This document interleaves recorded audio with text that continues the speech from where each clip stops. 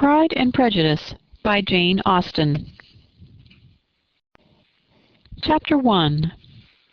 It is a truth universally acknowledged that a single man in possession of a good fortune must be in want of a wife.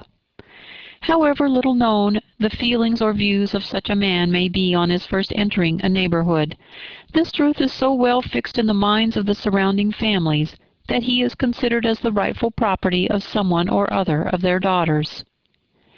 "My dear Mr. Bennet," said his lady to him one day, "have you heard that Netherfield Park is let at last?" Mr. Bennet replied that he had not. "But it is," returned she, "for Mrs. Long has just been here, and she told me all about it." Mr. Bennet made no answer. "Do you not want to know who has taken it?" cried his wife impatiently. "You want to tell me, and I have no objection to hearing it." This was invitation enough. "Why, my dear, you must know. Mrs. Long says that Netherfield is taken by a young man of large fortune from the north of England, and that he came down on Monday in a chaise and four to see the place, and was so much delighted with it that he agreed with Mr. Morris immediately that he is to take possession before Michaelmas, and some of his servants are to be in the house by the end of next week." "What is his name?" "Bingley." "Is he married or single?" "Oh, single, my dear, to be sure. A single man of large fortune, 4,000 or 5,000 a year. What a fine thing for our girls!" "How so? How can it affect them?" "My dear Mr. Bennet," replied his wife, "how can you be so tiresome? You must know that I am thinking of his marrying one of them." "Is that his design in settling here?" "Design? Nonsense! How can you talk so? But it is very likely that he may fall in love with one of them, and therefore you must visit him as soon as he comes."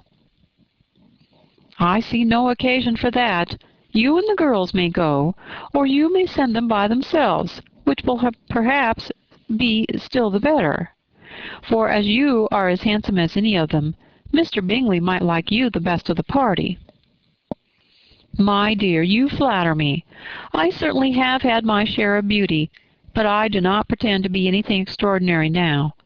When a woman has 5 grown-up daughters, she ought to give over thinking of her own beauty. In such cases, a woman has often not much beauty to think of." "But, my dear, you must indeed go and see Mr. Bingley when he comes into the neighborhood." "It is more than I engage for, I assure you." "But consider your daughters. Only think what an establishment it would be for one of them. Sir William and Lady Lucas are determined to go, merely on that account, for in general, you know, they visit no newcomers. Indeed, you must go, for it will be impossible for us to visit him if you do not." "You are over-scrupulous, surely.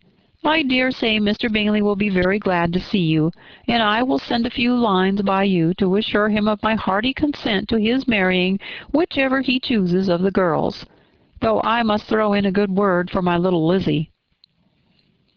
"I desire you will do no such thing.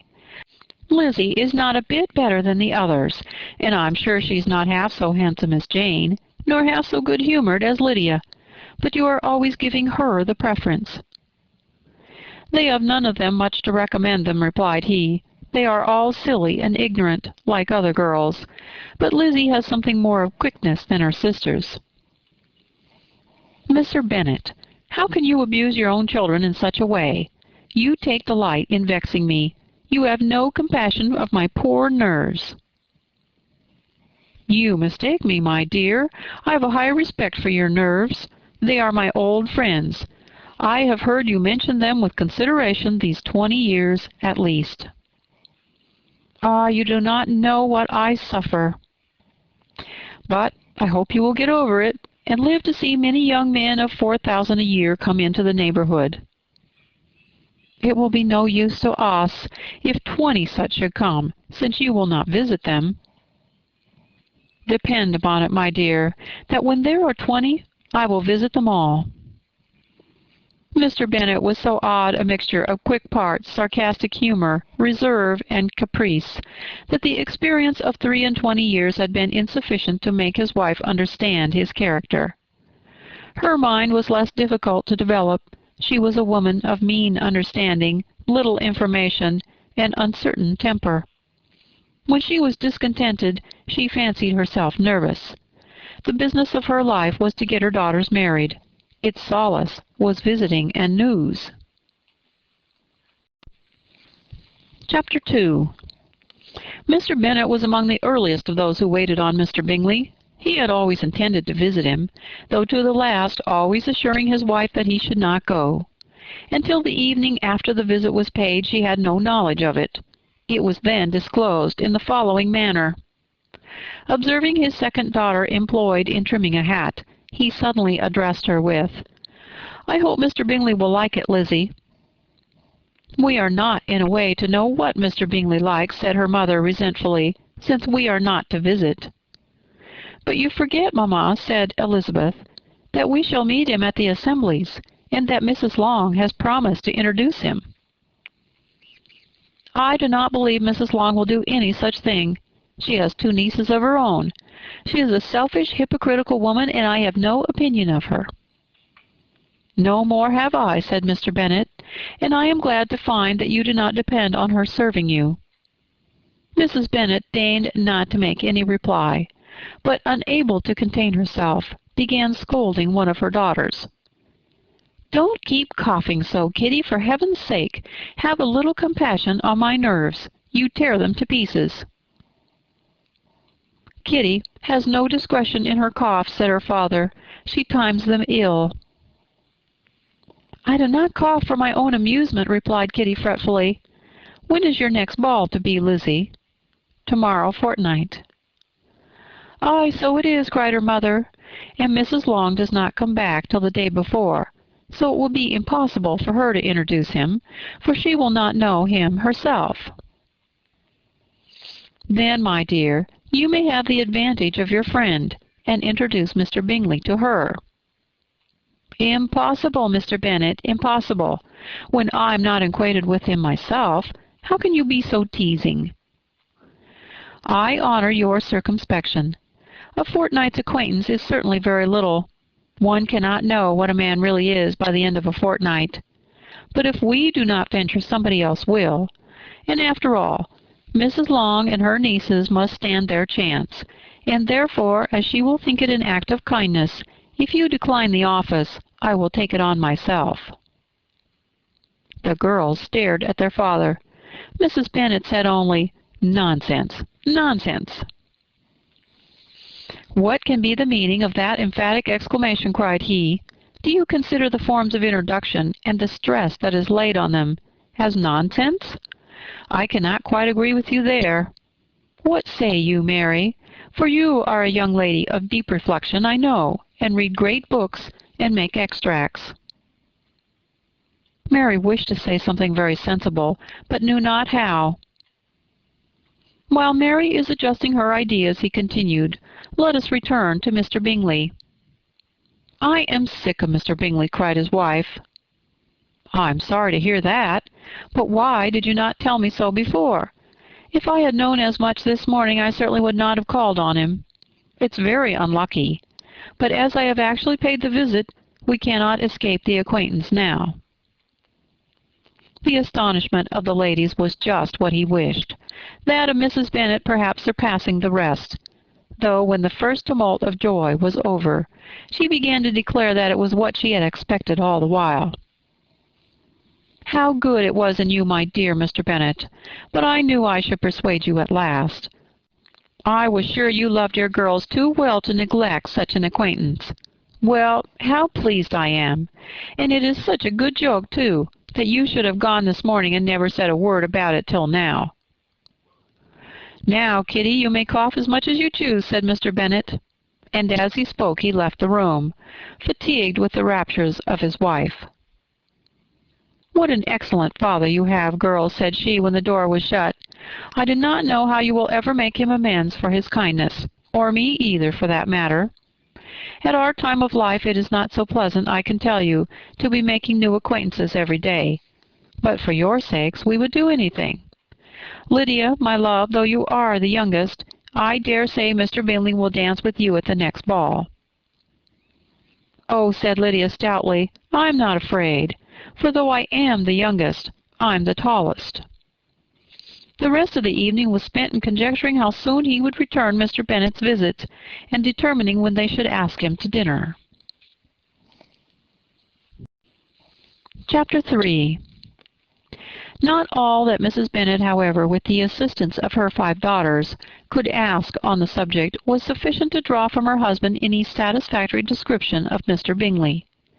They attacked him in various ways, with barefaced questions, ingenious suppositions, and distant surmises, but he eluded the skill of them all, and they were at last obliged to accept the second-hand intelligence of their neighbour, Lady Lucas. Her report was highly favourable. Sir William had been delighted with him. He was quite young, wonderfully handsome, extremely agreeable, and, to crown the whole, he meant to be at the next assembly with a large party. Nothing could be more delightful. To be fond of dancing was a certain step towards falling in love, and very lively hopes of Mr. Bingley's heart were entertained. "If I can but see one of my daughters happily settled at Netherfield," said Mrs. Bennet to her husband, "and all the others equally well married, I shall have nothing to wish for." In a few days Mr. Bingley returned Mr. Bennet's visit, and sat about 10 minutes with him in his library. He had entertained hopes of being admitted to a sight of the young ladies, of whose beauty he had heard much, but he saw only the father. The ladies were somewhat more fortunate, for they had the advantage of ascertaining from an upper window that he wore a blue coat and rode a black horse. An invitation to dinner was soon afterwards dispatched, and already had Mrs. Bennet planned the courses that were to do credit to her housekeeping, when an answer arrived which deferred it all. Mr. Bingley was obliged to be in town the following day, and consequently unable to accept the honour of their invitation, and so forth. Mrs. Bennet was quite disconcerted. She could not imagine what business he could have in town so soon after his arrival at Hertfordshire, and she began to fear that he might be always flying about from one place to another, and never settled at Netherfield as he ought to be. Lady Lucas quieted her fears a little by stating the idea of his being gone to London, only to get a large party for the ball, and a report soon followed that Mr. Bingley was to bring 12 ladies and 7 gentlemen with him to the assembly. The girls grieved over such a number of ladies, but were comforted the day before the ball by hearing that instead of 12 he had brought only 6 with him from London, his 5 sisters and a cousin. And when the party entered the assembly room, it consisted of 5 altogether: Mr. Bingley, his 2 sisters, the husband of the eldest, and another young man. Mr. Bingley was good-looking and gentlemanlike. He had a pleasant countenance and easy, unaffected manners. His sisters were fine women, with an air of decided fashion. His brother-in-law, Mr. Hurst, merely looked the gentleman, but his friend Mr. Darcy soon drew the attention of the room by his fine, tall person, handsome features, noble mien, and the report, which was in general circulation within 5 minutes after his entrance, of his having 10,000 a year. The gentlemen pronounced him to be a fine figure of a man. The ladies declared he was much handsomer than Mr. Bingley, and he was looked at with great admiration for about half the evening, till his manners gave a disgust which turned the tide of his popularity, for he was discovered to be proud, to be above his company, and above being pleased, and not all his large estate in Derbyshire could then save him from having a most forbidding, disagreeable countenance, and being unworthy to be compared with his friend. Mr. Bingley had soon made himself acquainted with all the principal people in the room. He was lively and unreserved, danced every dance, was angry that the ball closed so early, and talked of giving one himself at Netherfield. Such amiable qualities must speak for themselves. What a contrast between him and his friend! Mr. Darcy danced only once with Mrs. Hurst, and once with Miss Bingley, declined being introduced to any other lady, and spent the rest of the evening in walking about the room, speaking occasionally to one of his own party. His character was decided. He was the proudest, most disagreeable man in the world, and everybody hoped that he would never come there again. Amongst the most violent against him was Mrs. Bennet, whose dislike of his general behavior was sharpened into particular resentment by his having slighted one of her daughters. Elizabeth Bennet had been obliged, by the scarcity of gentlemen, to sit down for 2 dances, and during part of that time Mr. Darcy had been standing near enough for her to overhear a conversation between him and Mr. Bingley, who came from the dance for a few minutes to press his friend to join it. "Come, Darcy," said he, "I must have you dance. I hate to see you standing about by yourself in this stupid manner. You had much better dance." "I certainly shall not. You know how I detest it, unless I am particularly acquainted with my partner. At such an assembly as this it would be insupportable. Your sisters are engaged, and there's not another woman in the room whom it would not be a punishment for me to stand up with." "I would not be so fastidious as you are," cried Bingley, "for a kingdom. Upon my honour, I never met with so many pleasant girls in my life as I have this evening, and there are several of them, you see, uncommonly pretty." "You are dancing with the only handsome girl in the room," said Mr. Darcy, looking at the eldest Miss Bennet. "Oh, she is the most beautiful creature I ever beheld, but there is one of her sisters sitting down just behind you who's very pretty, and I dare say very agreeable. Do let me ask my partner to introduce you." "Which do you mean?" And turning round, he looked for a moment at Elizabeth, till catching her eye he withdrew his own, and coldly said, "She's tolerable, but not handsome enough to tempt me. I am in no humour at present to give consequence to young ladies who are slighted by other men. You had better return to your partner and enjoy her smiles, for you are wasting your time with me." Mr. Bingley followed his advice. Mr. Darcy walked off, and Elizabeth remained with no very cordial feelings towards him. She told the story, however, with great spirit among her friends, for she had a lively, playful disposition, which delighted in anything ridiculous. The evening altogether passed off pleasantly to the whole family. Mrs. Bennet had seen her eldest daughter much admired by the Netherfield party. Mr. Bingley had danced with her twice, and she had been distinguished by his sisters. Jane was as much gratified by this as her mother could be, though in a quieter way. Elizabeth felt Jane's pleasure. Mary had heard herself mentioned to Miss Bingley as the most accomplished girl in the neighbourhood, and Catherine and Lydia had been fortunate enough to be never without partners, which was all that they had yet learnt to care for at a ball. They returned, therefore, in good spirits to Longbourn, the village where they lived, and of which they were the principal inhabitants. They found Mr. Bennet still up. With a book he was regardless of time, and on the present occasion he had a good deal of curiosity as to the event of an evening which had raised such splendid expectations.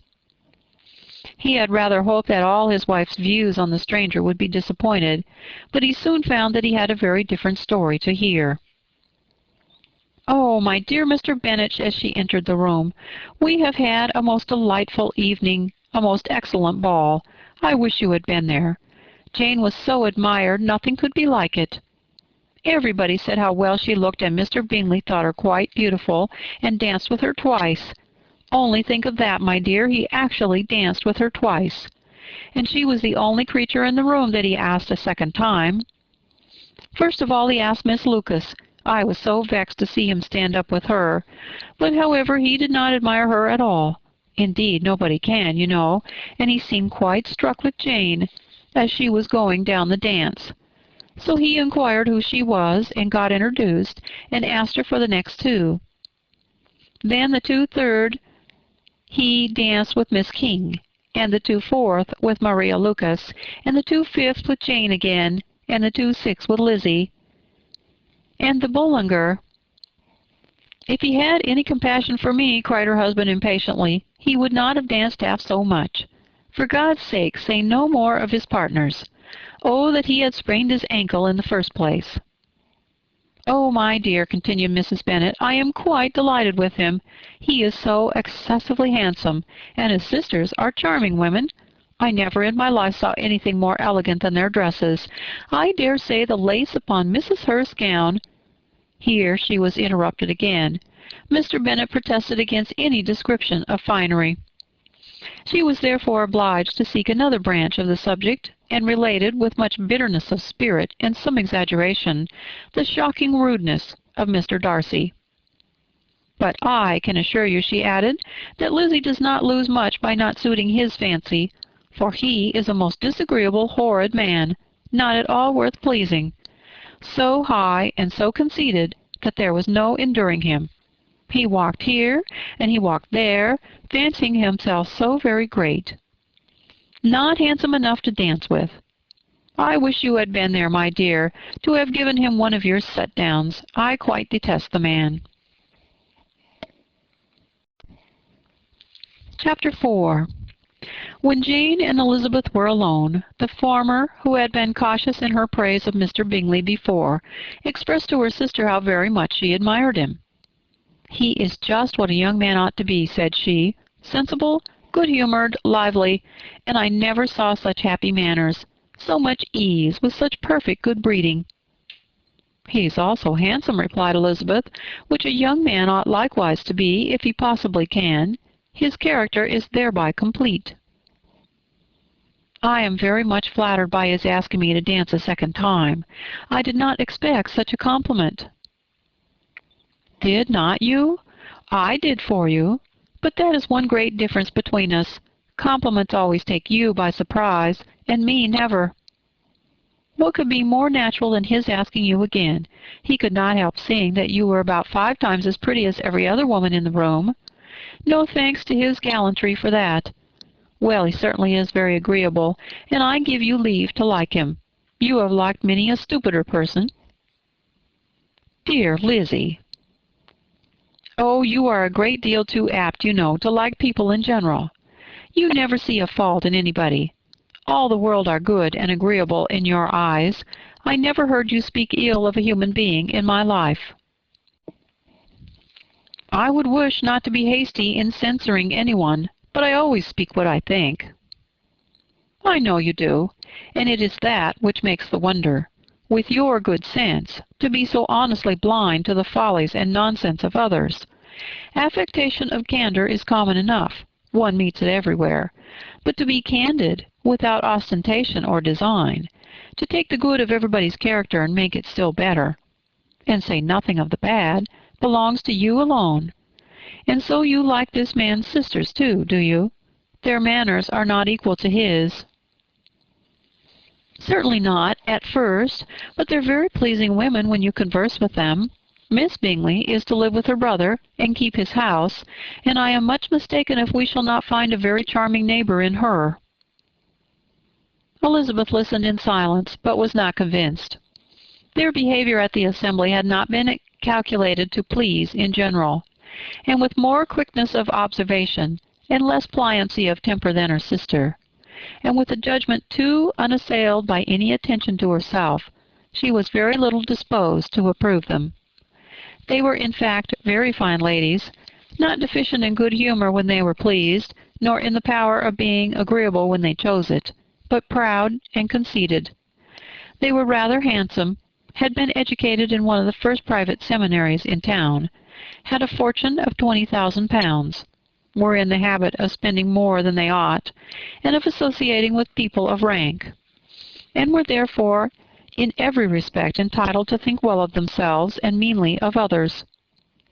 They were of a respectable family in the north of England, a circumstance more deeply impressed on their memories than that their brother's fortune and their own had been acquired by trade. Mr. Bingley inherited property to the amount of nearly £100,000 from his father, who had intended to purchase an estate, but did not live to do it. Mr. Bingley intended it likewise, and sometimes made choice of his country. But as he was now provided with a good house and the liberty of a manor, it was doubtful to many of those who best knew the easiness of his temper, whether he might not spend the remainder of his days at Netherfield, and leave the next generation to purchase. His sisters were very anxious for his having an estate of his own, but though he was now established only as a tenant, Miss Bingley was by no means unwilling to preside at his table, nor was Mrs. Hurst, who had married a man of more fashion than fortune, less disposed to consider his house as her home when it suited her.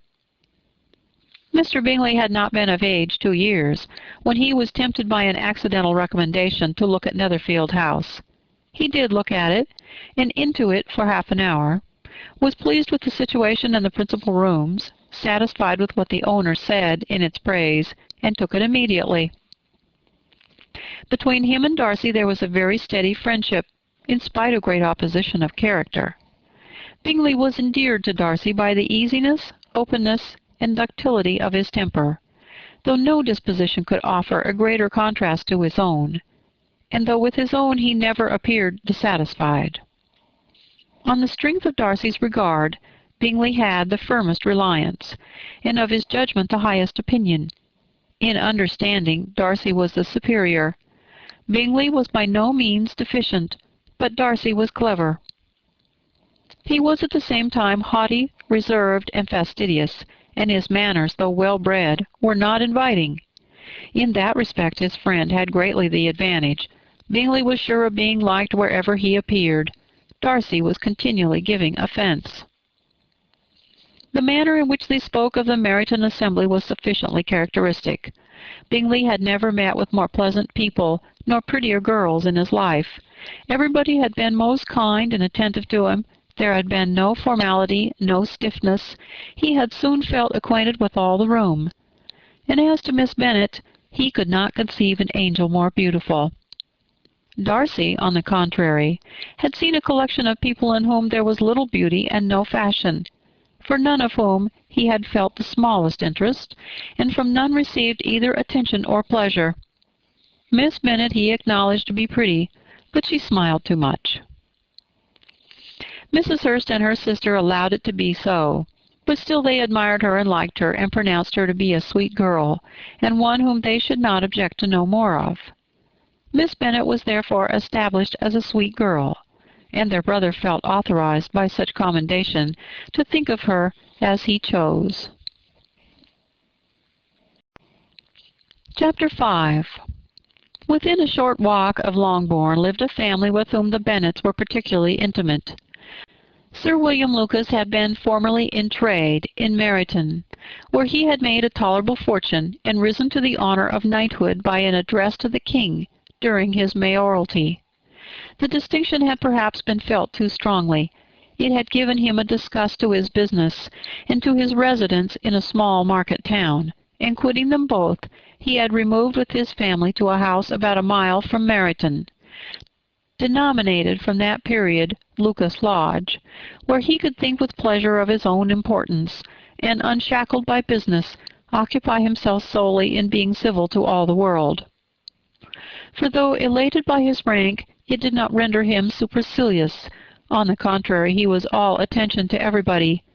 By nature inoffensive, friendly, and obliging, his presentation at St. James's had made him courteous. Lady Lucas was a very good kind of woman, not too clever to be a valuable neighbor to Mrs. Bennet. They had several children. The eldest of them, a sensible, intelligent young woman, about 27, was Elizabeth's intimate friend. That the Miss Lucases and the Miss Bennets should meet to talk over a ball was absolutely necessary, and the morning after the assembly brought the former to Longbourn to hear and to communicate. "You began the evening well, Charlotte," said Mrs. Bennet, with civil self-command, to Miss Lucas. "You were Mr. Bingley's first choice." "Yes, but he seemed to like his second better." "Oh, you mean Jane. I suppose because he danced with her twice. To be sure, that did seem as if he admired her. Indeed, I rather believe he did. I heard something about it, but I hardly know what. Something about Mr. Robinson."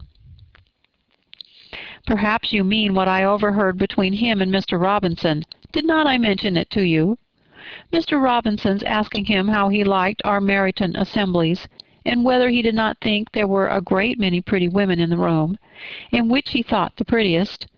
and his answering immediately to the last question, "Oh, the eldest Miss Bennet, beyond a doubt. There cannot be two opinions on that point."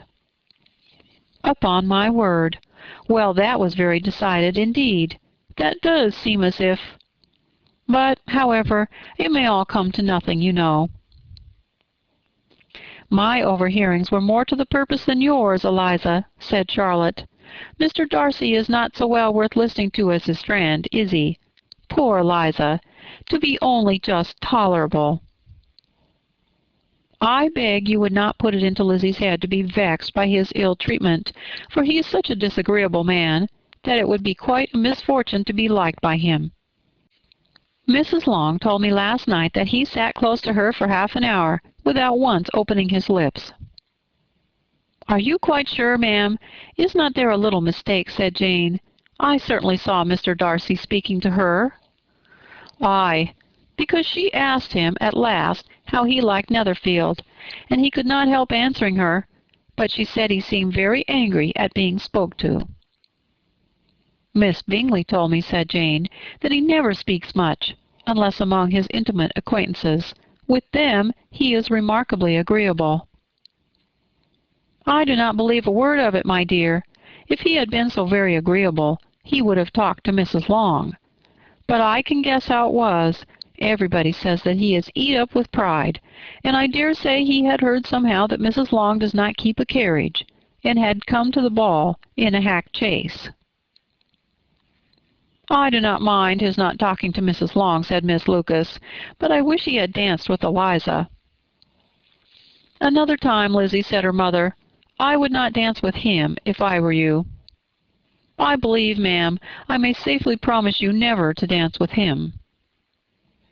"His pride," said Miss Lucas, "does not offend me so much as pride often does, because there's an excuse for it. One cannot wonder that so very fine a young man, with family, fortune, everything in his favor, should think highly of himself. If I may so express it, he has a right to be proud."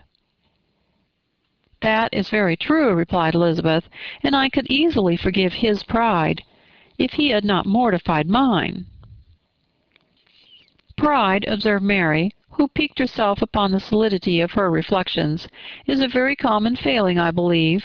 By all that I have ever read, I am convinced that it is very common indeed, that human nature is particularly prone to it, and that there are very few of us who do not cherish a feeling of self-complacency on the score of some quality or the other.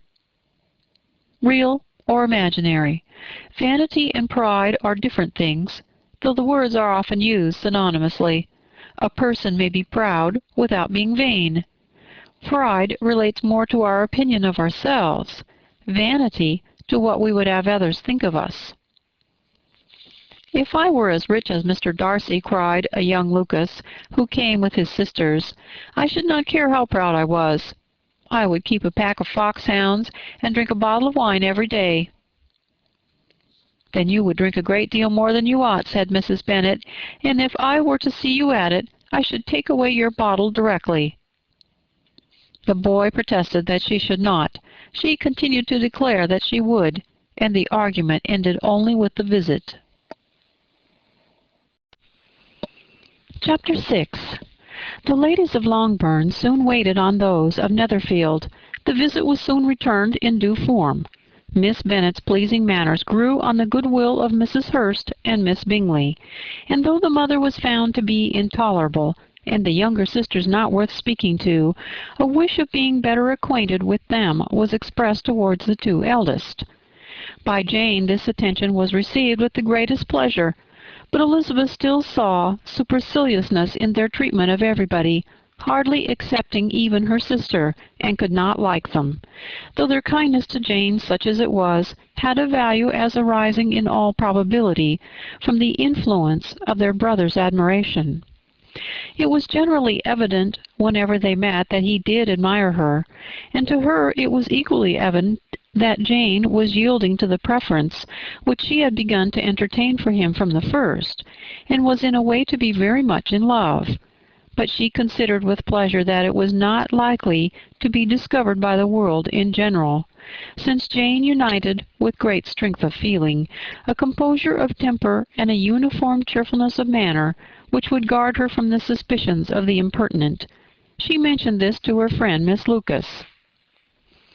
"It may perhaps be pleasant," replied Charlotte, "to be able to impose on the public in such a case, but it is sometimes a disadvantage to be so very guarded. If a woman conceals her affection with the same skill from the object of it, she may lose the opportunity of fixing him, and it will then be but poor consolation to believe the world equally in the dark.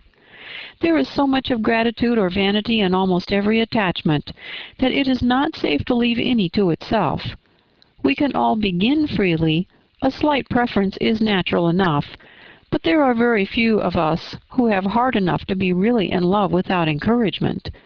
In 9 cases out of 10, a woman had better show more affection than she feels. Bingley likes your sister undoubtedly, but he may never do more than like her if she does not help him on." "But she does help him on, as much as her nature will allow. If I can perceive her regard for him, he must be a simpleton indeed not to discover it too." "Remember, Eliza, that he does not know Jane's disposition as you do." "But if a woman is partial to a man and does not endeavor to conceal it, he must find it out." "Perhaps he must if he sees enough of her. But though Bingley and Jane meet tolerably often, it is never for many hours together, and as they always see each other in large mixed parties, it is impossible that every moment should be employed in conversing together. Jane should therefore make the most of every half-hour in which she can command his attention. When she is secure of him, there will be leisure for falling in love as much as she chooses." "Your plan is a good one," replied Elizabeth, "where nothing is in question but the desire of being well married. And if I were determined to get a rich husband, or any husband, I dare say I should adopt it. But these are not Jane's feelings. She is not acting by design. As yet, she cannot even be certain of the degree of her own regard, nor of its reasonableness. She has known him only a fortnight. She danced 4 dances with him at Meryton. She saw him one morning at his own house, and since dined in company with him 4 times. This is not quite enough to make her understand his character." "Not as you represent it. Had she merely dined with him, she might only have discovered whether he had a good appetite. But you must remember that 4 evenings have also been spent together, and 4 evenings may do a great deal." "Yes, these 4 evenings have enabled them to ascertain that they both liked Vington better than commerce. But with respect to any other leading characteristic, I do not imagine that much has been unfolded." "Well," said Charlotte, "I wish Jane success with all my heart, and if she were married to him tomorrow, I should think she had as good a chance of happiness as if she were to be studying his character for a 12-month.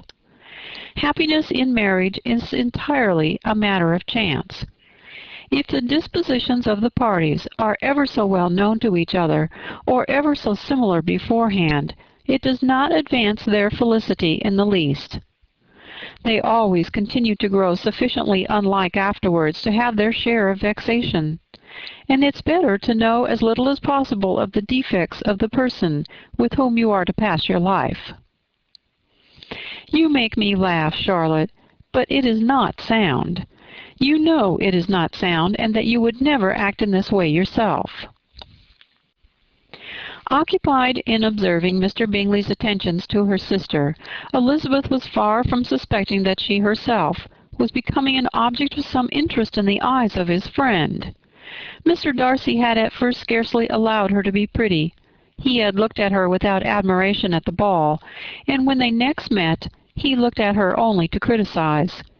But no sooner had he made it clear to himself and his friends that she had hardly a good feature in her face, than he began to find it was rendered uncommonly intelligent by the beautiful expression of her dark eyes. To this discovery succeeded some others equally mortifying. Though he had detected with a critical eye more than one failure of perfect symmetry in her form, He was forced to acknowledge her figure to be light and pleasing, and in spite of his asserting that her manners were not those of the fashionable world, he was caught by their easy playfulness. Of this she was perfectly unaware. To her, he was only the man who made himself agreeable nowhere, and who had not thought her handsome enough to dance with. He began to wish to know more of her, and as a step towards conversing with her himself, attended to her conversation with others.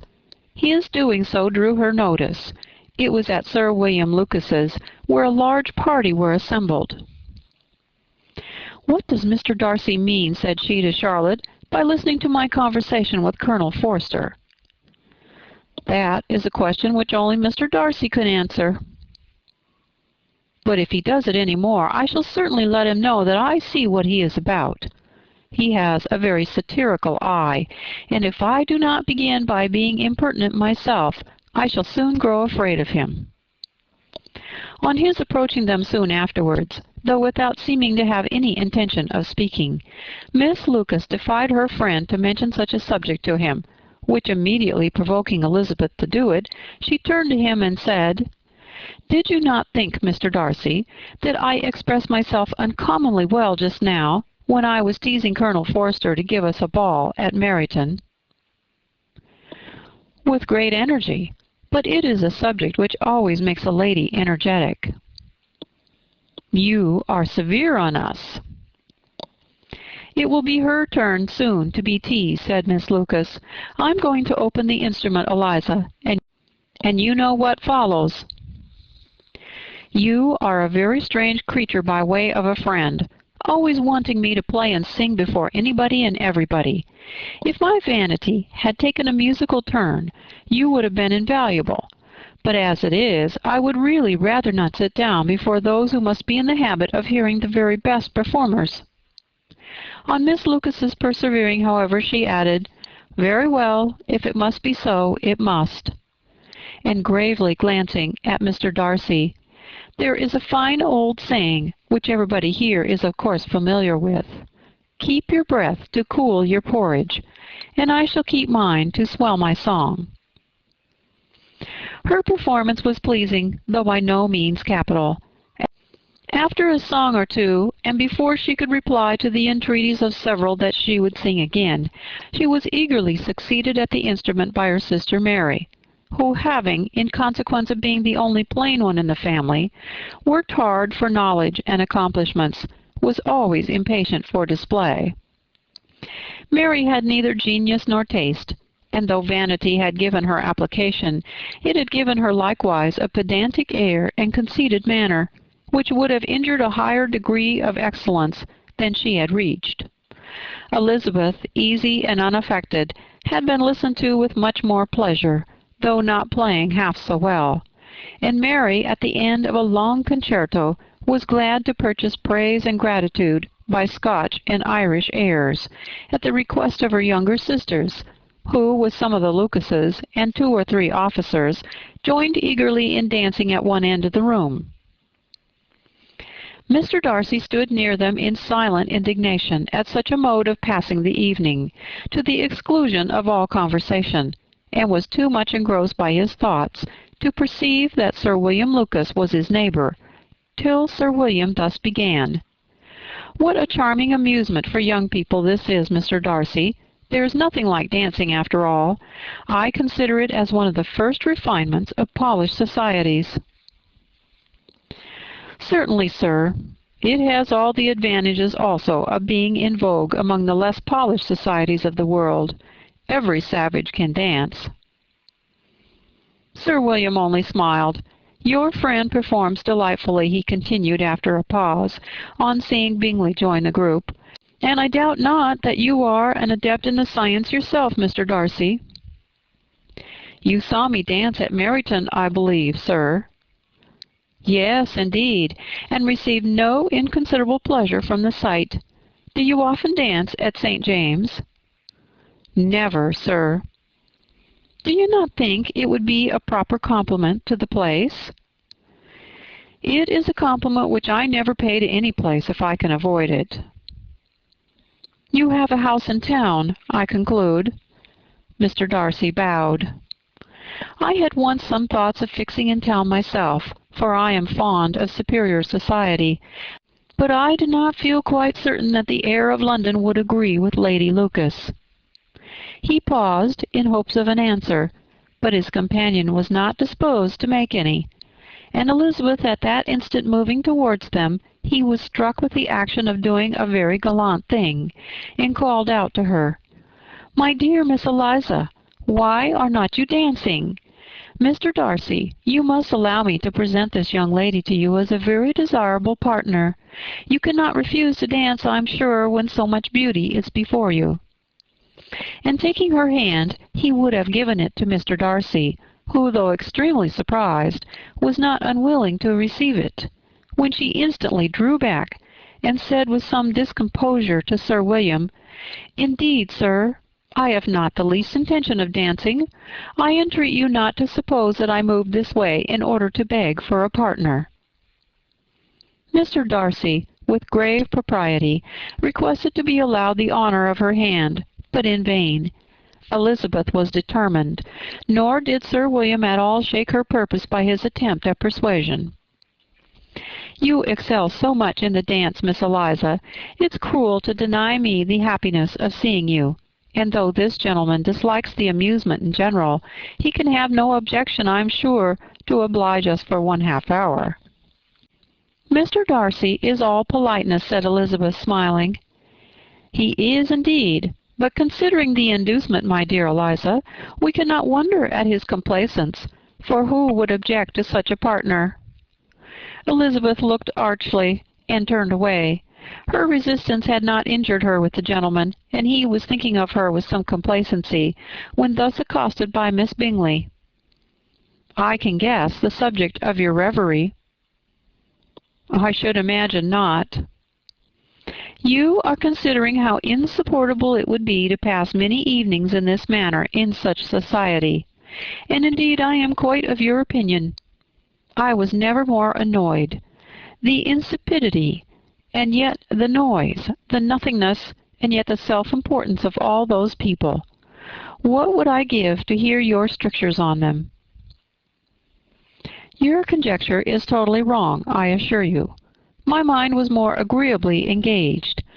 I have been meditating on the very great pleasure which a pair of fine eyes in the face of a pretty woman can bestow." Miss Bingley immediately fixed her eyes on his face, and desired he would tell her what lady had the credit of inspiring such reflections. Mr. Darcy replied with great intrepidity, "Miss Elizabeth Bennet." "Miss Elizabeth Bennet," repeated Miss Bingley. "I am all astonishment. How long has she been such a favourite?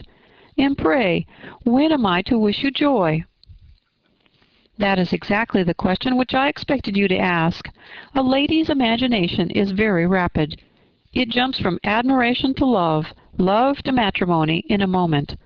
I knew you would be wishing me joy." "Nay, if you are serious about it, I shall consider the matter is absolutely settled. You will have a charming mother-in-law indeed, and of course she will be always at Pemberley with you."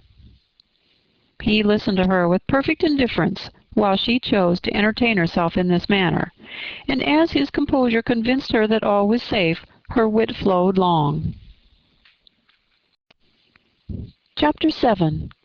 Mr. Bennet's property consisted almost entirely in an estate of 2,000 a year, which, unfortunately for his daughters, was entailed in default of heirs male on a distant relation, and their mother's fortune, though ample for her situation in life, could but ill supply the deficiency of his. Her father had been an attorney in Meryton, and had left her £4,000. She had a sister married to a Mr. Phillips, who had been a clerk to their father and succeeded him in the business, and a brother settled in London in a respectable line of trade. The village of Longbourn was only 1 mile from Meryton, a most convenient distance for the young ladies, who were usually tempted thither 3 or 4 times a week, to pay their duty to their aunt and to a milliner's shop just over the way. The 2 youngest of the family Catherine and Lydia were particularly frequent in these attentions. Their minds were more vacant than their sisters', and when nothing better offered, a walk to Meryton was necessary to amuse their morning hours and furnish conversation for the evening. And however bare of news the country in general might be, they always contrived to learn some from their aunt. At present, indeed, they were well supplied both with news and happiness by the recent arrival of a militia regiment in the neighborhood. It was to remain the whole winter, and Meryton was the headquarters. Their visits to Mrs. Phillips were now productive of the most interesting intelligence. Every day added something to their knowledge of the officers' names and connections. Their lodgings were not long a secret, and at length they began to know the officers themselves. Mr. Phillips visited them all, and this opened to his nieces a source of felicity unknown before. They could talk of nothing but officers, and Mr. Bingley's large fortune, the mention of which gave animation to their mother, was worthless in their eyes when opposed to the regimentals of an ensign.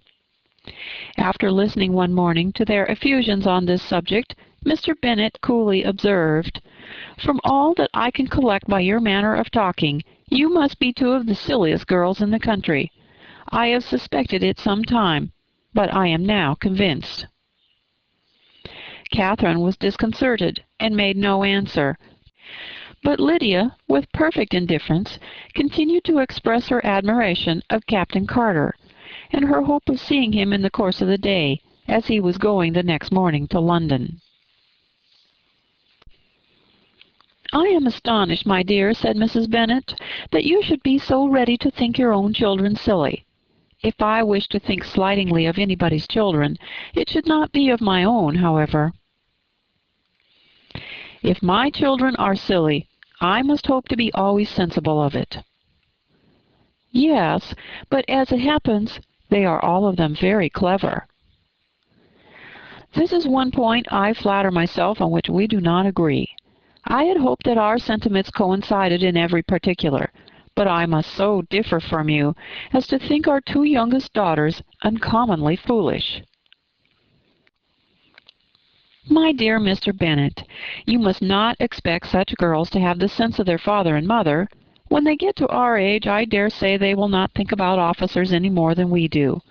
I remember the time when I liked a red coat myself very well, and indeed so I do still at my heart. And if a smart young colonel, with 5,000 or 6,000 a year, should want one of my girls, I shall not say nay to him.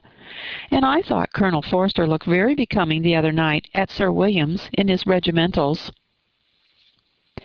"Mamma," cried Lydia, "my aunt says that Colonel Forster and Captain Carter do not go so often to Miss Watson's as they did when they first came.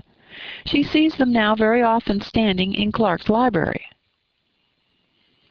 Mrs. Bennet was prevented replying by the entrance of the footman with a note for Miss Bennet. It came from Netherfield, and the servant waited for an answer. Mrs. Bennet's eyes sparkled with pleasure, and she was eagerly calling out while her daughter read. "Well, Jane, who is it from? What is it about? What does it say? Well, Jane, make haste and tell us. Make haste, my love." "It is from Miss Bingley," said Jane, and then read it aloud.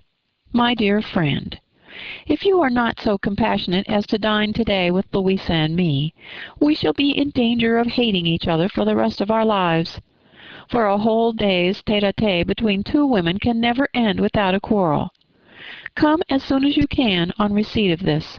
My brother and the gentleman are to dine with the officers. Yours ever, Caroline Bingley." "With the officers!" cried Lydia. "I wonder my aunt did not tell us of that." "Dining out," said Mrs. Bennet. "That is very unlucky." "Can I have the carriage?" said Jane. "No, my dear, you had better go on horseback, because it seems likely to rain, and then you must stay all night." "That would be a good scheme," said Elizabeth, "if you were sure that they would not offer to send her home." "Oh, but the gentlemen will have Mr. Bingley's chaise to go to Meryton, and the Hursts have no horses to theirs." I had much rather go in the coach." "But, my dear, your father cannot spare the horses, I'm sure. They are wanted in the farm, Mr. Bennet, are not they?" "They are wanted in the farm much oftener than I can get them." "But if you have got them today," said Elizabeth, "my mother's purpose will be answered." She did at last extort from her father an acknowledgment that the horses were engaged. Jane was therefore obliged to go on horseback, and her mother attended her to the door, with many cheerful prognostics of a bad day. Her hopes were answered. Jane had not been gone long before it rained hard. Her sisters were uneasy for her, but her mother was delighted. The rain continued the whole evening, without intermission. Jane certainly could not come back. "This was a lucky idea of mine, indeed," said Mrs. Bennet more than once, as if the credit of making it rain were all her own. Till the next morning, however, she was not aware of all the felicity of her contrivance. Breakfast was scarcely over when a servant from Netherfield brought the following note for Elizabeth. "My dearest Lizzie, I find myself very unwell this morning, which I suppose is to be imputed to my getting wet through yesterday. My kind friends will not hear of my returning home till I am better. They insist also on my seeing Mr. Jones. Therefore do not be alarmed if you should hear of his having been to me. And excepting a sore throat and headache, there is not much the matter with me. Yours, and so forth." "Well, my dear," said Mr. Bennet, when Elizabeth had read the note aloud, "if your daughter should have a dangerous fit of illness, if she should die, it would be a comfort to know that it was all in pursuit of Mr. Bingley, and under your orders." "Oh, I'm not at all afraid of her dying. People do not die of trifling colds. She will be taken good care of. As long as she stays there, it is all very well. I would go and see her if I could have the carriage." Elizabeth, feeling really anxious, was determined to go to her, though the carriage was not to be had, and she was no horsewoman. Walking was her only alternative. She declared her resolution. "How can you be so silly," cried her mother, "as to think of such a thing, in all this dirt? You will not be fit to be seen when you get there." "I shall be very fit to see Jane, which is all I want." "Is this a hint to me, Lizzie," said her father, "to send for the horses?" "No, indeed. I do not wish to avoid the walk. The distance is nothing when one has a motive. Only 3 miles. I shall be back by dinner." "I admire the activity of your benevolence," observed Mary, "but every impulse of feeling should be guided by reason, and in my opinion exertion should always be in proportion to what is required." "We will go as far as Meryton with you," said Catherine and Lydia. Elizabeth accepted their company, and the 3 young ladies set off together. "If we make haste," said Lydia as they walked along, "perhaps we may see something of Captain Carter before he goes." In Meryton they parted. The 2 youngest repaired to the lodgings of one of the officers' wives, and Elizabeth continued her walk alone, crossing field after field at a quick pace, jumping over stiles and springing over puddles with impatient activity, and finding herself at last within view of the house, with weary ankles, dirty stockings, and her face glowing with the warmth of exercise. She was shown into the breakfast parlor, where all but Jane were assembled, and where her appearance created a great deal of surprise. That she should have walked 3 miles so early in the day, in such dirty weather, and by herself, was almost incredible to Mrs. Hurst and Miss Bingley, and Elizabeth was convinced that they held her in contempt for it. She was received, however, very politely by them, and in their brother's manners there was something better than politeness. There was good humor and kindness. Mr. Darcy said very little, and Mr. Hurst nothing at all. The former was divided between admiration of the brilliancy which exercise had given to her complexion, and doubt as to the occasions justifying her coming so far alone. The latter was thinking only of his breakfast. Her inquiries after her sister were not very favorably answered. Miss Bennet had slept ill, and though up, was very feverish, and not well enough to leave her room. Elizabeth was glad to be taken to her immediately, and Jane, who had only been withheld by the fear of giving alarm or inconvenience from expressing in her note how much she longed for such a visit, was delighted at her entrance. She was not equal, however, to much conversation, and when Miss Bingley left them together, could attempt little besides expressions of gratitude for the extraordinary kindness she was treated with. Elizabeth silently attended her. When breakfast was over, they were joined by the sisters, and Elizabeth began to like them herself when she saw how much affection and solicitude they showed for Jane. The apothecary came, and having examined his patient, said, as might be supposed, that she had caught a violent cold, and that they must endeavour to get the better of it, advised her to return to bed, and promised her some draughts. The advice was followed readily, for the feverish symptoms increased, and her head ached acutely. Elizabeth did not quit her room for a moment, nor were the other ladies often absent. The gentlemen being out, they had, in fact, nothing to do elsewhere.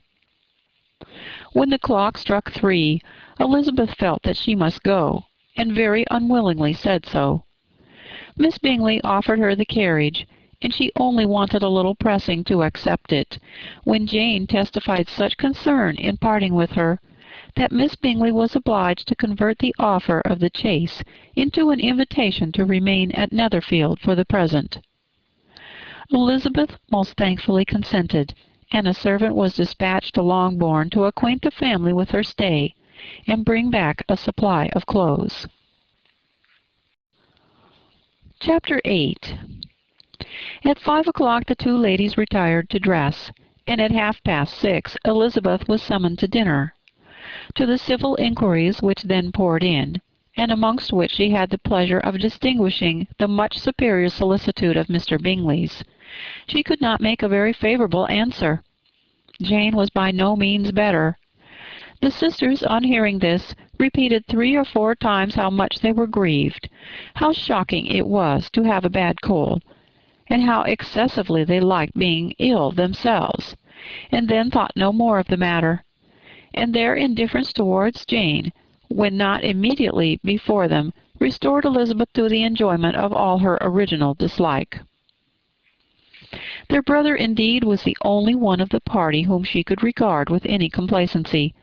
His anxiety for Jane was evident, and his attentions to herself most pleasing, and they prevented her feeling herself so much an intruder as she believed she was considered by the others.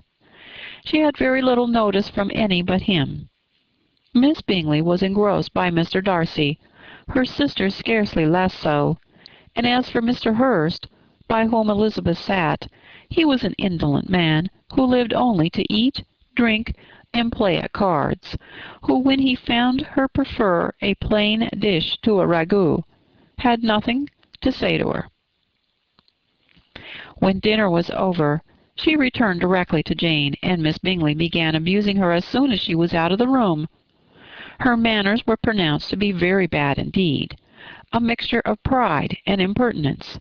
She had no conversation, no style, no taste, no beauty. Mrs. Hurst thought the same, and added, "She has nothing, in short, to recommend her, but being an excellent walker. I shall never forget her appearance this morning. She really looked almost wild." "She did indeed, Louisa. I could hardly keep my countenance. Very nonsensical to come at all. Why must she be scampering about the country because her sister had a cold?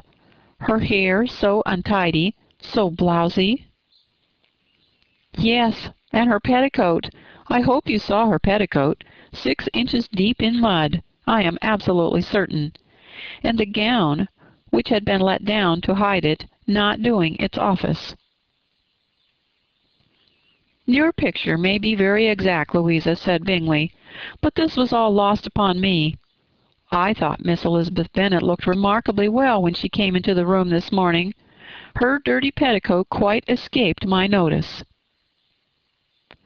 "You observed it, Mr. Darcy, I'm sure," said Miss Bingley, "and I am inclined to think that you would not wish to see your sister make such an exhibition."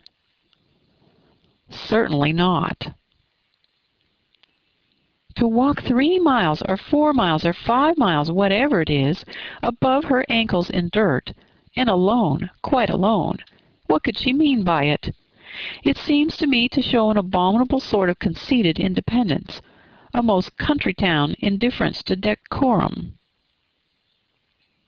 "It shows an affection for her sister that is very pleasing," said Bingley.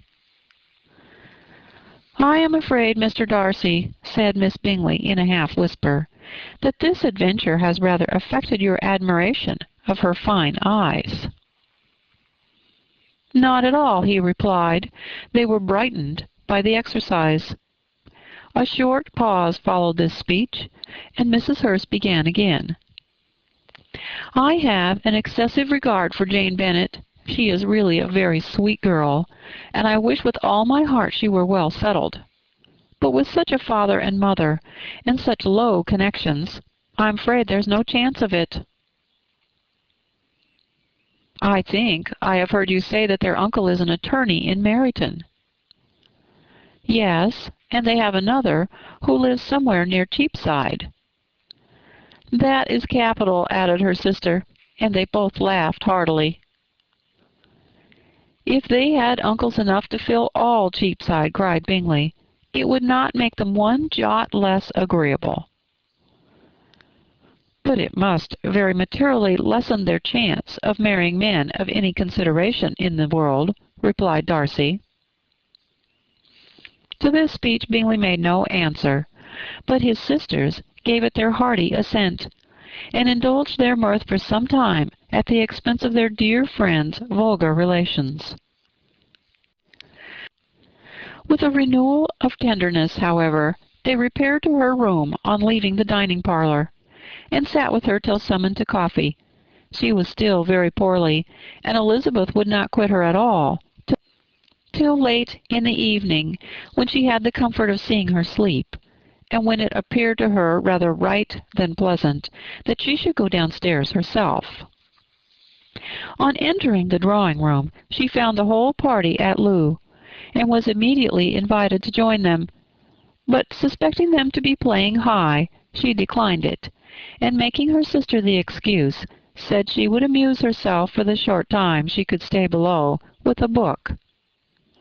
Mr. Hurst looked at her with astonishment. "Do you prefer reading to cards?" said he.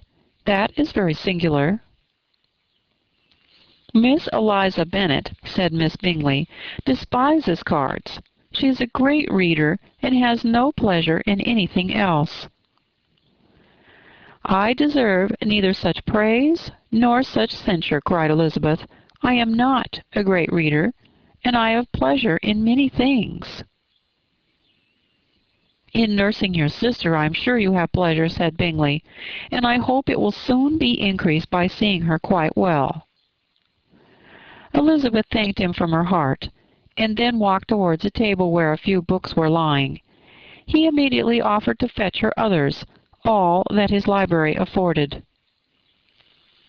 "And I wish my collection were larger for your benefit and my own credit. But I'm an idle fellow, and though I have not many, I have more than I ever look into." Elizabeth assured him that she could suit herself perfectly with those in the room. "I'm astonished," said Miss Bingley, "that my father should have left so small a collection of books. What a delightful library you have at Pemberley, Mr. Darcy." "It ought to be good," he replied.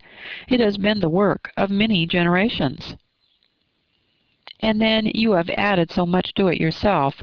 You are always buying books." "I cannot comprehend the neglect of a family library in such days as these." "Neglect! I'm sure you would neglect nothing that can add to the beauties of that noble place. Charles, when you build your house, I wish it may be half as delightful as Pemberley." "I wish it may." "But I would really advise you to make your purchase in that neighbourhood, and take Pemberley for a kind of model. There is not a finer county in England than Derbyshire." "With all my heart. I will buy Pemberley itself if Darcy will sell it." "I am talking of possibilities, Charles." "Upon my word, Caroline, I think it more possible to get Pemberley by purchase than by imitation." Elizabeth was so much caught by what passed as to leave her very little attention for her book, and soon laying it wholly aside, she drew near the card table and stationed herself between Mr. Bingley and his eldest sister to observe the game. "Is Miss Darcy much grown since the spring?" said Miss Bingley. "Will she be as tall as I am?" "I think she will. She is now about Miss Elizabeth Bennet's height, or rather taller." "How I long to see her again! I never met anybody who delighted me so much. Such a countenance, such manners, and so extremely accomplished for her age. Her performance on the pianoforte is exquisite." "It is amazing to me," said Bingley, "how young ladies can have patience to be so very accomplished as they all are."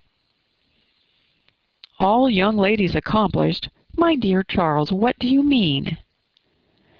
"Yes, all of them, I think. They all paint tables, cover screens, and net purses. I scarcely know anyone who cannot do all this, and I'm sure I never heard of a young lady spoken of for the first time without being informed that she was very accomplished." "Your list of the common extent of accomplishments," said Darcy, "has too much truth. The word is applied to many a woman who deserves it no otherwise than by netting a purse or covering a screen. But I am very far from agreeing with you in your estimation of ladies in general. I cannot boast of knowing more than half a dozen in the whole range of my acquaintance that are really accomplished." "Nor I am sure," said Miss Bingley. "Then," observed Elizabeth, "you must comprehend a great deal in your idea of an accomplished woman." "Yes, I do comprehend a great deal in it." "Oh, certainly," cried his faithful assistant. "No one can really be esteemed accomplished who does not greatly surpass what is usually met with. A woman must have a thorough knowledge of music, singing, drawing, dancing, and the modern languages to deserve the word, and besides all this, she must possess a certain something in her air and manner of walking, the tone of her voice, her address and expressions, or the word will be but half deserved." "All this she must possess," added Darcy, "and to all this she must yet add something more substantial, in the improvement of her mind, by extensive reading." "I am no longer surprised at your knowing only 6 accomplished women. I rather wonder now at your knowing any." "Are you so severe upon your own sex as to doubt the possibility of all this?" "I never saw such a woman. I never saw such capacity and taste and application and elegance as you describe united." Mrs. Hurst and Miss Bingley both cried out against the injustice of her implied doubt, and were both protesting that they knew many women who answered this description, when Mr. Hurst called them to order, with bitter complaints of their inattention to what was going forward. As all conversation was thereby at an end, Elizabeth soon afterwards left the room. "Eliza Bennet," said Miss Bingley when the door was closed on her, "is one of those young ladies who seek to recommend themselves to the other sex by undervaluing their own. And with many men I dare say it succeeds. But in my opinion it is a paltry device, a very mean art." "Undoubtedly," replied Darcy, to whom this remark was chiefly addressed. "There is meanness in all the arts which ladies sometimes condescend to employ for captivation. Whatever bears affinity to cunning is despicable." Miss Bingley was not so entirely satisfied with this reply as to continue the subject. Elizabeth joined them again only to say that her sister was worse, and that she could not leave her. Mr. Bingley urged Mr. Jones being sent for immediately, while his sisters, convinced that no country advice could be of any service, recommended an express to town for one of the most eminent physicians. This she would not hear of, but she was not so unwilling to comply with their brother's proposal, and it was settled that Mr. Jones should be sent for early in the morning if Miss Bennet were not decidedly better. Bingley was quite uncomfortable. His sisters declared that they were miserable. They solaced their wretchedness, however, by duets after supper, while he could find no better relief to his feelings than by giving his housekeeper directions that every possible attention might be paid to the sick lady and her sister. Chapter 9. Elizabeth passed the chief of the night in her sister's room, and in the morning had the pleasure of being able to send a tolerable answer to the inquiries which she very early received from Mr. Bingley by a housemaid, and some time afterwards from the two elegant ladies who waited on his sisters. In spite of this amendment, however, she requested to have a note sent to Longbourn, desiring her mother to visit Jane, and form her own judgment of her situation.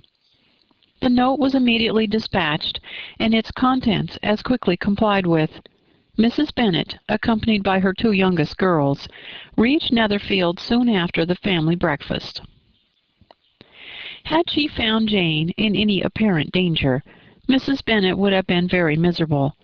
But being satisfied on seeing her that her illness was not alarming, she had no wish of her recovering immediately, as her restoration to health would probably remove her from Netherfield. She would not listen, therefore, to her daughter's proposal of being carried home. Neither did the apothecary, who arrived about the same time, think it at all advisable. After sitting a little while with Jane, on Mrs. Bingley's appearance and invitation, the mother and three daughters all attended her into the breakfast parlour. Bingley met them with hopes that Mrs. Bennet had not found Miss Bennet worse than she expected. "Indeed I have, sir," was her answer. "She's a great deal too ill to be moved. Mr. Jones says we must not think of moving her. We must trespass a little longer on your kindness." "Removed!" cried Bingley. "It must not be thought of. My sister, I'm sure, will not hear of her removal." "You may depend upon it, madam," said Miss Bingley with cold civility, "that Miss Bennet shall receive every possible attention while she remains with us." Mrs. Bennet was profuse in her acknowledgments. "I'm sure," she added, "if it were not for such good friends, I do not know what would become of her, for she is very ill indeed, and suffers a vast deal, though with the greatest patience in the world, which is always the way with her, for she has without exception the sweetest temper I ever met with. I often tell my other girls they are nothing to her. You have a sweet room here, Mr. Bingley, and a charming prospect over the gravel walk. I do not know a place in the country that is equal to Netherfield. You will not think of quitting it in a hurry, I hope, though you have but a short lease." "Whatever I do is done in a hurry," replied he, "and therefore if I should resolve to quit Netherfield, I should probably be off in 5 minutes. At present, however, I consider myself quite fixed here." "That is exactly what I should have supposed of you," said Elizabeth. "You begin to comprehend me, do you?" cried he, turning towards her. "Oh, yes, I understand you perfectly." "I wish I might take this for a compliment, but to be so easily seen through, I am afraid, is pitiful." "That is as it happens. It does not necessarily follow that a deep, intricate character is more or less estimable than such a one as yours." "Lizzie," cried her mother, "remember where you are, and do not run on in the wild manner that you are suffered to do at home." "I did not know before," continued Bingley immediately, "that you were a studier of character. It must be an amusing study." "Yes, but intricate characters are the most amusing. They have at least that advantage." "The country," said Darcy, "can in general supply but a few subjects for such a study. In a country neighbourhood you move in a very confined and unvarying society." but people themselves alter so much that there is something new to be observed in them forever. Yes, indeed, cried Miss Bennet, offended by his manner of mentioning a country neighborhood. I assure you there is quite as much of that going on in the country as in town. Everybody was surprised, and Darcy, after looking at her for a moment, turned silently away. Mrs. Bennet, who fancied she had gained a complete victory over him, continued her triumph. I cannot see that London has any great advantage over the country, for my part, except the shops and public places. The country is a vast deal pleasanter, is not it, Mr. Bingley? When I am in the country, he replied, I never wish to leave it. And when I am in town, it is pretty much the same. They have each their advantages, and I can be equally happy in either. Aye, that's because you have the right disposition. But that gentleman, looking at Darcy, seemed to think the country was nothing at all. Indeed, mamma, you are mistaken, said Elizabeth, blushing for her mother. You quite mistook Mr. Darcy. He only meant that there was not such a variety of people to be met with in the country as in town, which you must acknowledge to be true. Certainly, my dear, nobody said there were. But as to not meeting with many people in this neighborhood, I believe there are few neighborhoods larger. I know we dine with 24 families. Nothing but concern for Elizabeth could enable Bingley to keep his countenance. His sister was less delicate, and directed her eyes towards Mr. Darcy with a very expressive smile. Elizabeth, for the sake of saying something that might turn her mother's thoughts, now asked her if Charlotte Lucas had been at Longbourn since her coming away. Yes, she called yesterday with her father. What an agreeable man Sir William is, Mr. Bingley, is not he? So much the man of fashion, so genteel and so easy. He had always something to say to everybody. That is my idea of good breeding, and those persons who fancy themselves very important and never open their mouths quite mistake the matter. Did Charlotte dine with you? No, she would go home. I fancied she was wanted about the mince pies. For my part, Mr. Bingley, I always keep servants that can do their own work. My daughters are brought up differently, but everybody is to judge for themselves, and the Lucases are a very good sort of girls, I assure you. It's a pity they are not handsome. Not that I think Charlotte so very plain, but then she is our particular friend. She seems a very pleasant young woman, said Bingley. Oh, dear, yes. But you must own she's very plain. Lady Lucas herself has often said so, and envied me Jane's beauty. I do not like to boast of my own child, but to be sure, Jane, one does not often see anybody better looking. It is what everybody says. I do not trust my own partiality. When she was only 15, there was a gentleman at my brother Gardner's in town, so much in love with her, that my sister-in-law was sure he would make her an offer before we came away. But, however, he did not. Perhaps he thought her too young. However, he wrote some verses on her, and very pretty they were. And so ended his affection, said Elizabeth impatiently. There has been many a one, I fancy, overcome in the same way. I wonder who first discovered the efficacy of poetry in driving away love. I have been used to consider poetry as the food of love, said Darcy. Of a fine, stout, healthy love it may. Everything nourishes what is strong already. But if it be only a slight, thin sort of inclination, I'm convinced that one good sonnet will starve it entirely away.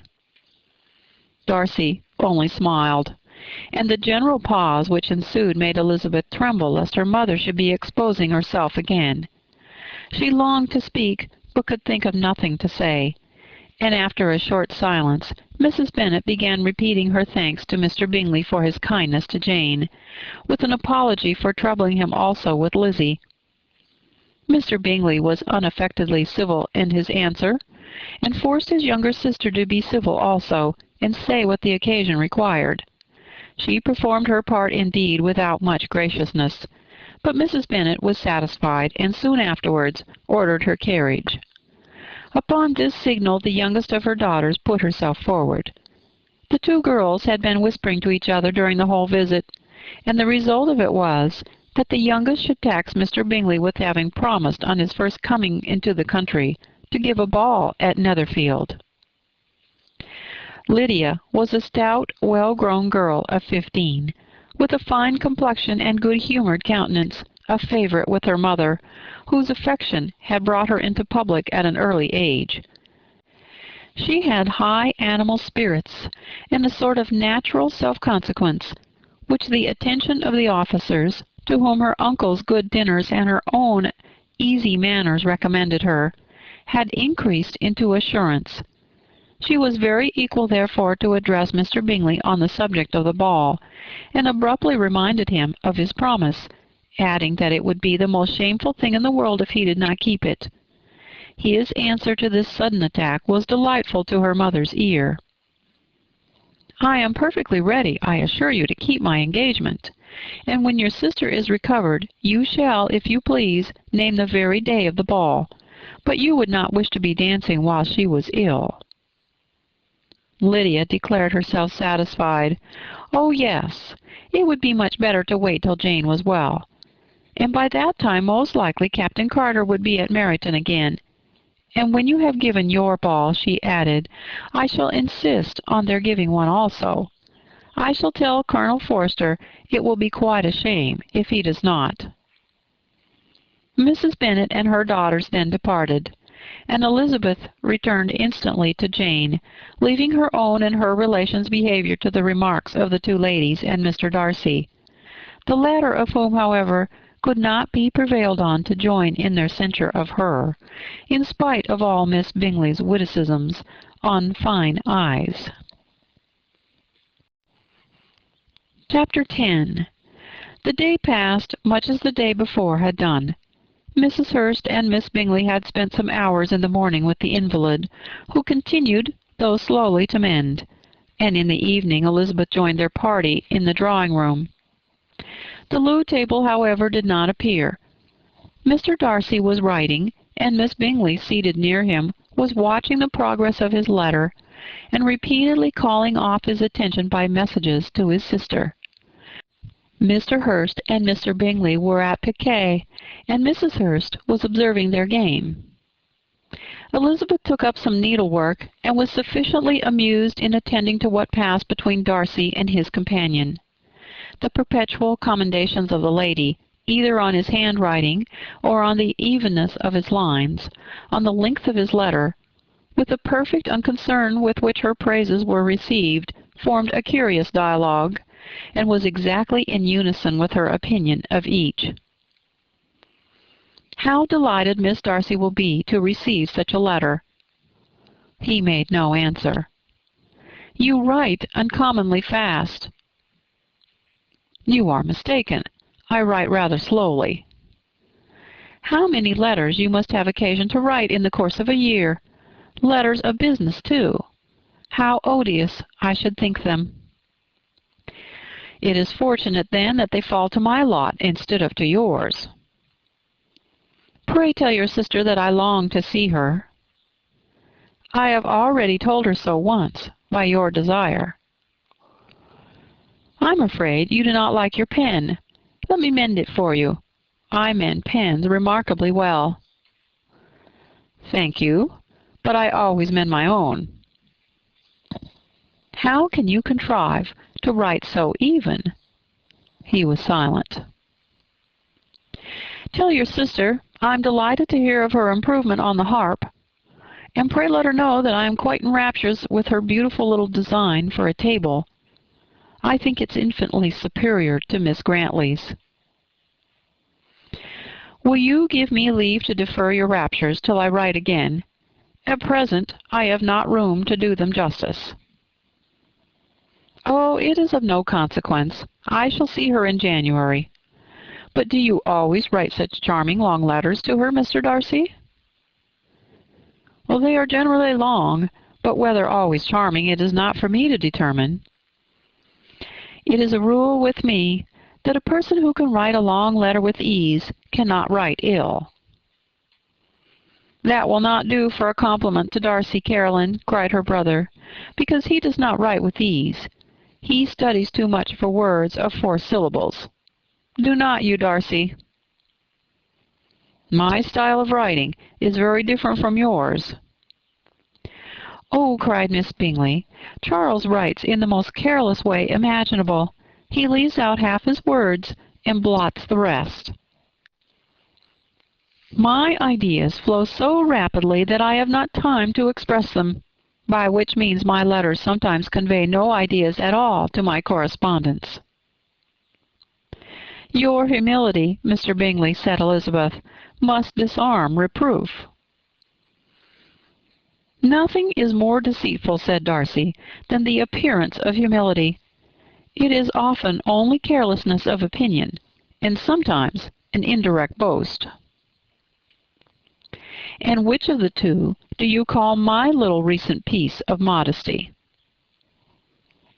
The indirect boast, for you are really proud of your defects in writing, because you consider them as proceeding from a rapidity of thought and carelessness of execution, which, if not estimable, you think at least highly interesting. The power of doing anything with quickness is always much prized by the possessor, and often without any attention to the imperfection of the performance. When you told Mrs. Bennet this morning that if you ever resolved on quitting Netherfield, you should be gone in 5 minutes, you meant it to be a sort of panegyric, of compliment to yourself. And yet what is there so laudable in a precipitance which must leave very necessary business undone, and can be of no real advantage to yourself or anyone else? Nay, cried Bingley, this is too much. To remember at night all the foolish things that were said in the morning, and yet, upon my honour, I believed what I said of myself to be true, and I believe it at this moment. At least, therefore, I did not assume the character of needless precipitance merely to show off before the ladies. I dare say you believed it, but I am by no means convinced that you would be gone with such celerity. Your conduct would be quite as dependent on chance as that of any man I know. And if, as you were mounting your horse, a friend were to say, Bingley, you had better stay till next week, you would probably do it. You would probably not go, and add another word, might stay a month. You have only proved by this, cried Elizabeth, that Mr. Bingley did not do justice to his own disposition. You have shown him off now much more than he did himself. I am exceedingly gratified, said Bingley, by your converting what my friend says into a compliment on the sweetness of my temper. But I am afraid you are giving it a turn which that gentleman did by no means intend, for he would certainly think the better of me, if under such a circumstance I were to give a flat denial, and ride off as fast as I could. Would Mr. Darcy then consider the rashness of your original intention as atoned for by your obstinacy in adhering to it? Upon my word, I cannot exactly explain the matter. Darcy must speak for himself. You expect me to account for opinions which you choose to call mine, but which I have never acknowledged. Allowing the case, however, to stand according to your representation, you must remember, Miss Bennet, that the friend who is supposed to desire his return to the house, and the delay of his plan, has merely desired it, asked it without offering one argument in favor of its propriety. To yield readily, easily, to the persuasion of a friend is no merit with you. To yield without conviction is no compliment to the understanding of either. You appear to me, Mr. Darcy, to allow nothing for the influence of friendship and affection. A regard for the requester would often make one readily yield to a request, without waiting for arguments to reason one into it. I'm not particularly speaking of such a case as you have supposed about Mr. Bingley. We may as well wait, perhaps, till the circumstance occurs before we discuss the discretion of his behavior thereupon. But in general and ordinary cases between friend and friend, where one of them is desired by the other to change a resolution of no very great moment, should you think ill of that person for complying with a desire, without waiting to be argued into it? Will it not be advisable, before we proceed on this subject, to arrange with rather more precision the degree of importance which is to appertain to this request, as well as the degree of intimacy subsisting between the parties? By all means, cried Bingley.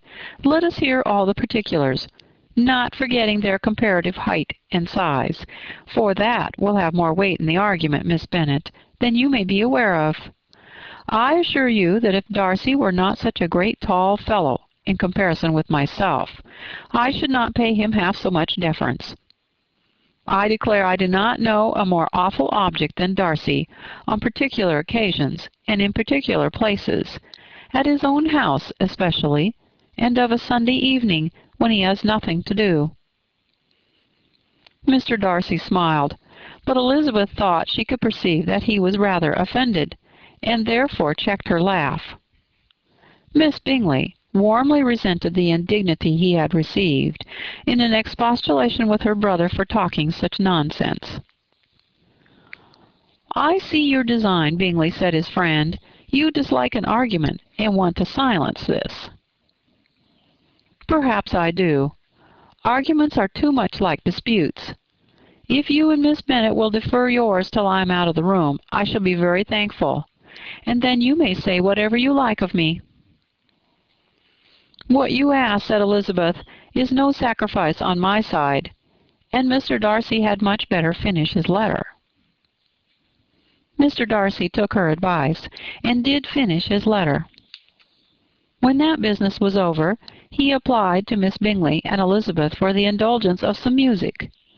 Miss Bingley moved with alacrity to the pianoforte, and after a polite request that Elizabeth should lead the way, while the other as politely and more earnestly negatived, she seated herself. Mrs. Hurst sang with her sister, and while they were thus employed, Elizabeth could not help observing, as she turned over some music books that lay on the instrument, how frequently Mr. Darcy's eyes were fixed on her. She hardly knew how to suppose that she could be an object of admiration to so great a man, and yet that he should look at her because he disliked her was still more strange. She could only imagine, however, at last, that she drew his notice because there was something about her more wrong and reprehensible, according to his ideas of right, than in any other person present. The supposition did not pain her. She liked him too little to care for his approbation. After playing some Italian songs, Miss Bingley varied the charm by a lively Scotch air, and soon afterwards Mr. Darcy, drawing near Elizabeth, said to her, "Do not you feel a great inclination, Miss Bennet, to seize such an opportunity of dancing a reel?" She smiled, but made no answer.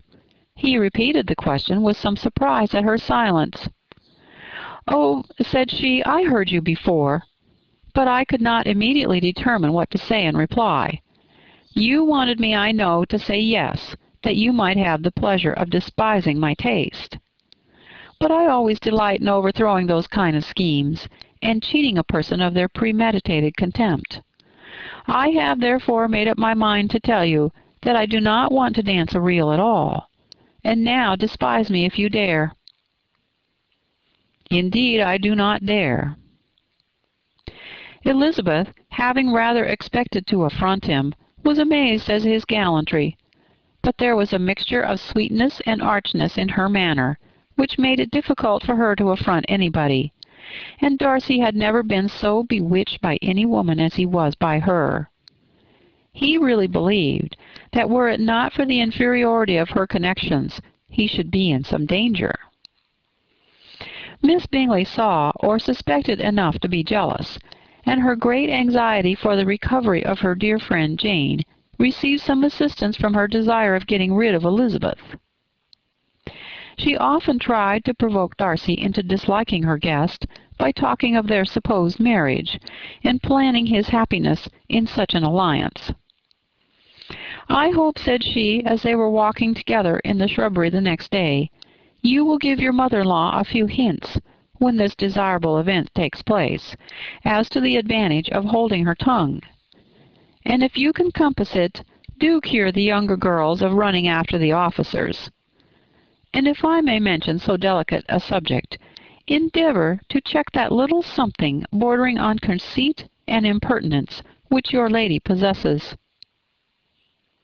"Have you anything else to propose for my domestic felicity?" "Oh, yes. Do let the portraits of your uncle and aunt Phillips get placed in the gallery at Pemberley. Put them next to your great-uncle the judge. They are in the same profession, you know, only in different lines. As for your Elizabeth's picture, you must not attempt to have it taken, for what painter could do justice to those beautiful eyes?" It would not be easy indeed to catch their expression, but their color and shape, and the eyelashes, so remarkably fine, might be copied. At that moment they were met from another walk by Mrs. Hurst and Elizabeth herself. "I did not know that you intended to walk," said Miss Bingley, in some confusion, lest they had been overheard. "You used us abominably ill," answered Mrs. Hurst, "running away without telling us that you were coming out." Then, taking the disengaged arm of Mr. Darcy, she left Elizabeth to walk by herself. The path just admitted 3. Mr. Darcy felt their rudeness, and immediately said, "This walk is not wide enough for our party. We had better go into the avenue." But Elizabeth, who had not the least inclination to remain with them, laughingly answered, "No, no, stay where you are. You are charmingly grouped, and appear to uncommon advantage. The picturesque would be spoilt by admitting a fourth. Good-bye." She then ran gaily off, rejoicing as she rambled about, in the hope of being at home again in a day or 2. Jane was already so much recovered as to intend leaving her room for a couple of hours that evening. Chapter 11. When the ladies removed after dinner, Elizabeth ran up to her sister, and seeing her well guarded from cold, attended her into the drawing-room, where she was welcomed by her 2 friends with many professions of pleasure, and Elizabeth had never seen them so agreeable as they were during the hour which passed before the gentlemen appeared. Their powers of conversation were considerable. They could describe an entertainment with accuracy, relate an anecdote with humor, and laugh at their acquaintance with spirit. But when the gentlemen entered, Jane was no longer the first object. Miss Bingley's eyes were instantly turned towards Darcy, and she had something to say to him before he had advanced many steps. He addressed himself to Miss Bennet with a polite congratulation. Mr. Hurst also made her a slight bow, and said he was very glad. But diffuseness and warmth remained for Bingley's salutation. He was full of joy and attention. The first half-hour was spent in piling up the fire, lest she should suffer from the change of room, and she removed at his desire to the other side of the fireplace, that she might be farther from the door. He then sat down by her, and talked scarcely to anyone else. Elizabeth, at work in the opposite corner, saw it all with great delight. When the tea was over, Mr. Hurst reminded his sister-in-law of the card-table, but in vain. She had obtained private intelligence that Mr. Darcy did not wish for cards, and Mr. Hurst soon found even his own petition rejected. She assured him that no one intended to play, and the silence of the whole party on the subject seemed to justify her. Mr. Hurst had therefore nothing to do, but to stretch himself on one of the sofas and go to sleep. Darcy took up a book, Miss Bingley did the same, and Mrs. Hurst, principally occupied in playing with her bracelets and rings, joined now and then in her brother's conversation with Miss Bennet. Miss Bingley's attention was quite as much engaged in watching Mr. Darcy's progress through his book as in reading her own, and she was perpetually either making some inquiry or looking at his page. She could not win him, however, to make any conversation. He merely answered her question and read on.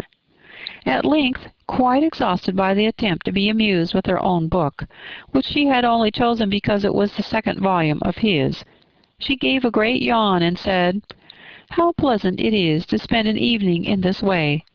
I declare, after all, there is no enjoyment like reading. How much sooner one tires of anything than of a book! When I have a house of my own, I shall be miserable if I have not an excellent library." No one made any reply. She then yawned again, threw aside her book, and cast her eyes round the room in quest of some amusement, when, hearing her brother mention a ball to Miss Bennet, she turned suddenly towards him and said, "By the by, Charles, are you really serious in meditating a dance at Netherfield? I would advise you, before you determine on it, to consult the wishes of the present party. I am much mistaken if there are not some among us to whom a ball would be rather a punishment than a pleasure." "If you mean Darcy," cried her brother, "he may go to bed, if he chooses, before it begins. But as for the ball, it is quite a settled thing, and as soon as Nicholas has made white soup enough, I shall send round my cards." "I should like balls infinitely better," she replied, "if they were carried on in a different manner. But there is something insufferably tedious in the usual process of such a meeting. It would surely be much more rational if conversation, instead of dancing, were made the order of the day." "Much more rational, my dear Caroline, I dare say, but it would not be near so much like a ball." Miss Bingley made no answer, and soon afterwards got up and walked about the room. Her figure was elegant, and she walked well, but Darcy, at whom it was all aimed, was still inflexibly studious. In the desperation of her feelings, she resolved on one effort more, and turning to Elizabeth, said, "Miss Eliza Bennet, let me persuade you to follow my example and take a turn about the room. I assure you it is very refreshing after sitting so long in one attitude." Elizabeth was surprised, but agreed to it immediately. Miss Bingley succeeded no less in the real object of her civility. Mr. Darcy looked up. He was as much awake to the novelty of attention in that quarter as Elizabeth herself could be, and unconsciously closed his book. He was directly invited to join their party, but he declined it, observing that he could imagine but two motives for their choosing to walk up and down the room together, with either of which motives his joining them would interfere. What could he mean? She was dying to know what could be his meaning, and asked Elizabeth whether she could at all understand him. "Not at all," was her answer, "but depend upon it, he means to be severe on us, and our surest way of disappointing him will be to ask nothing about it." Miss Bingley, however, was incapable of disappointing Mr. Darcy in anything, and persevered therefore in requiring an explanation of his two motives. "I have not the smallest objection to explaining them," said he, as soon as she allowed him to speak. "You either choose this method of passing the evening because you are in each other's confidence, and have secret affairs to discuss, or because you are conscious that your figures appear to the greatest advantage in walking. If the first, I shall be completely in your way, and if the second, I can admire you much better as I sit by the fire." "Oh, shocking!" cried Miss Bingley. "I never heard anything so abominable.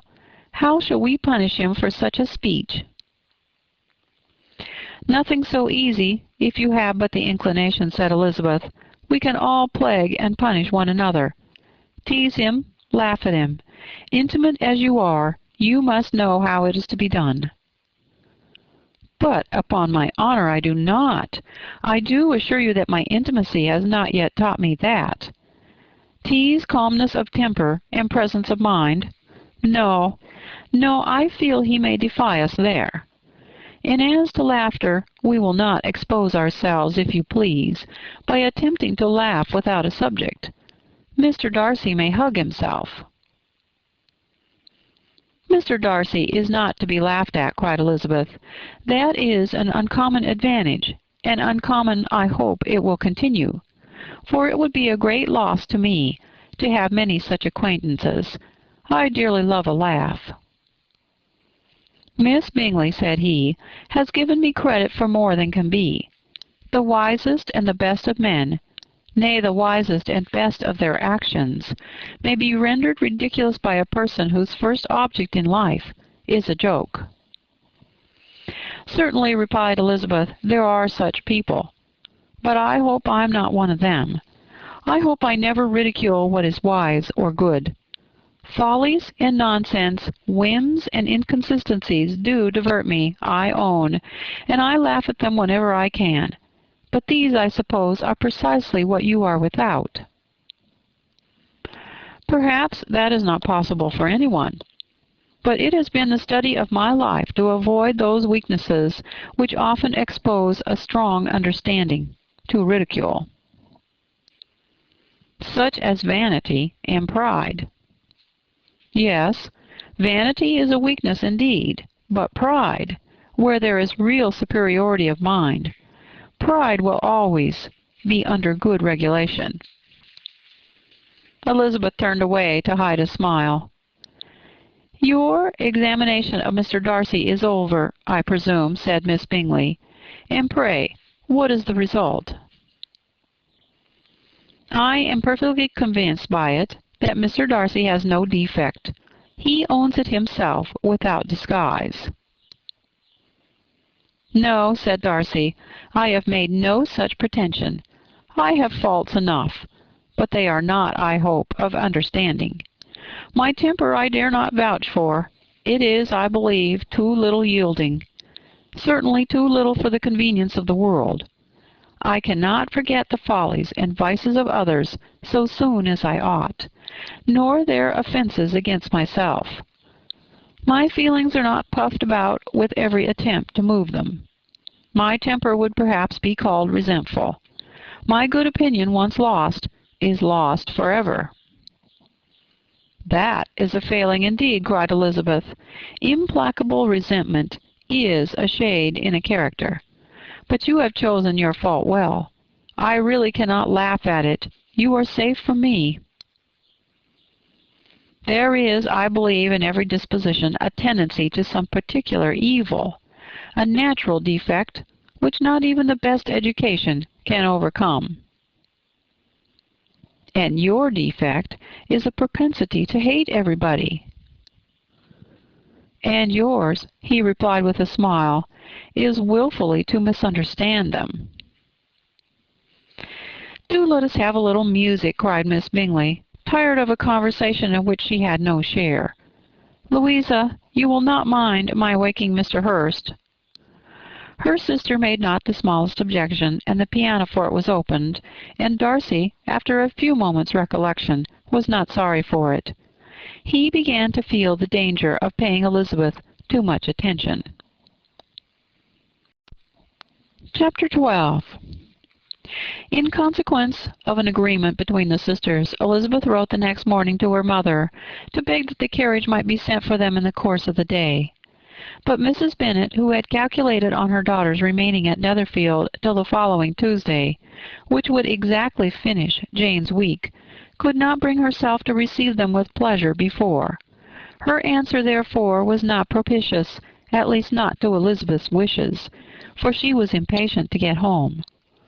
Mrs. Bennet sent them word that they could not possibly have the carriage before Tuesday, and in her postscript it was added that if Mr. Bingley and his sister pressed them to stay longer, she could spare them very well. Against staying longer, however, Elizabeth was positively resolved. Nor did she much expect it would be asked, and fearful, on the contrary, as being considered as intruding themselves needlessly long, she urged Jane to borrow Mr. Bingley's carriage immediately, and at length it was settled that their original design of leaving Netherfield that morning should be mentioned, and the request made.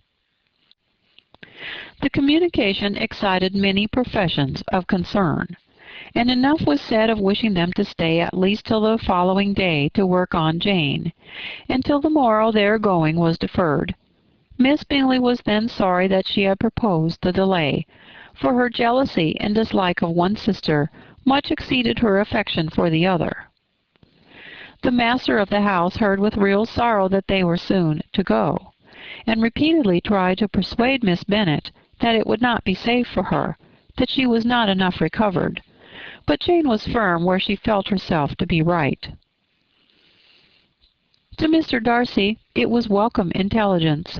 Elizabeth had been at Netherfield long enough.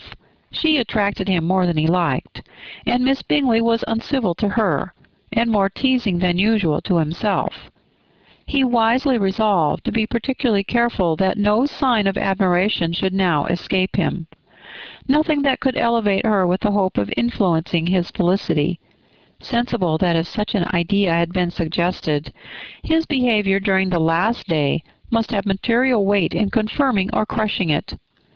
Steady to his purpose, he scarcely spoke 10 words to her through the whole of Saturday, and though they were at one time left by themselves for half an hour, he adhered most conscientiously to his book, and would not even look at her. On Sunday, after morning service, the separation so agreeable to almost all took place. Miss Bingley's civility to Elizabeth increased at last very rapidly, as well as her affection for Jane, and when they parted, after assuring the latter of the pleasure it would always give her to see her either at Longbourn or Netherfield, and embracing her most tenderly, she even shook hands with the former. Elizabeth took leave of the whole party in the liveliest spirits. They were not welcomed home very cordially by their mother. Mrs. Bennet wondered at their coming, and thought them very wrong to give so much trouble, and was sure Jane would have caught cold again. But their father, though very laconic in his expressions of pleasure, was really glad to see them. He had felt their importance in the family circle. The evening conversation, when they were all assembled, had lost much of its animation, and almost all its sense, by the absence of Jane and Elizabeth. They found Mary, as usual, deep in the study of thorough base and human nature, and had some new extracts to admire, and some new observations of threadbare morality to listen to. Catherine and Lydia had information for them of a different sort. Much had been done, and much had been said in the regiment since the preceding Wednesday. Several of the officers had dined lately with their uncle. A private had been flogged, and it had actually been hinted that Colonel Forster was going to be married. Chapter 13. "I hope, my dear," said Mr. Bennet to his wife, as they were at breakfast the next morning, "that you have ordered a good dinner today, because I have reason to expect an addition to our family party." "Who do you mean, my dear? I know of nobody that is coming, I'm sure, unless Charlotte Lucas should happen to call in. And I hope my dinners are good enough for her. I do not believe she often sees such at home." "The person of whom I speak is a gentleman, and a stranger." Mrs. Bennet's eyes sparkled. "A gentleman and a stranger? It is Mr. Bingley, I'm sure. Why, Jane, you never dropped a word of this, you sly thing. Well, I'm sure I shall be extremely glad to see Mr. Bingley. But, good Lord, how unlucky! There is not a bit of fish to be got today. Lydia, my love, ring the bell. I must speak to Hill this moment." "It is not Mr. Bingley," said her husband. "It is a person whom I never saw in the whole course of my life." This roused a general astonishment, and he had the pleasure of being eagerly questioned by his wife and 5 daughters at once. After amusing himself some time with their curiosity, he thus explained: "About a month ago I received this letter, and about a fortnight ago I answered it. for I thought it a case of some delicacy, and requiring early attention. It is from my cousin Mr. Collins, who, when I am dead, may turn you all out of this house as soon as he pleases." "Oh, my dear," cried his wife, "I cannot bear to hear that mentioned. Pray do not talk of that odious man. I do think it's the hardest thing in the world that your estate should be entailed away from your own children. And I am sure if I had been you, I should have tried long ago to do something or other about it." Jane and Elizabeth attempted to explain to her the nature of an entail. They had often attempted it before, but it was a subject on which Mrs. Bennet was beyond the reach of reason, and she continued to rail bitterly against the cruelty of settling an estate away from a family of 5 daughters, in favor of a man whom nobody cared anything about. "It is certainly a most iniquitous affair," said Mr. Bennet, "and nothing can clear Mr. Collins from the guilt of inheriting Longbourn. But if you will listen to his letter, you may perhaps be a little softened by his manner of expressing himself." "No, that I am sure I shall not. And I think it was very impertinent of him to write to you at all, and very hypocritical. I hate such false friends. Why could not he keep on quarreling with you, as his father did before him?" "Why, indeed, he does seem to have had some filial scruples on that head, as you will hear." Hunsford, near Westerham, Kent, 15th October. Dear Sir, the disagreement subsisting between yourself and my late honored father always gave me much uneasiness, and since I have had the misfortune to lose him, I have frequently wished to heal the breach. But for some time I was kept back by my own doubts, fearing lest it might seem disrespectful to his memory for me to be on good terms with anyone with whom it had always pleased him to be at variance. There, Mrs. Bennet.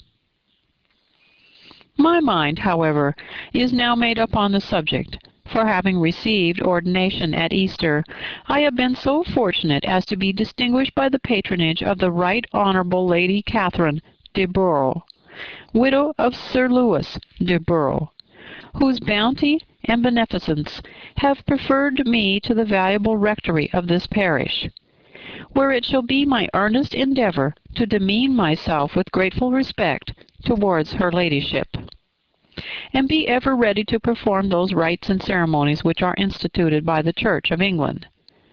As a clergyman, moreover, I felt it my duty to promote and establish the blessing of peace in all families within the reach of my influence, and on these grounds I flatter myself that my present overtures of goodwill are highly commendable, and that the circumstance of my being next in the entail of Longbourn estate will be kindly overlooked on your side, and not lead you to reject the offered olive branch. I cannot be otherwise than concerned at being the means of injuring your amiable daughters, and beg leave to apologize for it, as well as to assure you of my readiness to make them every possible amends. But of this hereafter. If you should have no objection to receive me into your house, I propose myself the satisfaction of waiting on you and your family Monday, November 18th, by 4 o'clock, and shall probably trespass on your hospitality till Saturday se'nnight following, which I can do without any inconvenience, as Lady Catherine is far from objecting to my occasional absence on a Sunday, provided that some other clergyman is engaged to do the duty of the day. I remain, dear sir, with respectful compliments to your lady and daughters, your well-wisher and friend, William Collins. At 4 o'clock, therefore, we may expect this peacemaking gentleman, said Mr. Bennet as he folded up the letter. He seems to be a most conscientious and polite young man, upon my word, and I doubt not will prove a valuable acquaintance, especially if Lady Catherine should be so indulgent as to let him come to us again. There is some sense in what he says about the girls, however, and if he is disposed to make them any amends, I shall not be the person to discourage him." "Though it is difficult," said Jane, "to guess in what way he can mean to make us the atonement he thinks our due. The wish is certainly to his credit." Elizabeth was chiefly struck with his extraordinary deference for Lady Catherine, and his kind intention of christening, marrying, and burying his parishioners whenever it were required. "He must be an oddity, I think," said she. "I cannot make him out. There is something very pompous in his style. And what can he mean by apologizing for being next in the entail? We cannot suppose he would help it if he could. Can he be a sensible man, sir?" "No, my dear, I think not. I have great hopes of finding him quite the reverse. There is a mixture of servility and self-importance in his letter, which promises well. I am impatient to see him." "In point of composition," said Mary, "his letter does not seem defective. The idea of the olive branch perhaps is not wholly new, yet I think it is well expressed." To Catherine and Lydia, neither the letter nor its writer were in any degree interesting. It was next to impossible that their cousin should come in a scarlet coat, and it was now some weeks since they had received pleasure from the society of a man in any other color. As for their mother, Mr. Collins's letter had done away much of her ill will, and she was preparing to see him with a degree of composure which astonished her husband and daughters. Mr. Collins was punctual to his time, and was received with great politeness by the whole family. Mr. Bennet indeed said little, but the ladies were ready enough to talk, and Mr. Collins seemed neither in need of encouragement nor inclined to be silent himself. He was a tall, heavy-looking young man of 25. His air was grave and stately, his manners were very formal. He had not been long seated before he complimented Mrs. Bennet on having so fine a family of daughters, said he had heard much of their beauty, but that in this instance fame had fallen short of the truth, and added that he did not doubt her seeing them all in due time well disposed of in marriage. This gallantry was not much to the taste of some of his hearers, but Mrs. Bennet, who quarrelled with no such compliments, answered most readily, "You are very kind, I'm sure, and I wish with all my heart it may prove so, for else they will be destitute enough. Things are settled so oddly." "You allude, perhaps, to the entail of this estate." "Ah, sir, I do indeed. It is a grievous affair to my poor girls, you must confess. Not that I mean to find fault with you, for such things I know are all chance in this world. There's no knowing how estates will go when once they come to be entailed. I'm very sensible, madam, of the hardship to my fair cousins, and could say much on the subject, but that I am cautious of appearing forward and precipitate. But I can assure the young ladies that I come prepared to admire them. At present I will not say more, but perhaps when we are better acquainted." He was interrupted by a summons to dinner, and the girls smiled on each other. They were not the only objects of Mr. Collins's admiration. The hall, the dining-room, and all its furniture were examined and praised, and his commendation of everything would have touched Mrs. Bennet's heart, but for the mortifying supposition of his viewing it all as his own future property. The dinner, too, in its turn was highly admired, and he begged to know to which of his fair cousins the excellency of its cooking was owing. But here he was set right by Mrs. Bennet, who assured him with some asperity that they were all very well able to keep a good cook, and that her daughters had nothing to do in the kitchen. He begged pardon for having displeased her. In a softened tone she declared herself not at all offended, but he continued to apologize for about a quarter of an hour. Chapter 14.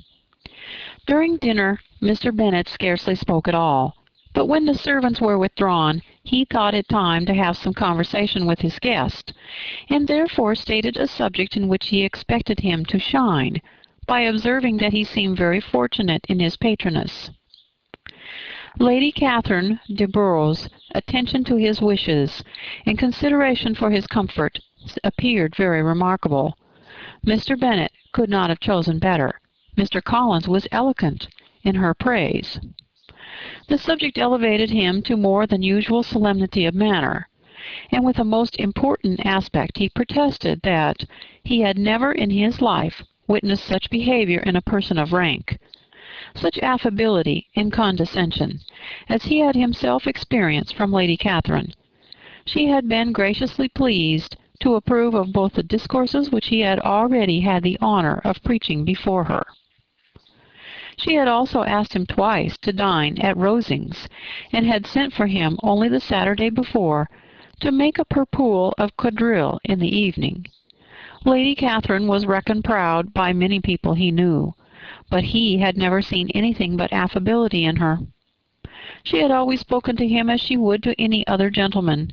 She made not the smallest objection to his joining in the society of the neighborhood, nor to his leaving his parish occasionally for a week or two to visit his relations. She had even condescended to advise him to marry as soon as he could, provided he chose with discretion, and had once paid him a visit in his humble parsonage, where she had perfectly approved all the alterations he had been making, and had even vouchsafed to suggest some herself, some shelves in the closet upstairs. "That is all very proper and civil, I'm sure," said Mrs. Bennet, "and I dare say she's a very agreeable woman. It's a pity that great ladies in general are not more like her. Does she live near you, sir?" "The garden in which stands my humble abode is separated only by a lane from Rosings Park, her ladyship's residence." "I think you said she was a widow, sir. Has she any family?" "She has only one daughter, the heiress of Rosings, and of very extensive property." "Ah," cried Mrs. Bennet, shaking her head, "then she's better off than many girls. What sort of young lady is she? Is she handsome?" "She is a most charming young lady indeed. Lady Catherine herself says that, in point of true beauty, Miss de Bourgh is far superior to the handsomest of her sex, because there is that in her features which marks the young woman of distinguished birth. She is unfortunately of a sickly constitution, which has prevented her making that progress in many accomplishments which she could not otherwise have failed of, as I am informed by the lady who superintended her education, and who still resides with them.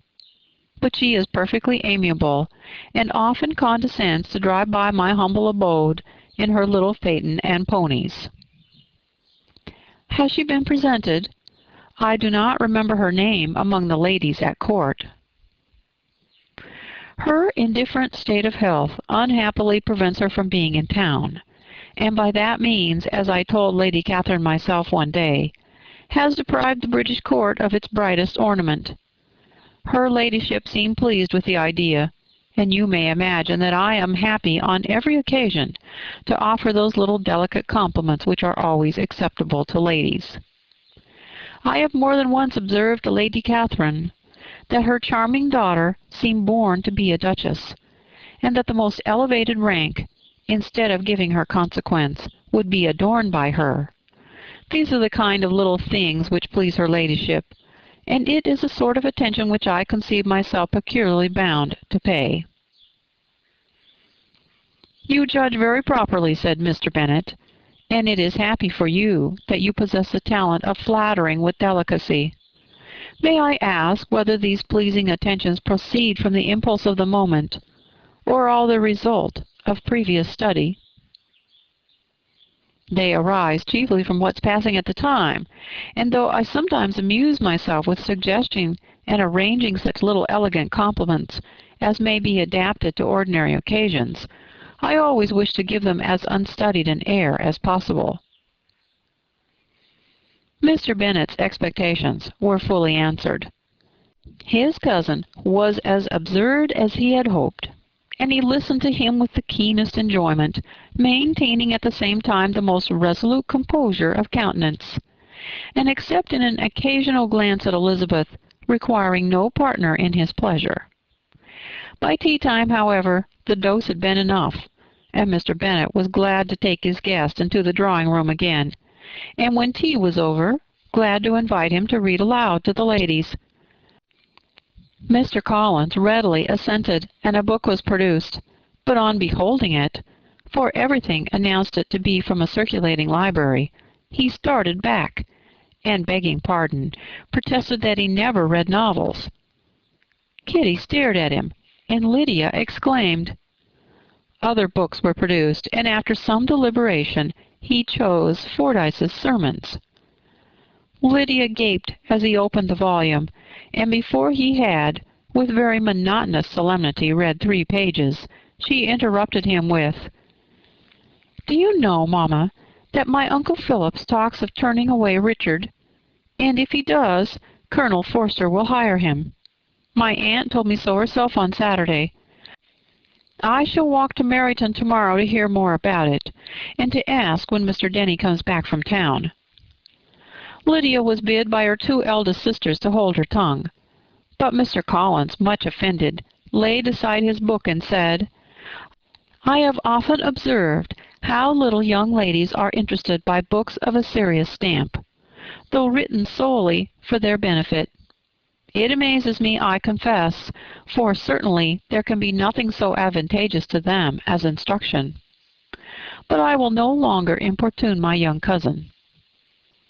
Then, turning to Mr. Bennet, he offered himself as his antagonist in backgammon. Mr. Bennet accepted the challenge, observing that he acted very wisely in leaving the girls to their own trifling amusements. Mrs. Bennet and her daughters apologized most civilly for Lydia's interruption, and promised that it should not occur again, if he would resume his book. But Mr. Collins, after assuring them that he bore his young cousin no ill will, and should never resent her behavior as any affront, seated himself at another table with Mr. Bennet, and prepared for backgammon. Chapter 15. Mr. Collins was not a sensible man, and the deficiency of nature had been but little assisted by education or society. The greatest part of his life having been spent under the guidance of an illiterate and miserly father, and though he belonged to one of the universities, he had merely kept the necessary terms, without forming at it any useful acquaintance.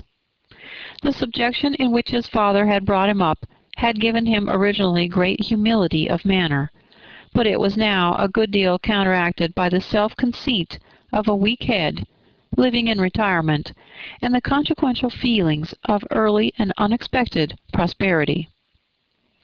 A fortunate chance had recommended him to Lady Catherine de Bourgh when the living of Hunsford was vacant, and the respect which he felt for her high rank, and his veneration for her as his patroness, mingling with a very good opinion of himself, of his authority as a clergyman, and his right as a rector, made him altogether a mixture of pride and obsequiousness, of self-importance and humility. Having now a good house and very sufficient income, he intended to marry, and in seeking a reconciliation with the Longbourn family he had a wife in view, as he meant to choose one of the daughters, if he found them as handsome and amiable as they were represented by common report.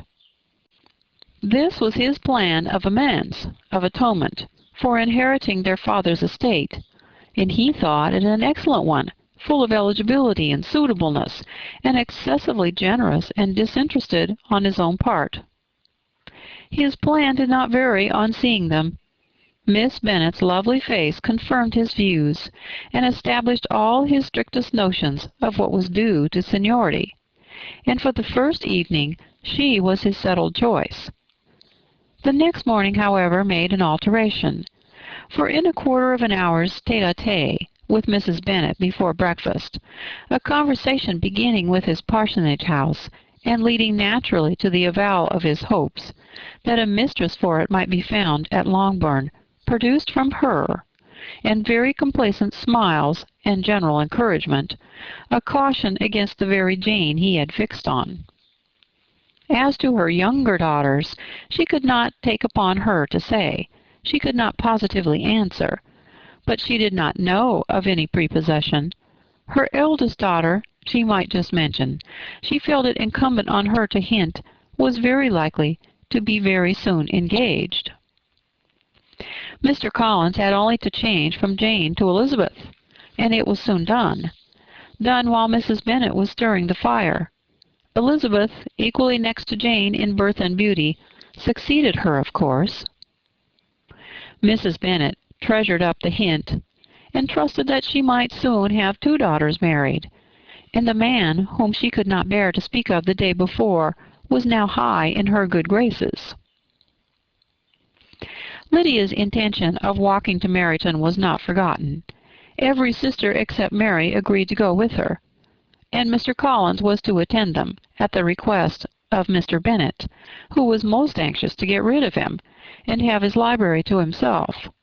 For thither Mr. Collins had followed him after breakfast, and there he would continue, nominally engaged with one of the largest folios in the collection, but really talking to Mr. Bennet, with little cessation, of his house and garden at Hunsford. Such doings discomposed Mr. Bennet exceedingly. In his library he had been always sure of leisure and tranquillity, and though prepared, as he told Elizabeth, to meet with folly and conceit in every other room of the house, he was used to be free from them there. His civility, therefore, was most prompt in inviting Mr. Collins to join his daughters in their walk, and Mr. Collins, being in fact much better fitted for a walker than a reader, was extremely well pleased to close his large book and go. In pompous nothings on his side, and civil assents on that of his cousins, their time passed till they entered Meryton. The attention of the younger ones was then no longer to be gained by him. Their eyes were immediately wandering up in the street in quest of the officers, and nothing less than a very smart bonnet, indeed, or a really new muslin in a shop window, could recall them. But the attention of every lady was soon caught by a young man, whom they had never seen before, of most gentlemanlike appearance, walking with an officer on the other side of the way. The officer was the very Mr. Denny concerning whose return from London Lydia came to inquire, and he bowed as they passed. All were struck with the stranger's air, all wondered who he could be. And Kitty and Lydia, determined if possible to find out, led the way across the street, under pretense of wanting something in an opposite shop, and fortunately had just gained the pavement when the 2 gentlemen, turning back, had reached the same spot. Mr. Denny addressed them directly, and entreated permission to introduce his friend, Mr. Wickham, who had returned with him the day before from town, and he was happy to say had accepted a commission in their corps. This was exactly as it should be, for the young man wanted only regimentals to make him completely charming. His appearance was greatly in his favor. He had all the best part of beauty, a fine countenance, a good figure, and very pleasing address. The introduction was followed up on his side by a happy readiness of conversation, a readiness at the same time perfectly correct and unassuming, and the whole party were still standing and talking together very agreeably, when the sound of horses drew their notice, and Darcy and Bingley were seen riding down the street. On distinguishing the ladies of the group, the 2 gentlemen came directly towards them, and began the usual civilities. Bingley was the principal spokesman, and Miss Bennet the principal object. He was then, he said, on his way to Longbourn, on purpose to inquire after her. Mr. Darcy corroborated it with a bow, and was beginning to determine not to fix his eyes on Elizabeth, when they were suddenly arrested by the sight of the stranger, and Elizabeth, happening to see the countenance of both as they looked at each other, was all astonishment at the effect of the meeting. Both changed color. One looked white, the other red. Mr. Wickham, after a few moments, touched his hat, a salutation which Mr. Darcy just deigned to return. What could be the meaning of it? It was impossible to imagine. It was impossible not to long to know. In another minute, Mr. Bingley, but without seeming to have noticed what passed, took leave, and rode on with his friend. Mr. Denny and Mr. Wickham walked with the young ladies to the door of Mr. Phillips's house, and then made their bows, in spite of Miss Lydia's pressing entreaties that they would come in, and even in spite of Mrs. Phillips's throwing up the parlor window and loudly seconding the invitation. Mrs. Phillips was always glad to see her nieces, and the two eldest, from their recent absence, were particularly welcome. She was eagerly expressing her surprise at their sudden return home, which, as their own carriage had not fetched them, she should have known nothing about, if she had not happened to see Mr. Jones's shop-boy in the street, who had told her that they were not to send any more draughts to Netherfield, because the Miss Bennets were come away, when her civility was claimed towards Mr. Collins by Jane's introduction of him. She received him with her very best politeness, which he returned with as much more, apologizing for his intrusion without any previous acquaintance with her, which he could not help flattering himself, however, might be justified by his relationship to the young ladies who introduced him to her notice.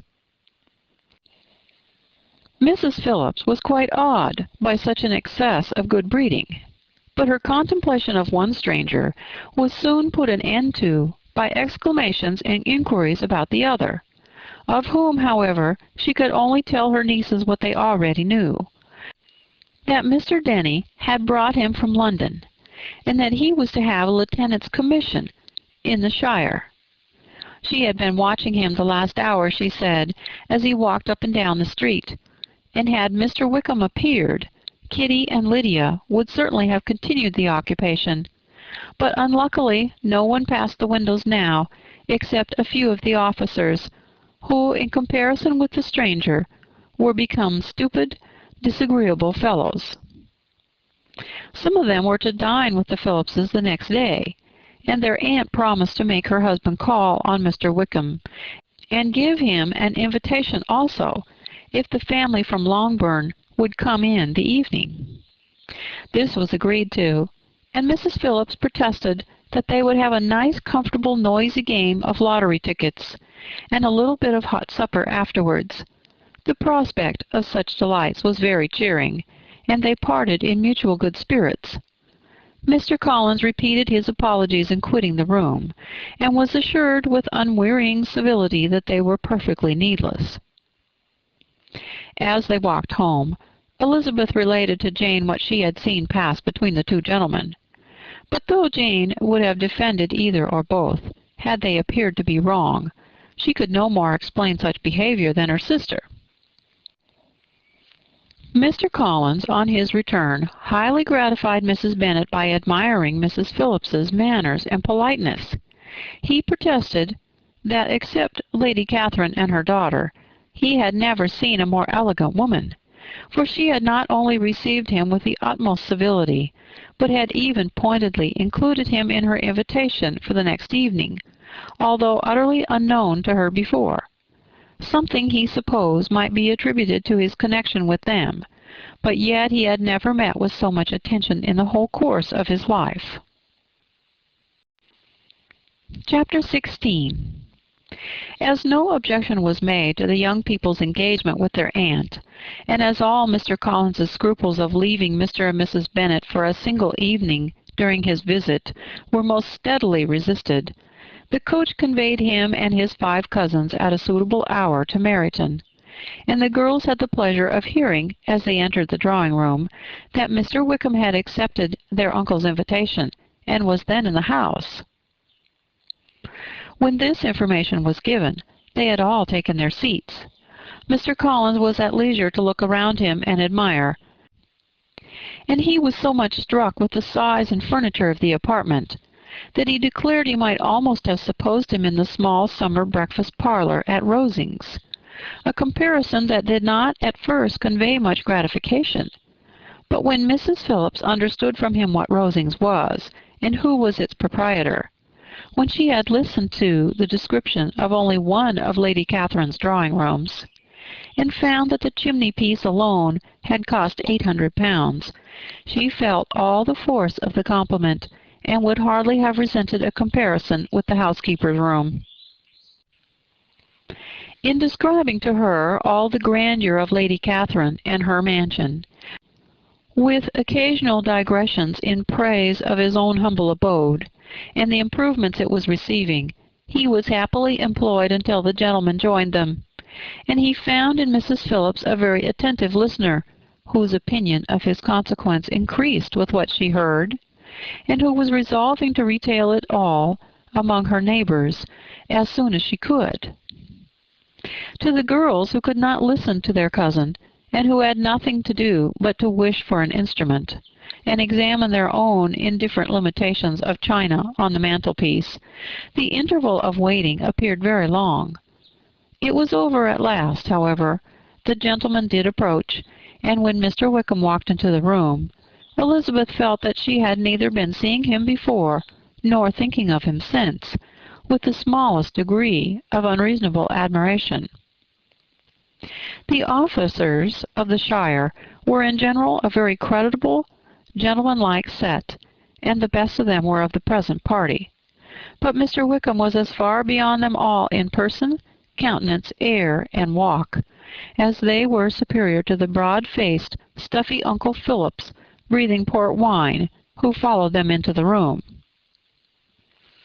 Mr. Wickham was the happy man towards whom almost every female eye was turned, and Elizabeth was the happy woman by whom he finally seated himself, and the agreeable manner in which he immediately fell into conversation, though it was only on its being a wet night, and on the probability of a rainy season, made her feel that the commonest, dullest, most threadbare topic might be rendered interesting by the skill of the speaker.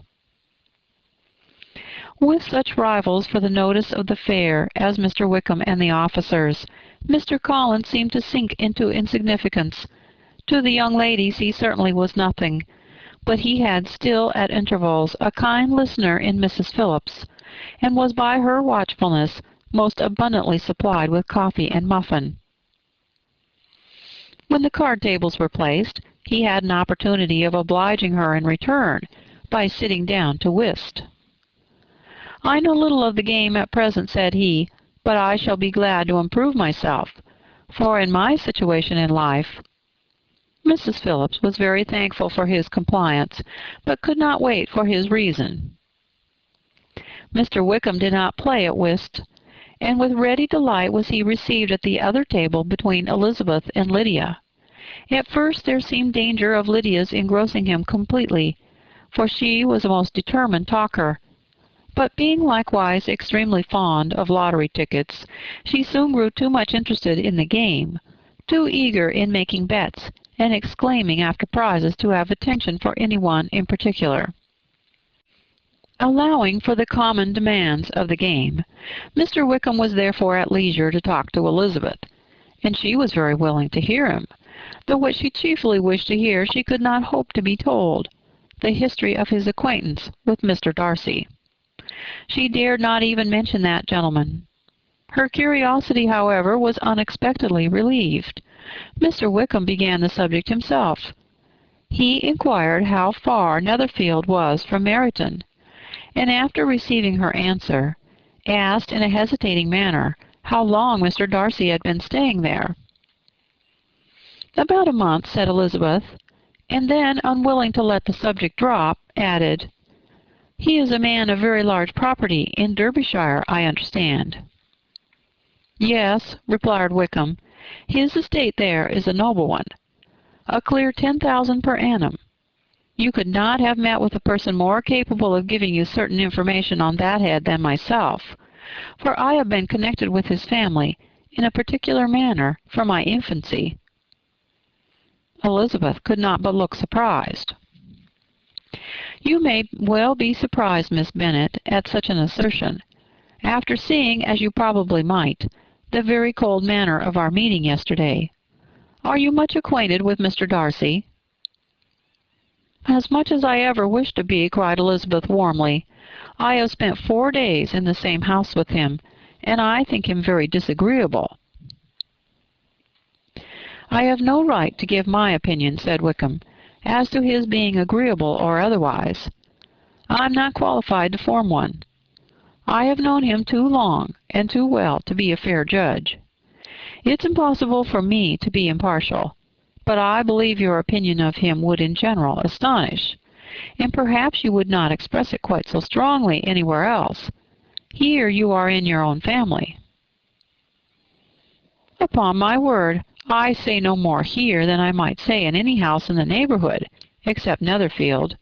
He is not at all liked in Hertfordshire. Everybody is disgusted with his pride. You will not find him more favorably spoken of by anyone."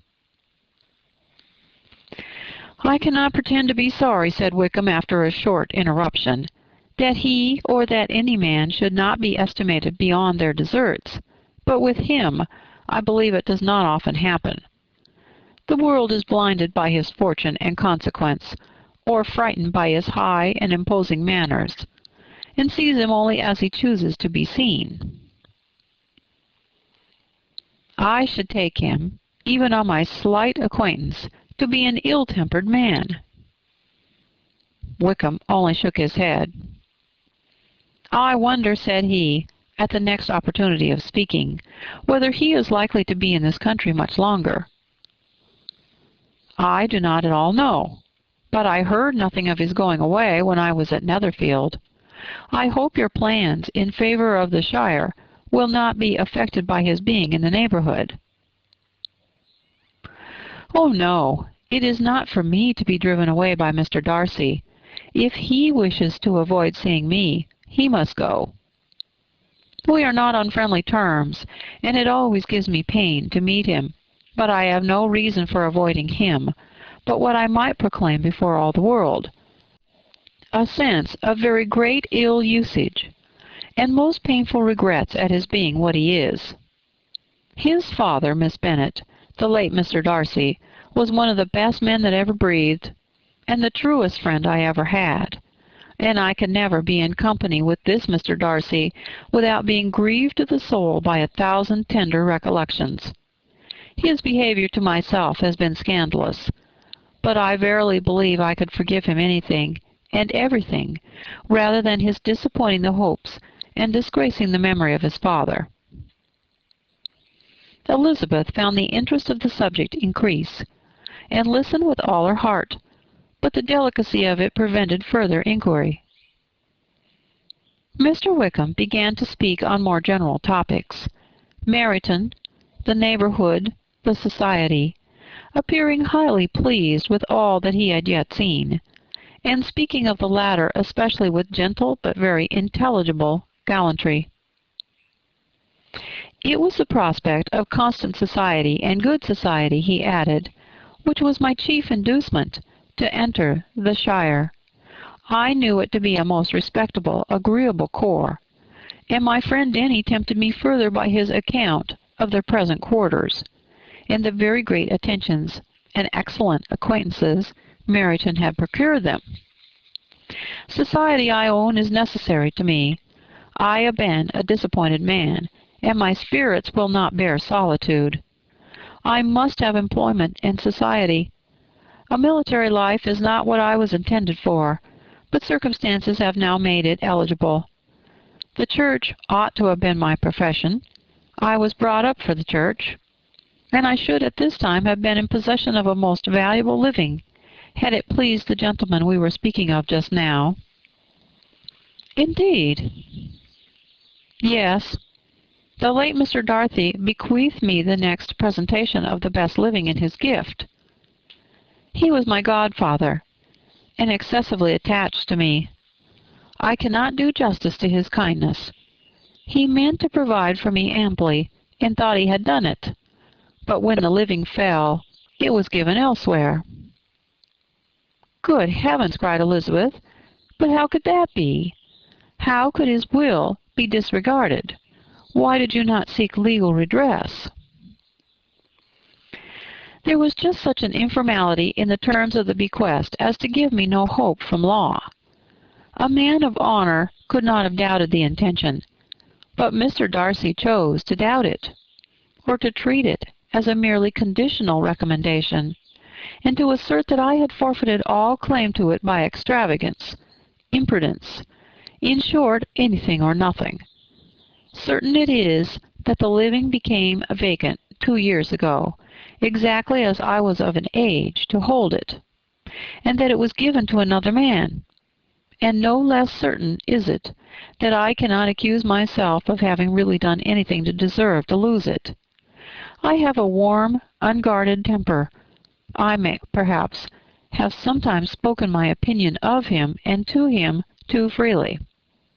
I can recall nothing worse, but the fact is that we are different sort of men, and that he hates me.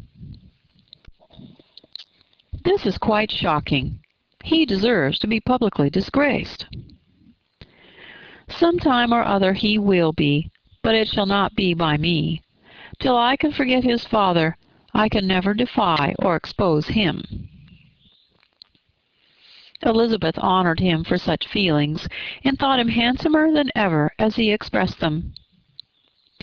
But what, said she after a pause, can have been his motive?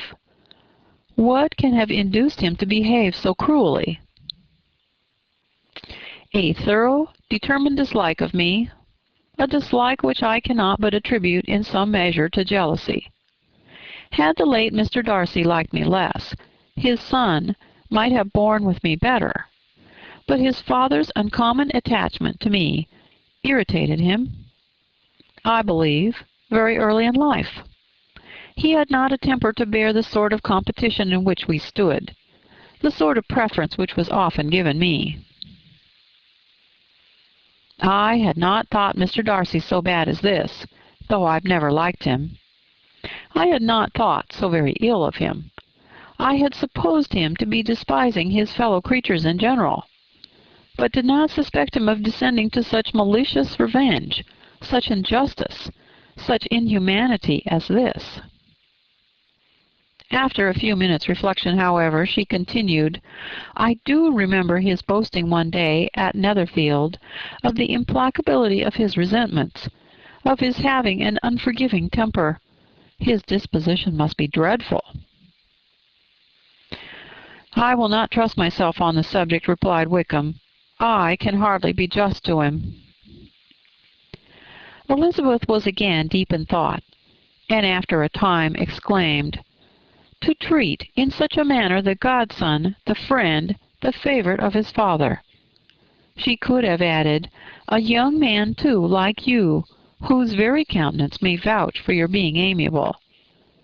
But she contented herself with, and one, too, who had probably been his own companion from childhood, connected together, as I think you said, in the closest manner. We were born in the same parish, within the same park. The greatest part of our youth was passed together, inmates of the same house, sharing the same amusements, objects of the same parental care. My father began life in the profession which your uncle, Mr. Phillips, appears to do so much credit to, but he gave up everything to be of use to the late Mr. Darcy, and devoted all his time to the care of the Pemberley property. He was most highly esteemed by Mr. Darcy, a most intimate, confidential friend. Mr. Darcy often acknowledged himself to be under the greatest obligations to my father's active superintendence, and when, immediately before my father's death, Mr. Darcy gave him a voluntary promise of providing for me, I'm convinced that he felt it to be as much a debt of gratitude to him as of affections to myself. How strange, cried Elizabeth. How abominable. I wonder that in the very pride of this Mr. Darcy had not made him just to you. If from no better motive, that he should not have been too proud to be dishonest. For dishonesty, I must call it. It is wonderful, replied Wickham, for almost all his actions may be traced to pride, and pride has often been his best friend. It has connected him nearer with virtue than with any other feeling. But we are none of us consistent, and in his behavior to me there were stronger impulses even than pride. Can such abominable pride as his have ever done him good? Yes, it has often led him to the liberal and generous, to give his money freely, to display hospitality, to assist his tenants, and relieve the poor. Family pride and filial pride, for he is very proud of what his father was, have done this. Not to appear to disgrace his family, to degenerate from the popular qualities, or lose the influence of the Pemberley house, is a powerful motive.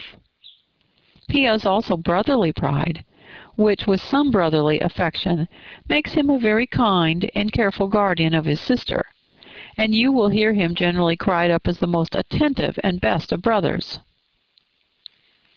What sort of girl is Miss Darcy? He shook his head. I wish I could call her amiable.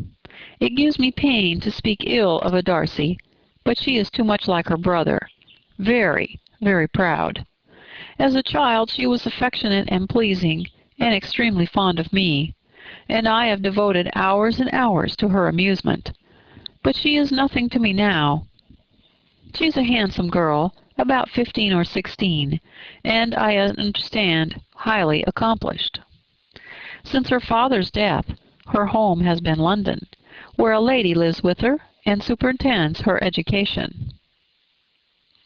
After many pauses and many trials of other subjects, Elizabeth could not help reverting once more to the first, saying, I am astonished at his intimacy with Mr. Bingley. How can Mr. Bingley, who seems good humour itself, and is, I really believe, truly amiable, be in friendship with such a man? How can they suit each other? Do you know Mr. Bingley? Not at all. He is a sweet-tempered, amiable, charming man. He cannot know what Mr. Darcy is. Probably not, but Mr. Darcy can please where he chooses. He does not want abilities. He can be a conversable companion if he thinks it worth his while. Among those who are at all his equals in consequence, he is a very different man from what he is to the less prosperous. His pride never deserts him, but with the rich he is liberal-minded, just, sincere, rational, honorable, and perhaps agreeable, allowing something for fortune and figure. The whist party soon afterwards breaking up, the players gathered round the other table, and Mr. Collins took his station between his cousin Elizabeth and Mrs. Phillips. The usual inquiries as to his success were made by the latter. It had not been very great. He had lost every point. But when Mrs. Phillips began to express her concern thereupon, he assured her with much earnest gravity that it was not of the least importance, that he considered the money as a mere trifle, and begged she would not make herself uneasy. I know very well, madam, said he, that when persons sit down to a card-table, they must take their chance of these things, and happily I am not in such circumstances as to make 5 shillings any object. There are undoubtedly many who could not say the same, but thanks to Lady Catherine de Bourgh, I am removed far beyond the necessity of regarding little matters. Mr. Wickham's attention was caught, and after observing Mr. Collins for a few moments, he asked Elizabeth in a low voice whether her relation was very intimately acquainted with the family of de Bourgh. Lady Catherine de Bourgh, she replied, has very lately given him a living. I hardly know how Mr. Collins was first introduced to her notice, but he certainly has not known her long. You know, of course, that Lady Catherine de Bourgh and Lady Anne Darcy were sisters, consequently that she is aunt to the present Mr. Darcy.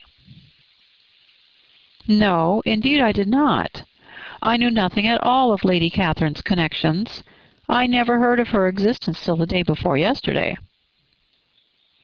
Her daughter, Miss de Bourgh, will have a very large fortune, and it is believed that she and her cousin will unite the 2 estates.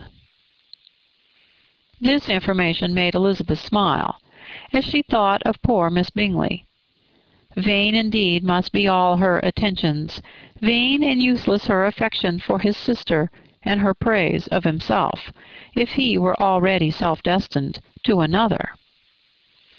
"Mr. Collins," said she, "speaks highly both of Lady Catherine and her daughter, but from some particulars that he has related of her ladyship, I suspect his gratitude misleads him, and that, in spite of her being his patroness, she is an arrogant, conceited woman." "I believe her to be both in a great degree," replied Wickham. "I have not seen her for many years, but I very well remember that I never liked her, and that her manners were dictatorial and insolent.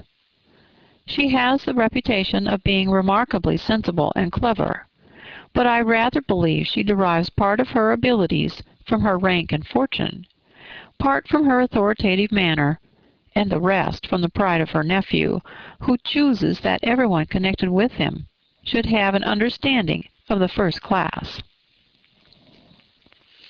Elizabeth allowed that he had given a very rational account of it, and they continued talking together with mutual satisfaction till supper put an end to cards, and gave the rest of the ladies their share of Mr. Wickham's attentions.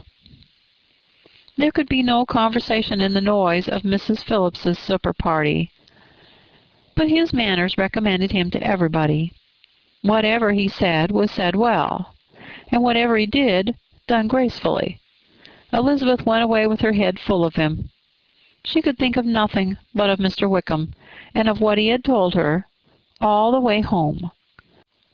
But there was not time for her even to mention his name as they went, for neither Lydia nor Mr. Collins was once silent.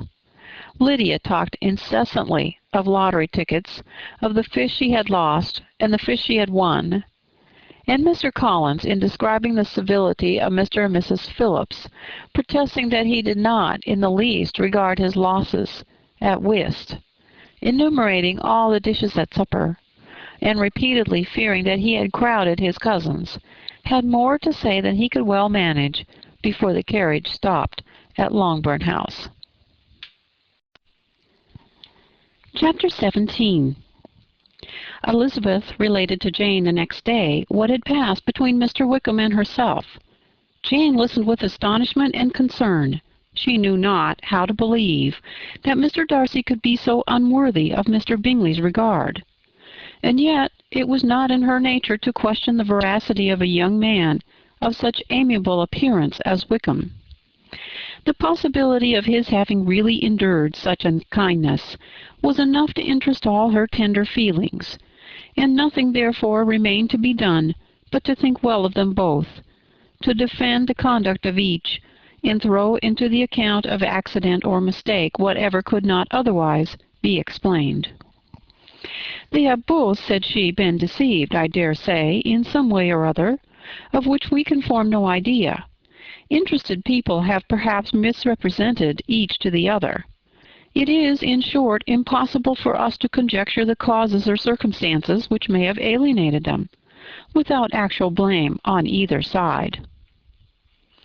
"Very true, indeed. And now, my dear Jane, what have you got to say in behalf of the interested people who have probably been concerned in the business? Do clear them too, or we shall be obliged to think ill of somebody." "Laugh as much as you choose, but you will not laugh me out of my opinion. My dearest Lizzie, do but consider in what a disgraceful light it places Mr. Darcy, to be treating his father's favourite in such a manner, one whom his father had promised to provide for. It's impossible. No man of common humanity, no man who had any value for his character, could be capable of it. Can his most intimate friends be so excessively deceived in him? Oh, no. I can much more easily believe Mr. Bingley's being imposed on than that Mr. Wickham should invent such a history of himself as he gave me last night. Names, facts, everything mentioned without ceremony. If it be not so, let Mr. Darcy contradict it. Besides, there was truth in his looks." "It is difficult indeed. It is distressing. One does not know what to think. I beg your pardon. One knows exactly what to think. But Jane could think with certainty on only one point, that Mr. Bingley, if he had been imposed on, would have much to suffer when the affair became public. The two young ladies were summoned from the shrubbery where this conversation passed by the arrival of some of the very persons of whom they had been speaking. Mr. Bingley and his sisters came to give their personal invitation for the long-expected ball at Netherfield, which was fixed for the following Tuesday. The two ladies were delighted to see their dear friend again, called it an age since they had met, and repeatedly asked what she had been doing with herself since their separation. To the rest of the family they paid little attention, avoiding Mrs. Bennet as much as possible, saying not much to Elizabeth and nothing at all to the others. They were soon gone again, rising from their seats with an activity which took their brother by surprise, and hurrying off as if eager to escape from Mrs. Bennet's civilities. The prospect of the Netherfield ball was extremely agreeable to every female of the family. Mrs. Bennet chose to consider it as given in compliment to her eldest daughter, and was particularly flattered by receiving the invitation from Mr. Bingley himself, instead of a ceremonious card. Jane pictured to herself a happy evening in the society of her two friends, and the attentions of their brother. And Elizabeth thought with pleasure of dancing a great deal with Mr. Wickham, and of seeing a confirmation of everything in Mr. Darcy's look and behaviour. The happiness anticipated by Catherine and Lydia depended less on any single event or any particular person. For though they each, like Elizabeth, meant to dance half the evening with Mr. Wickham, he was by no means the only partner who could satisfy them, and a ball was, at any rate, a ball. And even Mary could assure her family that she had no disinclination for it. "Well, I can have my mornings to myself," said she. "It is enough. I think it is no sacrifice to join occasionally in evening engagements. Society has claims on us all, and I profess myself one of those who consider intervals of recreation and amusement as desirable for everybody." Elizabeth's spirits were so high on the occasion that though she did not often speak unnecessarily to Mr. Collins, she could not help asking him whether he intended to accept Mr. Bingley's invitation, and if he did, whether he would think it proper to join in the evening's amusement. And she was rather surprised to find that he entertained no scruple whatsoever on that head, and was very far from dreading a rebuke, either from the Archbishop or Lady Catherine de Broglie, by venturing to dance. "I am by no means of opinion, I assure you," said he, "that a ball of this kind, given by a young man of character to respectable people, can have any evil tendency, and I'm so far from objecting to dancing myself that I shall hope to be honored with the hands of all my fair cousins in the course of the evening. And I take this opportunity of soliciting yours, Miss Elizabeth, for the first two dances especially, a preference which I trust my cousin Jane will attribute to the right cause, and not to any disrespect for her." Elizabeth felt herself completely taken in. She had fully proposed being engaged by Mr. Wickham for those very dances, and to have Mr. Collins instead. Her liveliness had never been worse timed. There was no help for it, however. Mr. Wickham's happiness and her own was perforce delayed a little longer, and Mr. Collins's proposal accepted with as good a grace as she could. She was not the better pleased with his gallantry from the idea it suggested of something more. It now first struck her that she was selected from among her sisters as worthy of being the mistress of Hunsford Parsonage, and of assisting to form a quadrille table at Rosings in the absence of more eligible visitors. The idea soon reached to conviction, as she observed his increasing civilities towards herself, and heard his frequent attempt at a compliment on her wit and vivacity. And though more astonished than gratified herself by this effect of her charms, it was not long before her mother gave her to understand that the probability of their marriage was exceedingly agreeable to her. Elizabeth, however, did not choose to take the hint, being well aware that a serious dispute must be in the consequence of any reply. Mr. Collins might never make the offer, and till he did, it was useless to quarrel about him.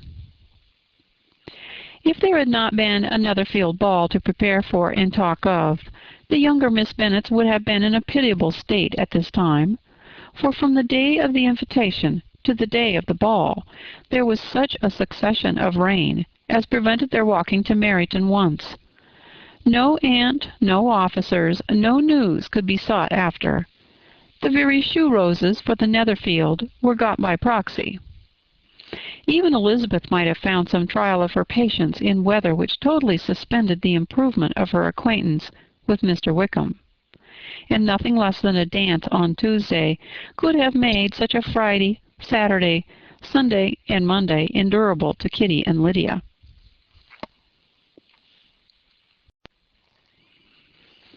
Chapter 18. Till Elizabeth entered the drawing-room at Netherfield and looked in vain for Mr. Wickham among the cluster of red coats there assembled, a doubt of his being present had never occurred to her. The certainty of meeting him had not been checked by any of those recollections that might not unreasonably have alarmed her. She had dressed with more than usual care, and prepared in the highest spirits for the conquest of all that remained unsubdued of his heart, trusting that it was not more than might be won in the course of the evening. But in an instant arose the dreadful suspicion of his being purposely omitted for Mr. Darcy's pleasure in the Bingleys' invitation to the officers, and though this was not exactly the case, the absolute fact of his absence was pronounced by his friend Mr. Denny, to whom Lydia eagerly applied, and who told him that Wickham had been obliged to go to town on business the day before, and was not yet returned, adding, with a significant smile, "I do not imagine his business would have called him away just now, if he had not wished to avoid a certain gentleman here." This part of his intelligence, though unheard by Lydia, was caught by Elizabeth, and, as it assured her that Darcy was not less answerable for Wickham's absence than if her first surmise had been just, every feeling of displeasure against the former was so sharpened by immediate disappointment that she could hardly reply with tolerable civility to the polite inquiries which he directly afterwards approached to make. Attention, forbearance, patience with Darcy was injury to Wickham. She was resolved against any sort of conversation with him, and turned away with a degree of ill humour which she could not wholly surmount even in speaking to Mr. Bingley, whose blind partiality provoked her. But Elizabeth was not formed for ill humour, and though every prospect of her own was destroyed for the evening, it could not dwell long on her spirits, and having told all her griefs to Charlotte Lucas, whom she had not seen for a week, she was soon able to make a voluntary transition to the oddities of her cousin, and to point him out to her particular notice. The two first dances, however, brought a return of distress. They were dances of mortification. Mr. Collins, awkward and solemn, apologizing instead of attending, and often moving wrong without being aware of it, gave her all the shame and misery which a disagreeable partner for a couple of dances can give. The moment of her release from him was ecstasy. She danced next with an officer, and had the refreshment of talking of Wickham, and of hearing that he was universally liked. When those dances were over, she returned to Charlotte Lucas, and was in conversation with her, when she found herself suddenly addressed by Mr. Darcy, who took her so much by surprise in his application for her hand, that without knowing what she did, she accepted him. He walked away again immediately, and she was left to fret over her own want of presence of mind. Charlotte tried to console her. "I dare say you will find him very agreeable." "Heaven forbid! That would be the greatest misfortune of all, to find a man agreeable whom one is determined to hate. Do not wish me such an evil." When the dancing recommenced, however, and Darcy approached to claim her hand, Charlotte could not help cautioning her in a whisper not to be a simpleton, and allow her fancy for Wickham to make her appear unpleasant in the eyes of a man of 10 times his consequence. Elizabeth made no answer, and took her place in the set, amazed at the dignity to which she was arrived in being allowed to stand opposite of Mr. Darcy, and reading in her neighbours' looks their equal amazement in beholding it. They stood for some time without speaking a word, and she began to imagine that their silence was to last through the 2 dances, and at first was resolved not to break it, till suddenly fancying that it would be the greater punishment to her partner to oblige him to talk, she made some slight observance on the dance. He replied, and was again silent. After a pause of some minutes, she addressed him a second time with, "It is your turn to say something now, Mr. Darcy. I talked about the dance. You ought to make some kind of remark on the size of the room, or the number of couples." He smiled, and assured her that whatever she wished him to say would be said. "Very well. That reply will do for the present. Perhaps by and by I may observe that private balls are much pleasanter than public ones.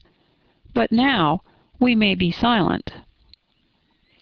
"Do you talk by rule, then, while you are dancing?" "Sometimes. One must speak a little, you know. It would look odd to be entirely silent for half an hour together, and yet for the advantage of some, conversation ought to be so arranged as that they may have the trouble of saying as little as possible." "Are you consulting your own feelings in the present case, or do you imagine that you are gratifying mine?" "Both," replied Elizabeth archly, "for I have always seen a great similarity in the turn of our minds. We are each of an unsocial, taciturn disposition, unwilling to speak unless we expect to say something that will amaze the whole room, and be handed down to posterity with all the éclat of a proverb." "This is no very striking resemblance of your own character, I am sure," said he. "How near it may be to mine, I cannot pretend to say. You think it a faithful portrait, undoubtedly." "I must not decide on my own performance." He made no answer, and they were again silent till they had gone down the dance, when he asked her if she and her sisters did not very often walk to Meryton. She answered in the affirmative, and, unable to resist the temptation, added, "When you met us there the other day, we had just been forming a new acquaintance." The effect was immediate. A deeper shade of hauteur overspread his features, but he said not a word, and Elizabeth, though blaming herself for her own weakness, could not go on. At length Darcy spoke, and in a constrained manner said, "Mr. Wickham is blessed with such happy manners as may ensure his making friends. Whether he may be equally capable of retaining them is less certain." "He has been so unlucky as to lose your friendship," replied Elizabeth, with emphasis, "and in a manner which he is likely to suffer from all his life." Darcy made no answer, and seemed desirous of changing the subject. At that moment Sir William Lucas appeared close to them, meaning to pass through the set to the other side of the room. But on perceiving Mr. Darcy he stopped with a bow of superior courtesy to compliment him on his dancing and his partner. "I have been most highly gratified indeed, my dear sir. Such very superior dancing is not often seen. It is evident that you belong to the first circles. Allow me to say, however, that your fair partner does not disgrace you, and that I must hope to have this pleasure often repeated, especially when a certain desirable event, my dear Miss Eliza," glancing at her sister and Bingley, "shall take place. What congratulations will then flow in! I appeal to Mr. Darcy. But let me not interrupt you, sir. You will not thank me for detaining you from the bewitching converse of that young lady, whose bright eyes are also upbraiding me." The latter part of this address was scarcely heard by Darcy, but Sir William's allusion to his friend seemed to strike him forcibly, and his eyes were directed with a very serious expression towards Bingley and Jane, who were dancing together. Recovering himself, however, shortly, he turned to his partner and said, "Sir William's interruption has made me forget what we were talking of." "I do not think we were speaking at all. Sir William could not have interrupted any two people in the room who had less to say for themselves. We have tried 2 or 3 subjects already without success, and what we are to talk of next I cannot imagine." "Books? Oh, no, I'm sure we never read the same, or not with the same feelings." "I'm sorry you think so, but if that be the case, then there can at least be no want of subject. We may compare our different opinions." "No, I cannot talk of books in a ballroom.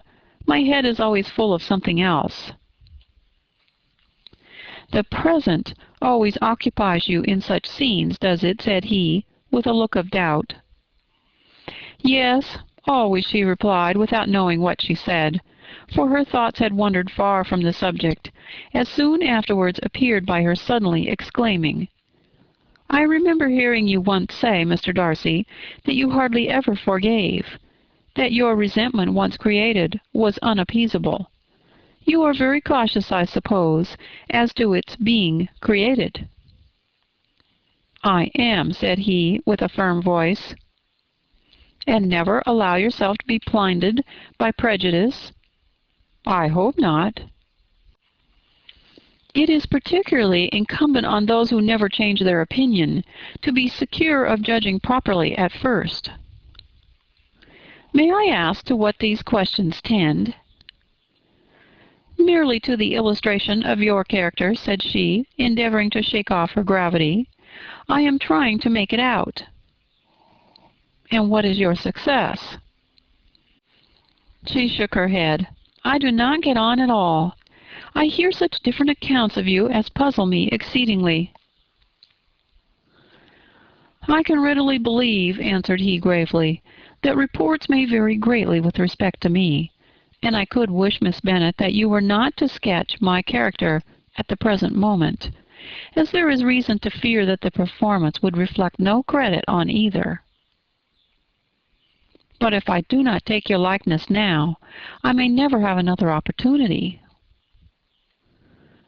"I would by no means suspend any pleasure of yours," he coldly replied. She said no more, and they went down the other dance and parted in silence, on each side dissatisfied, though not to an equal degree. For in Darcy's breast there was a tolerable, powerful feeling towards her, which soon procured her pardon, and directed all his anger against another.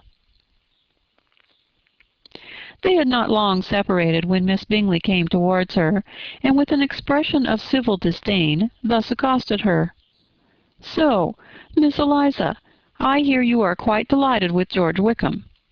Your sister has been talking to me about him and asking me 1,000 questions, and I find that the young man forgot to tell you, among his other communications, that he was the son of old Wickham, the late Mr. Darcy's steward. Let me recommend you, however, as a friend, not to give implicit confidence to all his assertions. For as to Mr. Darcy's using him ill, it is perfectly false. For, on the contrary, he has always been remarkably kind to him, though George Wickham has treated Mr. Darcy in a most infamous manner. I do not know the particulars, but I know very well that Mr. Darcy is not in the least to blame, that he cannot bear to hear George Wickham mentioned, and that though my brother thought he could not well avoid including him in his invitation to the officers, he was excessively glad to find that he had taken himself out of the way. His coming into the country at all is a most insolent thing, indeed, and I wonder how he could presume to do it. I pity you, Miss Eliza, for this discovery of your favourite's guilt, but really, considering his descent, one could not expect much better." "His guilt and his descent appear by your account to be the same," said Elizabeth angrily, "for I have heard you accuse him of nothing worse than of being the son of Mr. Darcy's steward, and of that, I can assure you, he informed me himself." "I beg your pardon," replied Miss Bingley, turning away with a sneer. "Excuse my interference. It was kindly meant." "Insolent girl," said Elizabeth to herself. "You are much mistaken if you expect to influence me by such a paltry attack as this. I see nothing in it but your own wilful ignorance, and the malice of Mr. Darcy." She then sought her eldest sister, who had undertaken to make inquiries on the same subject of Bingley. Jane met her with a smile of such sweet complacency, a glow of such happy expression, as sufficiently marked how well she was satisfied with the occurrences of the evening. Elizabeth instantly read her feelings, and at that moment solicitude for Wickham, resentment against his enemies, and everything else, gave way before the hope of Jane's being in the fairest way for happiness. "I want to know," said she, with a countenance no less smiling than her sister's, "what you have learnt about Mr. Wickham. But perhaps you have been too pleasantly engaged to think of any third person, in which case you may be sure of my pardon." "No," replied Jane, "I have not forgotten him, but I have nothing satisfactory to tell you. Mr. Bingley does not know the whole of his history, and is quite ignorant of the circumstances which have principally offended Mr. Darcy. But he will vouch for the good conduct, the probity, and the honour of his friend, and is perfectly convinced that Mr. Wickham has deserved much less attention from Mr. Darcy than he has received. And I am sorry to say that by his account, as well as his sister's, Mr. Wickham is by no means a respectable young man. I am afraid he's been very imprudent, and has deserved to lose Mr. Darcy's regard." "Mr. Bingley does not know Mr. Wickham himself?" "No, he never saw him till the other morning at Meryton." "This account, then, is what he has received from Mr. Darcy. I am satisfied. But what does he say of the living?" "He does not exactly recollect the circumstances, though he has heard them from Mr. Darcy more than once, but he believes that it was left to him conditionally only." "I have not a doubt of Mr. Bingley's sincerity," said Elizabeth warmly, "but you must excuse my not being convinced by assurances only. Mr. Bingley's defence of his friend was a very able one, I dare say. But since he is unacquainted with several parts of the story, and has learnt the rest from that friend himself, I shall venture to think of both gentlemen as I did before." She then changed the discourse to one of more gratifying to each, and on which there could be no difference of sentiment. Elizabeth listened with delight to the happy, though modest hopes which Jane entertained of Bingley's regard, and said all in her power to heighten her confidence in it. On their being joined by Mr. Bingley himself, Elizabeth withdrew to Miss Lucas, to whose inquiry after the pleasantness of her last partner she had scarcely replied, before Mr. Collins came up to them, and told her with great exultation that he had just been so fortunate as to make a most important discovery. "I have found out," said he, "by a singular accident, that there is now in the room a near relation of my patroness. I happened to overhear the gentleman himself mentioning to the young lady who does the honours of this house the names of his cousin, Miss de Bourgh, and of her mother, Lady Catherine. How wonderfully these sort of things occur! Who would have thought of my meeting with, perhaps, a nephew of Lady Catherine de Bourgh in this assembly? I am most thankful that the discovery is made in time for me to pay my respects to him, which I am now going to do, and trust he will excuse my not having done it before. My total ignorance of the connection must plead my apology." "You are not going to introduce yourself to Mr. Darcy?" "Indeed I am. I shall entreat his pardon for not having done it earlier. I believe him to be Lady Catherine's nephew. It will be in my power to assure him that her ladyship was quite well yesterday se'nnight." Elizabeth tried hard to dissuade him from such a scheme.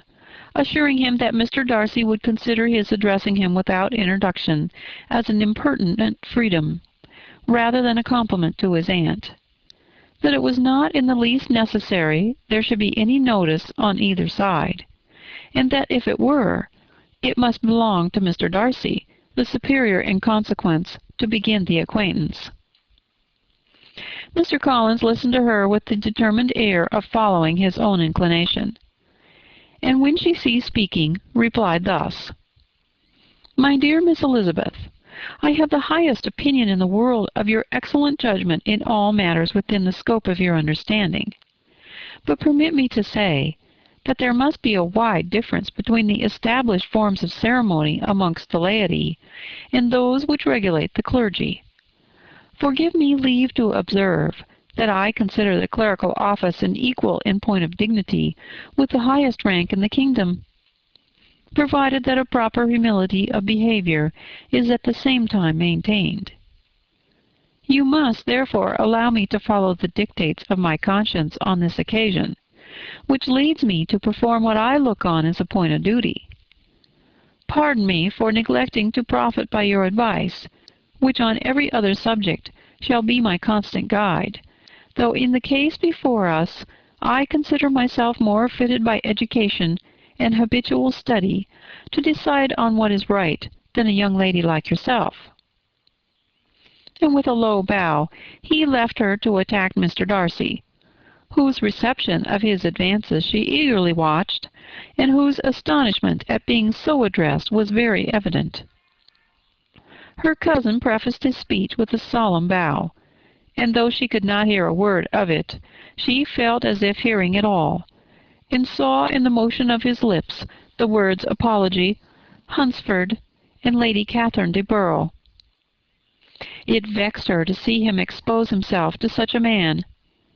Mr. Darcy was eyeing him with unrestrained wonder, and when at last Mr. Collins allowed him time to speak, replied with an air of distant civility. Mr. Collins, however, was not discouraged from speaking again, and Mr. Darcy's contempt seemed abundantly increasing with the length of his second speech, and at the end of it he only made him a slight bow, and moved another way. Mr. Collins then returned to Elizabeth. "I have no reason, I assure you," said he, "to be dissatisfied with my reception. Mr. Darcy seemed much pleased with the attention. He answered me with the utmost civility, and even paid me the compliment of saying that he was so well convinced of Lady Catherine's discernment as to be certain she could never bestow a favour unworthily. It was really a very handsome thought. Upon the whole, I am much pleased with him." As Elizabeth had no longer any interest of her own to pursue, she turned her attention almost entirely on her sister and Mr. Bingley, and the train of agreeable reflections which her observations gave birth to made her perhaps almost as happy as Jane. She saw her in idea settled in that very house, in all the felicity which a marriage of true affection could bestow, and she felt capable, under such circumstances, of endeavouring even to like Bingley's two sisters. Her mother's thoughts, she plainly saw, were bent the same way, and she determined not to venture near her, lest she might hear too much. When they sat down to supper, therefore, she considered it a most unlucky perverseness which placed them within one of each other. And deeply was she vexed to find that her mother was talking to that one person, Lady Lucas, freely, openly, and of nothing else but of her expectation that Jane would be soon married to Mr. Bingley. It was an animating subject, and Mrs. Bennet seemed incapable of fatigue while enumerating the advantages of the match. His being such a charming young man, and so rich, and living but 3 miles from them, were the first points of self-gratulation. And then it was such a comfort to think how fond the two sisters were of Jane, and to be certain that they must desire the connection as much as she could do. It was, moreover, such a promising thing for her younger daughters, as Jane's marrying so greatly must throw them in the way of other rich men, And lastly, it was so pleasant at her time of life to be able to consign her single daughters to the care of their sister, that she might not be obliged to go into company more than she liked. It was necessary to make this circumstance a matter of pleasure, because on such occasions it is the etiquette. But no one was less likely than Mrs. Bennet to find comfort in staying at home at any period of her life. She concluded with many good wishes that Lady Lucas might soon be equally fortunate, though evidently and triumphantly believing there was no chance of it. In vain did Elizabeth endeavour to check the rapidity of her mother's words, or persuade her to describe her felicity in a less audible whisper. For to her inexpressible vexation, she could perceive that the chief of it was overheard by Mr. Darcy, who sat opposite to them. Her mother only scolded her for being nonsensical. "What is Mr. Darcy to me, pray, that I should be afraid of him? I am sure we owe him no such particular civility as to be obliged to say nothing he may not like to hear." "For heaven's sake, madam, speak lower. What advantage can it be to you to offend Mr. Darcy? You will never recommend yourself to his friend by so doing." Nothing that she could say, however, had any influence. Her mother would talk of her views in the same intelligible tone. Elizabeth blushed, and blushed again with shame and vexation. She could not help frequently glancing her eye at Mr. Darcy, though every glance convinced her of what she dreaded. For though he was not always looking at her mother, she was convinced that his attention was invariably fixed by her. The expression of his face changed gradually from indignant contempt to a composed and steady gravity.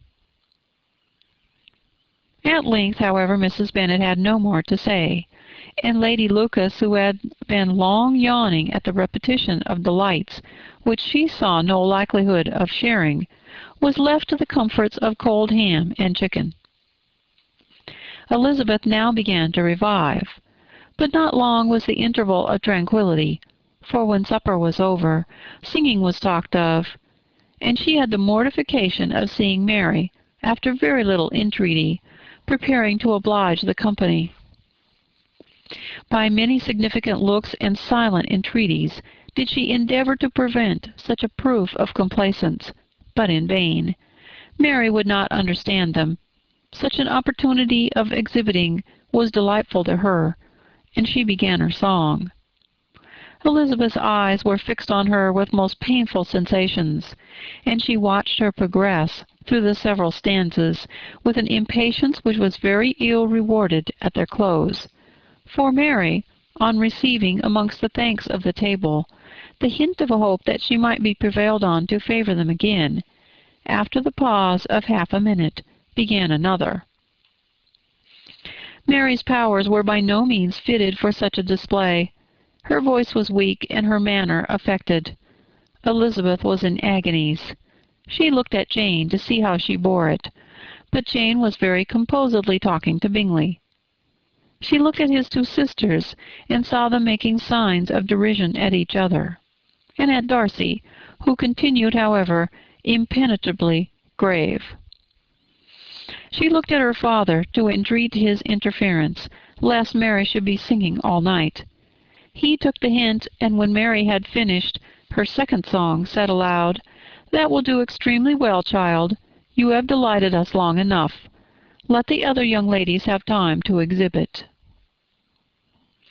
Mary, though pretending not to hear, was somewhat disconcerted, and Elizabeth, sorry for her and sorry for her father's speech, was afraid her anxiety had done no good.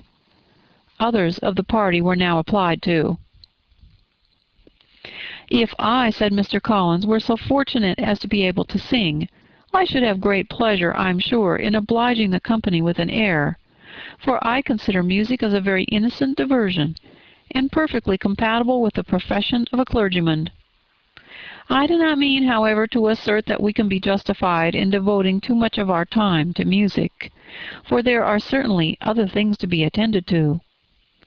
The rector of a parish has much to do, In the first place, he must make such an agreement for tithes as may be beneficial to himself and not offensive to his patron. He must write his own sermons, and the time that remains will not be too much for his parish duties, and the care and improvement of his dwelling, which he cannot be excused from making as comfortable as possible. And I do not think it of light importance that he should have attentive and conciliatory manners towards everybody, especially towards those to whom he owes his preferment. I cannot acquit him of that duty, nor could I think well of a man who should omit an occasion of testifying his respect towards anybody connected with the family. And with a bow to Mr. Darcy he concluded his speech, which had been spoken so loud as to be heard by half the room. Many stared, many smiled, but no one looked more amused than Mr. Bennet himself, while his wife seriously commended Mr. Collins for having spoken so sensibly, and observing in a half-whisper to Lady Lucas that he was a remarkably clever, good kind of young man.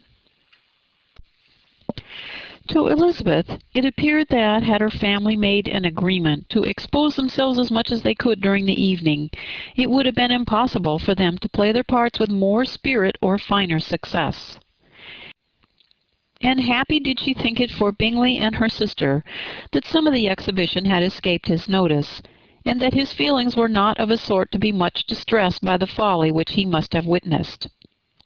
That his two sisters and Mr. Darcy, however, should have such an opportunity of ridiculing her relations was bad enough, and she could not determine whether the silent contempt of the gentlemen or the insolent smiles of the ladies were more intolerable. The rest of the evening brought her little amusement. She was teased by Mr. Collins, who continued most perseveringly by her side, and though he could not prevail with her to dance with him again, put it out of her power to dance with others. In vain did she entreat him to stand up with somebody else, and offered to introduce him to any young lady in the room.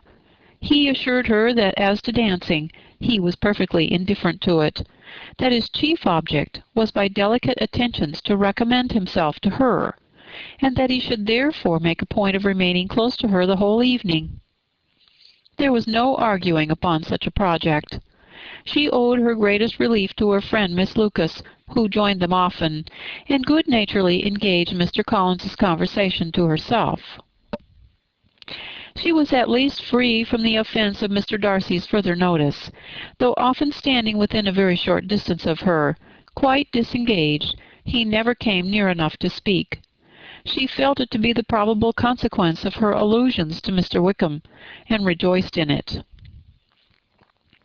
The Longbourn party were the last of all the company to depart, and by a manoeuvre of Mrs. Bennet had to wait for their carriage a quarter of an hour after everybody else was gone, which gave them time to see how heartily they were wished away by some of the family. Mrs. Hurst and her sisters scarcely opened their mouths, except to complain of fatigue, and were evidently impatient to have the house to themselves. They repulsed every attempt of Mrs. Bennet at conversation, and by doing so threw a languor over the whole party, which was very little relieved by the long speeches of Mr. Collins, who was complimenting Mr. Bingley and his sisters on the elegance of their entertainment, and the hospitality and politeness which had marked their behaviour to their guests. Darcy said nothing at all. Mr. Bennet, in equal silence, was enjoying the scene. Mr. Bingley and Jane were standing together, a little detached from the rest, and talked only to each other. Elizabeth preserved as steady a silence as either Mrs. Hurst or Miss Bingley, and even Lydia was too much fatigued to utter more than the occasional exclamation of, "Lord, how tired I am!" accompanied by a violent yawn. When at length they arose to take leave, Mrs. Bennet was most pressingly civil in her hope of seeing the whole family soon at Longbourn, and addressed herself particularly to Mr. Bingley, to assure him how happy he would make them by eating a family dinner with them at any time, without the ceremony of a formal invitation. Bingley was all grateful pleasure, and he readily engaged for taking the earliest opportunity of waiting on her after his return from London, whither he was obliged to go the next day for a short time. Mrs. Bennet was perfectly satisfied, and quitted the house under the delightful persuasion that, allowing for the necessary preparation of settlements, new carriages, and wedding clothes, she should undoubtedly see her daughter settled at Netherfield in the course of 3 or 4 months. Of having another daughter married to Mr. Collins, she thought with equal certainty, and with considerable, though not equal, pleasure. Elizabeth was the least dear to her of all her children, and though the man and the match were quite good enough for her, the worth of each was eclipsed by Mr. Bingley and Netherfield.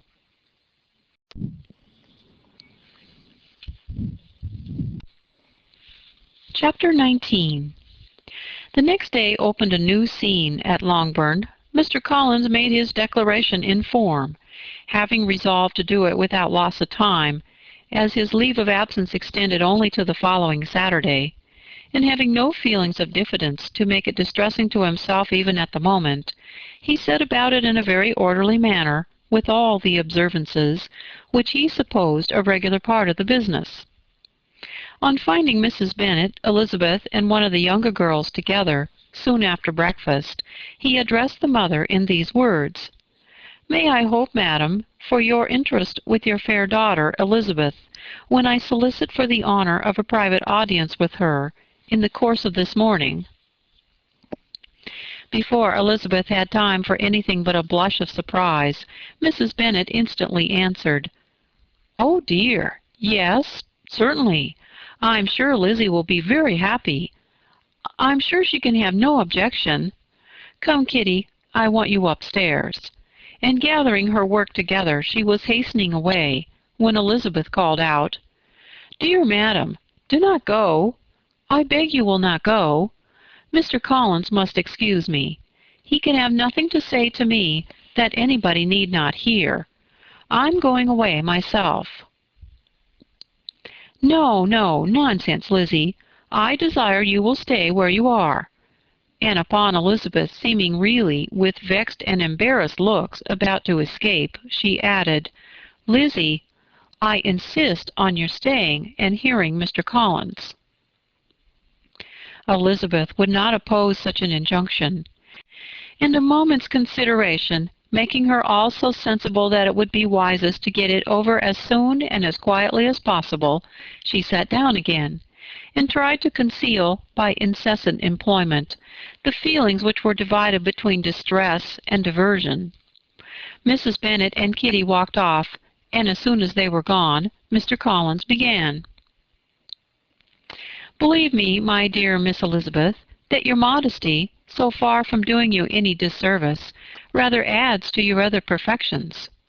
You would have been less amiable in my eyes had there not been this little unwillingness. But allow me to assure you that I have your respected mother's permission for this address. You can hardly doubt the purport of my discourse, however your natural delicacy may lead you to dissemble. My attentions have been too marked to be mistaken. Almost as soon as I entered the house, I singled you out as the companion of my future life. But before I am run away with my feelings on this subject, perhaps it would be advisable for me to state my reasons for marrying, and moreover, for coming into Hertfordshire at the design of selecting a wife, as I certainly did."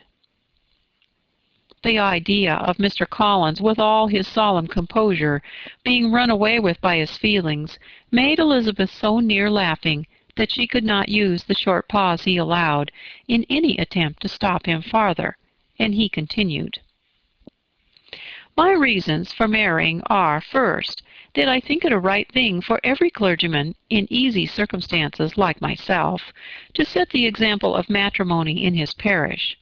Secondly, that I am convinced it will add very greatly to my happiness.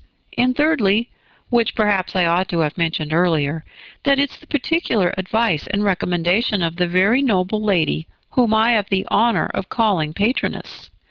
Twice has she condescended to give me her opinion, unasked for, too, on this subject, and it was but the very Saturday night before I left Hunsford, between our pools at quadrille, when Mrs. Jenkinson was arranging Miss de Borough's footstool, that she said, 'Mr. Collins, you must marry.' A clergyman like you must marry. Choose properly. Choose a gentlewoman for my sake, and for your own, let her be an active, useful sort of person, not brought up high, but able to make a small income go a good way. This is my advice. Find such a woman as soon as you can, bring her to Hunsford, and I will visit her. Allow me, by the way, to observe, my fair cousin, that I do not reckon the notice and kindness of Lady Catherine de Bourgh as amongst the least of the advantages in my power to offer. You will find her manners beyond anything I can describe, and your wit and vivacity, I think, must be acceptable to her, especially when tempered with the silence and respect which her rank will inevitably excite. Thus much for my general intention in favor of matrimony. It remains to be told why my views were directed to Longbourn instead of my own neighborhood, where I assure you there are many amiable young women. But the fact is, that being, as I am, to inherit this estate after the death of your honored father, who, however, may live many years longer, I could not satisfy myself without resolving to choose a wife from among his daughters, that the loss to them might be as little as possible when the melancholy events take place, which, however, as I have already said, may not be for several years. This has been my motive, my fair cousin, and I flatter myself it will not sink me in your esteem. And now nothing remains for me but to assure you, in the most animated language, of the violence of my affection. To fortune I am perfectly indifferent, and shall make no demand of that nature on your father, since I am well aware that it could not be complied with, and that £1,000, in the 4 per cents, which will not be yours till after your mother's decease, is all that you may ever be entitled to. On that head, therefore, I shall be uniformly silent, and you may assure yourself that no ungenerous reproach shall ever pass my lips when we are married. It was absolutely necessary to interrupt him now. "You are too hasty, sir," she cried. "You forget that I have made no answer. Let me do it without further loss of time. Accept my thanks for the compliment you are paying me. I am very sensible of the honor of your proposals, but it is impossible for me to do otherwise than decline them." "I am not now to learn," replied Mr. Collins with a formal wave of the hand, "that it is usual with young ladies to reject the addresses of the man whom they secretly mean to accept, when he first applies for their favor, and that sometimes the refusal is repeated a second or even a third time. I am therefore by no means discouraged by what you have just said, and shall hope to lead you to the altar ere long." "Upon my word, sir," cried Elizabeth, "your hope is rather an extraordinary one after my declaration. I do assure you that I am not one of those young ladies, if such young ladies there are, who are so daring as to risk their happiness on the chance of being asked a second time. I am perfectly serious in my refusal. You could not make me happy, and I am convinced I am the last woman in the world who could make you so. Nay, were your friend Lady Catherine to know me, I am persuaded she would find me in every respect ill qualified for the situation." "Were it certain that Lady Catherine would think so," said Mr. Collins very gravely. "But I cannot imagine that her ladyship would at all disapprove of you, and you may be certain that when I have the honor of seeing her again, I shall speak in the highest terms of your modesty, economy, and other amiable qualifications."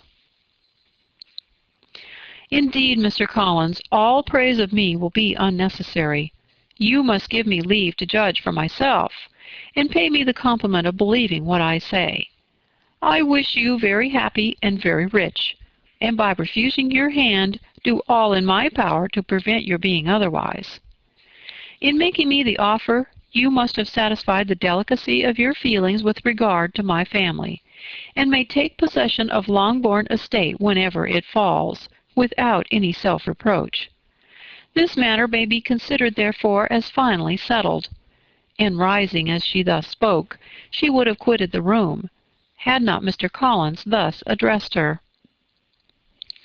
When I do myself the honor of speaking to you next on the subject, I shall hope to receive a more favorable answer than you have now given me, though I am far from accusing you of cruelty at present, because I know it to be the established custom of your sex to reject a man on the first application.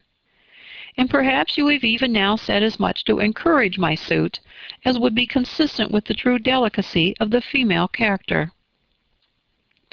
"Really, Mr. Collins," cried Elizabeth with some warmth, "you puzzle me exceedingly. If what I have hitherto said can appear to you in the form of encouragement, I know not how to express my refusal in such a way as may convince you of it being one. You must give me leave to flatter myself, my dear cousin, that your refusal of my addresses is merely words, of course. My reasons for believing it are briefly these. It does not appear to me that my hand is unworthy of your acceptance, or that the establishment I can offer would be any other than highly desirable. My situation in life, my connections with the family of de Burgh, and my relationship to your own, are circumstances highly in my favor, and you should take it into further consideration that in spite of your manifold attractions, it is by no means certain that another offer of marriage may ever be made you. Your portion is unhappily so small that it will in all likelihood undo the effects of your loveliness and amiable qualifications. As I must therefore conclude that you're not serious in your rejection of me, I shall choose to attribute it to your wish of increasing my love by suspense, according to the usual practice of elegant females. I do assure you, sir, that I have no pretensions whatever to that kind of elegance which consists in tormenting a respectable man. I would rather be paid the compliment of being believed sincere. I thank you again and again for the honor you have done me in your proposals, but to accept them is absolutely impossible. My feelings in every respect forbid it. Can I speak plainer? Do not consider me now as an elegant female intending to plague you, but as a rational creature speaking the truth from her heart." "You are uniformly charming," cried he, with an air of awkward gallantry, "and I am persuaded that when sanctioned by the express authority of both your excellent parents, my proposal will not fail of being acceptable." To such perseverance in wilful self-deception Elizabeth would make no reply, and immediately and in silence withdrew, determined that if he persisted in considering her repeated refusals as flattering encouragement, to apply to her father, whose negative might be uttered in such a manner as must be decisive, and whose behavior at least could not be mistaken for the affectation and coquetry of an elegant female. Chapter 20. Mr. Collins was not left long to the silent contemplation of his successful love, for Mrs. Bennet, having dawdled about in the vestibule to watch for the end of the conference, no sooner saw Elizabeth open the door and with quick step pass her towards the staircase, than she entered the breakfast-room, and congratulated both him and herself in warm terms on the happy prospect of their nearer connection. Mr. Collins received in return these felicitations with equal pleasure, and then proceeded to relate the particulars of their interview, with the result of which he trusted he had every reason to be satisfied, since the refusal, which his cousin had steadfastly given him, would naturally flow from her bashful modesty and the genuine delicacy of her character. This information, however, startled Mrs. Bennet. She would have been glad to be equally satisfied that her daughter had meant to encourage him by protesting against his proposals, but she dared not believe it, and could not help saying so. "But depend upon it, Mr. Collins," she added, "that Lizzie shall be brought to reason. I will speak to her about it myself directly. She is a very headstrong, foolish girl, and does not know her own interest, but I will make her know it." "Pardon me for interrupting you, madam," cried Mr. Collins, "but if she is really headstrong and foolish, I know not whether she would altogether be a very desirable wife to a man in my situation, who naturally looks for happiness in the marriage state. If, therefore, she actually persists in rejecting my suit, perhaps it were better not to force her into accepting me, because if liable to such defects of temper, she could not contribute much to my felicity. "Sir, you quite misunderstand me," said Mrs. Bennet, alarmed. "Lizzie is only headstrong in such matters as these. In everything else she is as good-natured a girl as ever lived. I will go directly to Mr. Bennet, and we shall very soon settle it with her, I'm sure." She would not give him time to reply, but hurrying instantly to her husband, called out as she entered the library, "Oh, Mr. Bennet, you are wanted immediately. We are all in an uproar. You must come and make Lizzie marry Mr. Collins, for she vows she will not have him, and if you do not make haste, he will change his mind and not have her." Mr. Bennet raised his eyes from his book as she entered, and fixed them on her face with a calm unconcern which was not in the least altered by her communication. "I have not the pleasure of understanding you," said he, when she had finished her speech. "Of what are you talking?" "Of Mr. Collins and Lizzie. Lizzie declares she will not have Mr. Collins, and Mr. Collins begins to say that he will not have Lizzie." "And what am I to do on the occasion? It seems a hopeless business." "Speak to Lizzie about it yourself. Tell her that you insist upon her marrying him." "Let her be called down. She shall hear my opinion." Mrs. Bennet rang the bell, and Miss Elizabeth was summoned to the library. "Come here, child," cried her father as she appeared. "I have sent for you on an affair of importance. I understand that Mr. Collins has made you an offer of marriage. Is it true?" Elizabeth replied that it was. "Very well. And this offer of marriage you have refused?" "I have, sir." "Very well. We now come to the point. Your mother insists upon your accepting it. Is it not so, Mrs. Bennet?" "Yes, or I will never see her again."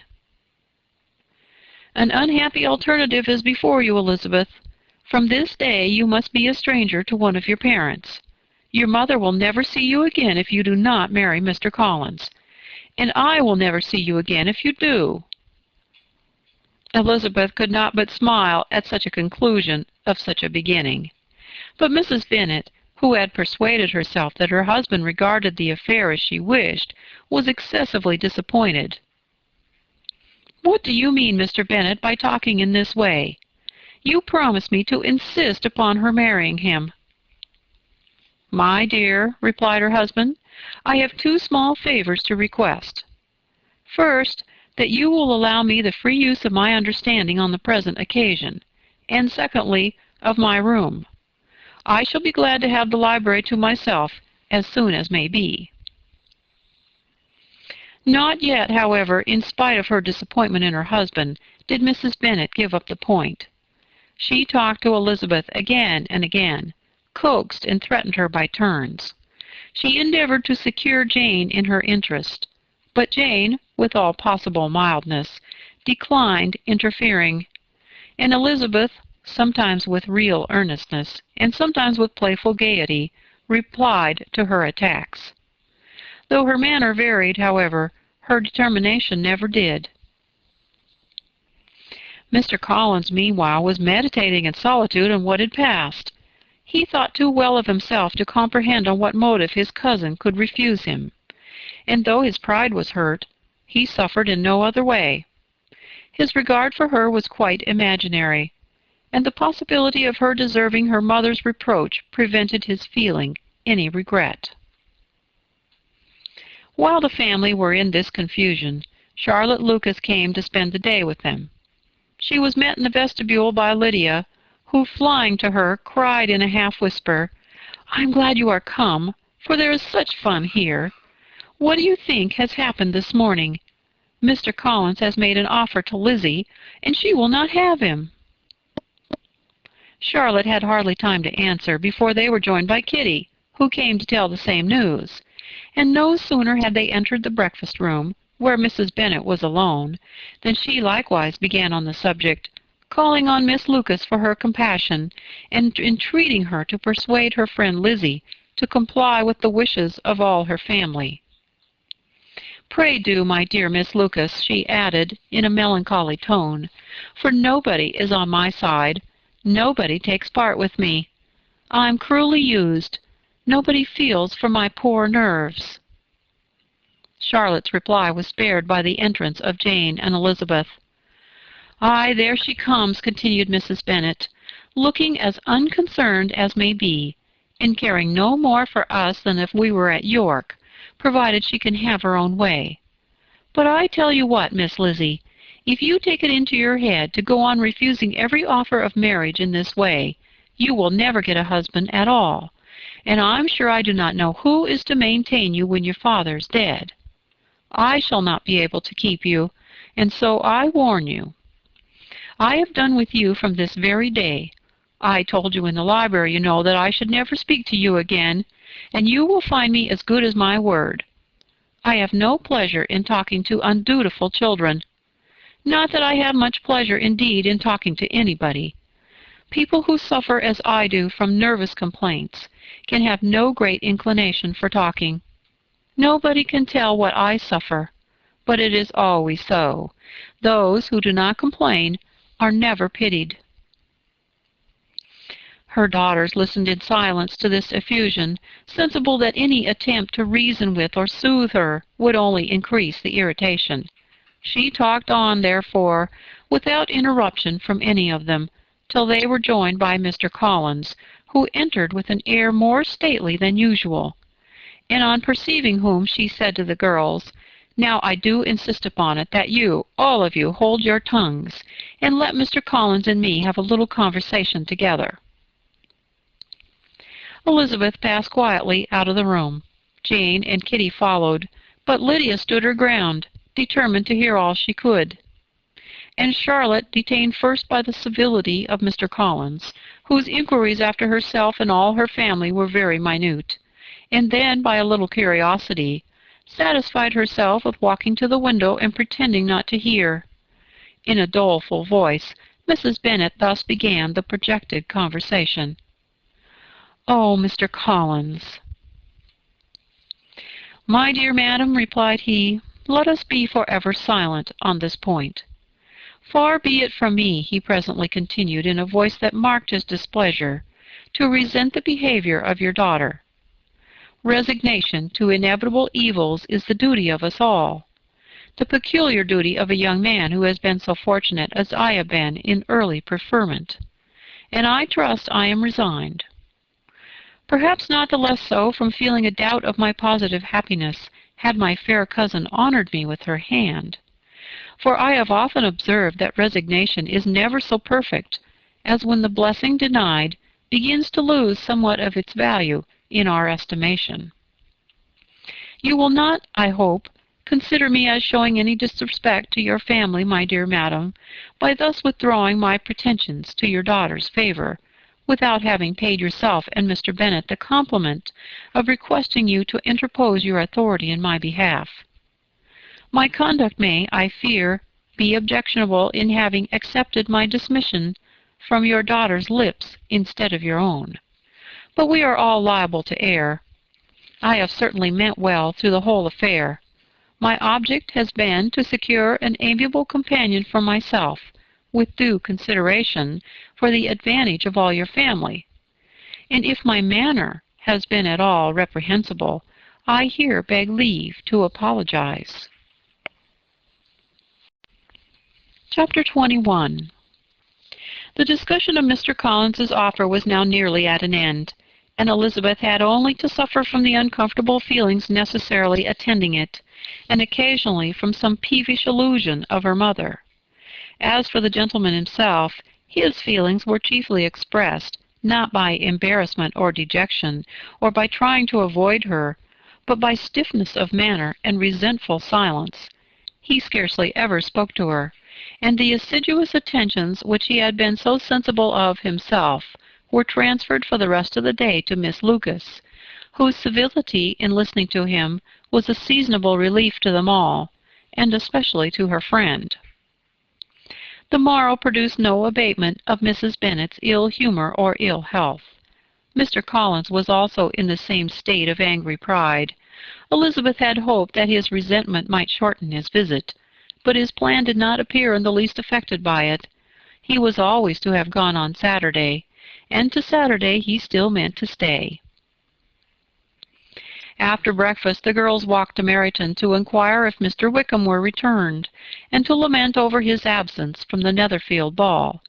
He joined them on their entering the town, and attended them to their aunt's, where his regret and vexation, and the concern of everybody, was well talked over. To Elizabeth, however, he voluntarily acknowledged that the necessity of his absence had been self-imposed.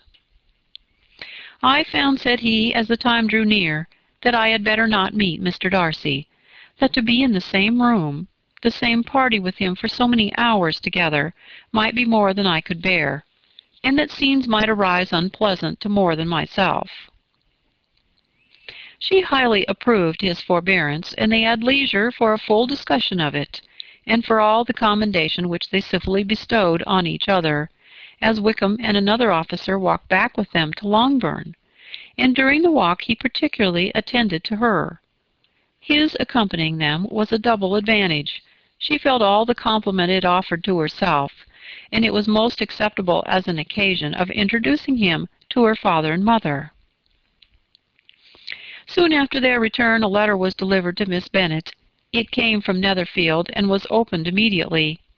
The envelope contained a sheet of elegant little hot-pressed paper, well covered with a lady's fair, flowing hand, and Elizabeth saw her sister's countenance change as she read it, and saw her dwelling intently on some particular passages. Jane recollected herself soon, and putting the letter away, tried to join with her usual cheerfulness in the general conversation.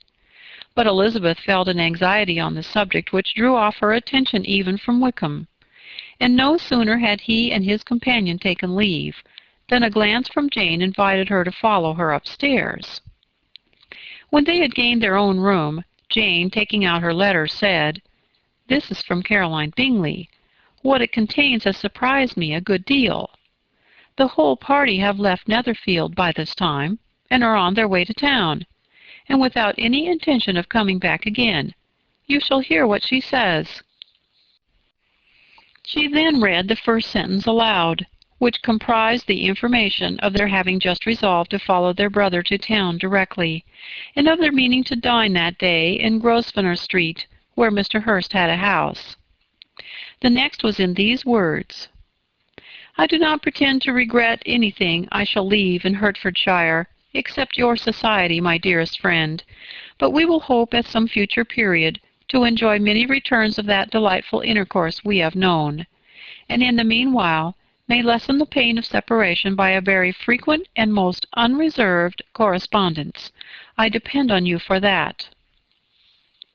To these high-flown expressions Elizabeth listened with all the insensibility of distrust, and though the suddenness of their removal surprised her, she saw nothing in it really to lament. It was not to be supposed that their absence from Netherfield would prevent Mr. Bingley's being there, and as to the loss of their society, she was persuaded that Jane must cease to regard it in the enjoyment of his. "It is unlucky," said she after a short pause, "that you should not be able to see your friends before they leave the country. But may we not hope that the period of future happiness to which Miss Bingley looks forward may arrive earlier than she is aware, and that the delightful intercourse you have known as friends will be renewed with yet greater satisfaction as sisters? Mr. Bingley will not be detained in London by them." Caroline decidedly says that none of the party will return into Hertfordshire this winter. I will read it to you. "When my brother left us yesterday, he imagined that the business which took him to London might be concluded in 3 or 4 days, but as we are certain it cannot be so, and at the same time convinced that when Charles gets to town he will be in no hurry to leave it again, we have determined on following him thither, that he may not be obliged to spend his vacant hours in a comfortless hotel. Many of my acquaintances are already there for the winter. I wish I could hear that you, my dearest friend, had any intention of making one in the crowd, but of that I despair. I sincerely hope your Christmas in Hertfordshire may abound in the gaieties which that season generally brings, and that your beaux will be so numerous as to prevent your feeling the loss of the 3 of whom we shall deprive you. It is evident by this, added Jane, that he comes back no more this winter. It is only evident that Miss Bingley does not mean he should. Why will you think so? It must be his own doing. He's his own master. But you do not know all. I will read you the passage that particularly hurts me. I will have no reserves from you. Mr. Darcy is impatient to see his sister, and to confess the truth, we are scarcely less eager to meet her again. I really do not think Georgiana Darcy has her equal for beauty, elegance, and accomplishments, and the affection she inspires in Louisa and myself is heightened into something still more interesting from the hope we dare to entertain of her being hereafter our sister. I do not know whether I ever before mentioned to you my feelings on this subject, but I will not leave the country without confiding them, and I trust you will not esteem them unreasonable. My brother admires her greatly already. He will have frequent opportunity now of seeing her on the most intimate footing. Her relations all wish the connection as much as his own, and a sister's partiality is not misleading me, I think, when I call Charles most capable of engaging any woman's heart. With all these circumstances to favor an attachment, and nothing to prevent it, am I wrong, my dearest Jane, in indulging the hope of an event which will secure the happiness of so many? What think you of this sentence, my dear Lizzie? Said Jane as she finished it. Is it not clear enough? Does it not expressly declare that Caroline neither expects nor wishes me to be her sister, that she is perfectly convinced of her brother's indifference, and that if she suspects the nature of my feelings for him, she means, most kindly, to put me on my guard? Can there be any other opinion on the subject? Yes, there can, for mine is totally different. Will you hear it? Most willingly. You shall have it in a few words. Miss Bingley sees that her brother is in love with you, and wants him to marry Miss Darcy. She follows him to town in the hope of keeping him there, and tries to persuade you that he does not care about you. Jane shook her head. Indeed, Jane, you ought to believe me. No one who has ever seen you together can doubt his affection. Miss Bingley, I am sure, cannot. She's not such a simpleton. Could she have seen half as much love in Mr. Darcy for herself, she would have ordered her wedding clothes. But the case is this. We are not rich enough or grand enough for them, and she is the more anxious to get Miss Darcy for her brother, from the notion that when there has been one intermarriage, she may have less trouble in achieving a second, in which there is certainly some ingenuity, and I dare say it would succeed, if Miss de Bourgh were out of the way. But, my dearest Jane, you cannot seriously imagine that because Miss Bingley tells you her brother greatly admires Miss Darcy, he is in the smallest degree less sensible of your merit than when he took leave of you on Tuesday, or that it will be in her power to persuade him that instead of being in love with you, he is very much in love with her friend. If we thought alike of Miss Bingley, replied Jane, your representation of all this might make me quite easy. But I know the foundation is unjust. Caroline is incapable of wilfully deceiving anyone, and all that I can hope in this case is that she is deceived herself. That's right. You could not have started a more happy idea, since you will not take comfort in mine. Believe her to be deceived by all means. You have now done your duty by her, and must fret no longer. But, my dear sister, can I be happy even supposing the best, in accepting a man whose sisters and friends are all wishing him to marry elsewhere? You must decide for yourself, said Elizabeth, and if, upon mature deliberation, you find that the misery of dislodging his two sisters is more than equivalent to the happiness of being his wife, I advise you by all means to refuse him. How can you talk so, said Jane, faintly smiling. You must know that though I should be exceedingly grieved at their disapprobation, I could not hesitate. I did not think you would, and that being the case, I cannot consider your situation with much compassion. But if he returns no more this winter, my choice will never be required. 1,000 things may arise in 6 months. The idea of his returning no more Elizabeth treated with the utmost contempt. It appeared to her merely the suggestion of Caroline's interested wishes, and she could not for a moment suppose that those wishes, however openly or artfully spoken, could influence a young man so totally independent of everyone. She represented to her sister as forcibly as possible what she felt on the subject, and had soon the pleasure of seeing its happy effect. Jane's temper was not desponding, and she was gradually led to hope, though the diffidence of affection sometimes overcame the hope, that Bingley would return to Netherfield and answer every wish of her heart. They agreed that Mrs. Bennet should only hear of the departure of the family, without being alarmed on the score of the gentleman's conduct. But even this partial communication gave her a great deal of concern, and she bewailed it as exceedingly unlucky that the ladies should happen to go away just as they were all getting so intimate together. After lamenting it, however, at some length, she had the consolation of thinking that Mr. Bingley would soon be down again, and soon dining at Longbourn. And the conclusion of all was the comfortable declaration that though he had been invited only to a family dinner, she would take care to have 2 full courses. Chapter 22. The Bennets were engaged to dine with the Lucases, and again during the chief of the day was Miss Lucas so kind as to listen to Mr. Collins. Elizabeth took an opportunity to thank her. "It keeps him in good humor," said she, "and I am more obliged to you than I can express."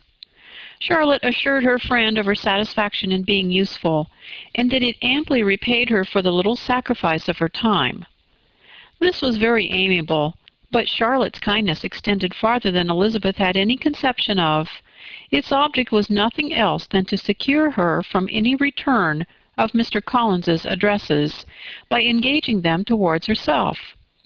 Such was Miss Lucas's scheme, and appearances were so favorable that when they parted at night she would have felt almost sure of success if he had not been to leave Hertfordshire so very soon. But here she did injustice to the fire and independence of his character, for it led him to escape out of Longbourn House the next morning with admirable slyness, and hasten to Lucas Lodge to throw himself at her feet. He was anxious to avoid the notice of his cousins, from a conviction that if they saw him depart, they could not fail to conjecture his design, and he was not willing to have the attempt known till its success could be known likewise. For though feeling almost secure, and with reason, for Charlotte had been tolerably encouraging, he was comparatively diffident since the adventure of Wednesday. His reception, however, was of the most flattering kind. Miss Lucas perceived him from an upper window as he walked towards the house, and instantly set out to meet him accidentally in the lane. But little had she dared to hope that so much love and eloquence awaited her there. In as short a time as Mr. Collins's long speeches would allow, everything was settled between them to the satisfaction of both, and as they entered the house, he earnestly entreated her to name the day that was to make him the happiest of men. And though such a solicitation must be waived for the present, the lady felt no inclination to trifle with his happiness. The stupidity with which he was favored by nature must guard his courtship from any charm that could make a woman wish for its continuance. and Miss Lucas, who accepted him solely from the pure and disinterested desire of an establishment, cared not how soon that establishment were gained. Sir William and Lady Lucas were speedily applied to for their consent, and it was bestowed with a most joyful alacrity. Mr. Collins's present circumstances made it a most eligible match for their daughter, to whom they could give little fortune, and his prospects of future wealth were exceedingly fair. Lady Lucas began directly to calculate, with more interest than the matter had ever excited before, how many years longer Mr. Bennet was likely to live. And Sir William gave it his decided opinion that whenever Mr. Collins should be in possession of the Longbourn estate, it would be highly expedient that both he and his wife should make their appearance at St. James's. The whole family, in short, were properly overjoyed on the occasion. The younger girls formed hopes of coming out a year or two sooner than they might otherwise have done, and the boys were relieved from their apprehension of Charlotte's dying an old maid. Charlotte herself was tolerably composed. She had gained her point, and had time to consider of it. Her reflections were in general satisfactory. Mr. Collins, to be sure, was neither sensible nor agreeable. His society was irksome, and his attachment to her must be imaginary, but still he would be her husband. Without thinking highly either of men or of matrimony, marriage had always been her object. It was the only honorable provision for well-educated young women of small fortune, and however uncertain of giving happiness, must be their pleasantest preservative from want. This preservative she had now obtained, and at the age of 27, without having ever been handsome, she felt all the good luck of it. The least agreeable circumstance in the business was the surprise it must occasion to Elizabeth Bennet, whose friendship she valued beyond that of any other person. Elizabeth would wonder, and probably would blame her, and though her resolution was not to be shaken, her feelings must be hurt by such a disapprobation. She resolved to give her the information herself, and therefore charged Mr. Collins, when he returned to Longbourn to dinner, to drop no hint of what had passed before any of the family. A promise of secrecy was of course very dutifully given, but it could not be kept without difficulty, for the curiosity excited by his long absence burst forth in such very direct questions on his return as required some ingenuity to evade, and he was at the same time exercising great self-denial, for he was longing to publish his prosperous love. As he was to begin his journey too early on the morrow to see any of the family, the ceremony of leave-taking was performed when the ladies moved for the night, and Mrs. Bennet, with great politeness and cordiality, said how happy they should be to see him at Longbourn again, whenever his other engagements might allow him to visit them. "My dear madam," he replied, "this invitation is particularly gratifying, because it is what I have been hoping to receive, and you may be very certain that I shall avail myself of it as soon as possible." They were all astonished, and Mr. Bennet, who could by no means wish for so speedy a return, immediately said, "But is there not danger of Lady Catherine's disapprobation here, my good sir? You had better neglect your relations than run the risk of offending your patroness." "My dear sir," replied Mr. Collins, "I am perfectly obliged to you for this friendly caution, and you may depend upon my not taking so material a step without her ladyship's concurrence. You cannot be too much on your guard. Risk anything rather than her displeasure, and if you find it likely to be raised by your coming to us again, which I should think exceedingly probable, stay quietly at home, and be satisfied that we shall take no offense. Believe me, my dear sir, my gratitude is warmly excited by such affectionate attention, and depend upon it you will speedily receive from me a letter of thanks for this, as for every other mark of your regard during my stay in Hertfordshire. As for my fair cousins, though my absence may not be long enough to render it necessary, I shall now take the liberty of wishing them health and happiness, not excepting my cousin Elizabeth." With proper civilities the ladies then withdrew, all of them equally surprised to find that he meditated a quick return. Mrs. Bennet wished to understand by it that he thought of paying his addresses to one of her younger girls, and Mary might have been prevailed on to accept him. She rated his abilities much higher than any of the others. There was a solidity in his reflections which often struck her, and though by no means so clever as herself, she thought that if encouraged to read and improve himself by such an example as hers, he might become a very agreeable companion. But on the following morning every hope of this kind was done away. Miss Lucas called soon after breakfast, and in a private conference with Elizabeth related the event of the day before. The possibility of Mr. Collins's fancying himself in love with her friend had once occurred to Elizabeth within the last day or two, but that Charlotte could encourage him seemed almost as far from possibility as she could encourage him herself, and her astonishment was consequently so great as to overcome at first the bounds of decorum, and she could not help crying out, "Engaged to Mr. Collins? My dear Charlotte, impossible!" The steady countenance which Miss Lucas had commanded in telling her story gave way to a momentary confusion here on receiving so direct a reproach, though as it was no more than she expected, she soon regained her composure and calmly replied, "Why should you be surprised, my dear Eliza? Do you think it incredible that Mr. Collins should be able to procure any woman's good opinion, because he was not so happy as to succeed with you?"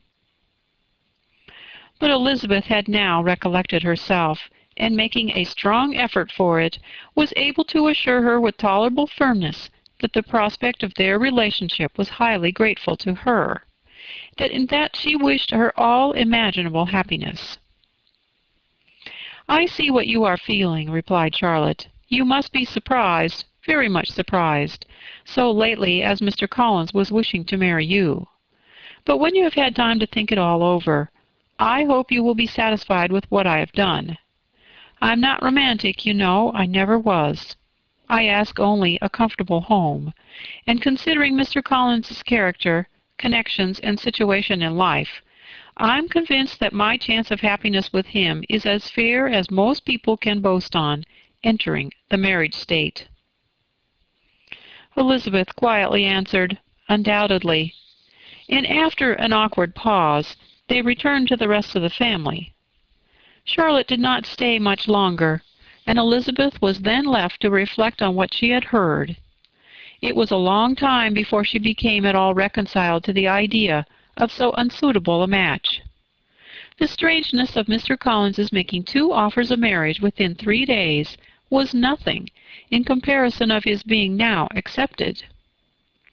She had always felt that Charlotte's opinion of matrimony was not exactly like her own, but she could not have supposed it possible that when called into action she would have sacrificed every better feeling to worldly advantage. Charlotte, the wife of Mr. Collins, was a most humiliating picture. And to the pang of a friend disgracing herself and sunk in her esteem, was added the distressing conviction that it was impossible for that friend to be tolerably happy in the lot she had chosen. Chapter 23. Elizabeth was sitting with her mother and sisters, reflecting on what she had heard, and doubting whether she was authorized to mention it, when Sir William Lucas himself appeared, sent by his daughter, to announce her engagement to the family. With many compliments to them, and much self-gratulation on the prospect of a connection between the houses, he unfolded the matter, to an audience not merely wondering, but incredulous. For Mrs. Bennet, with more perseverance than politeness, protested he must be entirely mistaken, and Lydia, always unguarded and often uncivil, boisterously exclaimed, "Good Lord! Sir William, how can you tell such a story? Do not you know that Mr. Collins wants to marry Lizzie?" Nothing less than the complaisance of a courtier could have borne without anger such treatment. But Sir William's good breeding carried him through it all, and though he begged leave to be positive as to the truth of his information, He listened to all their impertinence with the most forbearing courtesy. Elizabeth, feeling it incumbent on her to relieve him from so unpleasant a situation, now put herself forward to confirm his account, by mentioning her prior knowledge of it from Charlotte herself, and endeavored to put a stop to the exclamations of her mother and sisters by the earnestness of her congratulations to Sir William, in which she was readily joined by Jane, and by making a variety of remarks on the happiness that must be expected from the match, the excellent character of Mr. Collins, and the convenient distance of Hunsford from London. Mrs. Bennet was in fact too much overpowered to say a great deal while Sir William remained, but no sooner had he left them than her feelings found a rapid vent. In the first place, she persisted in disbelieving the whole of the matter. Secondly, she was very sure that Mr. Collins had been taken in. Thirdly, she trusted that they would never be happy together. And fourthly, that the match might be broken off. Two inferences, however, were plainly deduced from the whole. One, that Elizabeth was the real cause of all the mischief, and the other, that she herself had been barbarously used by them all. And on these two points she principally dwelt during the rest of the day. Nothing could console and nothing could appease her. Nor did that day wear out her resentment. A week elapsed before she could see Elizabeth without scolding her. A month passed away before she could speak to Sir William or Lady Lucas without being rude, and many months were gone before she could at all forgive their daughter. Mr. Bennet's emotions were much more tranquil on the occasion, and such as he did experience he pronounced it to be a most agreeable sort, for it gratified him, he said, to discover that Charlotte Lucas, whom he had been used to think tolerably sensible, was as foolish as his wife, and more foolish than his daughter.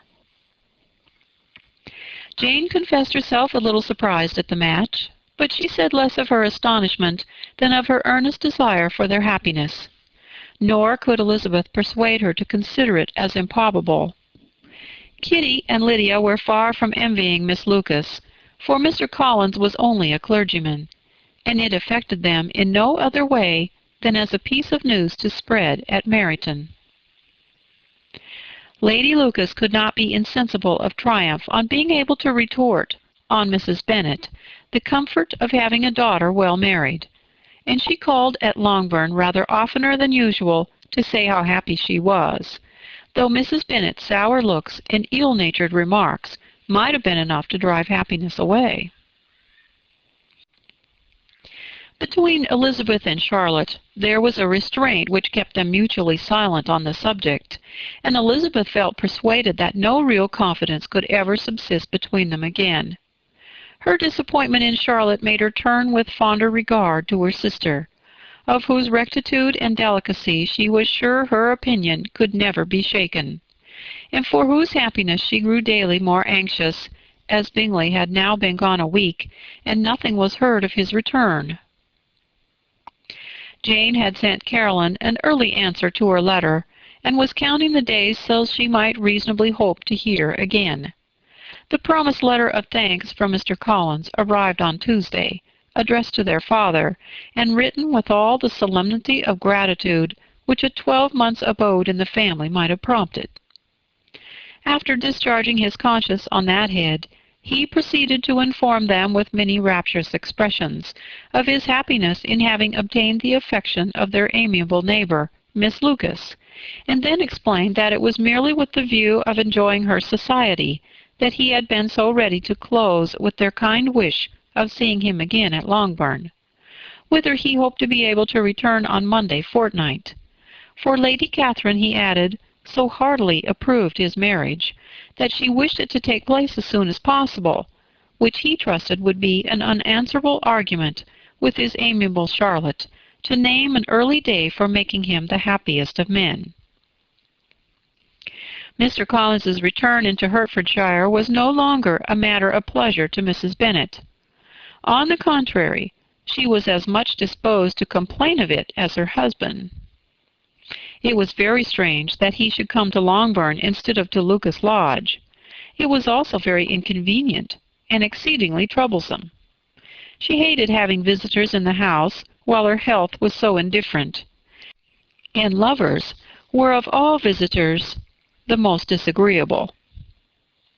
Such were the gentle murmurs of Mrs. Bennet, and they gave way only to the greater distress of Mr. Bingley's continued absence.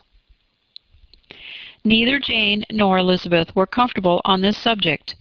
Day after day passed away without bringing any other tidings of him than the report which shortly prevailed in Meryton of his coming no more to Netherfield the whole winter, a report which highly incensed Mrs. Bennet, and which she never failed to contradict as a most scandalous falsehood. Even Elizabeth began to fear, not that Bingley was indifferent, but that his sisters would be successful in keeping him away. Unwilling as she was to admit an idea so destructive of Jane's happiness, and so dishonorable to the stability of her lover, she could not prevent its frequently occurring.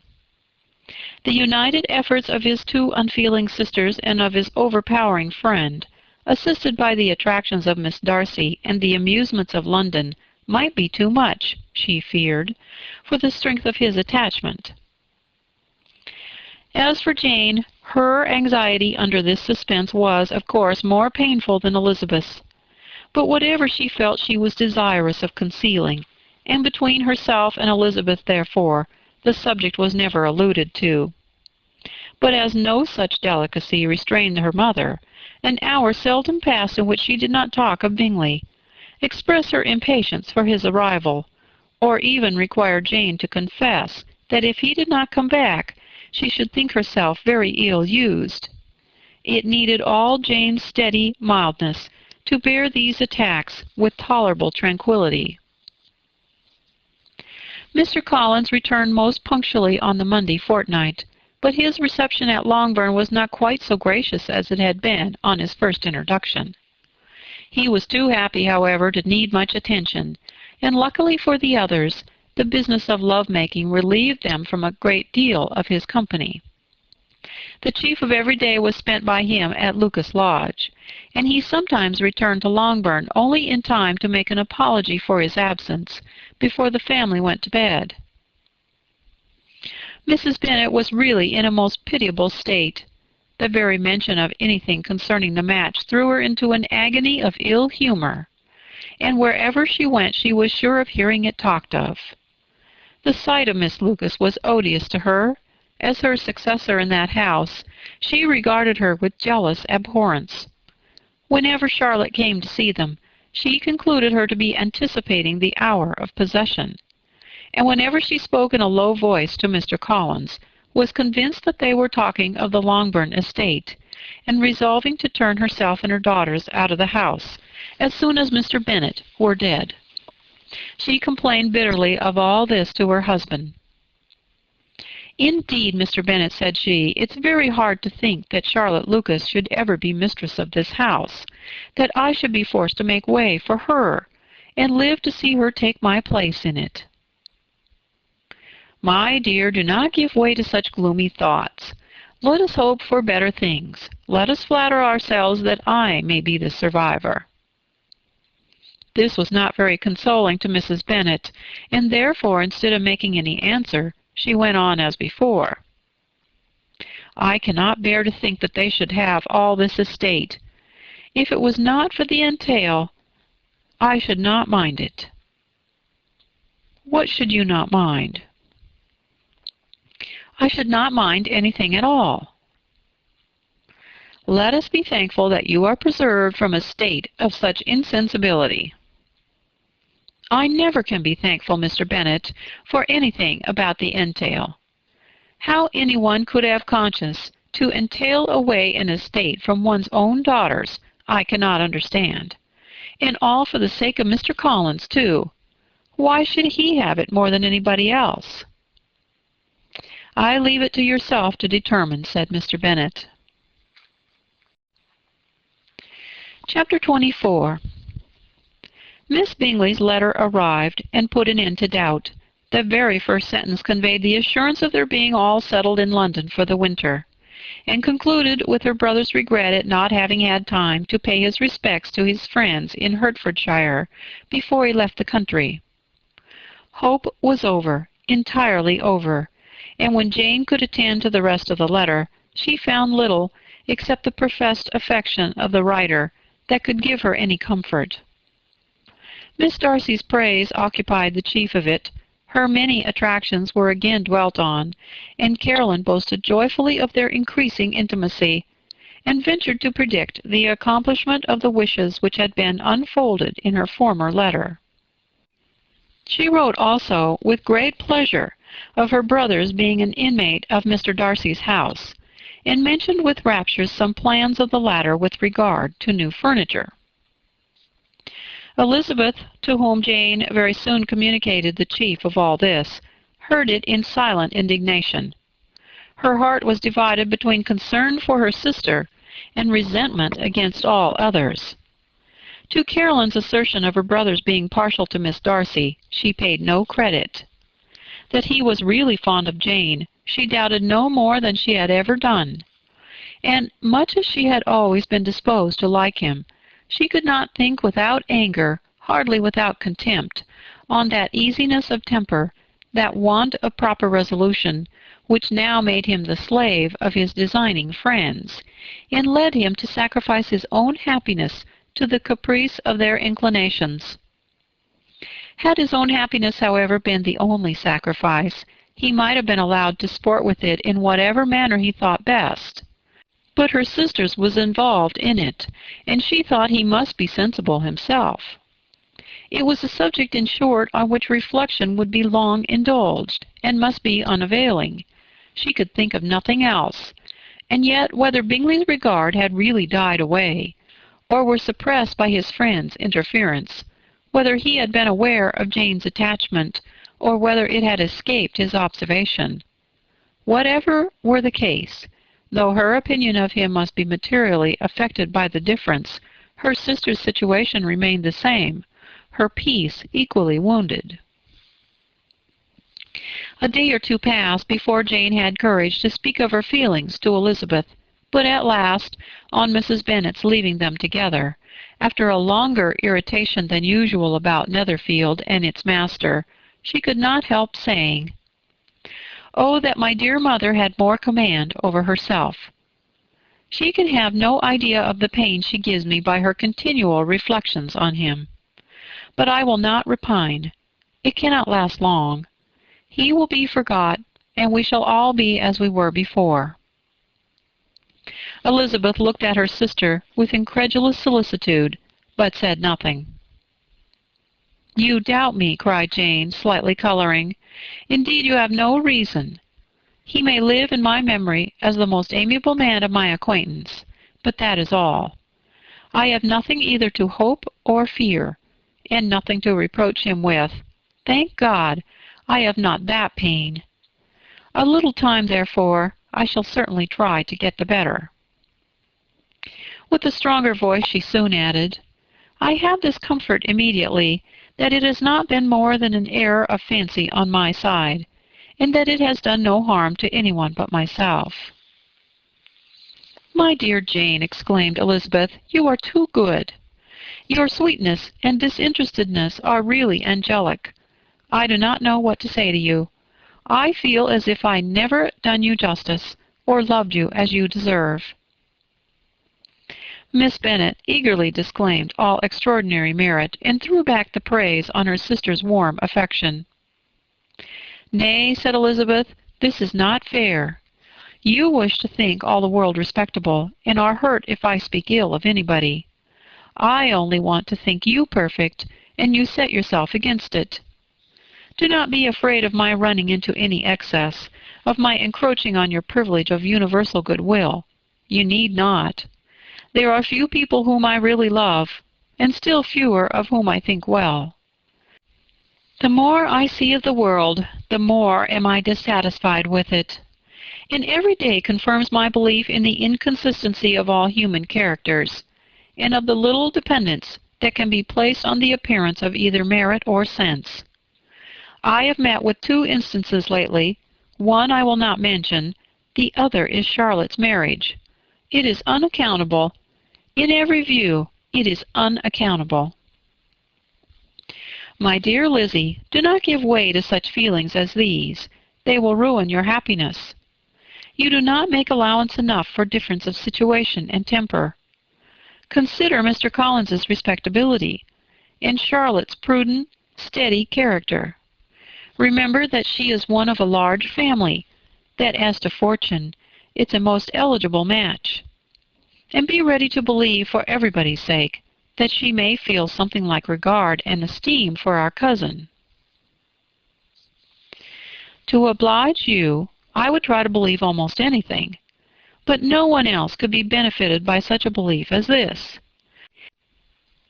For were I persuaded that Charlotte had any regard for him, I should only think worse of her understanding than I now do of her heart. My dear Jane, Mr. Collins is a conceited, pompous, narrow-minded, silly man. You know he is as well as I do, and you must feel, as well as I do, that the woman who marries him cannot have a proper way of thinking. You shall not defend her, though it is Charlotte Lucas. You shall not, for the sake of one individual, change the meaning of principle and integrity, nor endeavor to persuade yourself or me that selfishness is prudence, and insensibility of danger security for happiness. I must think your language too strong in speaking of both, replied Jane, and I hope you will be convinced of it by seeing them happy together. But enough of this. You alluded to something else. You mentioned 2 instances. I cannot misunderstand you, but I entreat you, dear Lizzie, not to pay me by thinking that person to blame, and saying your opinion of him is sunk. We must not be so ready to fancy ourselves intentionally injured. We must not expect a lively young man to be always so guarded and circumspect. It is very often nothing but our own vanity that deceives us. Women fancy admiration means more than it does. And men take care that they should. If it is designedly done, they cannot be justified. But I have no idea of there being so much design in the world as some persons imagine. I am far from attributing any part of Mr. Bingley's conduct to design, said Elizabeth, but without scheming to do wrong, or to make others unhappy, there may be error and there may be misery.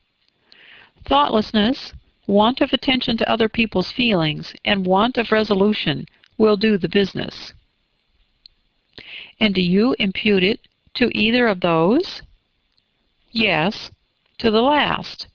But if I go on, I shall displease you by saying what I think of persons you esteem. Stop me whilst you can. You persist, then, in supposing his sisters influence him? Yes, in conjunction with his friend. I cannot believe it. Why should they try to influence him? They can only wish his happiness, and if he is attracted to me, no other woman can secure it. Your first position is false. They may wish many things besides his happiness. They may wish his increase of wealth and consequence. They may wish him to marry a girl who has all the importance of money, great connections, and pride.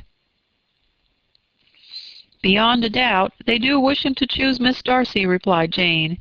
But this may be from better feelings than you are supposing. They have known her much longer than they have known me. No wonder if they love her better. But whatever may be their own wishes, it is very unlikely they should have opposed their brothers. What sister would think herself at liberty to do it, unless there were something very objectionable? If they believed him attached to me, they would not try to part us. If he were so, they could not succeed. By supposing such an affection, you make everybody acting unnaturally and wrong, and me most unhappy. Do not distress me by the idea. I am not ashamed of having been mistaken, or at least it is light. It is nothing in comparison with what I should feel in thinking ill of him or his sisters. Let me take it in the best light, in the light in which it may be understood. Elizabeth could not oppose such a wish, and from this time Mr. Bingley's name was scarcely ever mentioned between them. Mrs. Bennet still continued to wonder and repine at his returning no more, and though a day seldom passed in which Elizabeth did not account for it clearly, there seemed little chance of her ever considering it with less perplexity. Her daughter endeavored to convince her of what she did not believe herself, that his attention to Jane had been merely the effect of a common and transient liking, which ceased when he saw her no more. But though the probability of this statement was admitted at the time, she had the same story to repeat every day. Mrs. Bennet's best comfort was that Mr. Bingley must be down again in the summer. Mr. Bennet treated the matter differently. "So, Lizzie," said he one day, "your sister is crossed in love, I find. I congratulate her. Next to being married, a girl likes to be crossed in love a little now and then.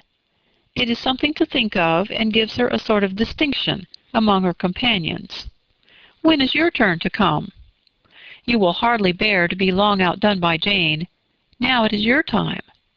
Here are officers enough at Meryton to disappoint all the young ladies in the country.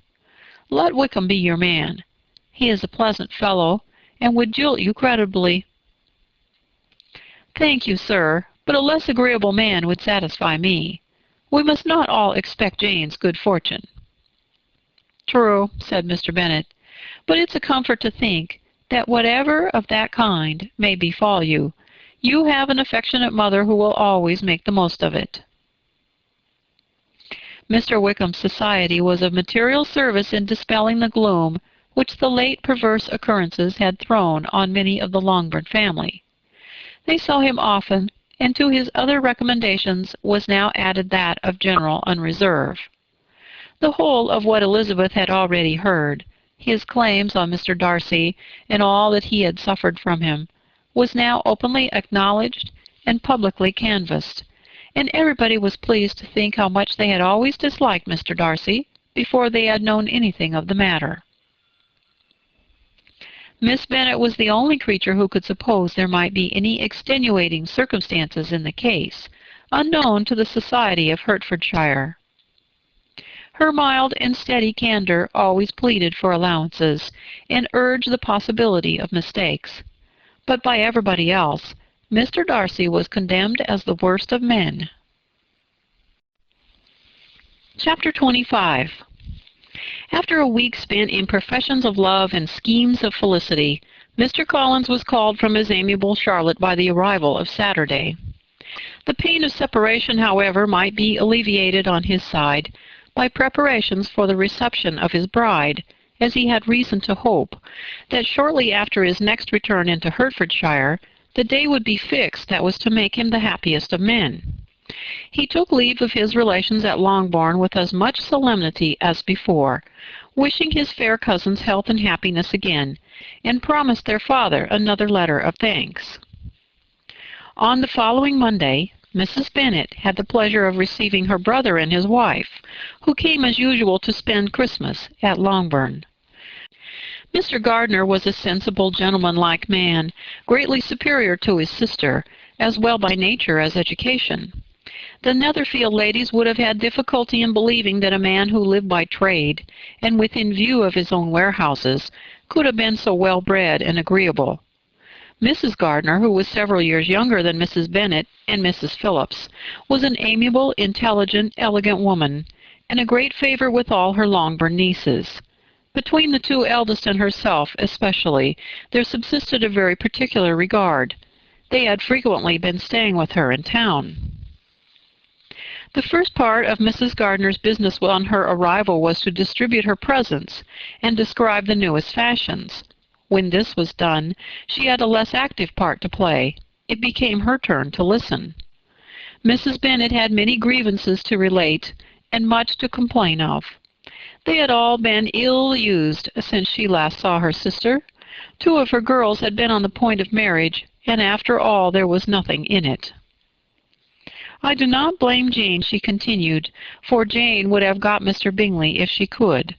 But Lizzie, oh, sister, it is very hard to think that she might have been Mr. Collins's wife by this time, had not it been for her own perverseness. He made her an offer in this very room, and she refused him. The consequence of it is that Lady Lucas will have a daughter married before I have, and that Longbourn estate is just as much entailed as ever. The Lucases are very artful people indeed, sister.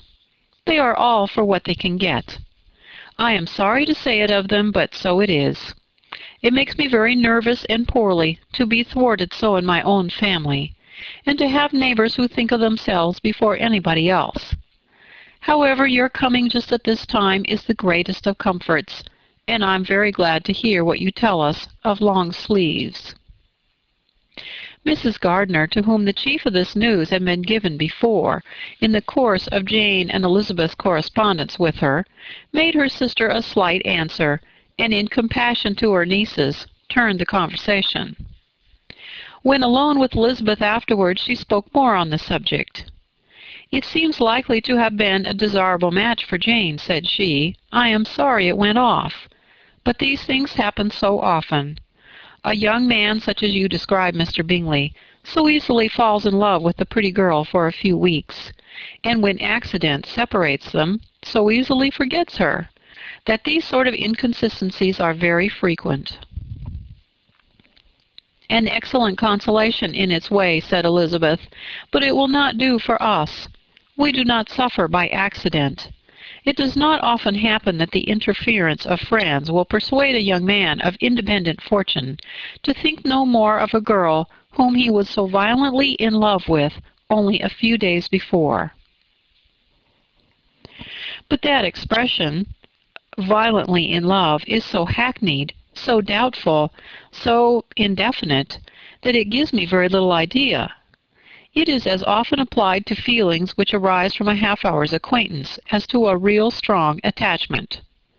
Pray, how violent was Mr. Bingley's love? "I never saw a more promising inclination. He was growing quite inattentive to other people, and wholly engrossed by her. Every time they met it was more decided and remarkable. At his own ball he offended 2 or 3 young ladies by not asking them to dance, and I spoke to him twice myself, without receiving an answer. Could there be finer symptoms? Is not general inclivity the very essence of love?" "Oh, yes, of that kind of love which I suppose him to have felt." "Poor Jane! I'm sorry for her, because with her disposition she may not get over it immediately. It had better have happened to you, Lizzie. You would have laughed yourself out of it sooner. But do you think she would be prevailed on to go back with us? Change of scene might be of service, and perhaps a little relief from home may be as useful as anything." Elizabeth was exceedingly pleased with this proposal, and felt persuaded of her sister's ready acquiescence. "I hope," added Mrs. Gardiner, "that no consideration with regard to this young man will influence her. We live in so different a part of town. All our connections are so different, and, as you well know, we go out so little, that it's very improbable that they should meet at all, unless he really comes to see her. And that is quite impossible, for now he's in the custody of his friend, and Mr. Darcy would no more suffer him to call on Jane in such a part of London." "My dear aunt, how could you think of it? Mr. Darcy may perhaps have heard of such a place as Gracechurch Street, but he would hardly think a month's ablution enough to cleanse him from its impurities, were he once to enter it, and depend upon it, Mr. Bingley never stirs without him." "So much the better. I hope they will not meet at all. But does not Jane correspond with his sister? She will not be able to help calling." "She will drop the acquaintance entirely." But in spite of the certainty in which Elizabeth affected to place this point, as well as the still more interesting one of Bingley's being withheld from seeing Jane, she felt a solicitude on the subject which convinced her, on examination, that she did not consider it entirely hopeless. It was possible, and sometimes she thought it probable, that his affection might be reanimated, and the influence of his friend successfully combated by the more natural influence of Jane's attractions. Miss Bennet accepted her aunt's invitation with pleasure, and the Bingleys were no otherwise in her thoughts at the same time than as she hoped by Caroline's not living in the same house with her brother, she might occasionally spend a morning with her without any danger of seeing him.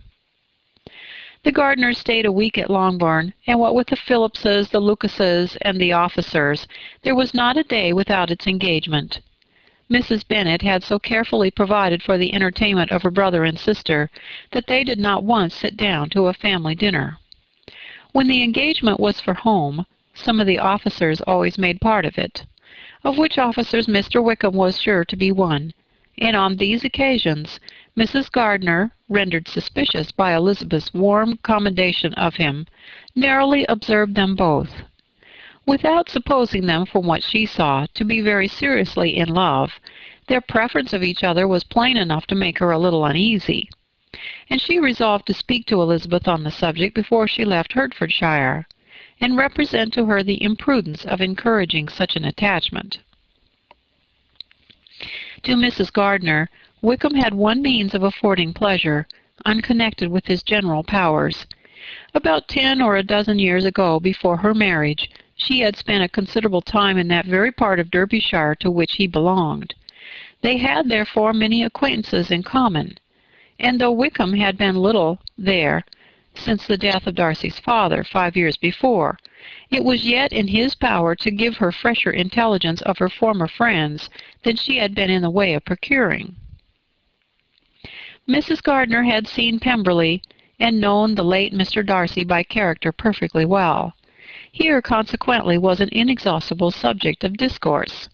In comparing her recollection of Pemberley with the minute description which Wickham could give, and in bestowing her tribute of praise on the character of its late possessor, she was delighting both him and herself.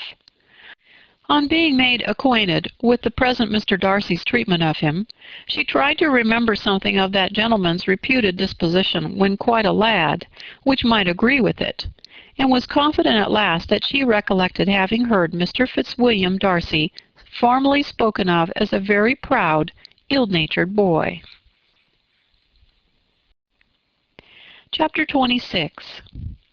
Mrs. Gardiner's caution to Elizabeth was punctually and kindly given on the first favorable opportunity of speaking to her alone. After honestly telling her what she thought, she thus went on. "You are too sensible a girl, Lizzie, to fall in love merely because you are warned against it, and therefore I'm not afraid of speaking openly. Seriously, I would have you be on your guard. Do not involve yourself, or endeavor to involve him, in an affection which the want of fortune would make so very imprudent. I have nothing to say against him. He is a most interesting young man, and if he had the fortune he ought to have, I should think you could not do better. But as it is, you must not let your fancy run away with you. You have sense, and we all expect you to use it. Your father would depend on your resolution and good conduct, I'm sure. You must not disappoint your father." "My dear aunt, this is being serious indeed." "Yes, and I hope to engage you to be serious likewise." "Well, then, you need not be under any alarm. I will take care of myself, and of Mr. Wickham, too. He shall not be in love with me if I can prevent it." "Elizabeth, you are not serious now." "I beg your pardon. I will try again. At present I am not in love with Mr. Wickham. No, I certainly am not. But he is, beyond all comparison, the most agreeable man I ever saw, and if he becomes really attached to me, I believe it will be better that he should not. I see the imprudence of it. Oh, that abominable Mr. Darcy! My father's opinion of me does me the greatest honor, and I should be miserable to forfeit it. My father, however, is partial to Mr. Wickham. In short, my dear aunt, I should be very sorry to be the means of making any of you unhappy. But since we see every day that where there is affection, young people are seldom withheld by immediate want of fortune from entering into engagements with each other, how can I promise to be wiser than so many of my fellow creatures, if I am tempted?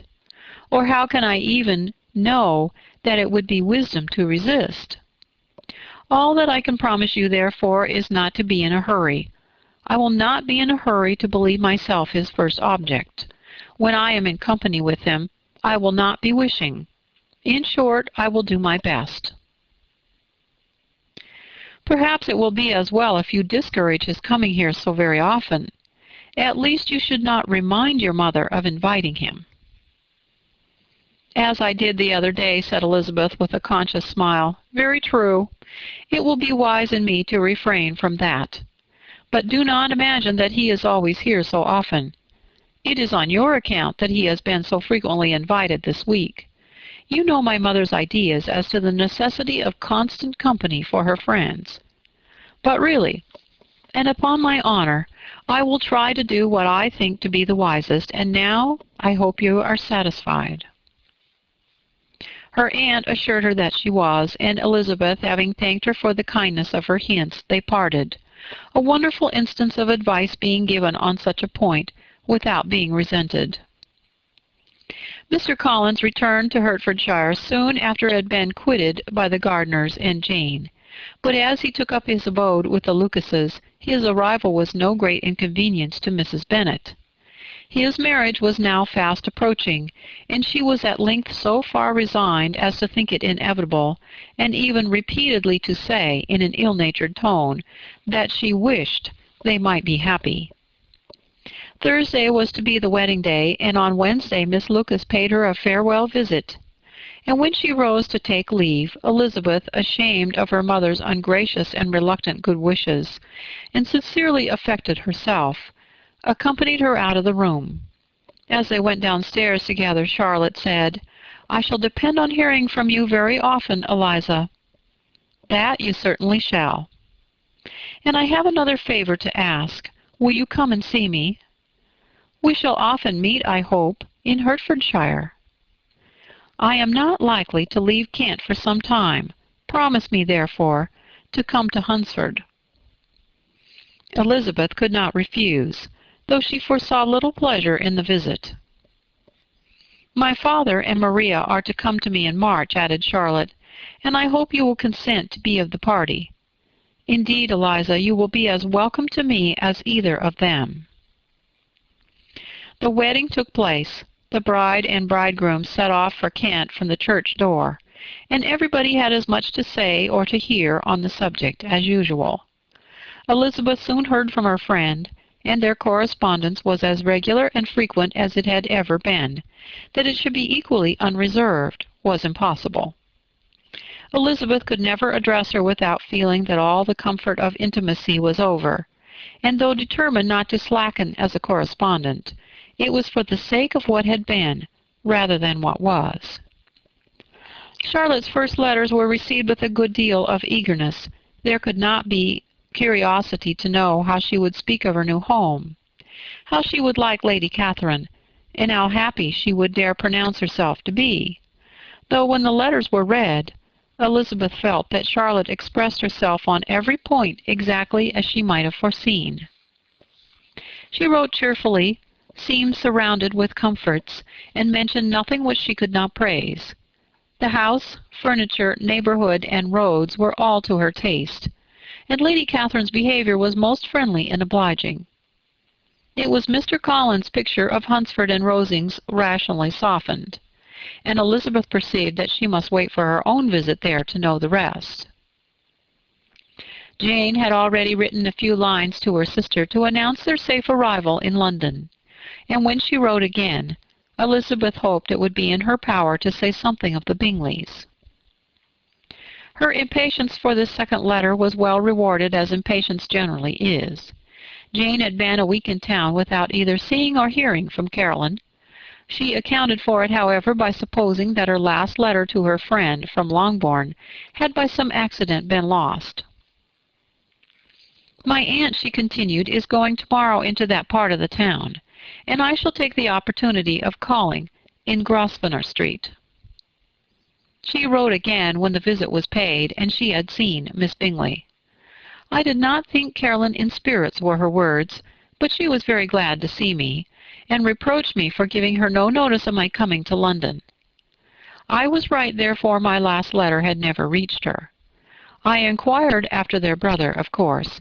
He was well, but so much engaged with Mr. Darcy that they scarcely ever saw him. I found that Miss Darcy was expected to dinner. I wish I could see her. My visit was not long, as Caroline and Mrs. Hurst were going out.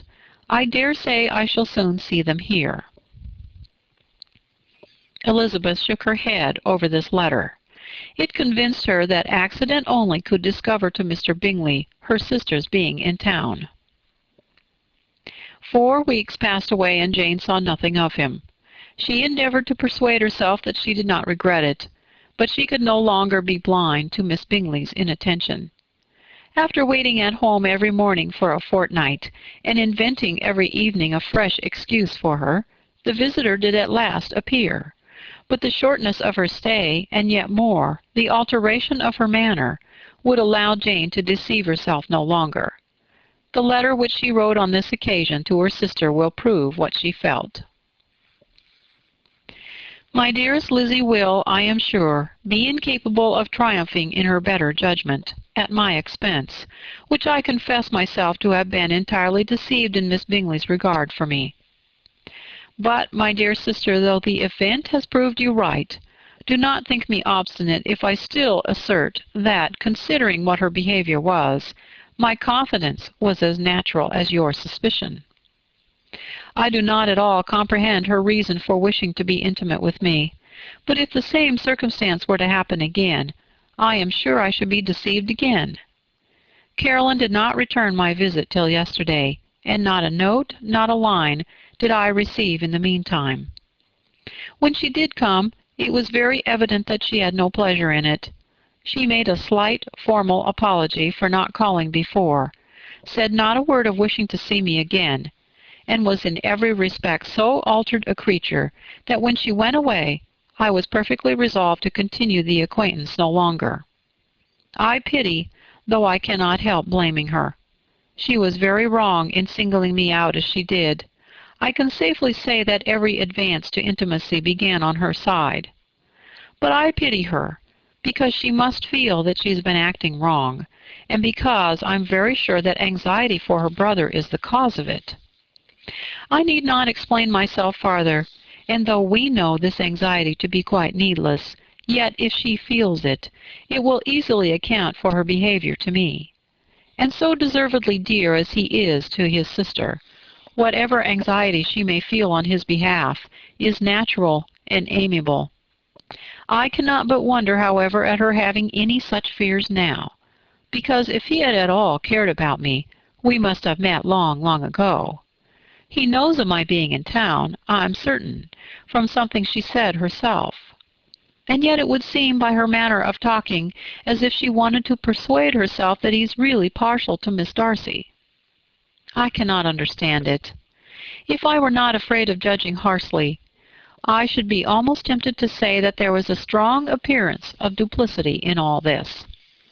But I will endeavor to banish every painful thought, and think only of what will make me happy, your affection, and the invariable kindness of my dear uncle and aunt.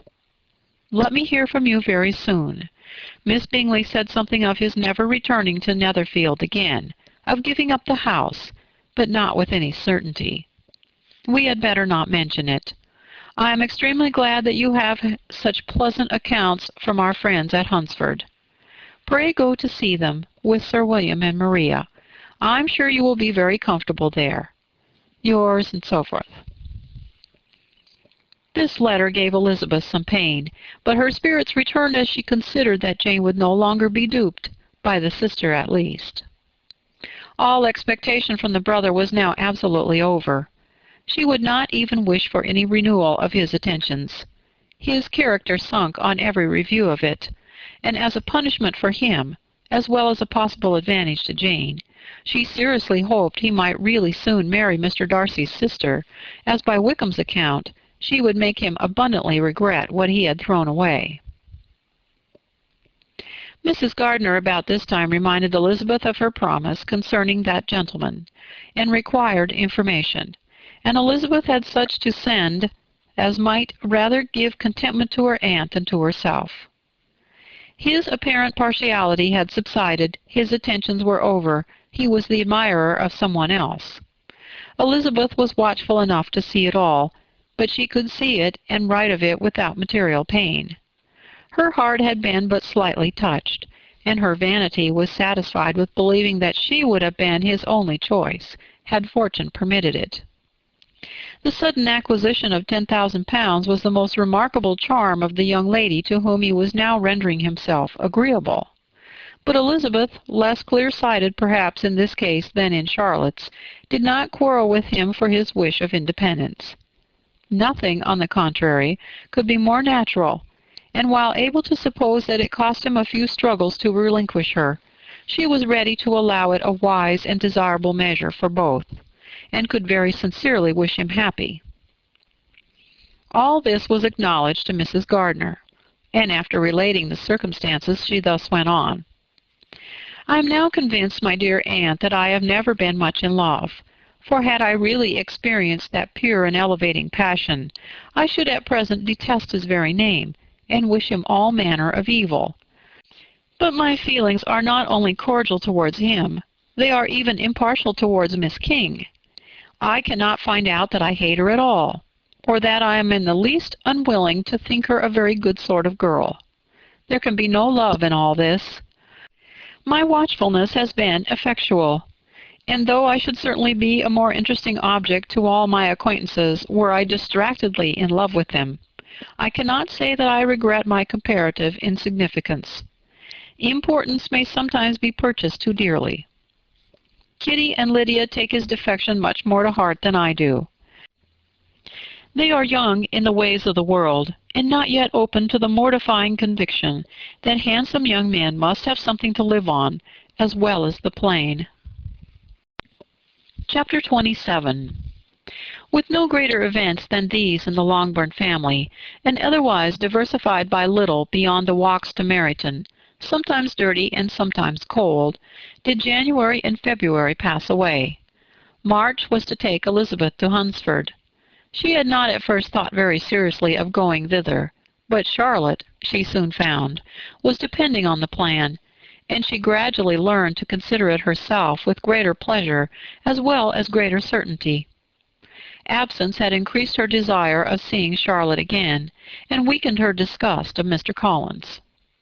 There was novelty in the scheme, and as, with such a mother and such uncompanionable sisters, home could not be faultless, a little change was not unwelcome for its own sake. The journey would moreover give her a peep at Jane, and in short, as the time drew near, she would have been very sorry for any delay. Everything, however, went on smoothly, and was finally settled according to Charlotte's first sketch. She was to accompany Sir William and his second daughter. The improvement of spending a night in London was added in time, and the plan became perfect as plan could be. The only pain was in leaving her father, who would certainly miss her, and who, when it came to the point, so little liked her going, that he told her to write to him, and almost promised to answer her letter. The farewell between herself and Mr. Wickham was perfectly friendly, on his side even more. His present pursuit could not make him forget that Elizabeth had been the first to excite and to deserve his attention, the first to listen and to pity, the first to be admired, and in his manner of bidding her adieu, wishing her every enjoyment, reminding her of what she was to expect in Lady Catherine de Bourgh, and trusting their opinion of her, their opinion of everybody, would always coincide. There was a solicitude and interest which she felt must ever attach her to him with a most sincere regard, and she parted from him convinced that, whether married or single, he must always be her model of the amiable and pleasing. Her fellow travelers the next day were not of a kind to make her think him less agreeable. Sir William Lucas and his daughter Maria, a good-humoured girl, but as empty-headed as himself, had nothing to say that could be worth hearing, and were listened to with about as much delight as the rattle of the chase. Elizabeth loved absurdities, but she had known Sir William's too long. He could tell her nothing new of the wonders of his presentation and knighthood, and his civilities were worn out, like his information. It was a journey of only 24 miles, and they began it so early as to be in Grace Church Street by noon. As they drove to Mr. Gardiner's door, Jane was at a drawing-room window, watching their arrival. When they entered the passage, she was there to welcome them, and Elizabeth, looking earnestly in her face, was pleased to see it healthful and lovely as ever. On the stairs were a troop of little boys and girls, whose eagerness for their cousin's appearance would not allow them to wait in the drawing-room, and whose shyness, as they had not seen her for a 12-month, prevented their coming lower. All was joy and kindness. The day passed most pleasantly away, the morning in bustle and shopping, and the evening at one of the theaters. Elizabeth then contrived to sit by her aunt. Their first subject was her sister, and she was more grieved than astonished to hear, in reply to her minute inquiries, that though Jane always struggled to support her spirits, there were periods of dejection. It was reasonable, however, to hope that they would not continue long. Mrs. Gardner gave her the particulars also of Miss Bingley's visit in Grace Church Street, and repeated the conversations occurring at different times between Jane and herself, which proved that the former had, from her heart, given up the acquaintance. Mrs. Gardner then rallied her niece on Wickham's desertion, and complimented her on bearing it so well. "But, my dear Elizabeth," she added, "what sort of girl is Miss King? I should be sorry to think our friend mercenary." "Pray, my dear aunt, what is the difference in matrimonial affairs between the mercenary and the prudent motive? Where does discretion end and avarice begin? Last Christmas you were afraid of his marrying me, because it would be imprudent, and now, because he's trying to get a girl with only £10,000, you want to find out that he's mercenary. If you will only tell me what sort of girl Miss King is, I shall know what to think." "She's a very good kind of girl, I believe. I know no harm of her." "But he paid her not the smallest attention till her grandfather's death made her mistress of this fortune." "No. Why should he? If it were not allowable for him to gain my affections because I had no money, what occasion could there be for making love to a girl whom he did not care about and who was equally poor?" "But there seems indelicacy in directing his attention towards her so soon after this event." "A man in distressed circumstances has not time for all those elegant decorums which other people may observe. If she does not object to it, why should we?" "Her not objecting does not justify him. It only shows her being deficient in something herself, sense or feeling." "Well," cried Elizabeth, "have it as you choose. He shall be mercenary, and she shall be foolish." "No, Lizzie, that is not what I choose. I should be sorry, you know, to think ill of a young man who has lived so long in Derbyshire." "Oh, if that's all, I have a very poor opinion of young men who live in Derbyshire, and their intimate friends who live in Hertfordshire are not much better. I am sick of them all. Thank Heaven, I am going tomorrow where I shall find a man who has not one agreeable quality, who has neither manner nor sense to recommend him. Stupid men are the only ones worth knowing, after all." "Take care, Lizzie. That speech savors strongly of disappointment."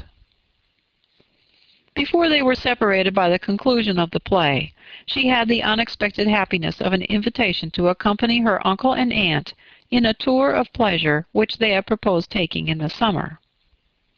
"We have not quite determined how far it shall carry us," said Mrs. Gardner, "but perhaps to the lakes."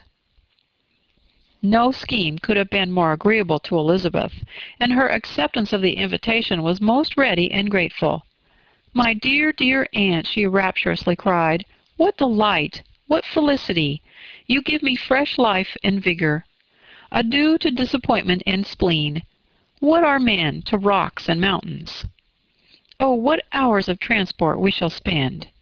And when we do return, it shall not be like other travelers, without being able to give one accurate idea of anything. We will know where we've gone. We will recollect what we've seen. Lakes, mountains, and rivers shall not be jumbled together in our imaginations. Nor when we attempt to describe any particular scene will we begin quarreling about its relative situation. let our first effusions be less insupportable than those of the generality of travelers. Chapter 28. Every object in the next day's journey was new and interesting to Elizabeth, and her spirits were in a state of enjoyment, for she had seen her sister looking so well as to banish all fear for her health, and the prospect of her northern tour was a constant source of delight. When they left the high road for the lane to Hunsford, every eye was in search of the parsonage, and every turning expected to bring it in view. The paling of Rosings Park was their boundary on one side. Elizabeth smiled at the recollection of all that she had heard of its inhabitants. At length the parsonage was discernible. The garden sloping to the road, the house standing in it, the green pales, and the laurel hedge, everything declared they were arriving. Mr. Collins and Charlotte appeared at the door, and the carriage stopped at the small gate, which led by a short gravel walk to the house, amidst the nods and smiles of the whole party. In a moment they were all out of the chaise, rejoicing at the sight of each other. Mrs. Collins welcomed her friend with the liveliest pleasure, and Elizabeth was more and more satisfied with coming when she found herself so affectionately received. She saw instantly that her cousin's manners were not altered by his marriage. His formal civility was just what it had always been, and he detained her some minutes at the gate to hear and satisfy his inquiries after all her family. They were then, with no other delay than his pointing out the neatness of the entrance taken into the house, and as soon as they were in the parlor he welcomed them a second time, with ostentatious formality to his humble abode, and punctually repeated all his wife's offers of refreshment. Elizabeth was prepared to see him in his glory, and she could not help fancying that in displaying the good proportion of the room, its aspect and its furniture, he addressed himself particularly to her, as if wishing to make her feel what she had lost in refusing him. But though everything seemed neat and comfortable, she was not able to gratify him by any sigh of repentance, and rather looked with wonder at her friend that she could have so cheerful an air with such a companion. When Mr. Collins said anything of which his wife might reasonably be ashamed, which certainly was not unseldom, she involuntarily turned her eye on Charlotte. Once or twice she could discern a faint blush, but in general Charlotte wisely did not hear. After sitting long enough to admire every article of furniture in the room, from the sideboard to the fender, to give an account of their journey, and of all that had happened in London, Mr. Collins invited them to take a stroll in the garden, which was large and well laid out, and to the cultivation of which he intended himself. To work in his garden was one of his most respectable pleasures, and Elizabeth admired the command of countenance with which Charlotte talked of the healthfulness of the exercise, and owned she encouraged it as much as possible. Here, leading the way through every walk and crosswalk, and scarcely allowing them an interval to utter the praises he asked for, every view was pointed out with a minuteness which left beauty entirely behind. He could number the fields in every direction, and could tell how many trees there were in most distant clump. But of all the views which his garden, or which the country or the kingdom could boast, none were to be compared with the prospect of the Rosings, afforded by an opening in the trees that bordered the park nearly opposite the front of his house.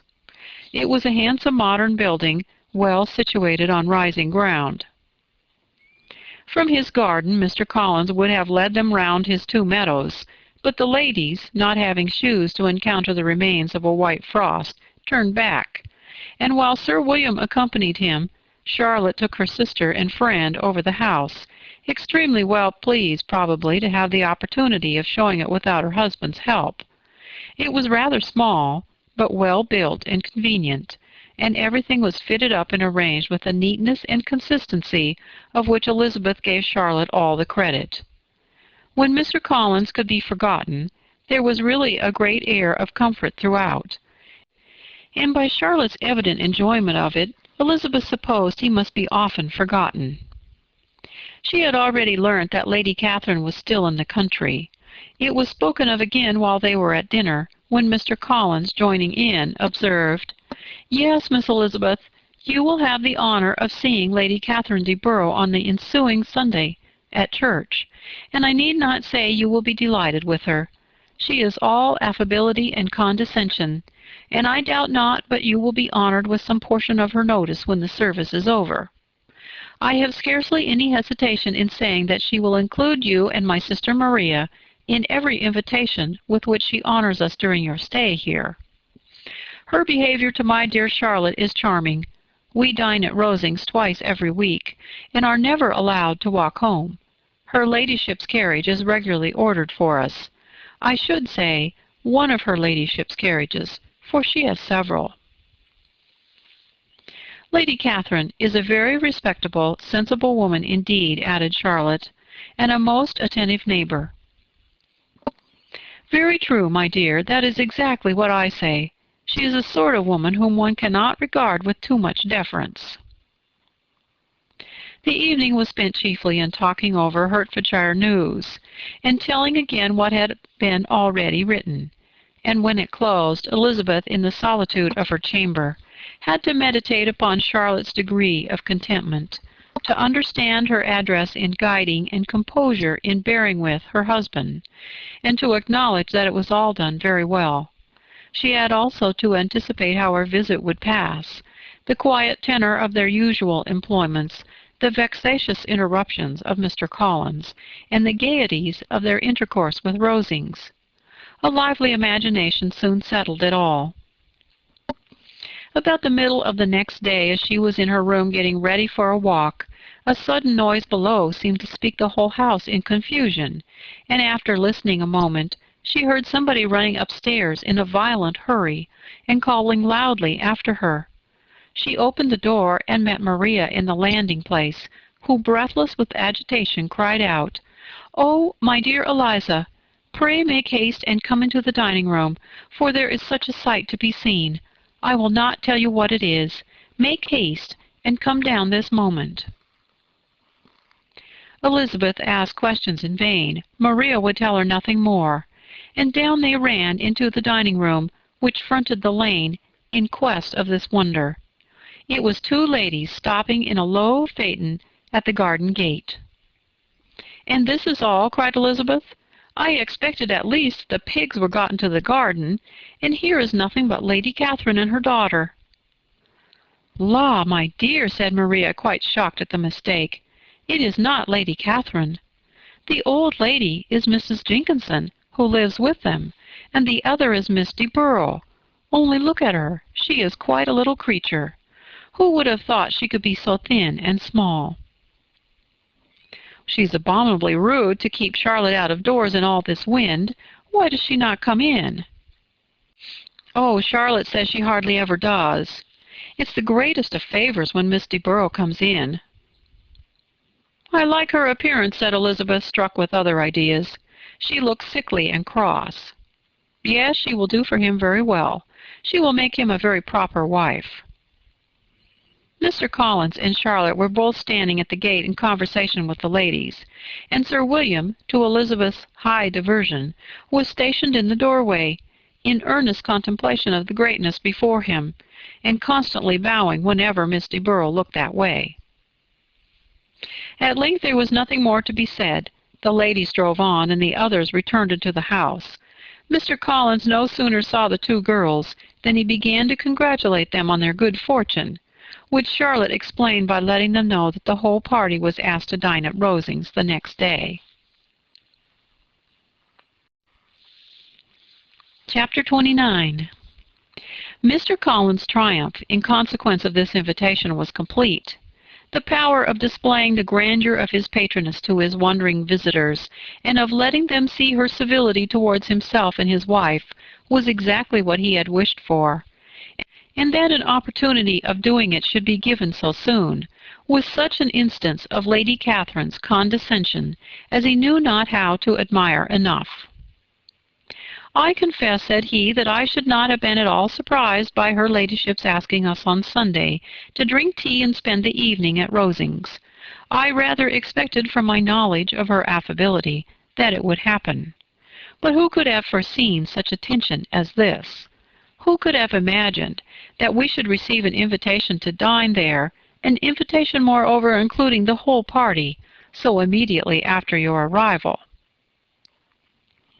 "I am the less surprised at what has happened," replied Sir William, "from that knowledge of what the manners of the great really are, which my situation in life has allowed me to acquire. About the court, such instances of elegant breeding are not uncommon." Scarcely anything was talked of the whole day or next morning but their visit to Rosings. Mr. Collins was carefully instructing them in what they were to expect, that the sight of such rooms, so many servants, and so splendid a dinner, might not wholly overpower them. When the ladies were separating for the toilet, he said to Elizabeth, "Do not make yourself uneasy, my dear cousin, about your apparel. Lady Catherine is far from requiring that elegance of dress in us which becomes herself and daughter. I would advise you merely to put on whatever of your clothes is superior to the rest. There is no occasion for anything more. Lady Catherine will not think the worse of you for being simply dressed. She likes to have the distinction of rank preserved." While they were dressing, he came 2 or 3 times to their different doors to recommend their being quick, as Lady Catherine very much objected to be kept waiting for her dinner. Such formidable accounts of her ladyship and her manner of living quite frightened Maria Lucas, who had been little used to company, and she looked forward to her introduction at Rosings with as much apprehension as her father had done to his presentation at St. James's. As the weather was fine, they had a pleasant walk of about half a mile across the park. Every park has its beauty and its prospects, and Elizabeth saw much to be pleased with, though she could not, in such raptures as Mr. Collins expected the scene to inspire, and was but slightly affected by his enumeration of the windows in the front of the house, and his relation of what the glazing altogether had originally cost Sir Louis de Borough. When they ascended the steps to the hall, Maria's alarm was every moment increasing, and even Sir William did not look perfectly calm. Elizabeth's courage did not fail her.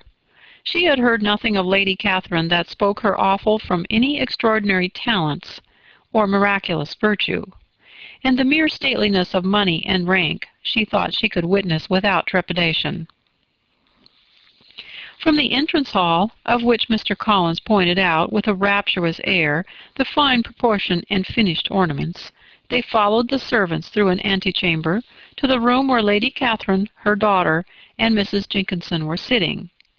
Her ladyship, with great condescension, arose to receive them, and as Mrs. Collins had settled it with her husband that the office of introduction should be hers, it was performed in a proper manner, without any of those apologies and thanks which he would have thought necessary.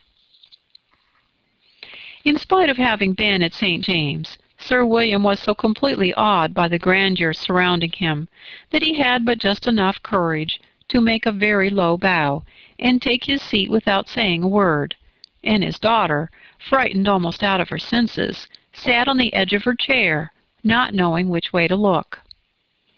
Elizabeth found herself quite equal to the scene, and could observe the 3 ladies before her composedly.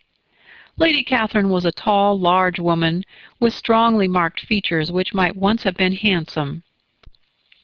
Her air was not conciliating, nor was her manner of receiving them such as to make her visitors forget their inferior rank.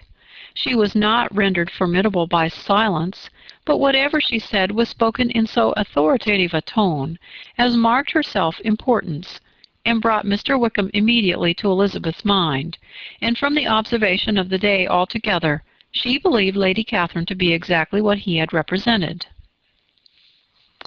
When, after examining the mother, in whose countenance and deportment she soon found some resemblance of Mr. Darcy, she turned her eyes on the daughter, she could almost have joined in Maria's astonishment at her being so thin and so small. There was neither in figure nor face any likeness between the ladies. Miss de Borough was pale and sickly. Her features, though not plain, were insignificant, and she spoke very little, except in a low voice, to Mrs. Jenkinson, in whose appearance there was nothing remarkable, and who was entirely engaged in listening to what she said. and placing a screen in the proper direction before her eyes. After sitting a few minutes, they were all sent to one of the windows to admire the view, Mr. Collins attending them to point out its beauties, and Lady Catherine kindly informing them that it was much better worth looking at in the summer. The dinner was exceedingly handsome, and there were all the servants and all the articles of plate which Mr. Collins had promised, and as he had likewise foretold, he took his seat at the bottom of the table, by her ladyship's desire, and looked as if he felt that life could furnish nothing greater. He carved and ate, and praised with such delighted alacrity, and every dish was commended, first by him and then by Sir William, who was now enough recovered to echo whatever his son-in-law said, in a manner which Elizabeth wondered Lady Catherine could bear. But Lady Catherine seemed gratified by their excessive admiration, and gave most gracious smiles, especially when any dish on the table proved a novelty to them. The party did not supply much conversation. Elizabeth was ready to speak whenever there was an opening, but she was seated between Charlotte and Miss de Bourgh, the former of whom was engaged in listening to Lady Catherine, and the latter said not a word to her all dinner-time. Mrs. Jenkinson was chiefly employed in watching how little Miss de Bourgh ate, pressing her to try some other dish, and fearing she was indisposed. Maria thought speaking out of the question, and the gentlemen did nothing but eat and admire. When the ladies returned to the drawing-room, there was little to be done but to hear Lady Catherine talk, which she did without any intermission till coffee came in, delivering her opinion on every subject in so decisive a manner as proved that she was not used to have her judgment controverted. She inquired into Charlotte's domestic concerns familiarly and minutely, and gave her a great deal of advice as to the management of them all. Told her how everything ought to be regulated in so small a family as hers, and instructed her as to the care of her cows and her poultry. Elizabeth found that nothing was beneath this great lady's attention which could furnish her with an occasion of dictating to others. In the intervals of her discourse with Mrs. Collins, she addressed a variety of questions to Maria and Elizabeth, but especially to the latter, of whose connections she knew the least, and who she observed to Mrs. Collins was a very genteel, pretty kind of girl. She asked her at different times how many sisters she had, whether they were older or younger than herself, whether any of them were likely to be married, whether they were handsome, where they had been educated, what carriage her father kept, and what had been her mother's maiden name. Elizabeth felt all the impertinence of her questions, but answered them very composedly. Lady Catherine then observed, "Your father's estate is entailed on Mr. Collins, I think. For your sake," turning to Charlotte, "I am glad of it. But otherwise I see no occasion for entailing estates from the female line. It was not thought necessary in Sir Louis de Borough's family. Do you play and sing, Miss Bennet?" "A little." "Oh, then, sometime or other we shall be happy to hear you. Our instrument is a capital one, probably superior to— You shall try it some day. Do your sisters play and sing?" "One of them does." "Why did not you all learn? You ought all to have learned. The Miss Webbs all play, and their father has not so good an income as yours. Do you draw?" "No, not at all." "What, none of you?" "Not one." "That is very strange. But I suppose you had no opportunity. Your mother should have taken you to town every spring for the benefit of masters." "My mother would have had no objection, but my father hates London." "Has your governess left you?" "We never had any governess." "No governess? How is that possible? 5 daughters brought up at home without a governess? I never heard of such a thing. Your mother must have been quite a slave to your education." Elizabeth could hardly help smiling as she assured her that that had not been the case. "Then who taught you? Who attended to you? Without a governess you must have been neglected." "Compared with some families, I believe we were. But such of us as wished to learn never wanted the means. We were always encouraged to read, and had all the masters that were necessary. Those who chose to be idle certainly might. Ay, no doubt. But that is what a governess will prevent. And if I had known your mother, I should have advised her most strenuously to engage one. I always say that nothing is to be done in education without steady and regular instruction, and nobody but a governess can give it. It is wonderful how many families I have been the means of supplying in that way. I am always glad to get a young person well placed out. 4 nieces of Mrs. Jenkinson are most delightfully situated through my means, and it was but the other day that I recommended another young person, who was merely accidentally mentioned to me, and the family are quite delighted with her. Mrs. Collins, did I tell you of Lady Metcalfe's calling yesterday to thank me? She finds Miss Pope a treasure. Lady Catherine, said she, you have given me a treasure. Are any of your younger sisters out, Miss Bennet? Yes, ma'am, all. All?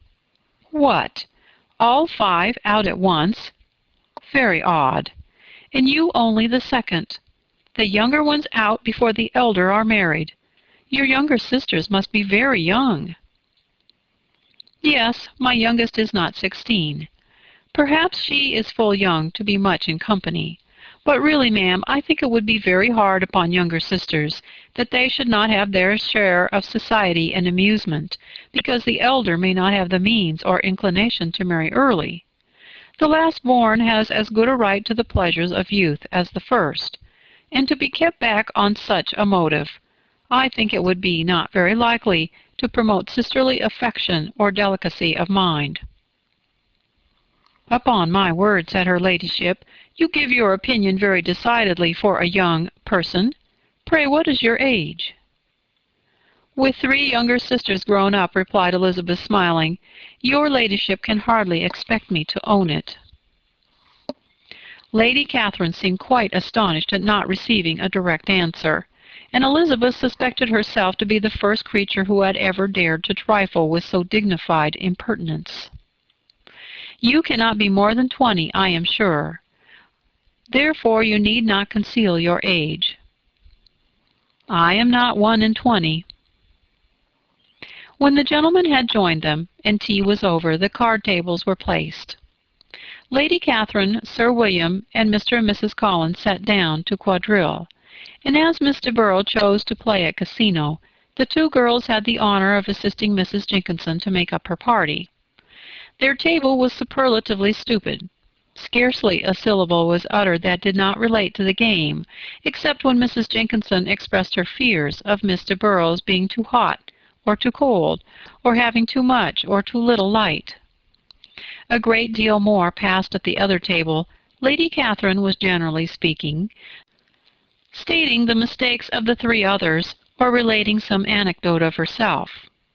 Mr. Collins was employed in agreeing to everything her ladyship said, thanking her for every fish he won, and apologizing if he thought he won too many. Sir William did not say much. He was storing his memory with anecdotes and noble names. When Lady Catherine and her daughter had played as long as they chose, the tables were broken up.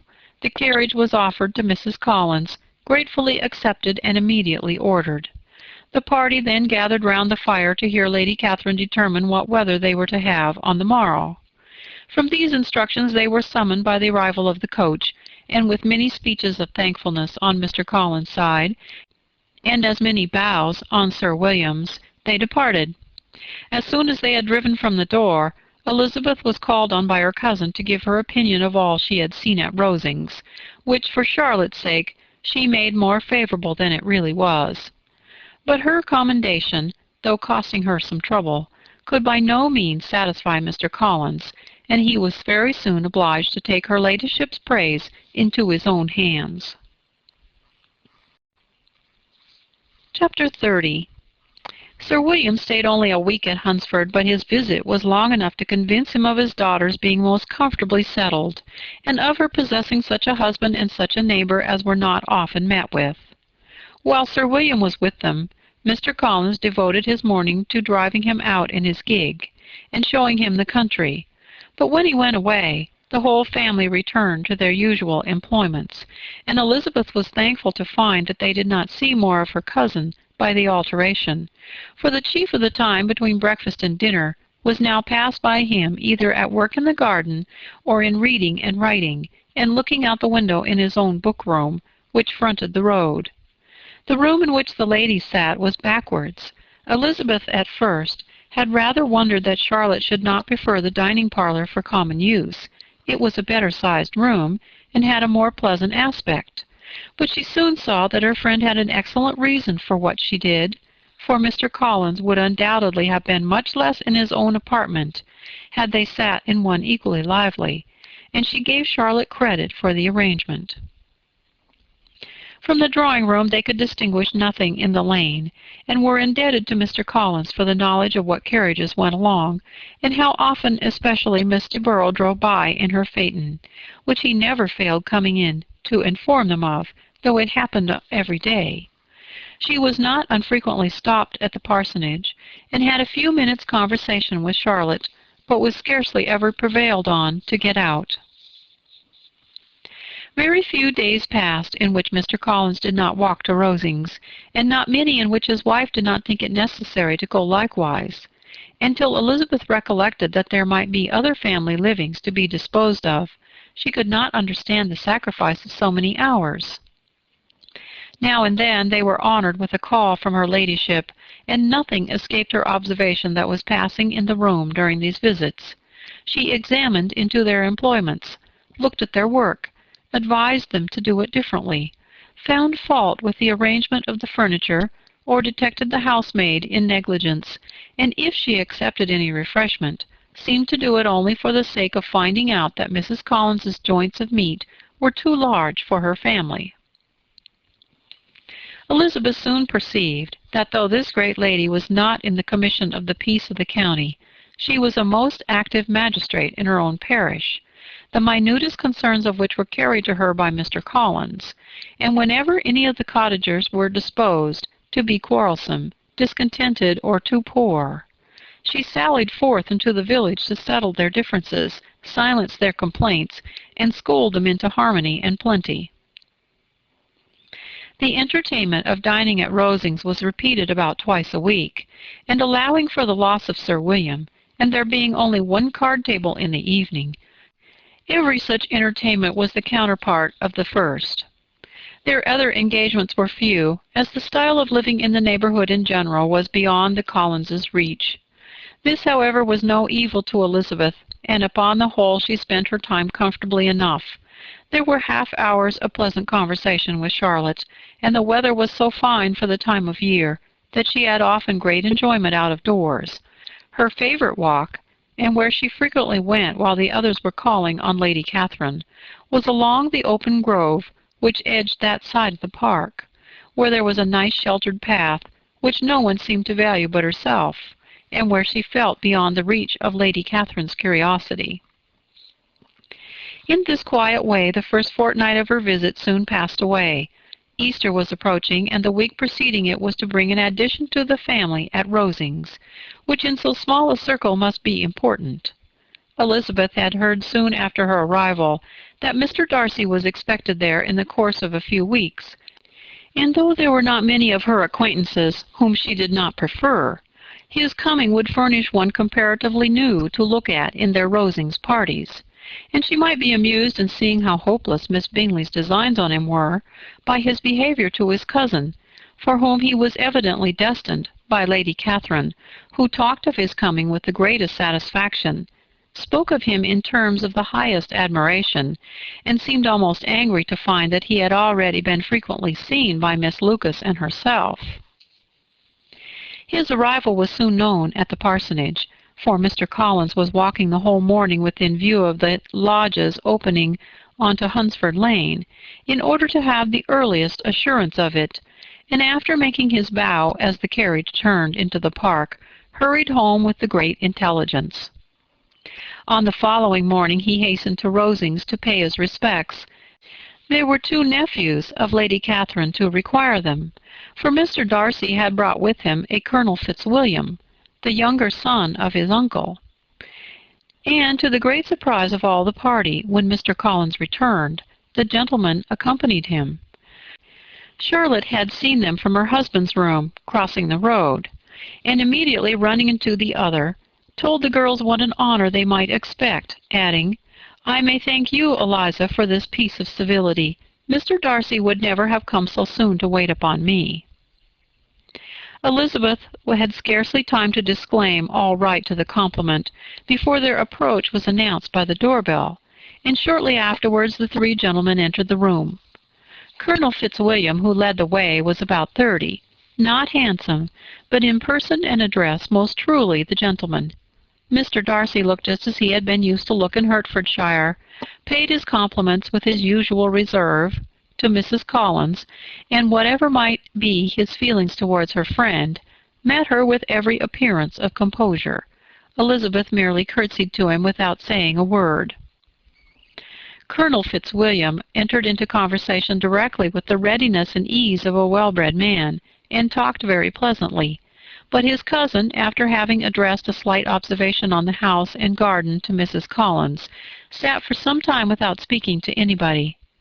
At length, however, his civility was so far awakened as to inquire of Elizabeth after the health of her family. She answered him in the usual way, and after a moment's pause added, "My eldest sister has been in town these 3 months. Have you never happened to see her there?"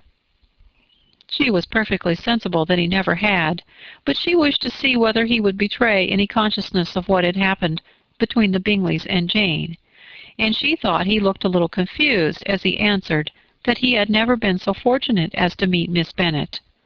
The subject was pursued no further, and the gentleman soon afterwards went away. Chapter 31. Colonel Fitzwilliam's manners were very much admired at the parsonage, and the ladies all felt that he must add considerably to the pleasure of their engagements at Rosings. It was some days, however, before they received any invitation thither, for while there were visitors in the house, they could not be necessary, and it was not till Easter Day, almost a week after the gentleman's arrival, that they were honored by such an attention, and then they were merely asked on leaving church to come there in the evening. For the last week they had seen very little of either Lady Catherine or her daughter. Colonel Fitzwilliam had called at the parsonage more than once during the time, but Mr. Darcy they had only seen at church. The invitation was accepted, of course, and at a proper hour they joined the party in Lady Catherine's drawing-room. Her ladyship received them civilly, but it was plain that their company was by no means so acceptable as when she could get nobody else, and she was, in fact, almost engrossed by her nephews, speaking to them, especially to Darcy, much more than to any other person in the room. Colonel Fitzwilliam seemed really glad to see them. Anything was a welcome relief to him at Rosings, and Mrs. Collins's pretty friend had moreover caught his fancy very much. He now seated himself by her, and talked so agreeably of Kent and Hertfordshire, of travelling and staying at home, of new books and music, that Elizabeth had never been half so well entertained in that room before. And they conversed with so much spirit and flow, as to draw the attention of Lady Catherine herself, as well as of Mr. Darcy. His eyes had been soon and repeatedly turned towards them with a look of curiosity, and that her ladyship, after a while, shared the feeling, was more openly acknowledged, for she did not scruple to call out, "What is it that you are saying, Fitzwilliam? What is it you're talking of? What are you telling Miss Bennet? Let me hear what it is." "We are speaking of music, madam," he said, when no longer able to avoid a reply. "Of music? Then pray speak loud. It is, of all subjects, my delight. I must have my share in the conversation, if you're speaking of music. There are few people in England, I suppose, who have more true enjoyment of music than myself, or a better natural taste. If I had ever learnt, I should have been a great proficient, and so would Anne, if her health had allowed her to apply. I'm confident that she would have performed delightfully. How does Georgiana get on, Darcy?" Mr. Darcy spoke with affectionate praise of his sister's proficiency. "I'm very glad to hear such a good account of her," said Lady Catherine, "and pray tell her from me that she cannot expect to excel if she does not practice a great deal." "I assure you, madam," he replied, "that she does not need such advice. She practices constantly." "So much the better. It cannot be done too much, and when I next write to her I shall charge her not to neglect it on any account. I often tell young ladies that no excellence in music is to be acquired without constant practice. I have told Miss Bennet several times that she will never play really well until she practices more. And though Mrs. Collins has no instrument, she is very welcome, as I have often told her, to come to Rosings every day and play on the pianoforte in Miss Jenkinson's room. She would be in nobody's way, you know, in that part of the house." Mr. Darcy looked a little ashamed of his aunt's ill-breeding, and made no answer. When coffee was over, Colonel Fitzwilliam reminded Elizabeth of having promised to play to him, and she sat down directly to the instrument. He drew a chair near her. Lady Catherine listened to half a song, and then talked, as before, to her other nephew, till the latter walked away from her, and making with his usual deliberation towards the pianoforte, stationed himself so as to command a full view of the fair performer's countenance. Elizabeth saw what he was doing, and at the first convenient pause turned to him with an arch smile, and said, "You mean to frighten me, Mr. Darcy, by coming in all this state to hear me? But I will not be alarmed, though your sister does play so well. There's a stubbornness about me that can never bear to be frightened at the will of others. My courage always rises up with every attempt to intimidate me." "I shall not say that you are mistaken," he replied, "because you could not really believe me to entertain any design of alarming you. And I have had the pleasure of your acquaintance long enough to know that you find great enjoyment in occasionally professing opinions which in fact are not your own." Elizabeth laughed heartily at this picture of herself, and said to Colonel Fitzwilliam, "Your cousin will give you a very pretty notion of me, and teach you not to believe a word I say. I am particularly unlucky in meeting with a person so well able to expose my real character, in a part of the world where I had hoped to pass myself off with some degree of credit. Indeed, Mr. Darcy, it's very ungenerous in you to mention all that you knew to my disadvantage in Hertfordshire, and give me leave to say, very impolitic too, for it's provoking me to retaliate, and such things may come out as will shock your relations to hear." "I'm not afraid of you," said he, smilingly. "Pray let me hear what you have to accuse him of," cried Colonel Fitzwilliam. "I should like to know how he behaves among strangers." "You shall hear, then, but prepare yourself for something very dreadful. The first time of my ever seeing him in Hertfordshire, you must know, was at a ball, and at this ball, what do you think he did? He danced only 4 dances. I'm sorry to pain you, but so it was. He danced only 4 dances, though gentlemen were scarce, and to my certain knowledge, more than one young lady was sitting down in one of a partner. Mr. Darcy, you cannot deny the fact." "I had not at that time the honor of knowing any lady in the assembly beyond my own party." "True, and nobody can ever be introduced in a ballroom. Well, Colonel Fitzwilliam, what do I play next? My fingers wait your orders." "Perhaps," said Darcy, "I should have judged better had I sought an introduction, but I am ill qualified to recommend myself to strangers." "Shall we ask your cousin the reason of this?" said Elizabeth, still addressing Colonel Fitzwilliam. "Shall we ask him why a man of sense and education, and who has lived in the world, is ill qualified to recommend himself to strangers?" "I can answer your question," said Fitzwilliam, "without applying to him. It is because he will not give himself the trouble."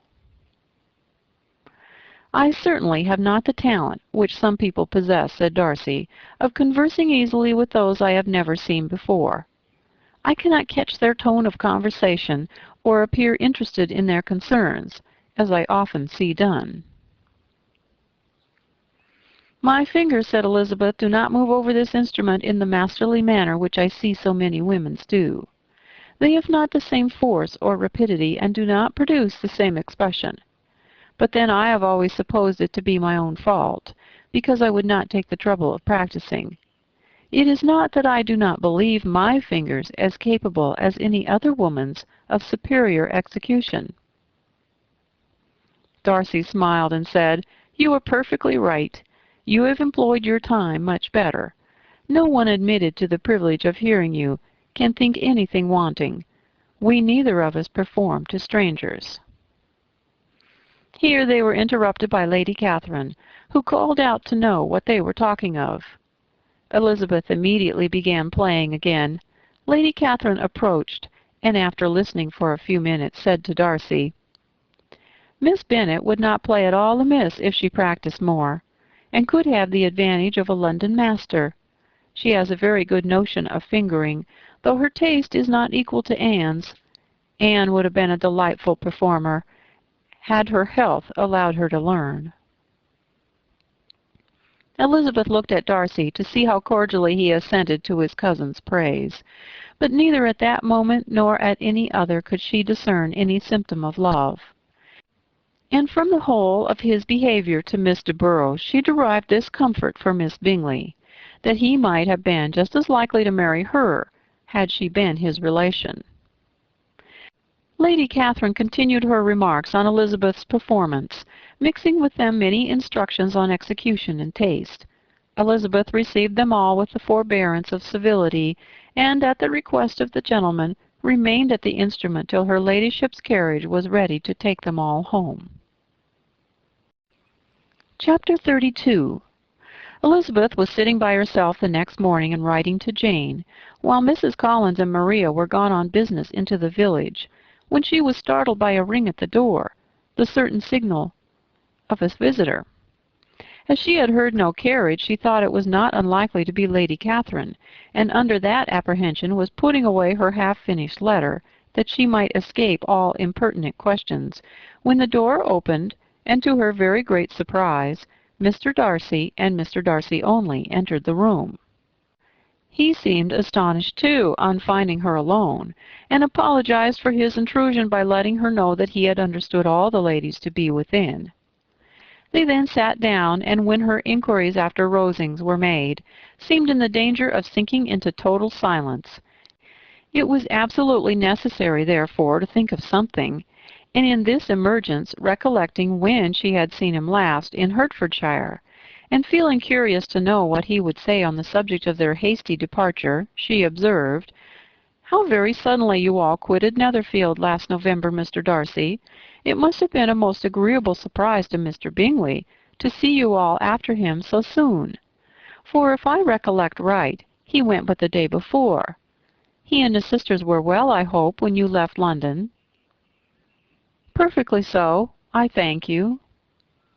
She found that she was to receive no other answer, and after a short pause added, "I think I have understood that Mr. Bingley has not much idea of ever returning to Netherfield again." "I have never heard him say so, but it's probable that he may spend very little of his time there in the future. He has many friends, and he is at a time of life when friends and engagements are continually increasing. If he means to be but little at Netherfield, it would be better for the neighbourhood that he should give up the place entirely, for then we might possibly get a settled family there. But perhaps Mr. Bingley did not take the house so much for the convenience of the neighbourhood as for his own, and we must expect him to keep or quit it on the same principle." "I should not be surprised," said Darcy, "if he were to give it up as soon as any eligible purchase offers." Elizabeth made no answer. She was afraid of talking longer of his friend, and having nothing else to say, was now determined to leave the trouble of finding a subject to him. He took the hint, and soon began with, "This seems a very comfortable house. Lady Catherine, I believe, did a great deal to it when Mr. Collins first came to Hunsford." "I believe she did, and I'm sure she could not have bestowed her kindness on a more grateful object." Mr. Collins appears very fortunate in his choice of a wife. Yes, indeed. His friends may well rejoice in his having met with one of the few sensible women who would have accepted him, or have made him happy if they had. My friend has an excellent understanding, though I'm not certain that I consider her marrying Mr. Collins as the wisest thing she ever did. She seems perfectly happy, however, and in a prudential light it is certainly a very good match for her. It must be very agreeable to her to be settled within so easy a distance of her own family and friends. An easy distance, do you call it? It is nearly 50 miles. And what is 50 miles of good road? Little more than half a day's journey. Yes, I would call it a very easy distance. I should never have considered the distance as one of the advantages of the match, cried Elizabeth. I should never have said Mrs. Collins was settled near her family. It is proof of your own attachment to Hertfordshire.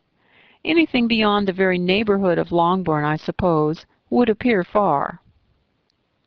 As he spoke, there was a sort of smile which Elizabeth fancied she understood. He must be supposing her to be thinking of Jane and Netherfield, and she blushed as she answered, I do not mean to say that a woman may not be settled too near her family. The far and the near must be relative, and depend on varying circumstances. Where there is fortune to make the expenses of traveling unimportant, distance becomes no evil. But that is not the case here.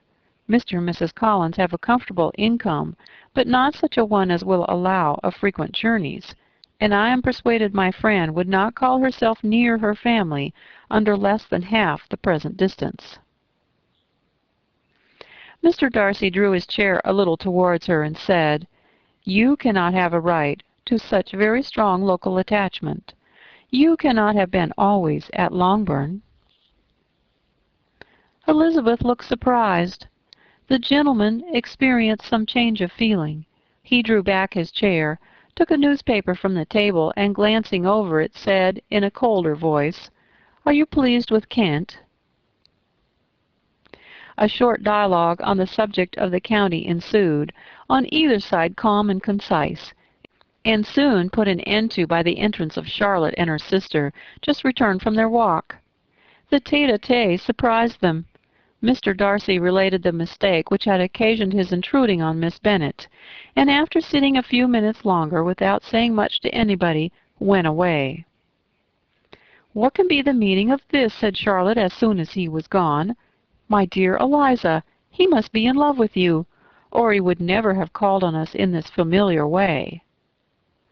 But when Elizabeth told of his silence, it did not seem very likely, even to Charlotte's wishes, to be the case, and after various conjectures, they could at last only suppose his visit to proceed from the difficulty of finding anything to do, which was the more probable from the time of year. All field sports were over. Within doors there was Lady Catherine, books, and a billiard table, but gentlemen cannot be always within doors, and in the nearness of the parsonage, or the pleasantness of the walk to it, or of the people who lived in it, the two cousins found a temptation from this period of walking thither almost every day. They called at various times in the morning, sometimes separately, sometimes together, and now and then accompanied by their aunt. It was plain to them all that Colonel Fitzwilliam came because he had pleasure in their society, a persuasion which of course recommended him still more, and Elizabeth was reminded by her own satisfaction in being with him, as well as by his evident admiration of her former favorite, George Wickham, and though in comparing them she saw there was less captivating softness in Colonel Fitzwilliam's manners, she believed he might have the best informed mind. But why Mr. Darcy came so often to the parsonage, it was more difficult to understand.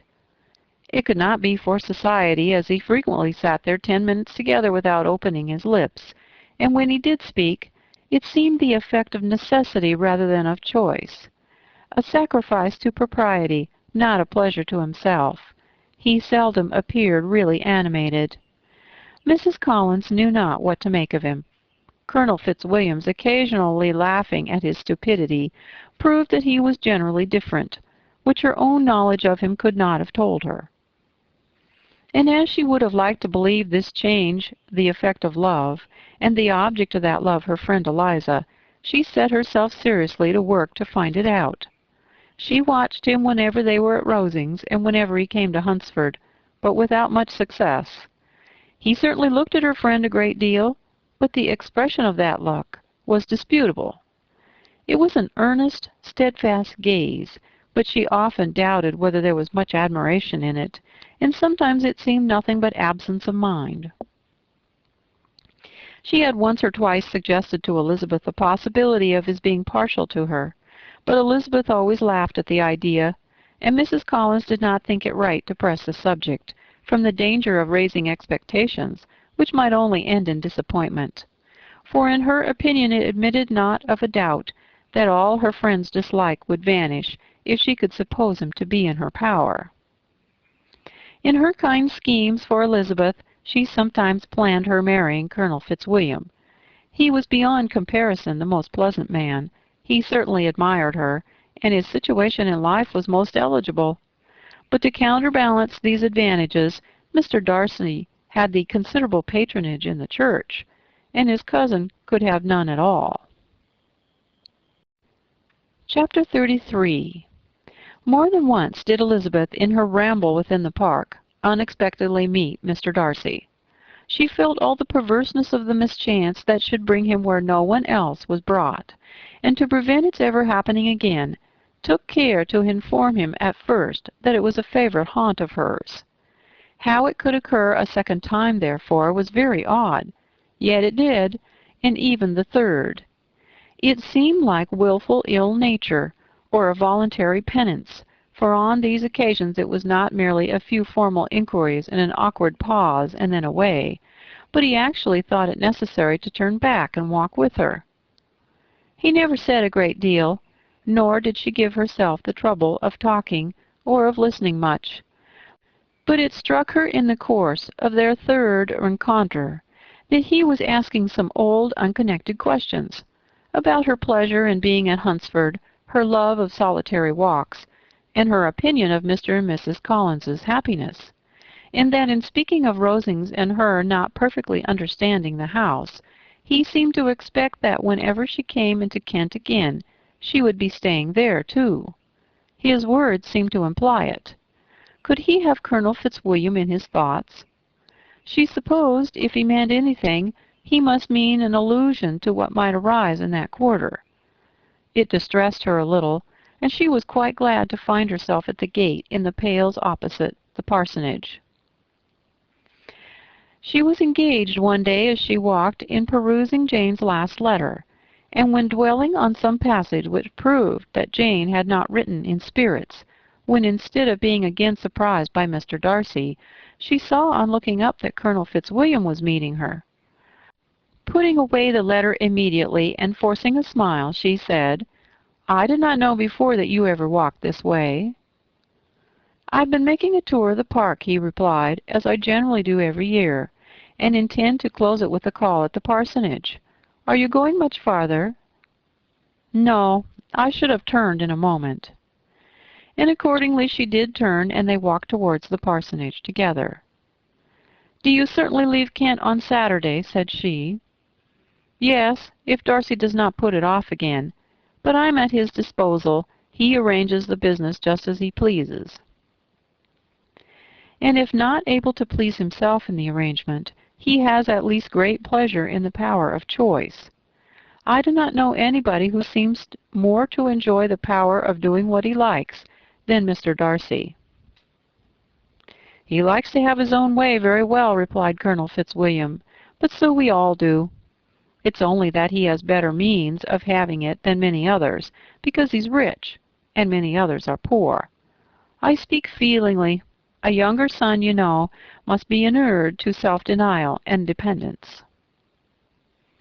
"In my opinion, the younger son of an earl can know very little of either. Now, seriously, what have you ever known of self-denial and dependence? When have you been prevented by want of money from going wherever you chose or procuring anything you had a fancy for?" These are home questions, and perhaps I cannot say that I have experienced many hardships of that nature. But in matters of greater weight, I may suffer from the want of money. Younger sons cannot marry where they like. Unless where they like women of fortune, which I think they very often do. Our habits of expense make us too dependent, and there are not many in my rank of life who can afford to marry without some attention to money. Is this, thought Elizabeth, meant for me? And she colored at the idea, but recovering herself, said in a lively tone, "And pray, what is the usual price of an earl's younger son? Unless the elder brother is very sickly, I suppose you would not ask above £50,000. He answered her in the same style, and the subject dropped. To interrupt a silence which might make him fancy her affected with what had passed, she soon afterwards said, "I imagine your cousin brought you down with him chiefly for the sake of having somebody at his disposal. I wonder he does not marry, to secure a lasting convenience of that kind. But perhaps his sister does as well for the present, and as she is under his sole care, he may do what he likes with her."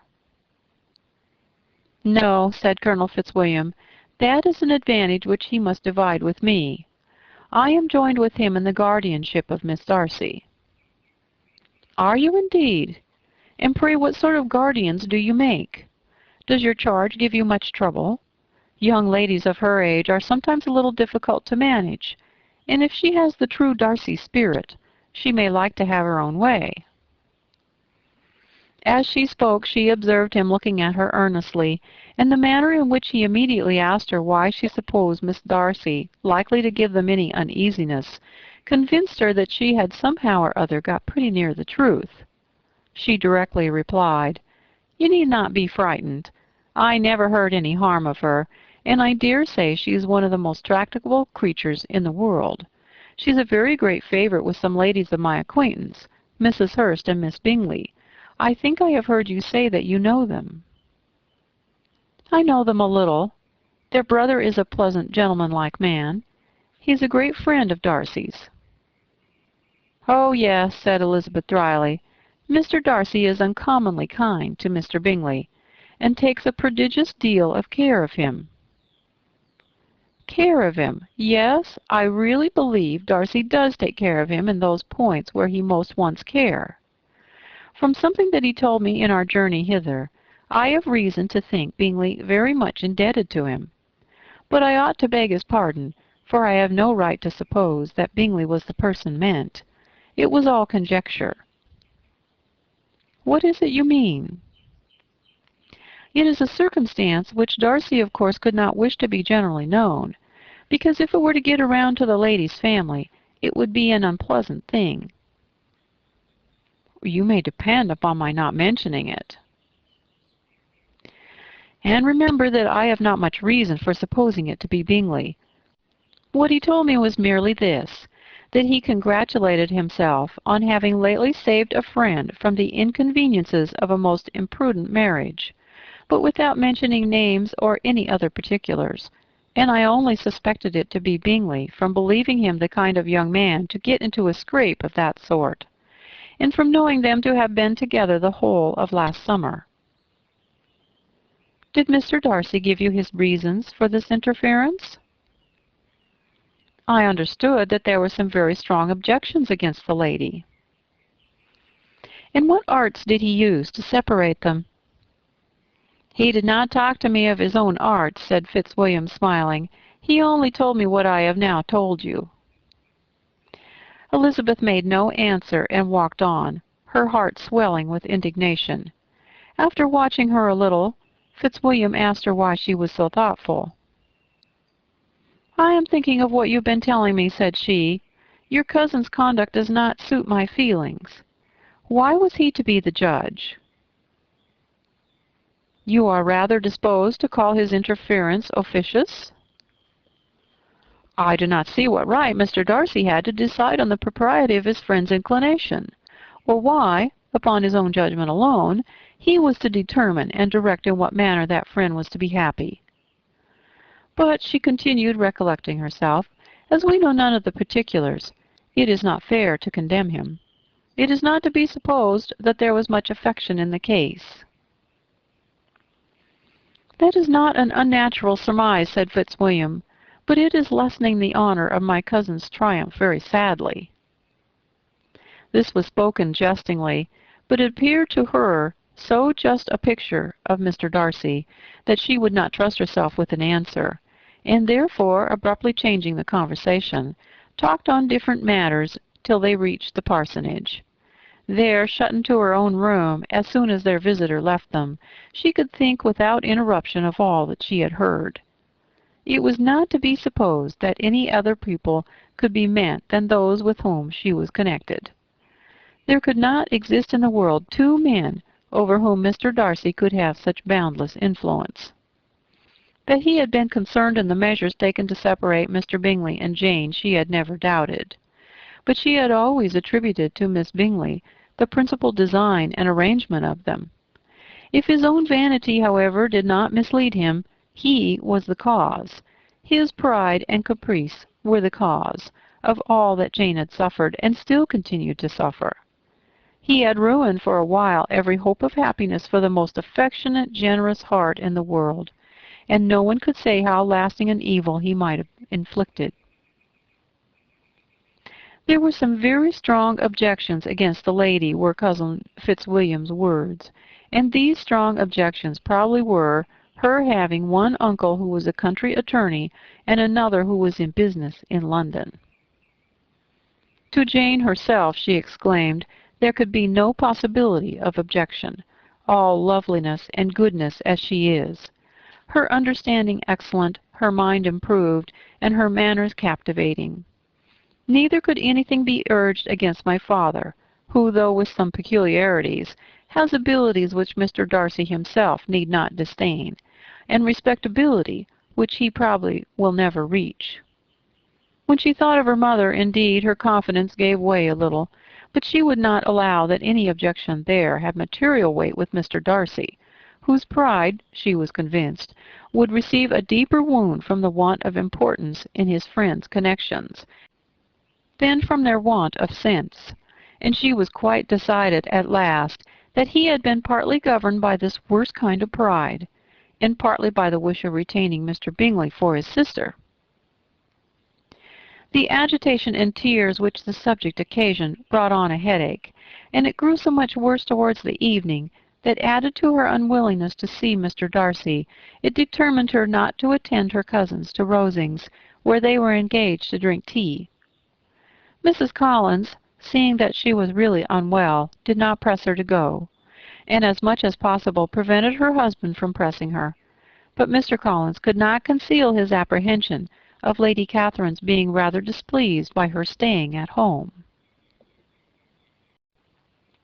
Chapter 34.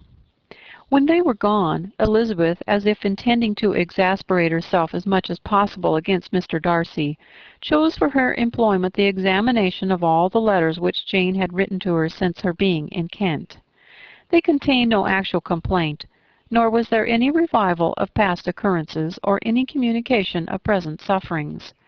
But in all, and in almost every line of each, there was a want of that cheerfulness which had been used to characterize her style, and which, proceeding from the serenity of a mind at ease with itself, and kindly disposed towards everyone, had been scarcely ever clouded. Elizabeth noticed every sentence conveying the idea of uneasiness, with an attention which it had hardly received on the first perusal. Mr. Darcy's shameful boast of what misery he had been able to inflict gave her a keener sense of her sister's sufferings. It was some consolation to think that his visit to Rosings was to end on the day after next, and a still greater, that in less than a fortnight she should herself be with Jane again, and enabled to contribute to the recovery of her spirits by all that affection could do. She could not think of Darcy's leaving Kent without remembering that his cousin was to go with him, but Colonel Fitzwilliam had made it clear that he had no intentions at all, and agreeable as he was, she did not mean to be unhappy about him. While settling this point, she was suddenly roused by the sound of the doorbell, and her spirits were a little fluttered by the idea of its being Colonel Fitzwilliam himself, who had once before called late in the evening, and might now come to inquire particularly after her. But this idea was soon banished, and her spirits were very differently affected, when, to her utter amazement, she saw Mr. Darcy walk into the room. In a hurried manner he immediately began an inquiry after her health, imputing his visit to a wish of hearing that she were better. She answered him with cold civility. He sat down for a few moments, and then getting up, walked about the room. Elizabeth was surprised, but said not a word. After a silence of several minutes, he came towards her in an agitated manner, and thus began. "In vain have I struggled. It will not do. My feelings will not be repressed. You must allow me to tell you how ardently I admire and love you." Jane's astonishment was beyond expression. She stared, colored, doubted, and was silent. This he considered sufficient encouragement, and the avowal of all that he felt and had long felt for her immediately followed. He spoke well, but there were feelings besides those of the heart to be detailed, and he was not more eloquent on the subject of tenderness than of pride. His sense of her inferiority, of its being a degradation, of the family obstacles which judgment had always opposed to inclination, were dwelt on with a warmth which seemed due to the consequence he was wounding, but was very unlikely to recommend his suit. In spite of her deeply rooted dislike, she could not be insensible to the compliment of such a man's affection, and though her intentions did not vary for an instant, she was at first sorry for the pain he was to receive, till, roused to resentment by his subsequent language, she lost all compassion in anger. She tried, however, to compose herself to answer him with patience, when he should have done. He concluded with representing to her the strength of that attachment, which, in spite of all his endeavors, he had found impossible to conquer, and with expressing his hope that it would now be rewarded by her acceptance of his hand. As he said this, she could easily see that he had no doubt of a favorable answer. He spoke of apprehension and anxiety, but his countenance expressed real security. Such a circumstance could only exasperate farther, and when he ceased, the color rose into her cheeks, and she said, "In such cases as this, it is, I believe, the established mode to express a sense of obligation for the sentiments avowed, however unequally they may be returned. It is natural that obligation should be felt, and if I should feel gratitude, I would now thank you. But I cannot. I have never desired your good opinion, and you have certainly bestowed it most unwillingly. I am sorry to have occasioned pain to anyone. It has been most unconsciously done, however, and I hope will be of short duration. The feelings which you tell me have long prevented the acknowledgment of your regard can have little difficulty in overcoming it after this explanation." Mr. Darcy, who was leaning against the mantelpiece with his eyes fixed on her face, seemed to catch her words with no less resentment than surprise. His complexion became pale with anger, and the disturbance of his mind was visible in every feature. He was struggling for the appearance of composure, and would not open his lips till he believed himself to have attained it. The pause was to Elizabeth's feelings dreadful. At length, in a voice of forced calmness, he said, "And this is all the reply which I am to have the honor of expecting? I might, perhaps, wish to be informed why, with so little endeavor at civility, I am thus rejected. But it is of small importance." "I might as well inquire," replied she, "why, with so evident a design of offending and insulting me, you chose to tell me that you liked me against your will, against your reason, and even against your character. Was not this some excuse for incivility, if I was uncivil? But I have other provocations. You know I have. Had not my own feelings decided against you, had they been indifferent, or had they even been favorable, do you think that any consideration would tempt me to accept the man who has been the means of ruining, perhaps forever, the happiness of a most beloved sister?"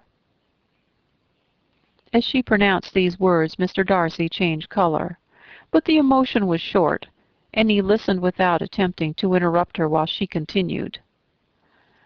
I have every reason in the world to think ill of you. No motive can excuse the unjust and ungenerous part you acted there. You dare not, you cannot deny that you have been the principal, if not the only means, of dividing them from each other, of exposing one to the censure of the world for caprice and instability, the other to its derision for disappointed hopes, and involving them both in misery of the acutest kind. She paused, and saw with no slight indignation that he was listening with the air which proved him wholly unmoved by any feeling of remorse. He even looked at her with a smile of affected incredulity. "Can you deny that you have done it?" she repeated. With assumed tranquillity he then replied, "I have no wish of denying that I did everything in my power to separate my friend from your sister, or that I rejoice in my success. Towards him I have been kinder than towards myself." Elizabeth disdained the appearance of noticing this civil reflection, but its meaning did not escape, nor was it likely to conciliate her. "But it is not merely this affair," she continued, "on which my dislike is founded. Long before it had taken place my opinion of you was decided. Your character was unfolded in the recital which I received many months ago from Mr. Wickham. On this subject, what can you have to say? In what imaginary act of friendship can you here defend yourself? Or under what misrepresentation can you here impose upon others?" "You take an eager interest in that gentleman's concerns," said Darcy in a less tranquil tone, and with a heightened color. "Who that knows what his misfortunes have been can help feeling an interest in him?" "His misfortunes!" repeated Darcy contemptuously. "Yes, his misfortunes have been great indeed." "And of your infliction," cried Elizabeth with energy. "You have reduced him to his present state of poverty, comparative poverty. You have withheld the advantages which you must know to have been designed for him. You have deprived the best years of his life of that independence which was no less his due than his desert.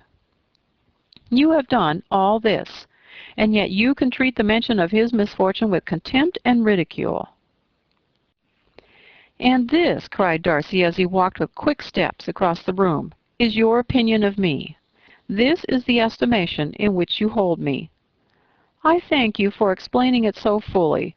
My faults, according to this calculation, are heavy indeed.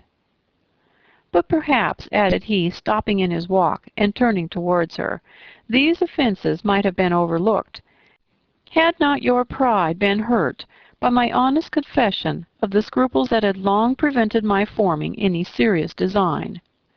These bitter accusations might have been suppressed had I, with greater policy, concealed my struggles, and flattered you into the belief of my being impelled by unqualified, unalloyed inclination, by reason, by reflection, by everything. But disguise of every sort is my abhorrence, nor am I ashamed of the feelings I related. They were natural and just. Could you expect me to rejoice in the inferiority of your connections, to congratulate myself on the hope of relations whose condition as life is so decidedly beneath my own?" Elizabeth felt herself growing more angry every moment, yet she tried to the utmost to speak with composure when she said, "You are mistaken, Mr. Darcy, if you suppose that the mode of your declaration affected me in any other way than as it spared the concern which I might have felt in refusing you, had you behaved in a more gentlemanlike manner." She saw him start at this, but he said nothing, and she continued, "You could not have made me the offer of your hand in any possible way that would have tempted me to accept it." Again his astonishment was obvious, and he looked at her with an expression of mingled incredulity and mortification. She went on, "From the very beginning, from the first moment, I may almost say, of my acquaintance with you, your manners, impressing me with the fullest belief of your arrogance, your conceit, and your selfish disdain of the feeling of others were such as to form that groundwork of disapprobation on which succeeding events have built so immovable a dislike. And I had not known you a month before I felt that you were the last man in the world whom I could ever be prevailed on to marry. You have said quite enough, madam. I perfectly comprehend your feelings, and have now only to be ashamed of what my own have been. Forgive me for having taken up so much of your time, and accept my best wishes for your health and happiness. And with these words he hastily left the room. And Elizabeth heard him the next moment open the front door and quit the house. The tumult of her mind was now painfully great. She knew not how to support herself, and from actual weakness sat down and cried for half an hour. Her astonishment, as she reflected on what had passed, was increased by every review of it. That she should receive an offer of marriage from Mr. Darcy, that he should have been in love with her for so many months, so much in love as to wish to marry her in spite of all the objections which had made him prevent his friends marrying her sister, and which must appear at least with equal force in his own case, was almost incredible. It was gratifying to have inspired unconsciously so strong an affection, but his pride, his abominable pride, his shameless avowal of what he had done with respect to Jane, his unpardonable assurance in acknowledging, though he could not justify it, and the unfeeling manner in which he had mentioned Mr. Wickham, his cruelty towards whom he had not attempted to deny, soon overcame the pity which the consideration of his attachment had for a moment excited.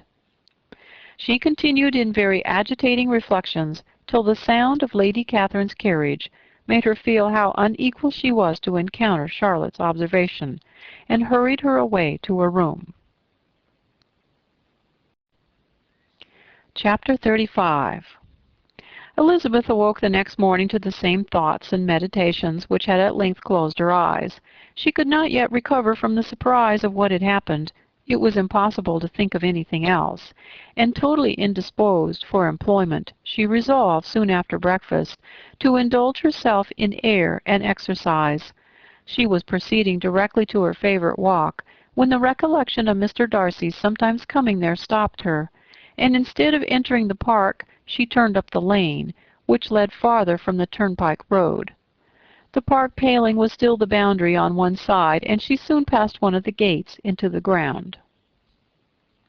After walking 2 or 3 times along that part of the lane, she was tempted, by the pleasantness of the morning, to stop at the gates and look into the park.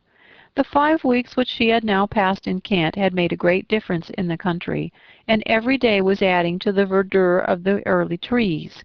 She was on the point of continuing her walk, when she caught a glimpse of a gentleman within the sort of grove which edged the park. He was moving that way, and fearful of its being Mr. Darcy, she was directly retreating. But the person who advanced was now near enough to see her, and stepping forward with eagerness, pronounced her name. She had turned away, but on hearing herself called, though in a voice which proved it to be Mr. Darcy, she moved again towards the gate. He had by that time reached it also, and holding out a letter which she instinctively took, said, with a look of haughty composure, "I have been walking in the grove some time in hope of meeting you. Will you do me the honor of reading that letter?" And then, with a slight bow, turned again into the plantation, and was soon out of sight.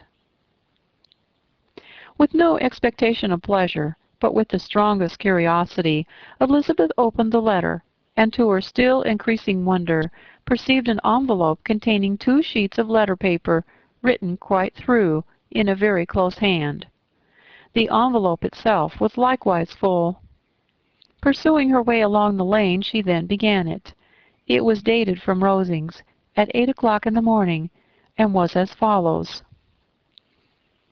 "Be not alarmed, madam, on receiving this letter, by the apprehension of its containing any repetition of those sentiments, or renewal of those efforts, which were last night so disgusting to you. I write without any intention of paining you or humbling myself, by dwelling on wishes which, for the happiness of both, cannot be too soon forgotten, and the effort which the formation and the perusal of this letter must occasion should have been spared had not my character required it to be written and read. You must therefore pardon the freedom with which I demand your attention. Your feelings, I know, will bestow it unwillingly, but I demand it of your justice. Two offenses of a very different nature, and by no means of equal magnitude, you last night laid to my charge. The first mentioned was that, regardless of the sentiments of either, I had detached Mr. Bingley from your sister, and the other, that I had, in defiance of various claims, in defiance of honor and humanity, ruined the immediate prosperity and blasted the prospects of Mr. Wickham. Wilfully and wantonly to have thrown off the companion of my youth, the acknowledged favorite of my father, a young man who had scarcely any other dependence than on our patronage, and who had been brought up to expect its exertion, would be a depravity, to which the separation of two young persons, whose affections could be the growth of only a few weeks, could bear no comparison. But from the severity of that blame which was last night so liberally bestowed, respecting each circumstance, I shall hope to be in future secured, when the following account of my actions and their motives has been read. If, in the explanation of them which is due to myself, I am under the necessity of relating feelings which may be offensive to yours, I can only say that I am sorry. The necessity must be obeyed, and further apology would be absurd. I had not been long in Hertfordshire before I saw, in common with others, that Bingley preferred your elder sister to any other young woman in the country. But it was not till the evening of the dance at Netherfield that I had any apprehension of his feeling a serious attachment. I had often seen him in love before. At that ball, while I had the honour of dancing with you, I was first made acquainted, by Sir William Lucas's accidental information, that Bingley's attention to your sister had given rise to a general expectation of their marriage. He spoke of it as a certain event, of which the time alone could be undecided. From that moment I observed my friend's behaviour attentively, and I could then perceive that his partiality for Miss Bennet was beyond what I had ever witnessed in him. Your sister I also watched. Her look and manners were open, cheerful, and engaging as ever, but without any symptom of peculiar regard, and I remained convinced from the evening's scrutiny that though she received his attentions with pleasure, she did not invite them by any participation of sentiment. If you have not been mistaken here, I must have been in an error. Your superior knowledge of your sister must make the latter probable. If it be so, if I have been misled by such air to inflict pain on her, your resentment has not been unreasonable. But I shall not scruple to assert that the serenity of your sister's countenance and air was such as might have given the most acute observer a conviction that, however amiable her temper, her heart was not likely to be easily touched. That I was desirous of believing her indifferent is certain, but I will venture to say that my investigations and decisions are not usually influenced by my hopes or fears. I did not believe her to be indifferent because I wished it. I believed it on impartial conviction, as truly as I wished it in reason. My objections to the marriage were not merely those which I last night acknowledged to have required the utmost force of passion to put aside. In my own case, the want of connection could not be so great an evil to my friend as to me. But there were other causes of repugnance, causes which, though still existing, and existing to an equal degree in both instances, I had myself endeavored to forget, because they were not immediately before me. These causes must be stated, though briefly. The situation of your mother's family, though objectionable, was nothing in comparison to that total want of propriety so frequently, so almost uniformly betrayed by yourself, by your 3 younger sisters, and occasionally even by your father. Pardon me. It pains me to offend you, but amidst your concern for the defects of your nearest relations, and your displeasure at this representation of them, let it give you consolation to consider that, to have conducted yourselves so as to avoid any share of the like censure, is praise no less generally bestowed on you and your eldest sister, than it is honorable to the sense and disposition of both. I will only say farther that from what passed that evening, my opinion of all parties was confirmed, and every inducement heightened, which could have led me before to preserve my friend from what I esteemed a most unhappy connection.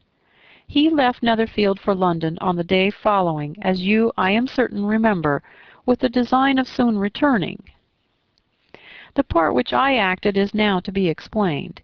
His sister's uneasiness had been equally excited with my own. Our coincidence of feeling was soon discovered, and alike sensible that no time was to be lost in detaching their brother, we shortly resolved on joining him directly in London. We accordingly went, and there I readily engaged in the office of pointing out to my friend the certain evils of such a choice. I described and enforced them earnestly. But, however this remonstrance might have staggered or delayed his determination, I do not suppose that it would ultimately have prevented the marriage, had it not been seconded by the assurance which I hesitated not in giving, of your sister's indifference.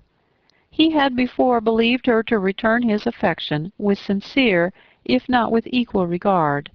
But Bingley has a great natural modesty, with a stronger dependence on my judgment than on his own. To convince him, therefore, that he had deceived himself was no very difficult point. To persuade him against returning into Hertfordshire, when that conviction had been given, was scarcely the work of a moment. I cannot blame myself for having done thus much. There is but one part of my conduct in the whole affair on which I do not reflect with satisfaction. It is that I condescended to adopt the measures of art so far as to conceal from him your sister's being in town. I knew it myself, as it was known to Miss Bingley, but her brother is even yet ignorant of it. That they might have met without ill consequence is perhaps probable, but his regard did not appear to me enough extinguished for him to see her without some danger. Perhaps this concealment, this disguise, was beneath me. It is done, however, and it was done for the best. On this subject I have nothing more to say, no other apology to offer. If I have wounded your sister's feelings, it was unknowingly done, and though the motives which govern me may to you very naturally appear insufficient, I have not yet learnt to condemn them. With respect to that other, more weighty accusation of having injured Mr. Wickham, I can only refute it by laying before you the whole of his connection with my family.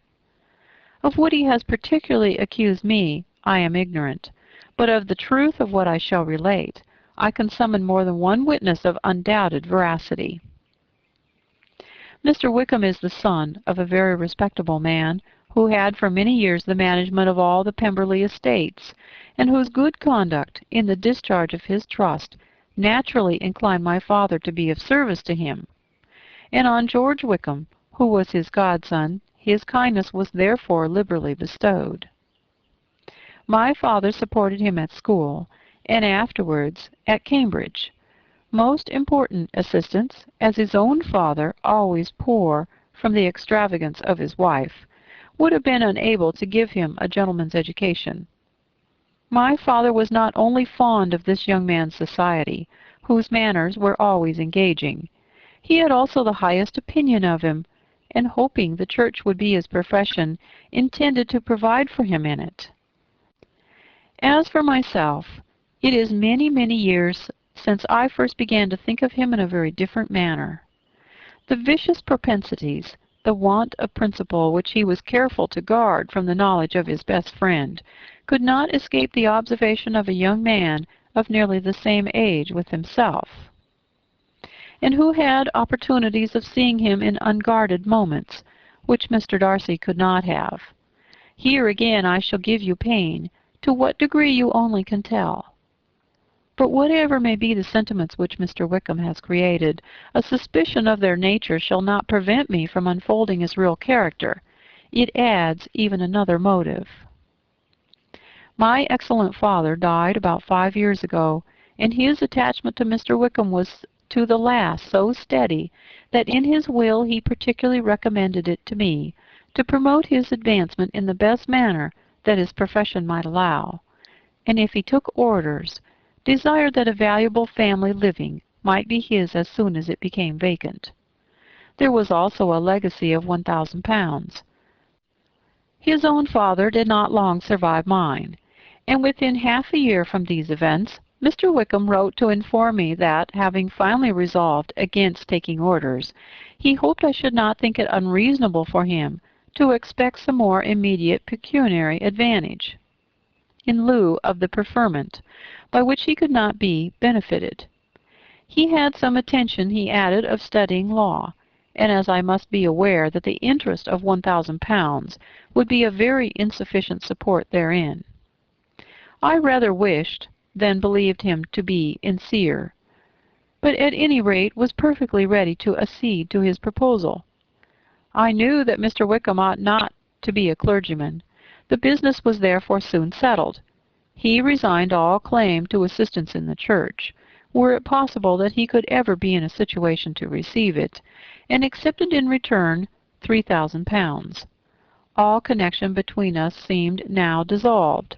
I thought too ill of him to invite him to Pemberley, or admit his society in town. In town I believe he chiefly lived, but his studying the law was a mere pretence, and being now free from all restraint, his life was a life of idleness and dissipation. For about 3 years I heard little of him, but on the decease of the incumbent of the living which had been designed for him, he applied to me again by letter for the presentation. His circumstances, he assured me, and I had no difficulty in believing it, were exceedingly bad. He had found the law a most unprofitable study, and was now absolutely resolved on being ordained, if I would present him to the living in question, of which he trusted there could be little doubt, as he was well assured that I had no other person to provide for, and I could not have forgotten my revered father's intentions. You will hardly blame me for refusing to comply with this entreaty, or for resisting every repetition to it. His resentment was in proportion to the distress of his circumstances, and he was doubtless as violent in his abuse of me to others as in his reproaches to myself. After this period every appearance of acquaintance was dropped. How he lived I know not, but last summer he was again most painfully obtruded on my notice. I must now mention a circumstance which I would wish to forget myself, and which no obligation less than the present should induce me to unfold to any human being. Having said thus much, I feel no doubt of your secrecy. My sister, who is more than 10 years my junior, was left to the guardianship of my mother's nephew, Colonel Fitzwilliam, and myself. About a year ago she was taken from school, and an establishment formed for her in London, and last summer she went with the lady who presided over it to Ramsgate, and thither also went Mr. Wickham, undoubtedly by design, for there proved to have been a prior acquaintance between him and Mrs. Young, in whose character we were most unhappily deceived. And by her connivance and aid, he so far recommended himself to Georgiana, whose affectionate heart retained a strong impression of his kindness to her as a child, that she was persuaded to believe herself in love, and to consent to an elopement. She was then but 15, which must be her excuse, and after stating her impudence, I am happy to add that I owed the knowledge of it to herself. I joined them unexpectedly a day or two before the intended elopement, and then Georgiana, unable to support the idea of grieving and offending a brother whom she almost looked up to as a father, acknowledged the whole to me. You may imagine what I felt and how I acted.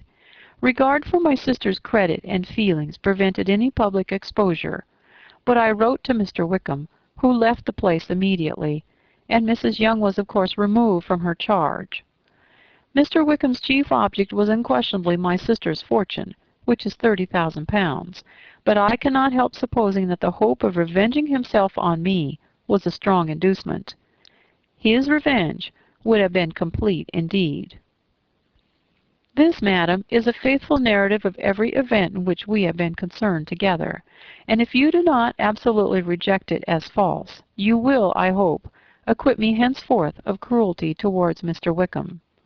I know not in what manner, under what form of falsehood he had imposed on you, but his success is not perhaps to be wondered at, ignorant as you previously were of everything concerning either. Detection could not be in your power, and suspicion certainly not in your inclination. You may possibly wonder why all this was not told you last night, but I was not then master enough of myself to know what could or ought to be revealed. For the truth of everything here related, I can appeal more particularly to the testimony of Colonel Fitzwilliam, who, from our near relationship and constant intimacy, and still more, as one of the executives of my father's will, has been unavoidably acquainted with every particular of these transactions. If your abhorrence of me should make my assertions valueless, you cannot be prevented by the same cause from confiding in my cousin. And that there may be the possibility of consulting him, I shall endeavor to find some opportunity of putting this letter in your hands in the course of the morning. I will only add, God bless you. Fitzwilliam Darcy. Chapter 36. If Elizabeth, when Mr. Darcy gave her the letter, did not expect it to contain a renewal of his offers, she had formed no expectation at all of its contents. But such as they were, it may be well supposed how eagerly she went through them, and what a contrariety of emotion they excited. Her feelings as she read were scarcely to be defined. With amazement did she first understand that he believed any apology to be in his power, and steadfastly was she persuaded that he could have no explanation to give, which a just sense of shame would not conceal. With a strong prejudice against everything he might say, she began his account of what had happened at Netherfield. She read with an eagerness which hardly left her power of comprehension, and from impatience of knowing what the next sentence might bring, was incapable of attending to the sense of the one before her eyes. His belief of her sister's insensibility she instantly resolved to be false, and his account of the real, the worst objections to the match, made her too angry to have any wish of doing him justice. He expressed no regret for what he had done which satisfied her. His style was not penitent, but haughty. It was all pride and insolence.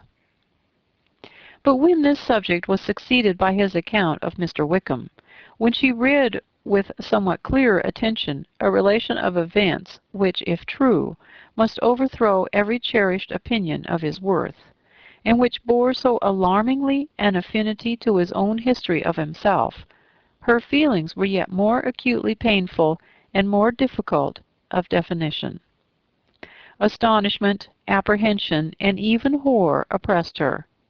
She wished to discredit it entirely, repeatedly exclaiming, "This must be false. This cannot be.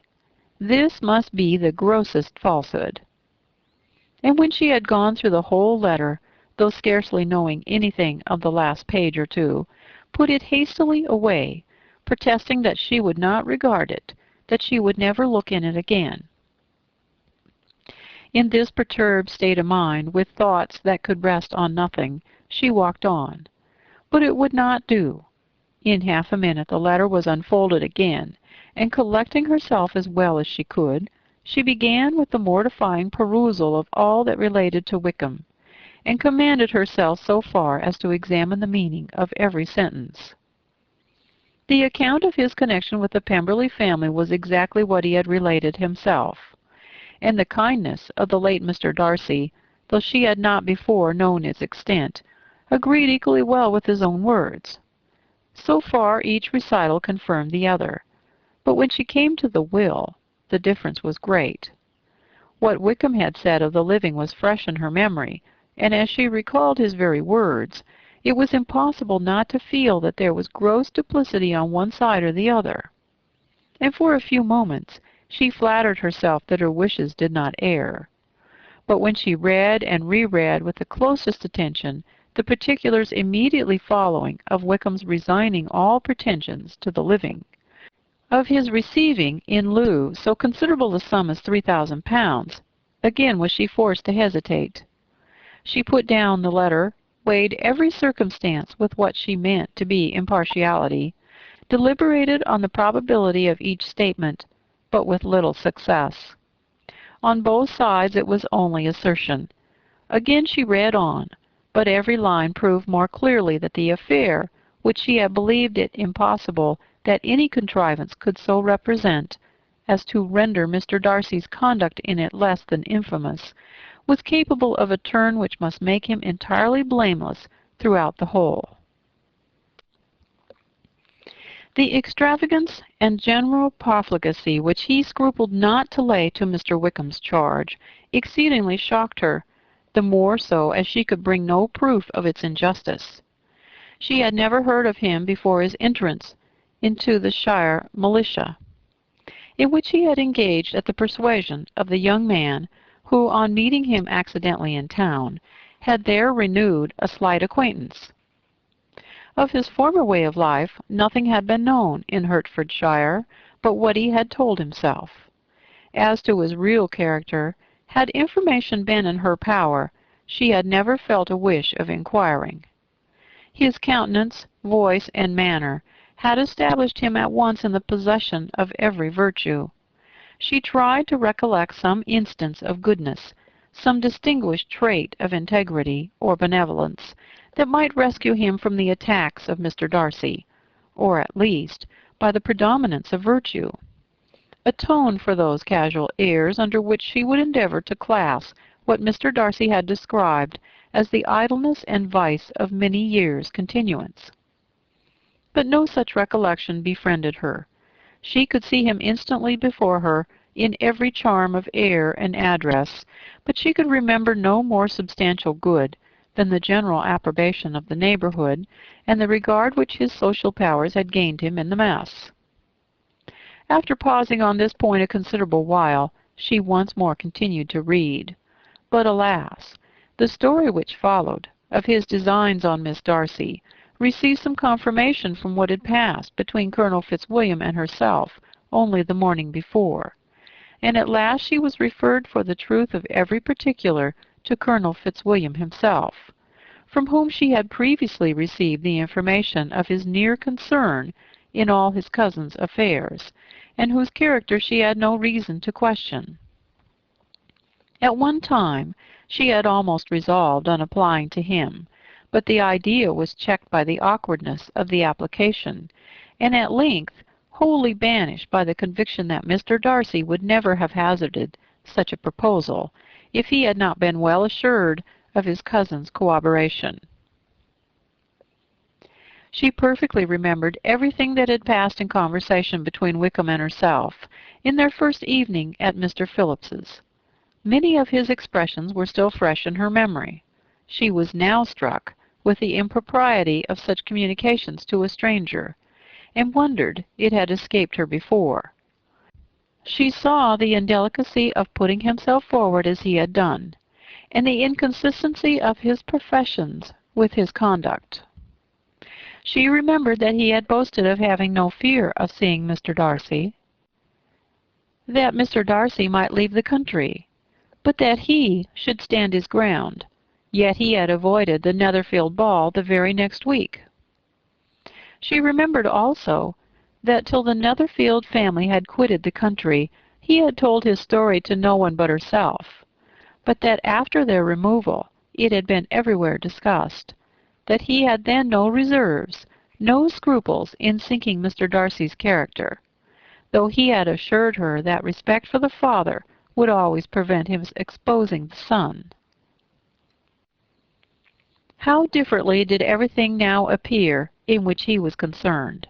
His attentions to Miss King were now the consequence of views solely and hatefully mercenary, and the mediocrity of her fortune proved no longer the moderation of his wishes, but his eagerness to grasp at anything. His behavior to herself could now have no tolerable motive. He had either been deceived with regard to her fortune, or had been gratifying his vanity by encouraging the preference which she believed she had most incautiously shown. Every lingering struggle in his favor grew fainter and fainter, and in farther justification of Mr. Darcy, she could not but allow that Mr. Bingley, when questioned by Jane, had long ago asserted this blamelessness in the affair, that proud and repulsive as were his manners, she had never, in the whole course of their acquaintance, an acquaintance which had latterly brought them much together, and given her a sort of intimacy with his ways, seen anything that betrayed him to be unprincipled or unjust, anything that spoke him of irreligious or immoral habits, that among his own connections he was esteemed and valued, that even Wickham had allowed him merit as a brother, and that she had often heard him speak so affectionately of his sister as to prove him capable of some amiable feeling, that had his actions been what Wickham represented them, so gross a violation of everything right could hardly have been concealed from the world, and that friendship between a person capable of it and such an amiable man as Mr. Bingley was incomprehensible. She grew absolutely ashamed of herself. Of neither Darcy nor Wickham could she think without feeling that she had been blind, partial, prejudiced, absurd. "How despicably have I acted," she cried, "I who have prided myself on my discernment, I who have valued myself on my abilities, who have often disdained the generous candor of my sisters, and gratified my vanity in useless or blamable distrust. How humiliating is this discovery, yet how just a humiliation! Had I been in love, I could not have been more wretchedly blind. But vanity, not love, has been my folly. Pleased with the preference of one, and offended by the neglect of the other, on the very beginning of our acquaintance, I have courted prepossession and ignorance, and driven reason away where either were concerned. Till this moment I never knew myself." From herself to Jane, from Jane to Bingley, her thoughts were in a line which soon brought to her recollection that Mr. Darcy's explanation there had appeared very insufficient, and she read it again. Widely different was the effect of a second perusal. How could she deny that credit to his assertions in one instance which she had been obliged to give in the other? He declared himself to have been totally unsuspicious of her sister's attachment, and she could not help remembering what Charlotte's opinion had always been. Neither could she deny the justice of his description of Jane. She felt that Jane's feelings, though fervent, were little displayed, and that there was a constant complacency in her air and manner, not often united with great sensibility. When she came to the part of the letter in which her family were mentioned in terms of such mortifying yet merited reproach, her sense of shame was severe. The justice of the charge struck her too forcibly for denial, and the circumstances to which he particularly alluded as having passed at the Netherfield ball, and as confirming all his first disapprobation, could not have made a stronger impression on his mind than on hers. The compliment to herself and her sisters was not unfelt. It soothed, but it could not console her for the contempt which had thus been self-attracted by the rest of her family. And as she considered that Jane's disappointment had in fact been the work of her nearest relations, and reflected how materially the credit of both must be hurt by such impropriety of conduct, she felt depressed beyond anything she had ever known before. After wandering along the lane for 2 hours, giving way to every variety of thought, reconsidering events, determining probabilities, and reconciling herself, as well as she could, to a change so sudden and so important, fatigue, and a recollection of her long absence, made her at length return home, and she entered the house with the wish of appearing cheerful as usual, and the resolution of repressing such reflections as to make her unfit for conversation.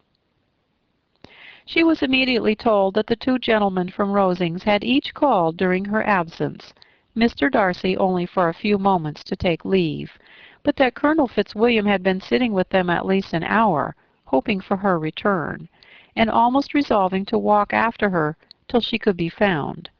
Elizabeth could but just affect concern in missing him. She really rejoiced at it. Colonel Fitzwilliam was no longer an object. She could think only of her letter. Chapter 37. The two gentlemen left Rosings the next morning, and Mr. Collins, having been in waiting near the lodges to make them his parting obeisance, was able to bring home the pleasing intelligence of their appearing in very good health, and in as tolerable spirits as could be expected after the melancholy scene so lately gone through at Rosings. To Rosings he then hastened to console Lady Catherine and her daughter, and on his return brought back, with great satisfaction, a message from her ladyship, importing that she felt herself so dull as to make her very desirous of having them all to dine with her. Elizabeth could not see Lady Catherine without recollecting that, had she chosen it, she might by this time have been presented to her as her future niece, nor could she think without a smile of what her ladyship's indignation would have been. What would she have said? How would she have behaved? Were questions with which she amused herself. Their first subject was a diminution of the Rosings party. "I assure you I feel it exceedingly," said Lady Catherine. "I believe nobody feels the loss of friends so much as I do. But I'm particularly attached to these young men, and know them to be so much attached to me. They were excessively sorry to go, but so they always are. The dear Colonel rallied his spirits tolerably till just at last, but Darcy seemed to feel it most acutely, more, I think, than last year. His attachment to Rosings certainly increases." Mr. Collins had a compliment and allusion to throw in here, which were kindly smiled on by the mother and daughter. Lady Catherine observed, after dinner, that Miss Bennet seemed out of spirits, and immediately accounting for it herself, by supposing that she did not like to go home again so soon, she added, "But if that is the case, you must write to your mother to beg that you may stay a little longer. Mrs. Collins will be very glad of your company, I'm sure." "I am much obliged to your ladyship for your kind invitation," replied Elizabeth, "but it is not in my power to accept it. I must be in town next Saturday." "Why, at any rate, you will have been here only 6 weeks. I expected you to stay 2 months. I told Mrs. Collins so before you came. There can be no occasion for your going so soon. Mrs. Bennet could certainly spare you for another fortnight." "But my father cannot. He wrote last week to hurry my return." "Oh, your father, of course, may spare you if your mother can. Daughters are never of so much consequence to a father. And if you will stay another month complete, it will be in my power to take one of you as far as London, for I am going there in June, for a week, and as Dawson does not object to the barouche box, there will be very good room for one of you.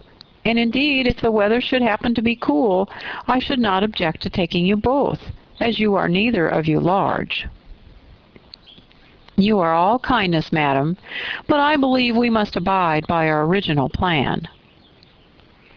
Lady Catherine seemed resigned. "Mrs. Collins, you must send a servant with them. You know I always speak my mind, and I cannot bear the idea of 2 young women traveling post by themselves. It is highly improper. You must contrive to send somebody. I have the greatest dislike in the world to that sort of thing. Young women should always be properly guarded and attended, according to their situation in life. When my son Georgiana went to Ramsgate last summer, I made a point of having her 2 men-servants go with her. Miss Darcy, the daughter of Mr. Darcy of Pemberley, and Lady Anne, could not have appeared with propriety in a different manner. I am excessively attentive to all those things. You must send John with the young ladies, Mrs. Collins. I am glad it occurred to me to mention it, for it would be really discreditable for you to let them go alone. My uncle is to send a servant for us." "Oh, your uncle. He keeps a manservant, does he? I'm very glad you have somebody who thinks of those things. Where shall you change horses?" "Oh, Bromley, of course. If you mention my name at the bell, you will be attended to." Lady Catherine had many other questions to ask respecting their journey, and as she did not answer them all herself, attention was necessary, which Elizabeth believed to be lucky for her, or, with a mind so occupied, she might have forgotten where she was. Reflection must be reserved for solitary hours, whenever she was alone. She gave way to it as the greatest relief, and not a day went by without a solitary walk, in which she might indulge in all the delight of unpleasant recollections. Mr. Darcy's letter she was in a fair way of soon knowing by heart. She studied every sentence, and her feelings towards its writer were at times widely different. When she remembered the style of his address, she was still full of indignation, but when she considered how unjustly she had condemned and upbraided him, her anger was turned against herself, and his disappointed feelings became the object of compassion.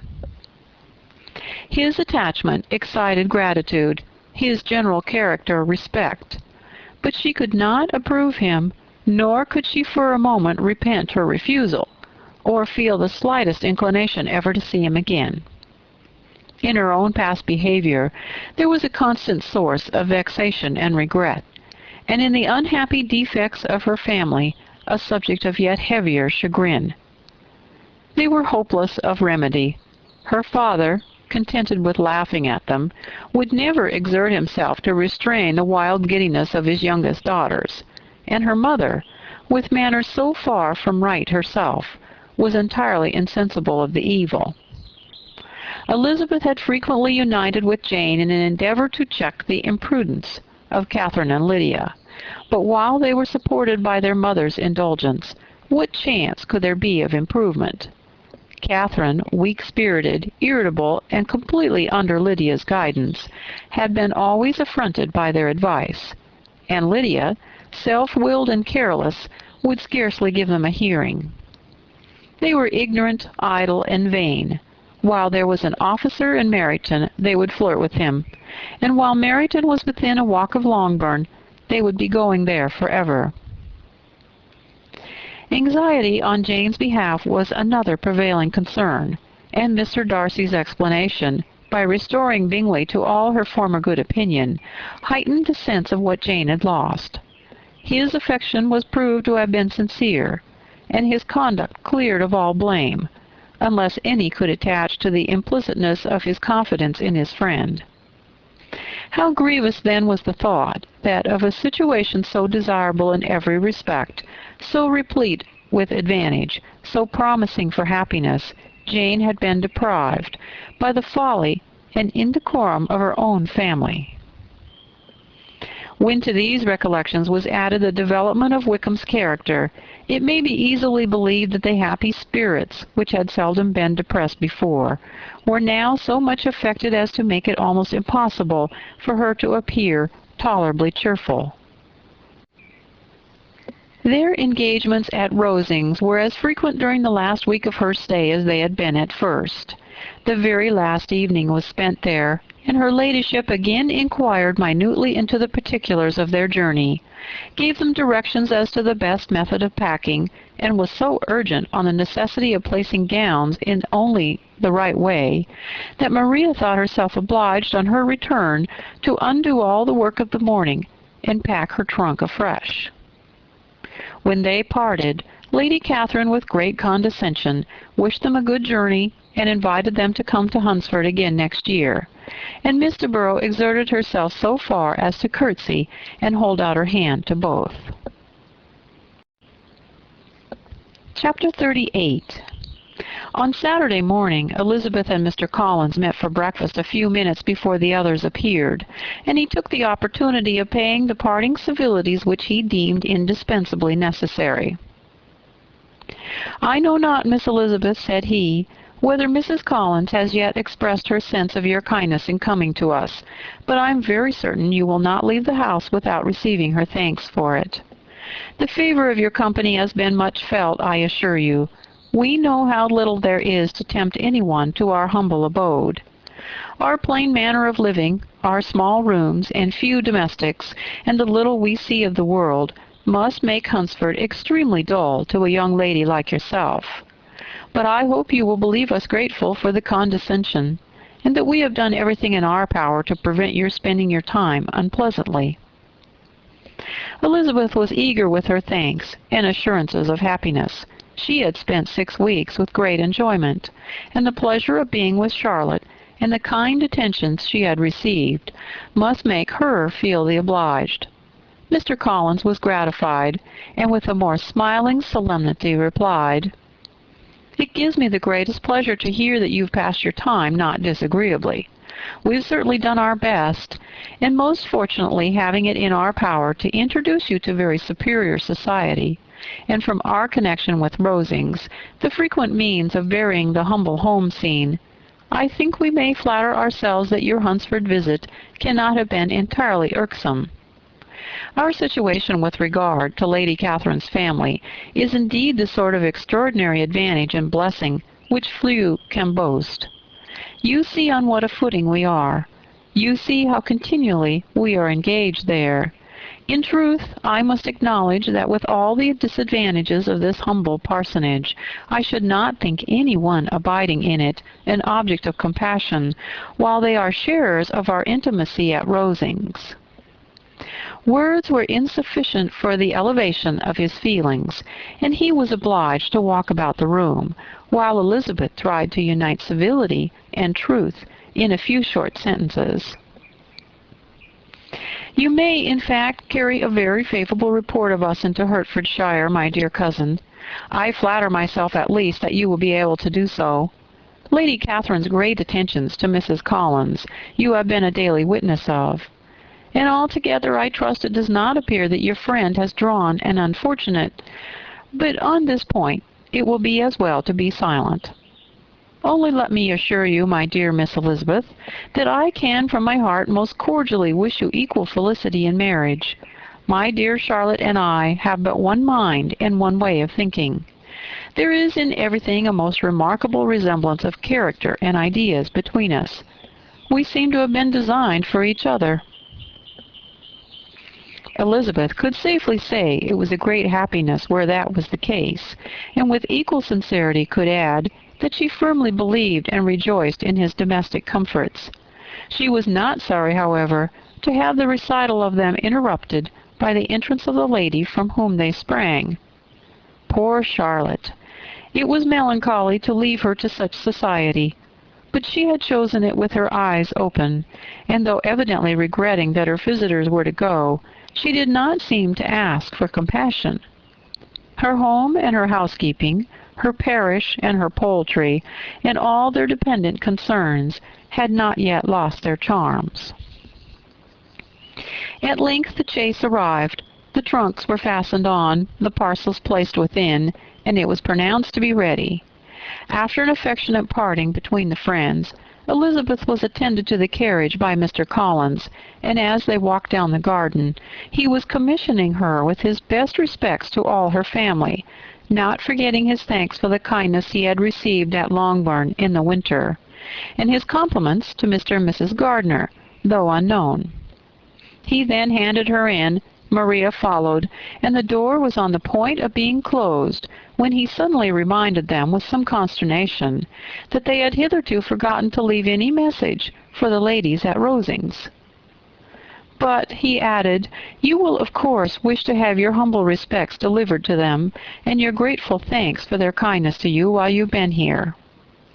Elizabeth made no objection. The door was then allowed to be shut, and the carriage drove off. "Good gracious!" cried Maria after a few minutes' silence. "It seems but a day or two since we came, and yet how many things have happened!" "A great many indeed," said her companion with a sigh. "We have dined 9 times at Rosings, besides drinking tea there twice. How much I shall have to tell!" Elizabeth privately added, "and how much I shall have to conceal." Their journey was performed without much conversation or any alarm, and within 4 hours of their leaving Hunsford they reached Mr. Gardner's house, where they were to remain a few days. Jane looked well, and Elizabeth had a little opportunity of studying her spirits amidst the various engagements which the kindness of her aunt had reserved for them. But Jane was to go home with her, and at Longbourn there would be leisure enough for observation. It was not without an effort, meanwhile, that she could wait even for Longbourn before she told her sister of Mr. Darcy's proposals. To know that she had the power of revealing what would so exceedingly astonish Jane, and must, at the same time, so highly gratify whatever of her own vanity she had not yet been able to reason away, was such a temptation to openness as nothing could have conquered but the state of indecision in which she remained as to the extent of what she should communicate, and her fear, if she once entered on the subject, of being hurried into repeating something of Bingley which might only grieve her sister further. Chapter 39. It was the second week in May in which the three young ladies set out together from Gracechurch Street in Hertfordshire, and as they drew near the appointed inn where Mr. Bennet's carriage was to meet them, they quickly perceived, in token of the coachman's punctuality, both Kitty and Lydia looking out of a dining-room upstairs. These two girls had been above an hour in the place, happily employed in visiting an opposite milliner, watching the sentinel on guard, and dressing a salad and cucumber.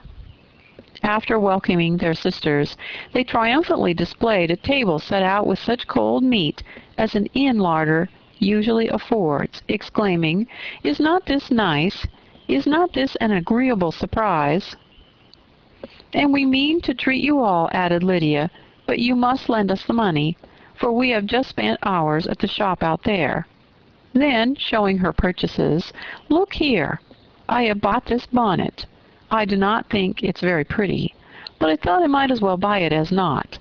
I shall pull it to pieces as soon as I get home, and see if I can make it up any better."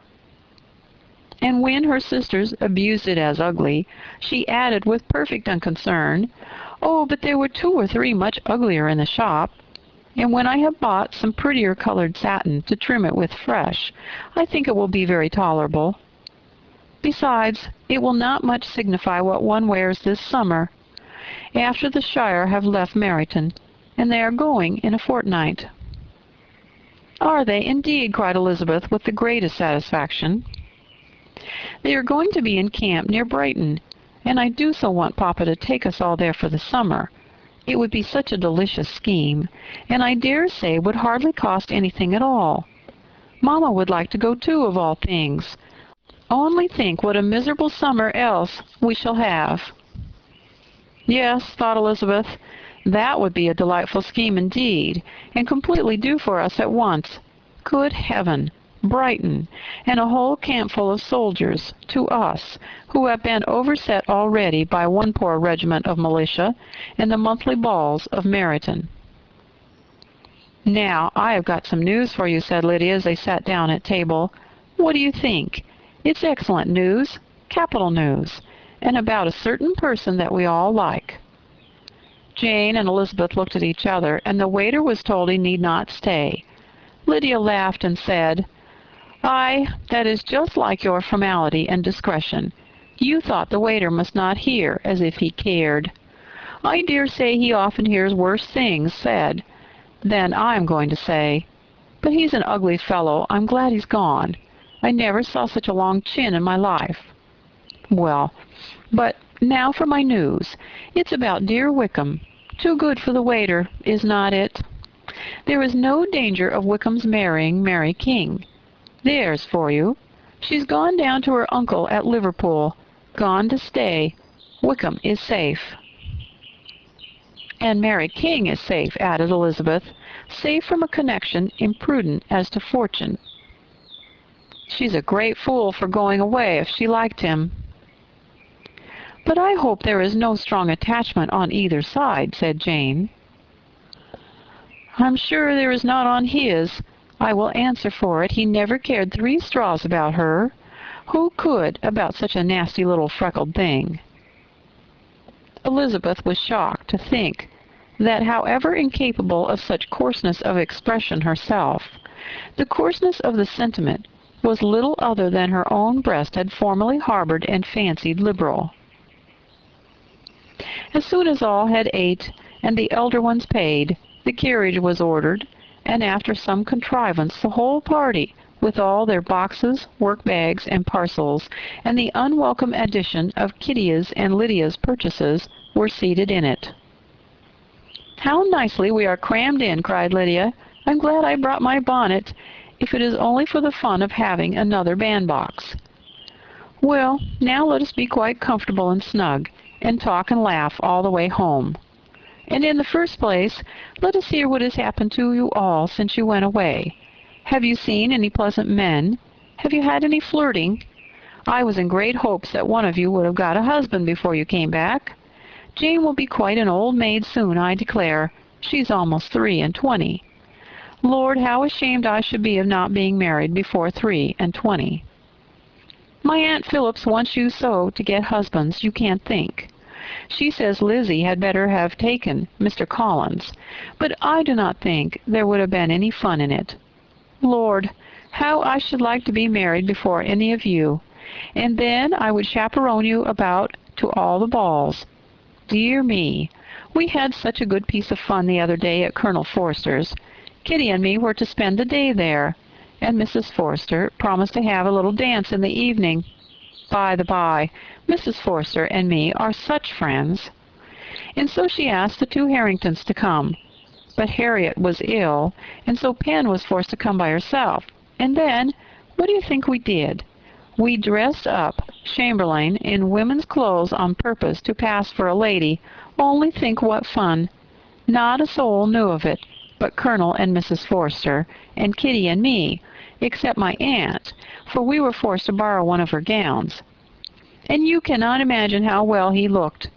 When Denny and Wickham and Pratt and 2 or 3 more of the men came in, they did not know him in the least. Lord, how I laughed, and so did Mrs. Forster. I thought I should have died. And that made the men suspect something, and then they soon found out what was the matter. With such kind of histories of their parties and good jokes, did Lydia, assisted by Kitty's hints and additions, endeavor to amuse her companions all the way to Longbourn. Elizabeth listened as little as she could, but there was no escaping the frequent mention of Wickham's name. Their reception at home was most kind. Mrs. Bennet rejoiced to see Jane in undiminished beauty, and more than once during dinner did Mr. Bennet say voluntarily to Elizabeth, "I'm glad you are come back, Lizzie." Their party in the dining-room was large, for almost all the Lucases came to meet Maria and hear the news, and various were the subjects which occupied them. Lady Lucas was inquiring of Maria across the table after the welfare and poultry of her eldest daughter.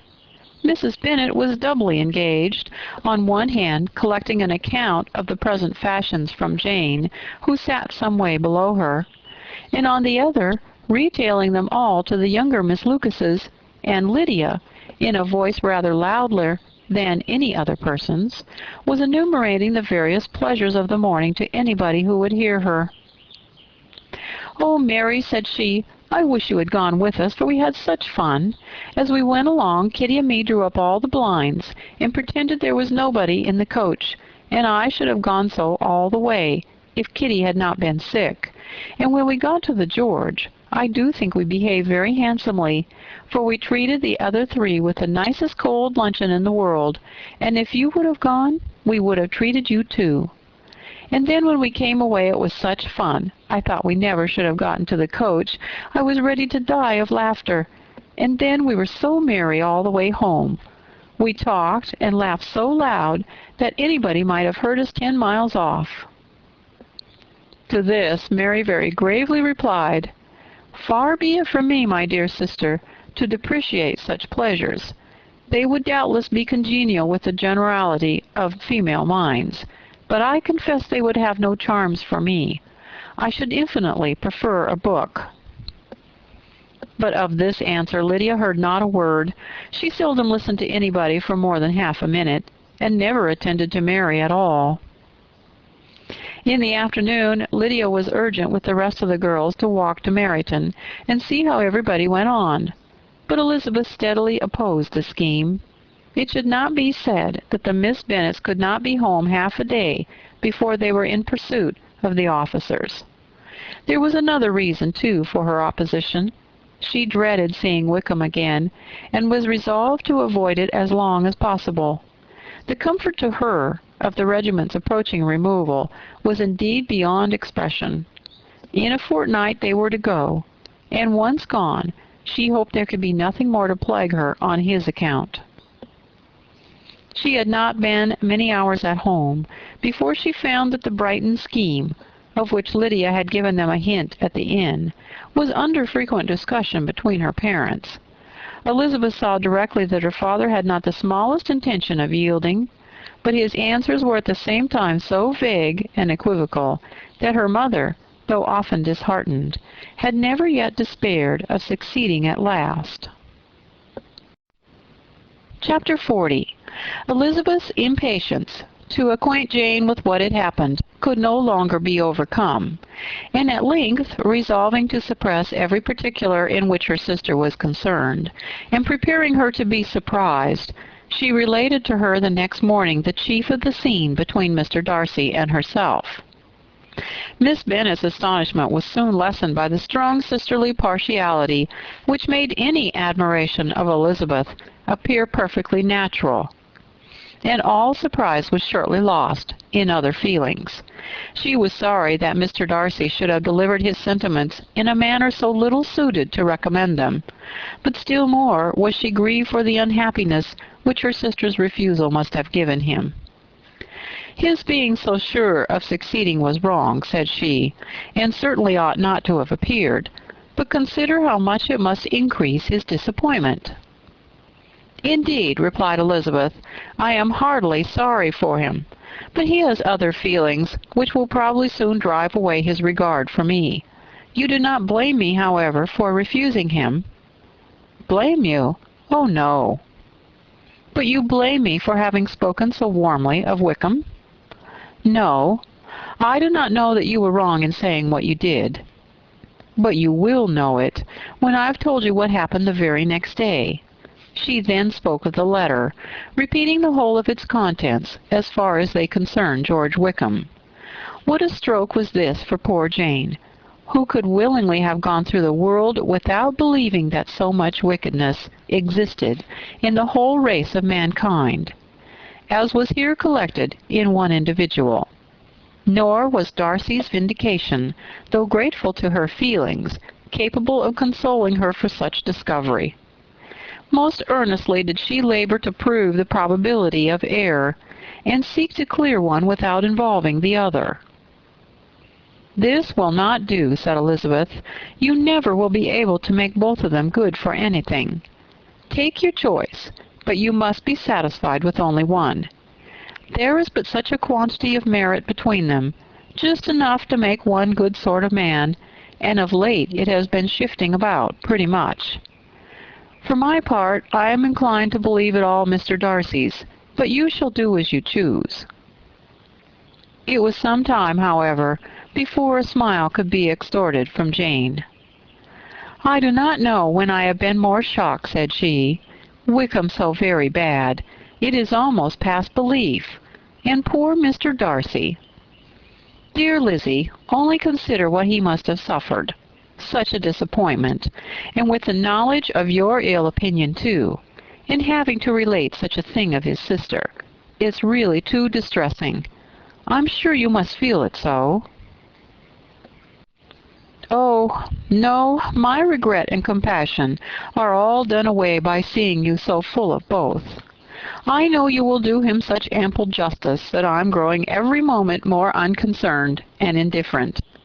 Your profusion makes me saving, and if you lament over him much longer, my heart will be as light as a feather.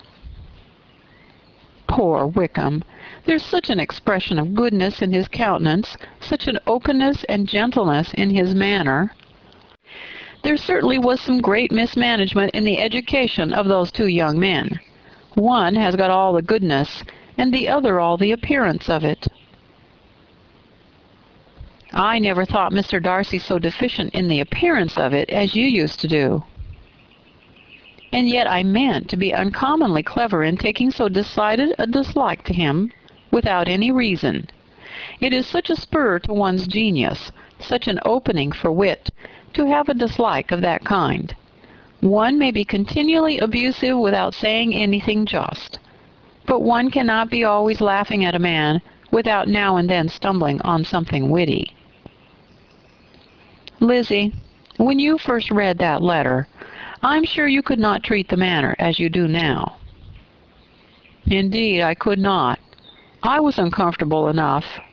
I was very uncomfortable, I may say, unhappy, and with no one to speak to of what I felt, no Jane to comfort me and say that I had not been so very weak and vain and nonsensical as I knew I had. Oh, how I wanted you! How unfortunate that you should have used such very strong expressions in speaking of Wickham to Mr. Darcy, for now they do appear wholly undeserved.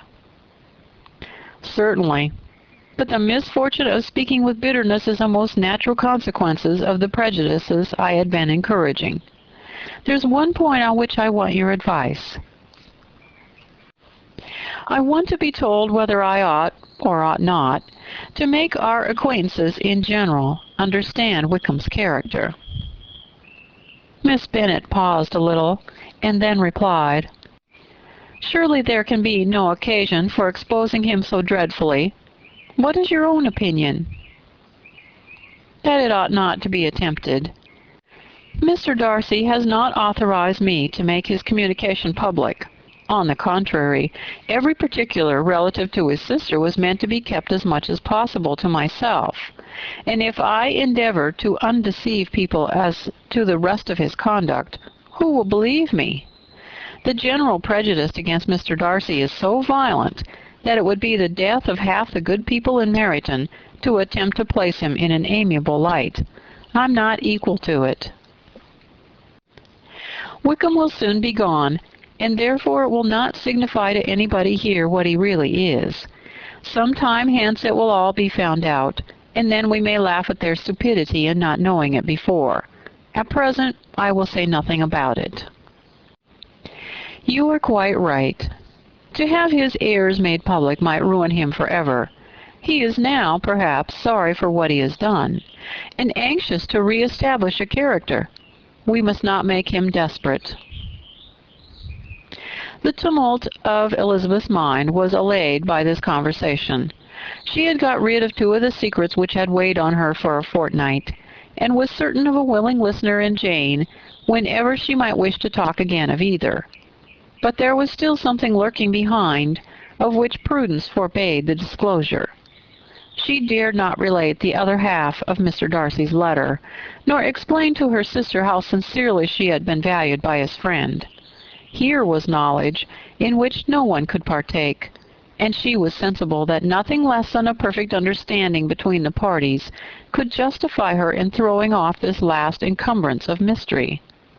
And then, said she, if that very improbable event should ever take place, I shall merely be able to tell what Bingley may tell in a much more agreeable manner himself. The liberty of communication cannot be mine till it has lost all its value. She was now, on being settled at home, at leisure to observe the real state of her sister's spirits. Jane was not happy. She still cherished a very tender affection for Bingley. Having never even fancied herself in love before, her regard had all the warmth of first attachment, and from her age and disposition, greater steadiness than first attachments often boast. And so fervently did she value his remembrance, and prefer him to every other man, that all her good sense, and all her attention to the feelings of her friends, were requisite to check the indulgence of those regrets which must have been injurious to her own health and their tranquillity. "Well, Lizzie," said Mrs. Bennet one day, What is your opinion now of this sad business of Jane's? For my part, I am determined never to speak of it again to anybody. I told my sister Philip so the other day, but I cannot find out that Jane saw anything of him in London. Well, he's a very undeserving young man, and now I do not suppose there's the least chance in the world of her ever getting him now. There's no talk of his coming to Netherfield again in the summer, and I have inquired of everybody, too, who is likely to know. I do not believe that he will ever live at Netherfield any more. Oh, well, it is just as he chooses. Nobody wants him to come, though I shall always say that he used my daughter extremely ill, and if I was her, I would not have put up with it. Well, my comfort is, I am sure Jane will die of a broken heart, and then he will be sorry for what he has done.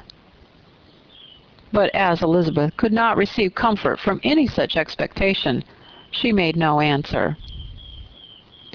Well, Lizzie, continued her mother soon afterwards, and so the Collinses live very comfortable, do they? Well, I only hope it will last. And what sort of table do they keep? Charlotte is an excellent manager, I dare say. If she is half as sharp as her mother, she's saving enough. There is nothing extravagant in their housekeeping, I dare say. No, nothing at all. A great deal of good management, depend on it. Yes, yes, they will take care not to outrun their income. They will never be distressed for money. Well, much good it may do them. And so, I suppose, they often talk of having Longbourn when your father's dead. They look upon it as quite their own, I dare say, whenever that happens. It was a subject which they could not mention before me. No, it would have been strange if they had, but I make no doubt they often talk of it between themselves. Well, if they can be easy with an estate that is not lawfully their own, so much the better. I should be ashamed of having one that was only entailed on me. Chapter 41. The first week of their return was soon gone. The second began. It was the last of the regiment's stay in Meryton, and all the young ladies in the neighborhood were drooping apace. The dejection was almost universal. The elder Miss Bennets alone were still able to eat, drink, and sleep, and pursue the usual course of their employments. Very frequently were they reproached for this insensibility by Kitty and Lydia, whose own misery was extreme, and who could not comprehend such hard-heartedness in any of the family. Good heaven! What is to become of us? What are we to do? Would they often exclaim in the bitterness of woe. How can you be smiling so, Lizzie?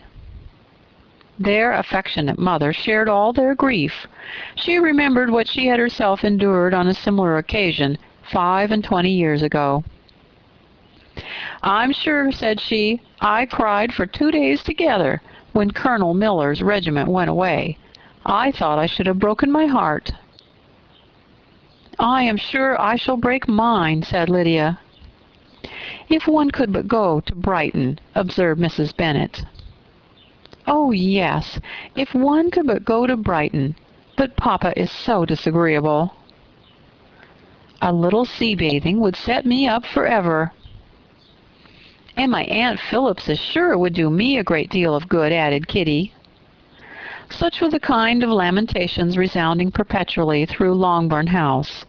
Elizabeth tried to be diverted by them, but all sense of pleasure was lost in shame. She felt anew the justice of Mr. Darcy's objections, and never had she been so much disposed to pardon his interference in the views of his friend.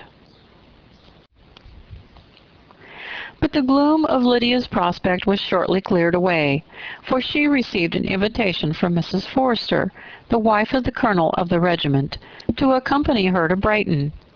This invaluable friend was a very young woman, and very lately married.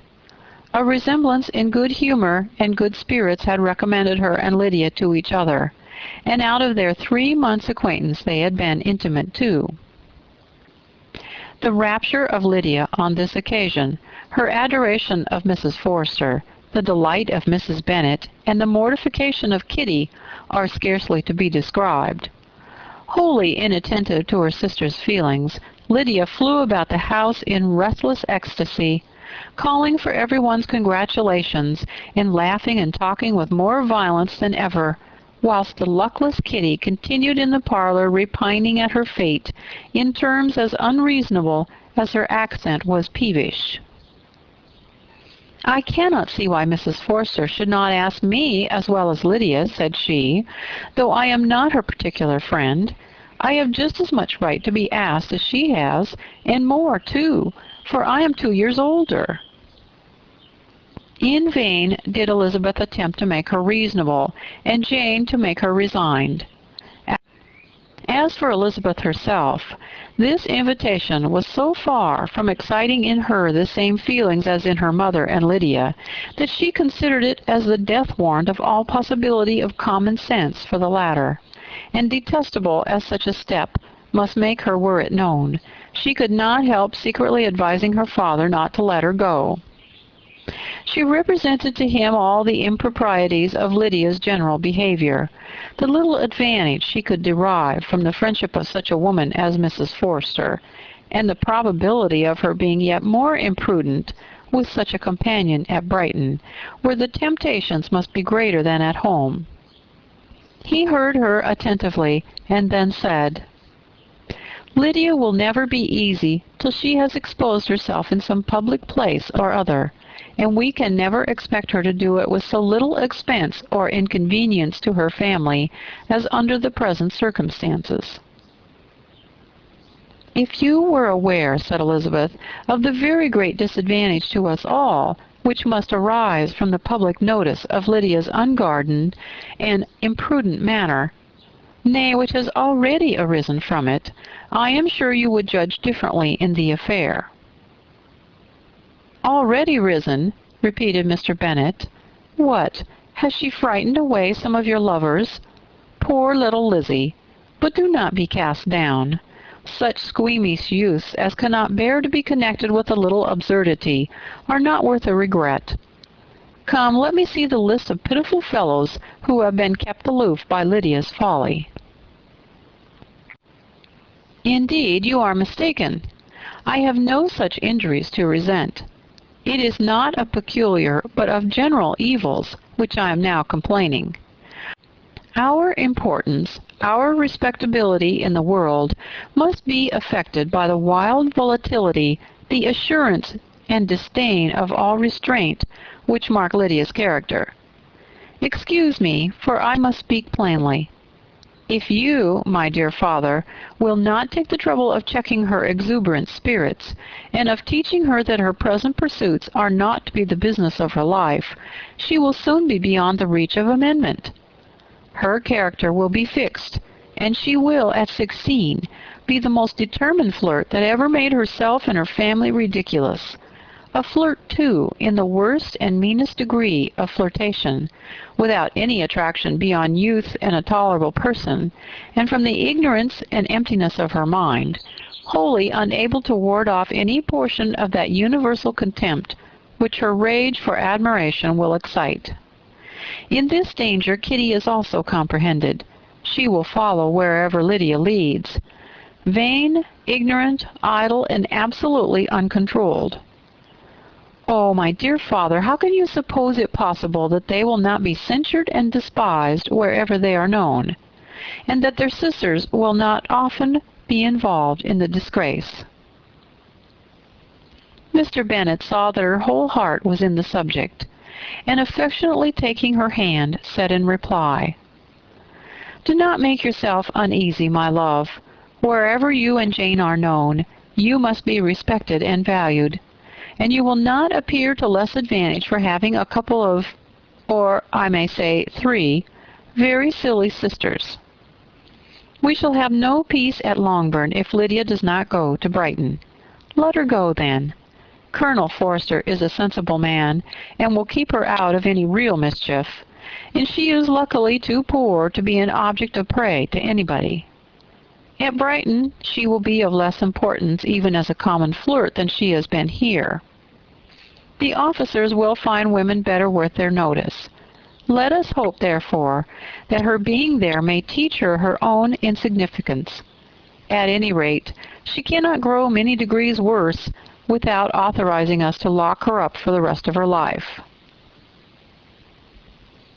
With this answer, Elizabeth was forced to be content, but her own opinion continued the same, and she left him disappointed and sorry. It was not in her nature, however, to increase her vexations by dwelling on them.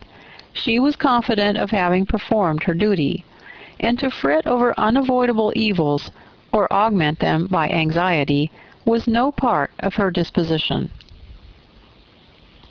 Had Lydia and her mother known the substance of her conference with her father, their indignation would hardly have found expression in their united volubility.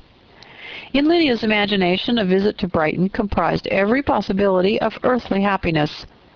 She saw with the creative eye of fancy the streets of that gay bathing-place covered with officers. She saw herself the object of attention to tens and to scores of them at present unknown. She saw all the glories of the camp, its tents stretched forth in beauteous uniformity of lines, crowded with the young and the gay, and dazzling with scarlet. And to complete the view, she saw herself seated beneath a tent, tenderly flirting with at least 6 officers at once. Had she known that her sister sought to tear her from such prospects and such realities as these, what would have been her sensations? They could have been understood only by her mother, who might have felt nearly the same. Lydia's going to Brighton was all that consoled her for her melancholy conviction of her husband's never intending to go there himself. But they were entirely ignorant of what had passed, and their raptures continued with little intermission to the very day of Lydia's leaving home.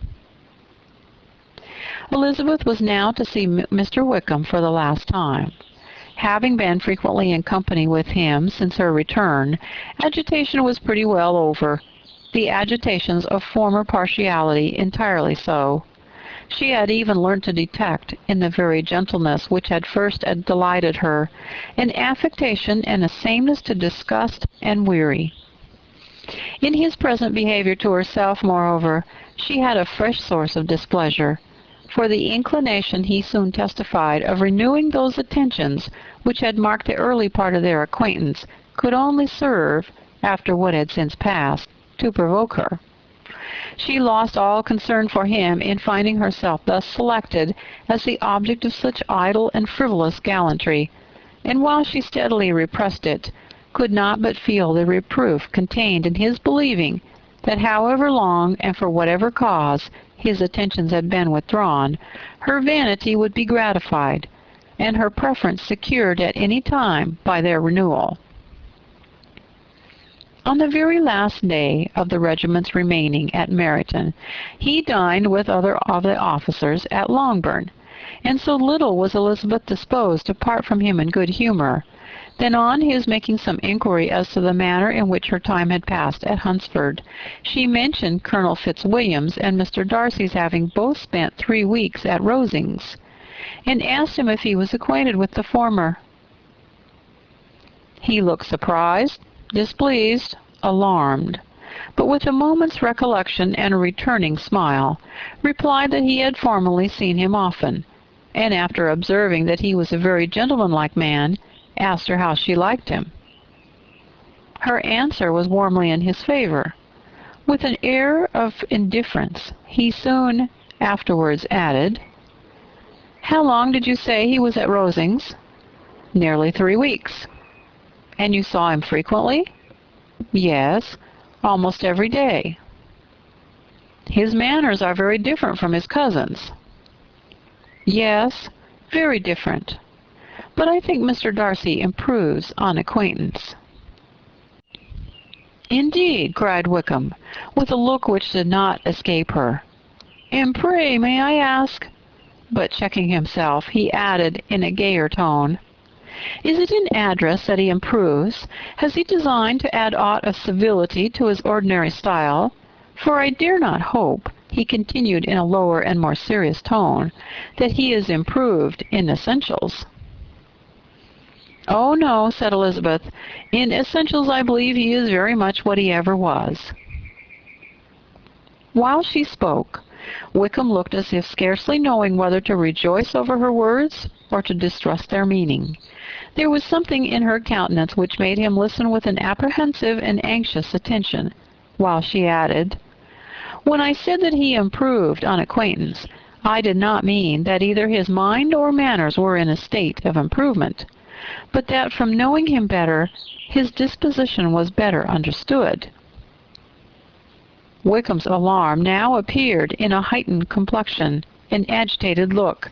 For a few minutes he was silent, till, shaking off his embarrassment, he turned to her again, and said in the gentlest of accents, "You, who so well know my feelings towards Mr. Darcy, will readily comprehend how sincerely I must rejoice that he is wise enough to assume even the appearance of what is right. His pride in that direction may be of service, if not to himself, to many others, for it must deter him from such foul misconduct as I have suffered by. I only fear that the sort of cautiousness to which you, I imagine, have been alluding, is merely adopted on his visits to his aunt, of whose good opinion and judgment he stands much in awe. His fear of her has always operated, I know, when they were together, and a good deal is to be imputed to his wish of forwarding the match between Miss de Bourgh, which I am certain he has very much at heart." Elizabeth could not repress a smile at this, but she answered only by a slight inclination of the head. She saw that he wanted to engage her on the old subject of his grievances, and she was in no humor to indulge him. The rest of the evening passed with the appearance, on his side, of usual cheerfulness, but with no further attempt to distinguish Elizabeth, and they parted at last with mutual civility, and possibly a mutual desire of never meeting again. When the party broke up, Lydia returned with Miss Forster to Meryton, from whence they were to set out early the next morning. The separation between her and her family was rather noisy than pathetic. Kitty was the only one who shed tears, but she did weep from vexation and envy.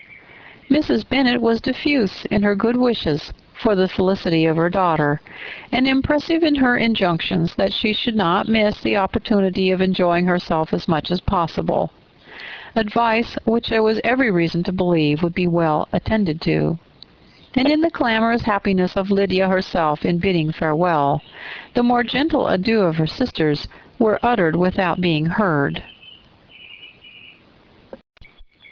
Chapter 42. Had Elizabeth's opinion been all drawn from her own family, she could not have formed a very pleasing picture of conjugal felicity or domestic comfort. Her father, captivated by youth and beauty, and that appearance of good humor which youth and beauty generally give, had married a woman whose weak understanding and illiberal mind had very early in their marriage put an end to all real affection for her.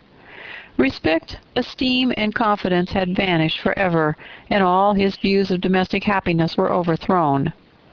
But Mr. Bennet was not of a disposition to seek comfort for the disappointments which his own imprudence had brought on, in any of those pleasures which too often console the unfortunate for their folly or their vice. He was fond of the country and of books, and from these tastes had arisen his principal enjoyments. To his wife he was very little otherwise indebted than as her ignorance and folly had contributed to his amusement. This is not the sort of happiness which a man would in general wish to owe to his wife, but where other powers of entertainment are waiting, the true philosopher will derive benefit for such as are given. Elizabeth, however, had never been blind to the impropriety of her father's behavior as a husband. She had always seen it with pain, but respecting his abilities and grateful for his affectionate treatment of herself, she endeavored to forget what she could not overlook, and to banish from her thoughts that continual breach of conjugal obligation and decorum, which, in exposing his wife to the contempt of her own children, was so highly reprehensible. but she had never felt so strongly as now the disadvantages which must attend the children of so unsuitable a marriage, nor ever been so fully aware of the evils arising from so ill-judged a direction of talents, which, rightly used, might at least have preserved the respectability of his daughters, even if incapable of enlarging the mind of his wife. When Elizabeth had rejoiced over Wickham's departure, she found little other cause for satisfaction in the loss of the regiment. Their parties abroad were less varied than before, and at home she had a mother and sister whose constant repinings at the dullness of everything around them threw a real gloom over their domestic circle. And though Kitty might in time regain her natural degree of sense, since the disturbances of her brain were removed, her other sister, from whose disposition greater evil might be apprehended, was likely to be hardened in all her folly and assurance by a situation of such double danger as a watering-place and a camp. Upon the whole, therefore, she found what has sometimes been found before, that an event to which she had looked forward with impatient desire did not, in taking place, bring all the satisfaction she had promised herself. It was consequently necessary to name some other period of the commencement of actual felicity, to have some other point on which her wishes and hopes might be fixed, and by again enjoying the pleasure of anticipation, console herself for the present, and prepare for another disappointment. Her tour to the lakes was now the object of her happiest thoughts. It was her best consolation for all the uncomfortable hours which the discontentedness of her mother and Kitty made inevitable, and could she have included Jane in the scheme, every part of it would have been perfect. But it is fortunate, thought she, that I have something to wish for. Were the whole arrangement complete, my disappointment would be certain. But here, by carrying with me one ceaseless source of regret in my sister's absence, I may reasonably hope to have all my expectations of pleasure realized. A scheme of which every part promises delight can never be successful, and general disappointment is only warded off by the defense of some little peculiar vexation. When Lydia went away, she promised to write very often, and very minutely to her mother and Kitty, but her letters were always long expected, and always very short. Those to her mother contained little else than that they were just returned from the library, where such and such officers had attended them, and where she had seen such beautiful ornaments as made her quite wild, that she had a new gown, or a new parasol, which she would have described more fully, but was obliged to leave off in a violent hurry, as Mrs. Forster called her, and they were going to the camp. And from her correspondence with her sister, there was still less to be learnt, for her letters to Kitty, though rather longer, were much too full of lines under the words to be made public. After the first fortnight of 3 weeks of her absence, health, good humor, and cheerfulness began to reappear at Longbourn. Everything wore a happier aspect. The families who had been in town for the winter came back again, and summer finery and summer engagements arose. Mrs. Bennet was restored to her usual querulous serenity, and by the middle of June, Kitty was so much recovered as to be able to enter Meryton without tears, an event of such happy promise as to make Elizabeth hope that by the following Christmas she might be so tolerably reasonable as not to mention an officer above once a day, unless, by some cruel and malicious arrangement at the War Office, another regiment should be quartered in Meryton. The time fixed for the beginning of their northern tour was now fast approaching, and a fortnight only was wanting of it, when a letter arrived from Mrs. Gardiner, which at once delayed its commencement and curtailed its extent. Mr. Gardiner would be prevented by business from setting out till a fortnight later in July, and must be in London again within a month. And as that left too short a period for them to go so far, and see so much as they had proposed, or at least to see it with the leisure and comfort they had built on, they were obliged to give up the lakes, and substitute a more contracted tour. and, according to the present plan, were to go no farther northwards than Derbyshire. In that county there was enough to be seen to occupy the chief of their 3 weeks, and to Mrs. Gardner it had a peculiarly strong attraction. The town where she had formerly passed some years of her life, and where they now were to spend a few days, was probably as great an object of her curiosity as all the celebrated beauties of Matlock, Chatsworth, Dovedale, or the Peak. Elizabeth was excessively disappointed. She had her heart set on seeing the lakes, and still thought there might have been time enough. But it was her business to be satisfied, and certainly her temper to be happy, and all was soon right again. With the mention of Derbyshire there were many ideas connected. It was impossible for her to see the word without thinking of Pemberley and its owner. "But surely," said she, "I may enter his country with impunity, and rob it of a few petrified spars without his receiving me." The period of expectation was now doubled. 4 weeks were to pass away before her uncle and aunt's arrival. But they did pass away, and Mr. and Mrs. Gardner, with their 4 children, did at length appear at Longbourn. The children, 2 girls of 6 and 8 years old, and 2 younger boys, were to be left under the particular care of their cousin Jane, who was the general favorite, and whose steady sense and sweetness of temper exactly adapted her for attending to them in every way, teaching them, playing with them, and loving them.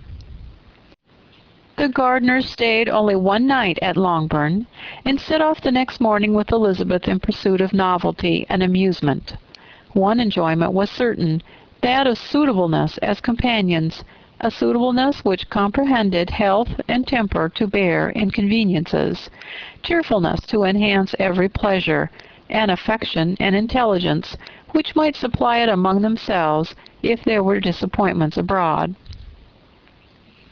It is not the object of this work to give a description of Derbyshire, nor of any of the remarkable places through which their route thither lay. Oxford, Blenheim, Warwick, Kenilworth, Birmingham, and so forth are sufficiently known. A small part of Derbyshire is all the present concern. To the little town of Lambton, the scene of Mrs. Gardner's former residence, and where she had lately learned that some acquaintances still remained, they bent their steps. After having seen all the principal wonders of the country, and within 5 miles of Lambton, Elizabeth found from her aunt that Pemberley was situated. It was not in their direct road, nor more than a mile or 2 out of it. In talking over their route the evening before, Mrs. Gardner expressed an inclination to see the place again. Mr. Gardner declared his willingness, and Elizabeth was applied to for her approbation. "My love, should you not like to see a place of which you have heard so much?" said her aunt. "A place, too, with which so many of your acquaintances are connected. Wickham passed all his youth there, you know." Elizabeth was distressed. She felt that she had no business at Pemberley, and was obliged to assume a disinclination for seeing it. She must own that she was tired of great houses. After going over so many, she really had no pleasure in fine carpets or satin curtains. Mrs. Gardner abused her stupidity. "If it were merely a fine house, richly furnished," said she, "I should not care about it myself. But the grounds are delightful. They have some of the finest woods in the country." Elizabeth said no more, but her mind could not acquiesce. The possibility of meeting Mr. Darcy while viewing the place instantly occurred. It would be dreadful. She blushed at the very idea, and thought it would be better to speak openly to her aunt than to run such a risk. But against this there were objections, and she finally resolved that it could be the last resource, if her private inquiries as to the absence of the family were unfavorably answered. Accordingly, when she retired at night, she asked the chambermaid whether Pemberley were not a very fine place, what was the name of its proprietor, and, with no little alarm, whether the family were down for the summer. A most welcome negative followed the last question, and her alarms being now removed, She was at leisure to feel a great deal of curiosity to see this house herself, and when the subject was revived the next morning, and she was again applied to, could readily answer, with a proper air of indifference, that she had not really any dislike to the scheme. To Pemberley, therefore, they were to go. Chapter 43. Elizabeth, as they drove along, watched for the first appearance of Pemberley Woods with some perturbation, and when at length they turned in at the lodge, her spirits were in a high flutter. The park was very large, and contained great variety of ground. They entered it in one of its lowest points, and drove for some time through a beautiful wood stretching over a wide extent. Elizabeth's mind was too full for conversation, but she saw and admired every remarkable spot and point of view. They gradually ascended for half a mile, and then found themselves at the top of a considerable eminence, where the wood ceased, and the eye was instantly caught by Pemberley House, situated on the opposite side of a valley, into which the road with some abruptness wound. It was a large, handsome stone building, standing well on rising ground, and backed by a ridge of high woody hills, and in front a stream of some natural importance was swelled into greater, but without any artificial appearance. Its banks were neither formal nor falsely adorned. Elizabeth was delighted. She had never seen a place for which nature had done more, or where natural beauty had been so little counteracted by an awkward taste. They were all of them warm in their admiration, and at that moment she felt that to be mistress of Pemberley might be something. They descended the hill, crossed the bridge, and drove to the door, and while examining the nearer aspect of the house, all her apprehension of meeting its owner returned. She dreaded lest the chambermaid had been mistaken. On applying to see the place, they were admitted into the hall, and Elizabeth, as they waited for the housekeeper, had leisure to wonder at her being where she was. The housekeeper came, a respectable-looking elderly woman, much less fine and more civil than she had any notion of finding her. They followed her into the dining parlor. It was a large, well-proportioned room, handsomely fitted up. Elizabeth, after slightly surveying it, went to a window to enjoy its prospect. The hill, crowned with wood, which they had descended, receiving increased abruptness from the distance, was a beautiful object. Every disposition of the ground was good, and she looked on the whole scene, the river, the trees scattered on its banks, and the winding of the valley, as far as she could trace it, with delight. As they passed into other rooms, these objects were taking different positions, but from every window there were beauties to be seen. The rooms were lofty and handsome, and their furniture suitable to the fortune of their proprietor.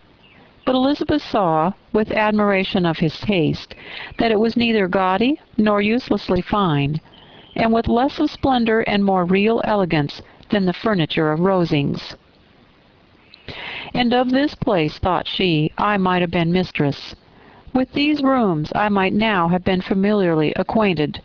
Instead of viewing them as a stranger, I might have rejoiced in them as my own, and welcomed to them as visitors my uncle and aunt. But no, recollecting herself, that could never be. My uncle and aunt would have been lost to me. I should not have been allowed to invite them. That was a lucky recollection. It saved her from something like regret. She longed to inquire of the housekeeper whether her master was really absent, but had not courage for it. At length, however, the question was asked by her uncle, and she turned away with alarm, while Mrs. Reynolds replied that he was, adding, "But we expect him tomorrow, with a large party of friends." How rejoiced was Elizabeth that their own journey had not by any circumstance been delayed a day. Her aunt now called her to look at a picture. She approached, and saw the likeness of Mr. Wickham suspended, amongst several other miniatures, over the mantelpiece. Her aunt asked her smilingly how she liked it. The housekeeper came forward and told them it was a picture of a young gentleman, the son of her late master's steward, who had been brought up by him at his own expense. He has now gone into the army, she added, but I'm afraid he turned out very wild.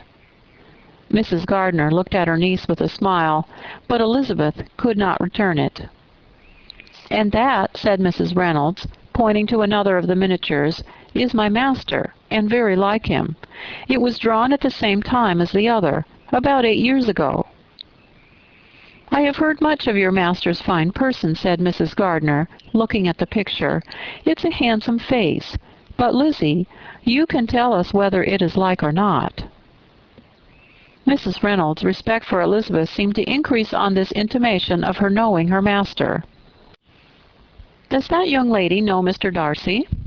Elizabeth colored and said, "A little." "And do not you think him a very handsome gentleman, ma'am?" "Yes, very handsome." "I am sure I know none so handsome, but in the gallery upstairs you will see a finer, larger picture of him than this. This room has been my late master's favorite room, and these miniatures are just as they used to be then. He was very fond of them." This accounted to Elizabeth for Mr. Wickham's being among them. Mrs. Reynolds then directed their attention to one of Miss Darcy, drawn when she was only 8 years old. "And is Miss Darcy as handsome as her brother?" said Mr. Gardner. "Oh, yes, the handsomest young lady that ever was seen, and so accomplished. She plays and sings all day long. In the next room is a new instrument just come down for her, a present from my master. She comes here tomorrow with him." Mrs. Gardner, whose manners were easy and pleasant, encouraged her communicativeness by his questions and remarks. Mrs. Reynolds, either from pride or attachment, had evidently great pleasure in talking of her master and his sister. "Is your master much at Pemberley in the course of the year?" "Not so much as I could wish, sir, but I dare say he may spend half his time here, and Miss Darcy is always down for the summer months." "Except," thought Elizabeth, "when she goes to Ramsgate." "If your master would marry, you might see more of him." "Yes, sir, but I don't know when that will be. I do not know who is good enough for him." Mr. and Mrs. Gardner smiled. Elizabeth could not help saying, "It is very much to his credit, I'm sure, that you should think so." "I say no more than the truth, and what everybody will say that knows him," replied the other.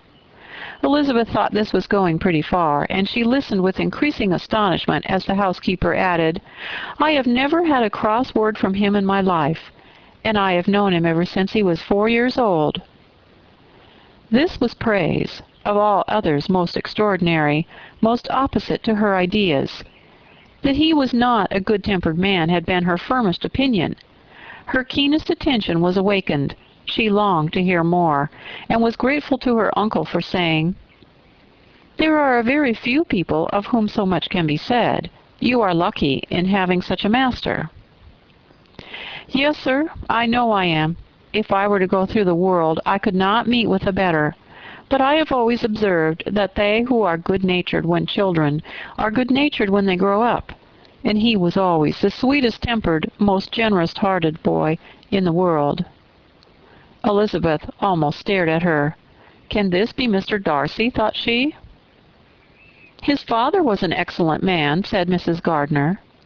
"Yes, ma'am, that he was indeed, and his son will be just like him, just as affable to the poor."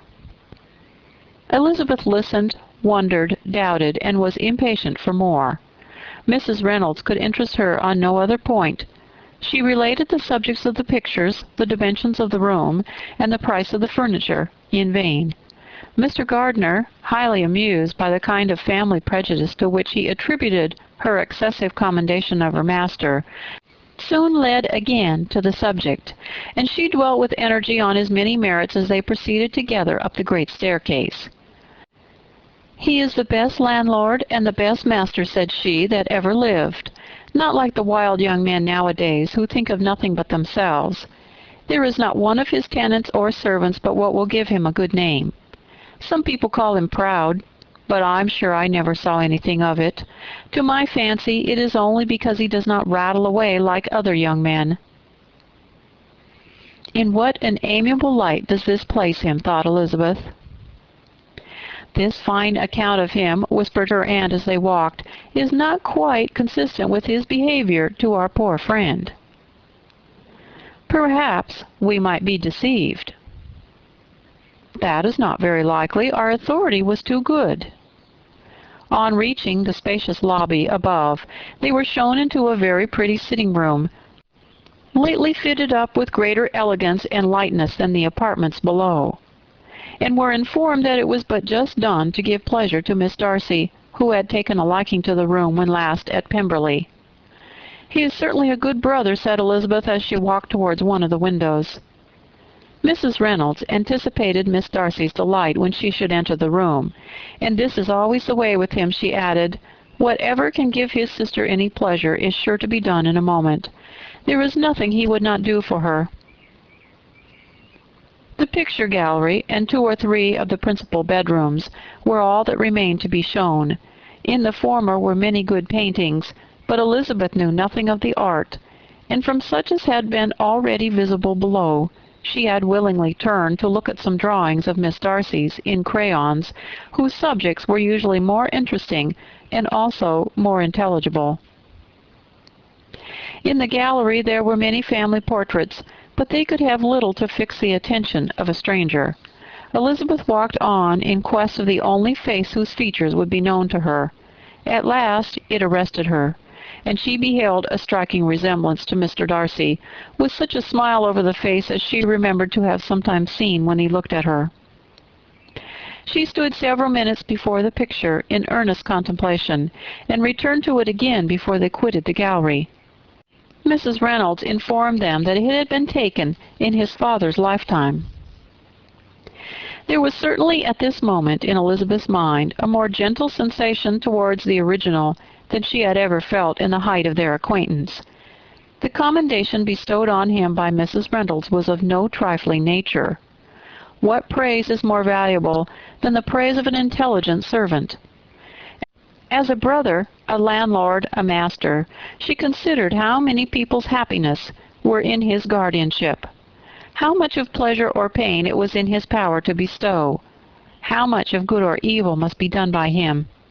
Every idea that had been brought forward by the housekeeper was favorable to his character, and as she stood before the canvas on which he was represented, and fixed his eyes upon herself, she thought of his regard with a deeper sentiment of gratitude than it had ever raised before. She remembered its warmth, and softened its impropriety of expression. When all of the house that was open to general inspection had been seen, they returned downstairs, and taking leave of the housekeeper, were consigned over to the gardener, who met them at the hall door. As they walked across the lawn towards the river, Elizabeth turned back to look again. Her uncle and aunt stopped also, and while the former was conjecturing as to the date of the building, the owner of it himself suddenly came forward from the road, which led behind it to the stables. They were within 20 yards of each other, and so abrupt was his appearance that it was impossible to avoid his sight. Their eyes instantly met, and the cheeks of each were overspread with the deepest blush. He absolutely started, and for a moment seemed immovable from surprise, but shortly recovering himself, advanced towards the party and spoke to Elizabeth, if not in terms of perfect composure, at least of perfect civility. She had instinctively turned away, but stopping on his approach, received his compliments with an embarrassment impossible to be overcome. Had his first appearance, or his resemblance to the picture they had just been examining, been insufficient to assure the other two that they now saw Mr. Darcy, the gardener's expression of surprise on beholding his master must immediately have told it. They stood a little aloof while he was talking to their niece, who, astonished and confused, scarcely dared lift her eyes to his face, and knew not what answer she returned to his civil inquiries after her family. Amazed at the alteration of his manner since they last parted, every sentence that he uttered was increasing her embarrassment, and every idea of the impropriety of her being found there recurring to her mind. The few minutes in which they continued together were some of the most uncomfortable of her life. Nor did he seem much more at ease. When he spoke, His accent had none of its usual sedateness, and he repeated his inquiries as to the time of her having left Longbourn, and of her stay in Derbyshire, so often, and in so hurried a way, as plainly spoke the distraction of his thoughts. At length every idea seemed to fail him, and, after standing a few moments without saying a word, he suddenly recollected himself, and took leave. The others then joined her, and expressed their admiration of his figure, but Elizabeth heard not a word, and, wholly engrossed by her own feelings, followed them in silence. She was overpowered by shame and vexation. Her coming here was the most unfortunate, the most ill-judged thing in the world. How strange must it appear to him! In what a disgraceful light might it not strike so vain a man! It might seem as if she had purposely thrown herself in his way again. Oh, why did she come? Or why did he thus come a day before he was expected? Had they been only 10 minutes sooner, they should have been beyond the reach of his discrimination, for it was plain that he was that moment arrived, that moment alighted from his horse or his carriage. She blushed again and again over the perverseness of the meeting, and his behavior, so strikingly altered. What could it mean? That he should even speak to her was amazing, but to speak with such civility, to inquire after her family. Never in her life had she seen his manners so little dignified. Never had he spoken with such gentleness as on this unexpected meeting. What a contrast did it offer to his last address in Rosings Park, when he put his letter into her hand. She knew not what to think, or how to account for it. They had now entered a beautiful walk by the side of the water, and every step was bringing forward a nobler fall of ground, or a finer reach of the woods, to which they were approaching. But it was some time before Elizabeth was sensible of any of it, and though she answered mechanically to the repeated appeals of her uncle and aunt, seemed to direct her eyes to such objects as they pointed out, she distinguished no part of the scene. Her thoughts were all fixed on that one spot of Pemberley House, whichever it might be, where Mr. Darcy then was. She longed to know what at that moment was passing in his mind, in what manner he thought of her, and whether, in defiance of everything, she was still dear to him. Perhaps he had been civil only because he felt himself at ease, yet there had been that in his voice which was not like ease. Whether he had felt more of pain or of pleasure in seeing her she could not tell, but he certainly had not seen her with composure. At length, however, the remarks of her companions on her absence of mind aroused her, and she felt the necessity of appearing more like herself. They entered the woods, and bidding adieu to the river for a while, ascended some of the higher grounds, when, in spots where the opening of trees gave the eye power to wander, were many charming views of the valley, the opposite hills, with the long range of woods overspreading many, and occasionally part of the stream. Mr. Gardner expressed a wish of going round the whole park, but feared it might be beyond a walk. With a triumphant smile, they were told that it was 10 miles round. It settled the matter, and they pursued the accustomed circuit, which brought them again, after some time, in a descent among hanging woods, to the edge of the water and one of its narrowest parts. They crossed it by a simple bridge, in character with the general air of the scene. It was a spot less adorned than any they had yet visited, and the valley, here contracted into a glen, allowed room only for the stream and a narrow walk amidst the rough coppice wood which bordered it. Elizabeth longed to explore its windings, but when they had crossed the bridge and perceived their distance from the house, Mrs. Gardner, who was not a great walker, could go no farther, and thought only of returning to the carriage as quickly as possible. Her niece was, therefore, obliged to submit, and they took their way towards the house on the opposite side of the river, in the nearest direction, but their progress was slow, for Mr. Gardner, though seldom able to indulge the taste, was very fond of fishing, and was so much engaged in watching the occasional appearance of some trout in the water, and talking to the man about them, that he advanced but little. Whilst wandering on in this slow manner, they were again surprised, and Elizabeth's astonishment was quite equal to what it had been at first, by the sight of Mr. Darcy approaching them, and at no great distance. The walk being here less sheltered than on the other side, allowed them to see him before they met.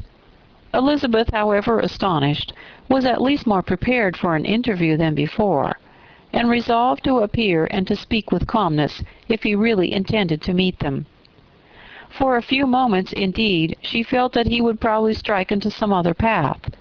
The idea lasted while a turning in the walk concealed him from their view. The turning past, he was immediately before them. With a glance she saw that he had lost none of his recent civility, and to imitate his politeness, she began as they met to admire the beauty of the place. But she had not got beyond the words delightful and charming, when some unlucky recollections obtruded, and she fancied that praise of Pemberley from her might be mischievously construed. Her color changed, and she said no more. Mrs. Gardner was standing a little behind, and on her pausing, he asked her if she would do him the honor of introducing him to her friends. This was a stroke of civility for which she was quite unprepared, and she could hardly suppress a smile at his being now seeking the acquaintance of some of those very people against whom his pride had revolted in his offer to herself. What will be his surprise, she thought, when he knows who they are? He takes them now for people of fashion. The introduction, however, was immediately made, and as she named their relationship to herself, she stole a sly look at him to see how he bore it, and was not without the expectation of his decamping as fast as he could from such disgraceful companions. That he was surprised by the connection was evident. He sustained it, however, with fortitude, and so, far from going away, turned back with them, and entered into conversation with Mr. Gardner. Elizabeth could not be but pleased, could not but triumph. It was consoling that he should know she had some relations for whom there was no need to blush. She listened most attentively to all that passed between them, and gloried in every expression, every sentence of her uncle, which marked his intelligence, his taste, or his good manners. The conversation soon turned upon fishing, and she heard Mr. Darcy invite him with the greatest civility to fish there as often as he chose, while he continued in the neighborhood, offering at the same time to supply him with fishing tackle, and pointing out those parts of the stream where there was usually most sport. Mrs. Gardner, who was walking arm in arm with Elizabeth, gave her a look expressive of her wonder. Elizabeth said nothing, but it gratified her exceedingly. The compliment must be all for herself. Her astonishment, however, was extreme, and continually was she repeating, "Why is he so altered? From what can it proceed? It cannot be me. It cannot be for my sake that his manners are thus softened. My reproofs at Hunsford could not work such a change as this. It is impossible that he should still love me." After walking some time in this way, the two ladies in front, the two gentlemen behind, on resuming their places, after descending to the brink of the river for the better inspection of some curious water plant, there chanced to be a little alteration. It originated in Mrs. Gardner, who, fatigued by the exercise of the morning, found Elizabeth's arm inadequate to her support, and consequently preferred her husband's. Mr. Darcy took her place by her niece, and they walked on together. After a short silence, the lady first spoke. She wished him to know that she had been assured of his absence before she came to the place, and accordingly began by observing that his arrival had been very unexpected. "For your housekeeper," she added, "informed us that you would certainly not be here till tomorrow, and indeed, before we left Bakewell, we understood that you were not immediately expected in the country." He acknowledged the truth of it all, and said that business with his steward had occasioned his coming forward a few hours before the rest of the party with whom he had been traveling. "They will join me early tomorrow," he continued, "and among them are some who will claim an acquaintance with you, Mr. Bingley and his sisters." Elizabeth answered only by a slight bow. Her thoughts were instantly driven back to the time when Mr. Bingley's name had been last mentioned between them, and if she might judge from his complexion, his mind was not very differently engaged. "There is also one other person in the party," he continued after a pause, "who more particularly wishes to be known to you. Will you allow me, or do I ask too much, to introduce my sister to your acquaintance during your stay at Lambton?" The surprise of such an application was great indeed. It was too great for her to know in what manner she acceded to it. She immediately felt that whatever desire Miss Darcy might have of being acquainted with her must be the work of her brother, and without looking farther, it was satisfactory. It was gratifying to know that his resentment had not made him think really ill of her. They now walked on in silence, each of them deep in thought. Elizabeth was not comfortable, that was impossible, but she was flattered and pleased. His wish of introducing his sister to her was a compliment of the highest kind. They soon outstripped the others, and when they had reached the carriage, Mr. and Mrs. Gardiner were half a quarter of a mile behind. He then asked her to walk into the house, but she declared herself not tired, and they stood together on the lawn. At such a time much might have been said, and silence was very awkward. She wanted to talk, but there seemed an embargo on every subject.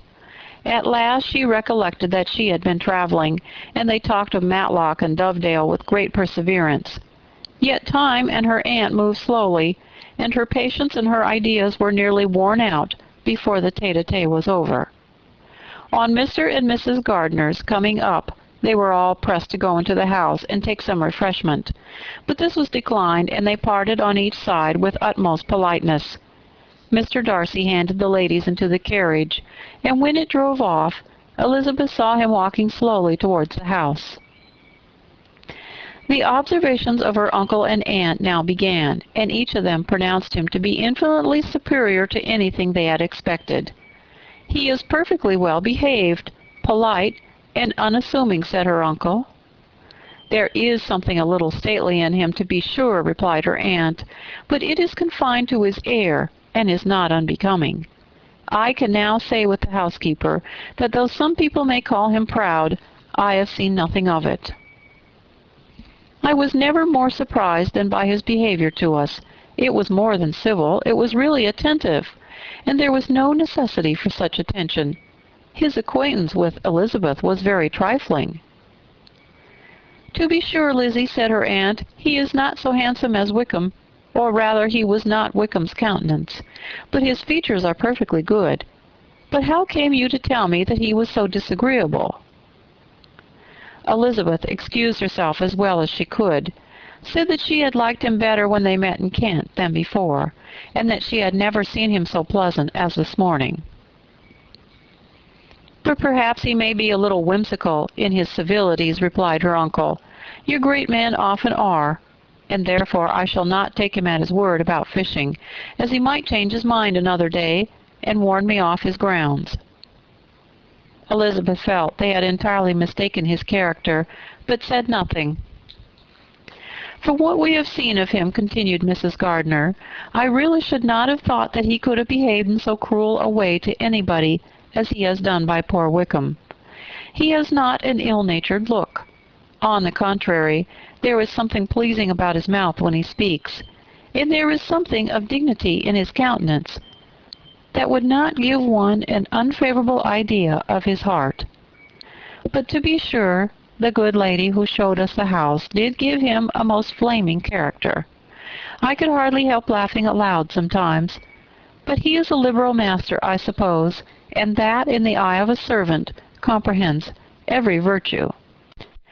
Elizabeth here felt herself called on to say something in vindication of his behavior to Wickham, and therefore gave them to understand, in as guarded a manner as she could, that by what she had heard from his relations in Kent, his actions were capable of a very different construction, and that his character was by no means so faulty, nor Wickham's so amiable, as they had been considered in Hertfordshire.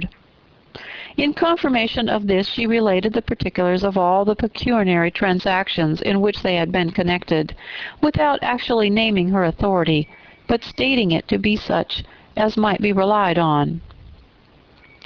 Mrs. Gardner was surprised and concerned, but as they were now approaching the scene of her former pleasures, every idea gave way to the charm of recollection, and she was too much engaged in pointing out to her husband all the interesting spots in its environs to think of anything else. Fatigued as she had been by the morning's walk, they had no sooner dined than she set off again in quest of her former acquaintance, and the evening was spent in the satisfactions of an intercourse renewed after many years' discontinuance. The occurrences of the day were too full of interest to leave Elizabeth much attention for any of these new friends, and she could do nothing but think, and think with wonder, of Mr. Darcy's civility, and above all, of his wishing her to be acquainted with his sister. Chapter 44. Elizabeth had settled it that Mr. Darcy would bring his sister to visit her the very day after her reaching Pemberley, and was consequently resolved not to be out of sight of the inn the whole of that morning. But her conclusion was false, for on the very morning after their own arrival at Lambton these visitors came. They had been walking about the place with some of their new friends, and were just returning to the inn to dress themselves for dining with the same family, when the sound of a carriage drew them to a window, and they saw a gentleman and lady in a curricle driving up the street. Elizabeth, immediately recognizing the livery, guessed what it meant, and imported no small degree of surprise to her relations by acquainting them with the honor which she expected. Her uncle and aunt were all amazement, and the embarrassment of her manner as she spoke, joined to the circumstances itself, and many of the circumstances of the preceding day, opened to them a new idea on the business. Nothing had ever suggested it before, but they now felt that there was no other way of accounting for such attentions from such a quarter than by supposing a partiality for their niece. While these newly born notions were passing in their heads, the perturbation of Elizabeth's feelings was every moment increasing. She was quite amazed at her own discomposure, but amongst other causes of disquiet, she dreaded lest the partiality of the brother should have said too much in her favor, and more than commonly anxious to please, she naturally suspected that every power of pleasing would fail her. She retreated from the window, fearful of being seen, and as she walked up and down the room, endeavoring to compose herself, saw such looks of inquiring surprise in her uncle and aunt as made everything worse. Miss Darcy and her brother appeared, and this formidable introduction took place. With astonishment did Elizabeth see that her new acquaintance was at least as much embarrassed as herself. Since her being at Lambton, she had heard that Miss Darcy was exceedingly proud, but the observation of a very few minutes convinced her that she was only exceedingly shy. She found it difficult to obtain even a word from her beyond a monosyllable. Miss Darcy was tall, and on a larger scale than Elizabeth, and though little more than 16, her figure was formed, and her appearance womanly and graceful. She was less handsome than her brother, but there was sense and good humor in her face, and her manners were perfectly unassuming and gentle. Elizabeth, who had expected to find in her as acute and unembarrassed an observer as ever Mr. Darcy had been, was much relieved by discerning such different feelings.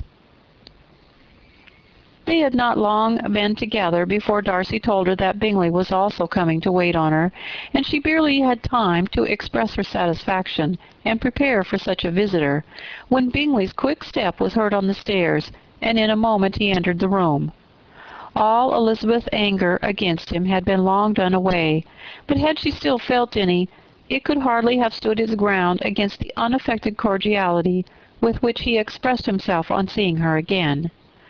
He inquired in a friendly though general way after her family, and looked and spoke with the same good-humored ease that he had ever done. To Mr. and Mrs. Gardner he was scarcely a less interesting personage than to herself.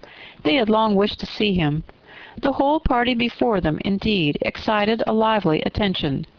The suspicions which had just risen of Mr. Darcy and their niece directed their observation towards each with an earnest though guarded inquiry, and they soon drew from those inquiries a full conviction that one of them at least knew what it was to love. Of the lady's sensations they remained a little in doubt, but that the gentleman was overflowing with admiration was evident enough. Elizabeth, on her side, had much to do. She wanted to ascertain the feelings of each of her visitors. She wanted to compose her own, and to make herself agreeable to all. And in the latter object, where she feared most to fail, she was most sure of success, for those to whom she endeavored to give pleasure were prepossessed in her favor. Bingley was ready, Georgiana was eager, and Darcy determined to be pleased. In seeing Bingley, her thoughts naturally flew to her sister, and oh, how ardently did she long to know whether any of his were directed in a like manner. Sometimes she could fancy that he talked less than on former occasions, and once or twice pleased herself with the notion that as he looked at her, he was trying to trace a resemblance. But though this might be imaginary, she could not be deceived as to his behavior to Miss Darcy, who had been set up as a rival to Jane. No look appeared on either side that spoke particular regard. Nothing occurred between them that could justify the hopes of his sister. On this point she was soon satisfied, and 2 or 3 little circumstances occurred ere they parted, which in her anxious interpretation denoted a recollection of Jane not untinctured by tenderness, and a wish of saying more that might lead to the mention of her had he dared. He observed to her at a moment when others were talking together, and in a tone which had something of real regret, that it was a very long time since he had had the pleasure of seeing her. And before she could reply, he added, "It is above 8 months. We have not met since the 26th of November, when we were all dancing together at Netherfield." Elizabeth was pleased to find his memory so exact, and he afterwards took occasion to ask her, when unattended to by any of the rest, whether all her sisters were at Longbourn. There was not much in the question, nor in the preceding remark, but there was a look and a manner which gave them meaning. It was not often that she could turn her eyes on Mr. Darcy himself, but whenever she did catch a glimpse, she saw an expression of general complacence, and in all that he said she heard an accent so far removed from hauteur or disdain of his companions as convinced her that the improvement of manners which she had yesterday witnessed, however temporary its existence might prove, had at least outlived one day. When she saw him thus seeking the acquaintance and courting the good opinion of people with whom any intercourse a few months ago would have been a disgrace, when she saw him thus civil, not only to himself, but to the very relations whom he had openly disdained, and recollected their last lively scene in Hunsford Parsonage, the difference, the change was so great, and struck so forcibly on her mind, that she could hardly restrain her astonishment from being visible. Never, even in the company of his dear friends at Netherfield, or his dignified relations at Rosings, had she seen him so desirous to please, so free from self-consequence or unbending reserve, as now, when no importance could result from the success of his endeavours, and when even the acquaintance of those to whom his attentions were addressed would draw down the ridicule and censure of the ladies both of Netherfield and Rosings. Their visitors stayed with them above half an hour, and when they arose to depart, Mr. Darcy called on his sister to join him in expressing their wish of seeing Mr. and Mrs. Gardiner and Miss Bennet to dinner at Pemberley before they left the country. Miss Darcy, though with a diffidence which marked her little in the habit of giving invitations, readily obeyed. Mrs. Gardiner looked at her niece, desirous of knowing how she, whom the invitation most concerned, felt disposed as to its acceptance, but Elizabeth had turned away her head. Presuming, however, that this studied avoidance spoke rather a momentary embarrassment than any dislike of the proposal, and seeing in her husband, who was fond of society, a perfect willingness to accept it, she ventured to engage for her attendance, and the day after the next was fixed on. Bingley expressed great pleasure in the certainty of seeing Elizabeth again, having still a great deal to say to her, and many inquiries to make after all their Hertfordshire friends. Elizabeth, construing all this into a wish of hearing her speak of her sister, was pleased, and on this account, as well as some others, found herself, when their visitors left them, capable of considering the last half-hour with some satisfaction, though while it was passing, the enjoyment of it had been little. Eager to be alone, and fearful of inquiries or hints from her uncle and aunt, she stayed with them only long enough to hear their favorable opinion of Bingley, and then hurried away to dress. But she had no reason to fear Mr. and Mrs. Gardiner's curiosity. It was not their wish to force her communication. It was evident that she was much better acquainted with Mr. Darcy than they had before any idea of. It was evident that he was very much in love with her. They saw much to interest, but nothing to justify inquiry.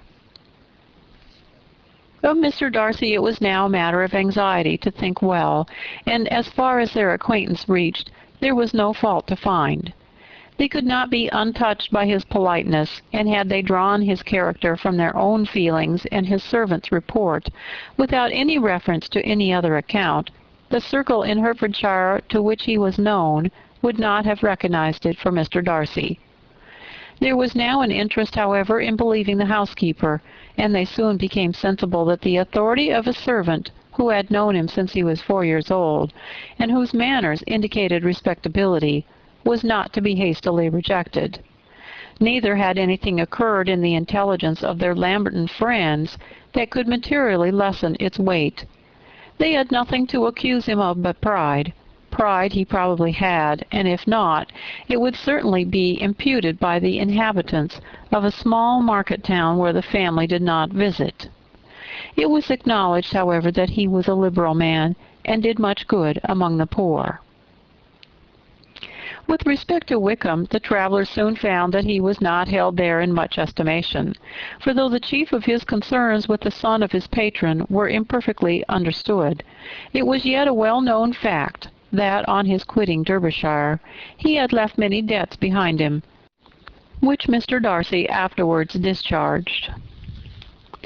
As for Elizabeth, her thoughts were at Pemberley this evening more than the last, and the evening, though it passed it seemed long, was not long enough to determine her feelings toward the one in that mansion, and she lay awake 2 whole hours endeavoring to make them out.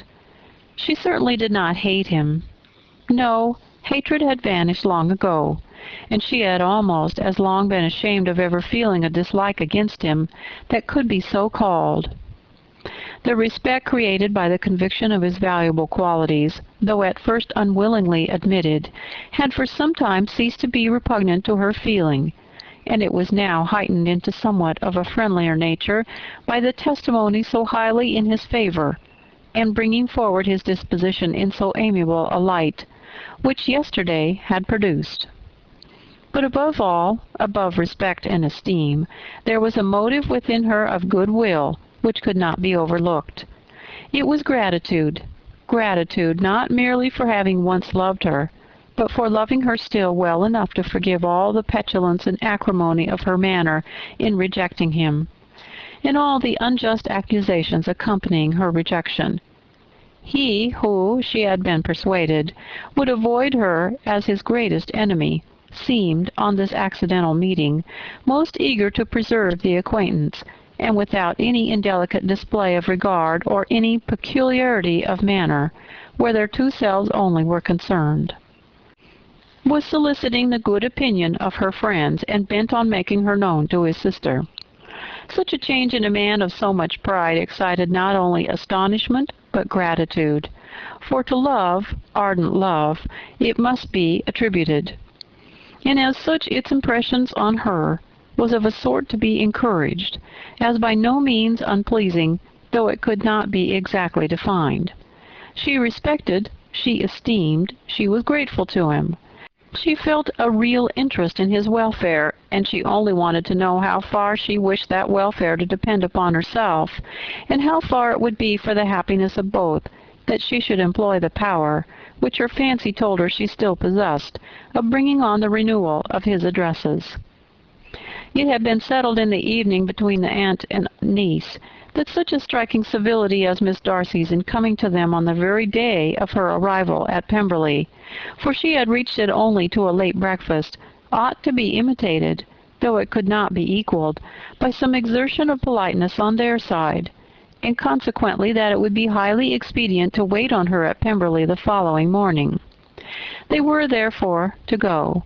Elizabeth was pleased, though when she asked herself the reason, she had very little to say in reply. Mr. Gardner left them soon after breakfast. The fishing scheme had been renewed the day before, and a positive engagement made on his meeting some of the gentlemen at Pemberley by noon. Chapter 45. Convinced as Elizabeth now was that Miss Bingley's dislike of her had originated in jealousy, she could not help feeling how very unwelcome her appearance at Pemberley must be to her, and was curious to know with how much civility on that lady's side the acquaintance would now be renewed. On reaching the house, they were shown through the hall into the saloon, whose northern aspect rendered it delightful for summer. Its windows, opening to the ground, admitted a most refreshing view of the high woody hills behind the house, and of the beautiful oaks and Spanish chestnuts which were scattered over the intermediate lawn.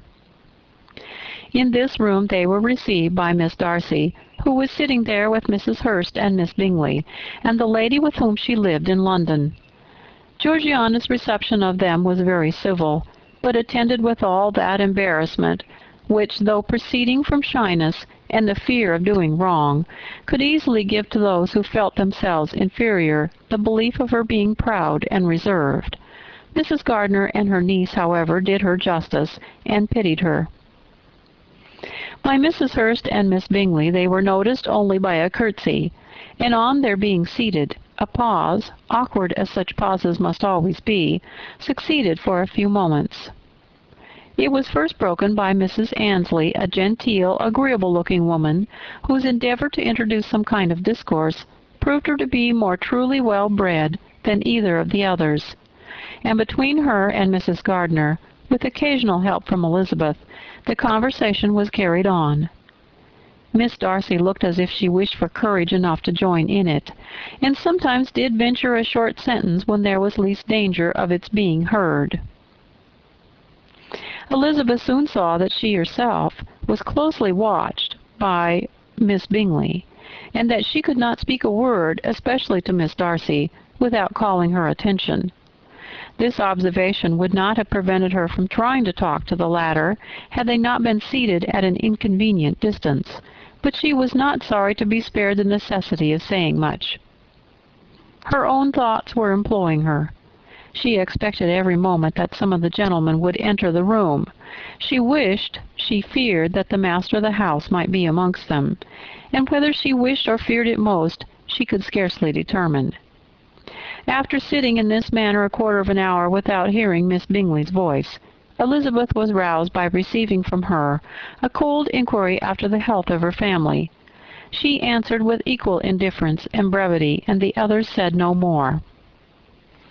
The next variation which their visit afforded was produced by the entrance of servants, with cold meat, cake, and a variety of all the finest fruits in season, but this did not take place till after many a significant look and smile from Mrs. Annesley to Miss Darcy had been given, to remind her of her post.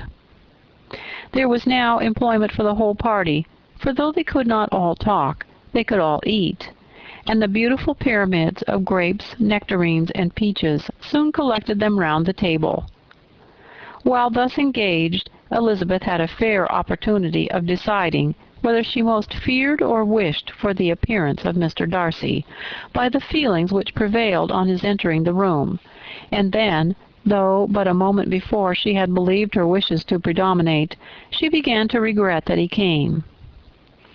He had been some time with Mr. Gardner, who, with 2 or 3 other gentlemen from the house, was engaged by the river, and had left him only on hearing that the ladies of the family intended a visit to Georgiana that morning. No sooner did he appear than Elizabeth wisely resolved to be perfectly easy and unembarrassed, a resolution the more necessary to be made, but perhaps not the more easily kept, because she saw that the suspicions of the whole party were awakened against them, and that there was scarcely an eye that did not watch his behavior when he first came into the room. In no countenance was attentive curiosity so strongly marked as in Miss Bingley's, in spite of the smiles which overspread her face whenever she spoke to one of its objects, for jealousy had not yet made her desperate, and her attentions to Mr. Darcy were by no means over. Miss Darcy, on her brother's entrance, exerted herself much more to talk, and Elizabeth saw that he was anxious for his sister and herself to get acquainted, and forwarded as much as possible every attempt at conversation on either side. Miss Bingley saw all this likewise, and in the imprudence of anger took the first opportunity of saying, with sneering civility, "Pray, Miss Eliza, are not the shire militia removed from Meryton? They must be a great loss to your family."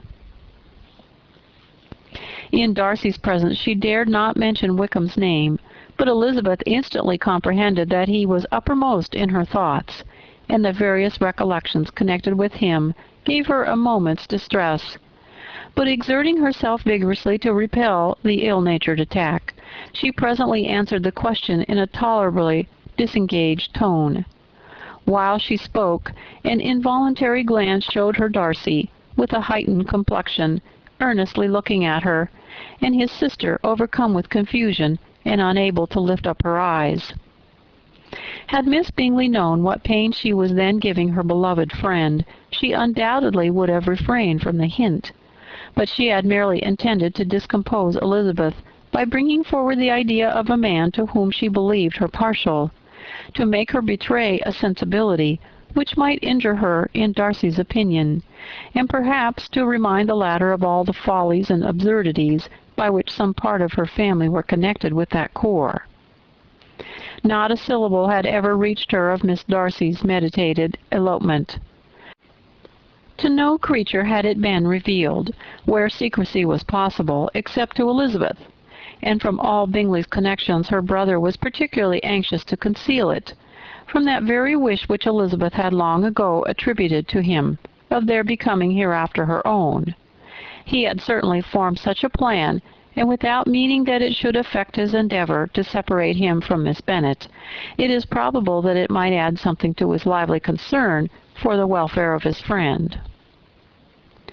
Elizabeth's collected behaviour, however, soon quieted his emotion, and as Miss Bingley, vexed and disappointed, dared not approach nearer to Wickham, Georgiana also recovered in time, though not enough to be able to speak any more. Her brother, whose eye she feared to meet, scarcely recollected her interest in the affair, and the very circumstance which had been designed to turn his thoughts from Elizabeth seems to have fixed them on her more and more cheerfully. Their visit did not continue long after the question and answer above mentioned, and while Mr. Darcy was attending them to their carriage, Miss Bingley was venting her feelings in criticisms on Elizabeth's person, behaviour, and dress. But Georgiana would not join her. Her brother's recommendation was enough to ensure her favour. His judgment could not err, and he had spoken in such terms of Elizabeth as to leave Georgiana without the power of finding her otherwise than lovely and amiable. When Darcy returned to the saloon, Miss Bingley could not help repeating to him some part of what she had been saying to his sister. "How very ill Eliza Bennet looks this morning, Mr. Darcy," she cried. "I never in my life saw anyone so much altered as she is since the winter. She has grown so brown and coarse. Louisa and I were agreeing that we should not have known her again." However little Mr. Darcy might have liked such an address, he contented himself with coolly replying that he perceived no other alteration than her being rather tanned, no miraculous consequence of travelling in the summer.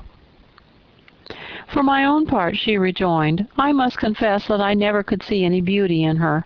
Her face is too thin, her complexion has no brilliancy, and her features are not at all handsome. Her nose wants character, there's nothing marked in its lines.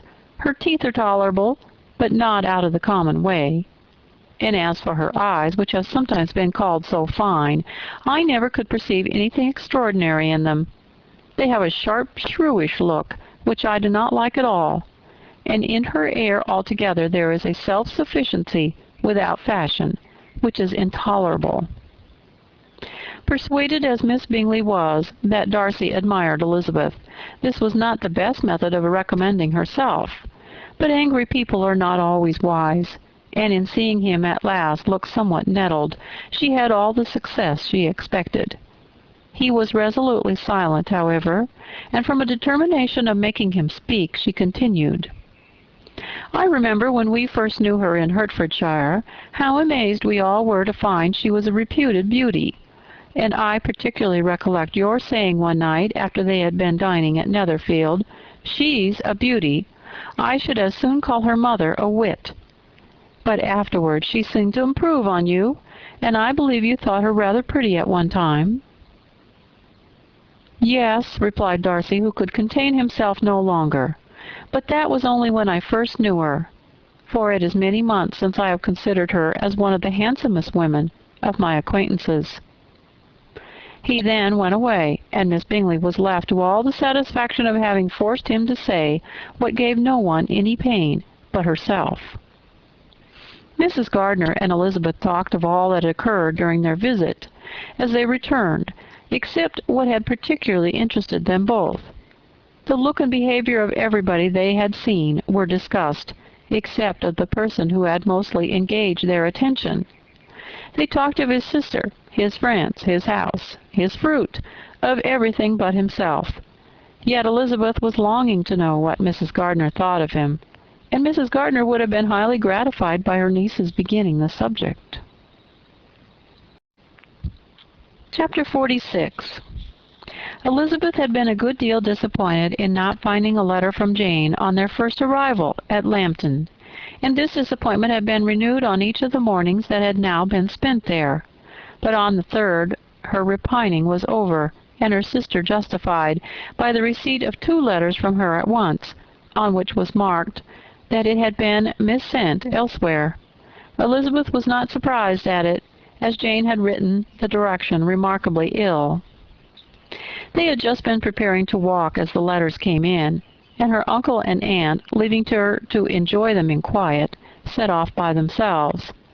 The one Miss sent must be first attended to. It had been written 5 days ago.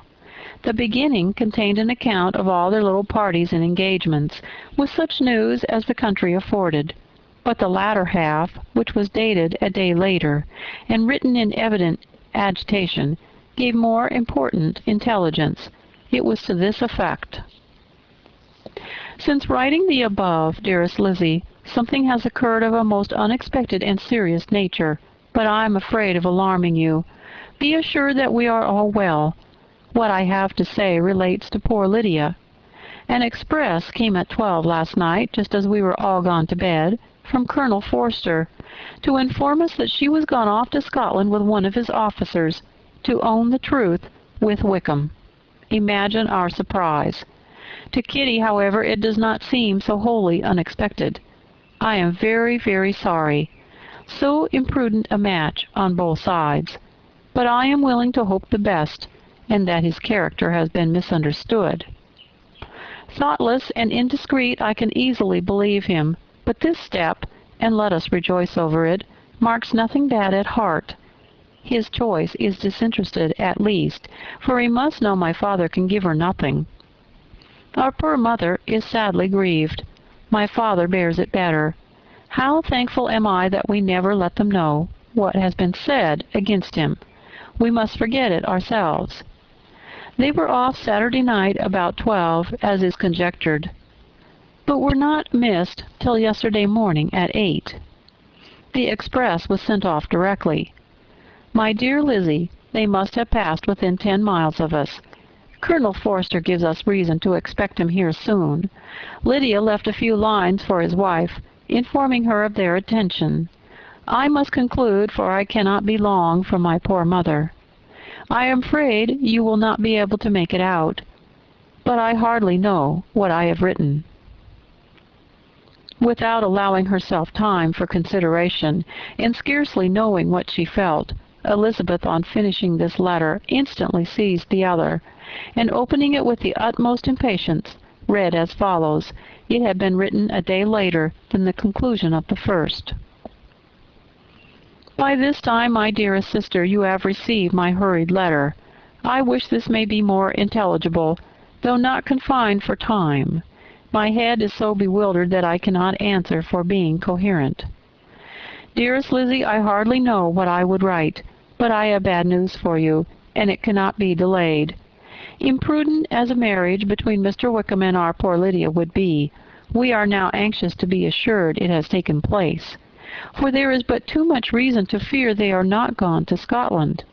Colonel Forster came yesterday, having left Brighton the day before, not many hours after the express. Though Lydia's short letter to Mrs. F. gave them to understand that they were going to Gretna Green, something was dropped by Denny expressing his belief that W. never intended to go there, or to marry Lydia at all, which was repeated to Colonel F., who instantly, taking the alarm, set off from B., intending to trace their route.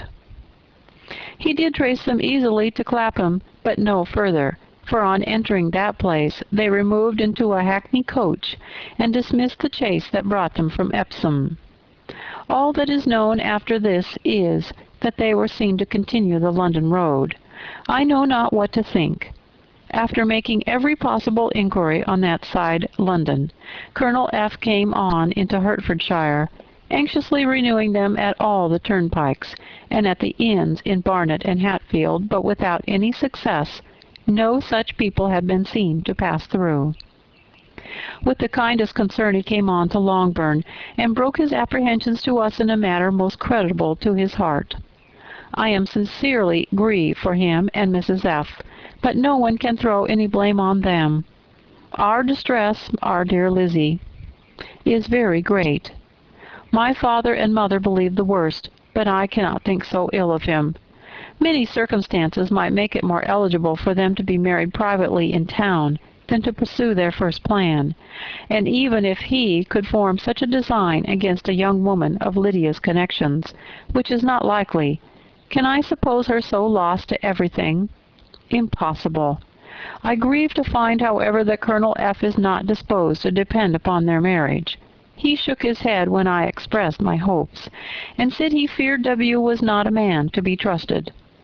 My poor mother is really ill and keeps her room. Could she exert herself, it would be better, but this is not to be expected. And as to my father, I never in my life saw him so affected. Poor Kitty has anger for ever having concealed their attachment. But as it was a matter of confidence, one cannot wonder. I am truly glad, dearest Lizzie, that you have been spared something of these distressing scenes. But now, as the first shock is over, shall I own that I long for your return? I am not so selfish, however, as to press for it, if inconvenient. Adieu. I take up my pen again to do what I have just told you I would not. But circumstances are such that I cannot help earnestly begging you all to come here as soon as possible. I know my dear uncle and aunt so well that I am not afraid of requesting it, though I have still something more to ask of the former. My father is going to London with Colonel Forster instantly to try to discover her. What he means to do, I'm sure I know not. But his excessive distress will not allow him to pursue any measure in the best and safest way, and Colonel Forster is obliged to be at Brighton again tomorrow evening. In such an exigence, my uncle's advice and assistance would be everything in the world. He will immediately comprehend what I must feel, and I rely upon his goodness. "Oh, where is my uncle?" cried Elizabeth, darting from her seat as she finished the letter, in eagerness to follow him, without losing a moment of time so precious. But as she reached the door it was opened by a servant, and Mr. Darcy appeared. Her pale face and impetuous manner made him start, and before he could recover himself to speak, she, in whose mind every idea was superseded by Lydia's situation, hastily exclaimed, "I beg your pardon, but I must leave you. I must find Mr. Gardiner this moment, on business that cannot be delayed. I have not an instant to lose." "Good God, what is the matter?" cried he, with more feeling than politeness.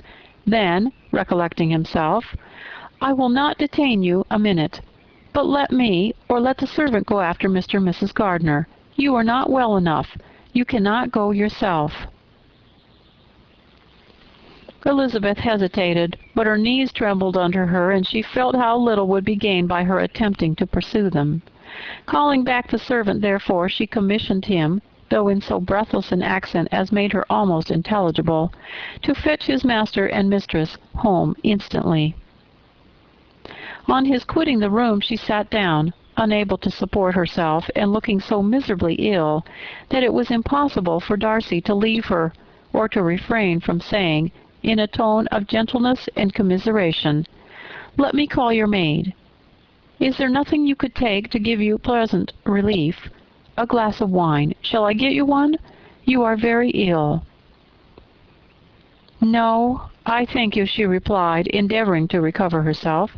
"There is nothing the matter with me. I am quite well. I am only distressed by some dreadful news which I have just received from Longbourn." She burst into tears as she alluded to it, and for a few minutes could not speak another word. Darcy, in wretched suspense, could only say something indistinctly of his concern, and observe her in compassionate silence. At length she spoke again. "I have just had a letter from Jane, with such dreadful news. It cannot be concealed from anyone. My younger sister has left all her friends, has eloped, has thrown herself into the power of Mr. Wickham. They are gone off together from Brighton. You know him too well to doubt the rest. She has no money, no connections, nothing that can tempt him to... She is lost forever."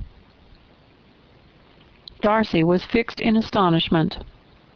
"When I consider," she added, in a yet more agitated voice, "that I might have prevented it. I, who knew what he was. Had I but explained some part of it only, some part of what I learnt to my own family. Had his character been known, this could not have happened. But it is all too late now." "I am grieved indeed," cried Darcy. "Grieved, shocked. But is it certain, absolutely certain?" "Oh, yes. They left Brighton together on Sunday night, and were traced almost to London, but not beyond. They are certainly not gone to Scotland." "And what has been done? What has been attempted to recover her?" "My father is gone to London, and Jane has written to beg my uncle's immediate assistance, and we shall be off, I hope, in half an hour. But nothing can be done. I know very well that nothing can be done. How is such a man to be worked on? How are they even to be discovered? I have not the smallest hope. It is every way horrible." Darcy shook his head in silent acquiescence. "When my eyes were opened to his real character, oh, had I known what I ought, what I dared to do! But I knew not. I was afraid of doing too much. Wretched, wretched mistake!" Darcy made no answer. He seemed scarcely to hear her, and was walking up and down the room in earnest meditation, his brow contracted, his air gloomy. Elizabeth soon observed, and instantly understood it. Her power was sinking. Everything must sink under such a proof of family weakness, such an assurance of the deepest disgrace. She could neither wonder nor condemn, but the belief of his self-conquest brought nothing consolatory to her bosom, afforded no palliation of her distress. It was, on the contrary, exactly calculated to make her understand her own wishes, and never had she so honestly felt that she could have loved him as now, when all love must be vain. But self, though it would intrude, could not engross her. Lydia, the humiliation, the misery she was bringing on them all, soon swallowed up every private care, and covering her face with her handkerchief, Elizabeth was soon lost to everything else, and after a pause of several minutes was only recalled to a sense of her situation by the voice of her companion, who, in a manner which, though it spoke compassion, spoke likewise restraint, said, "I am afraid you have been long desiring my absence, nor have I anything to plead in excuse of my stay, but real though unavailing concern. Would to heaven that anything could be either said or done on my part that might offer consolation to such distress. But I will not torment you with vain wishes, which may seem purposely to ask for your thanks. This unfortunate affair will, I fear, prevent my sister's having the pleasure of seeing you at Pemberley today. Oh, yes, be so kind as to apologize for us to Miss Darcy. Say that urgent business calls us home immediately. Conceal the unhappy truth as long as it is possible. I know it cannot be long. He readily assured her of his secrecy, again expressed his sorrow for her distress, wished it a happier conclusion than there was at present reason to hope, and leaving his compliments for her relations, with only one serious parting look, went away. As he quitted the room, Elizabeth felt how improbable it was that they should ever see each other again on such terms of cordiality as had marked their several meetings in Derbyshire. And as she threw a retrospective glance over the whole of their acquaintance, so full of contradictions and varieties, sighed at the perverseness of those feelings which now have promoted its continuance, and would formerly have rejoiced in its termination. If gratitude and esteem are good foundations of affection, Elizabeth's change of sentiment will be neither improbable nor faulty. But if otherwise, if the regard springing from such sources is unreasonable or unnatural, in comparison of what is so often described as arising on a first interview with its object, and even before two words have been exchanged, nothing can be said in her defense, except that she had given somewhat of a trial to the latter method in her partiality for Wickham, and that its ill success might, perhaps, authorize her to seek the other less interesting mode of attachment. Be that as it may, she saw him go with regret, and in this early example of what Lydia's infamy must produce, found additional anguish as she reflected on that wretched business. Never, since reading Jane's second letter, had she entertained a hope of Wickham's meaning to marry her. No one but Jane, she thought, could flatter herself with such an expectation. Surprise was the least of her feelings on this development. While the contents of the first letter remained in her mind, she was all surprise, all astonishment that Wickham should marry a girl whom it was impossible he could marry for money. And how Lydia could ever have attached him had appeared incomprehensible. But now it was all too natural. For such an attachment as this she might have sufficient charm, and though she did not suppose Lydia to be deliberately engaging in an elopement without the intention of marriage, she had no difficulty in believing that neither her virtue nor her understanding would preserve her from falling as easy prey. She had never perceived, while the regiment was in Hertfordshire, that Lydia had any partiality for him, but she was convinced that Lydia had wanted only encouragement to attach herself to anybody. Sometimes one officer, sometimes another had been her favorite, as their attentions raised them in her opinion. Her affections had been continually fluctuating, but never without an object.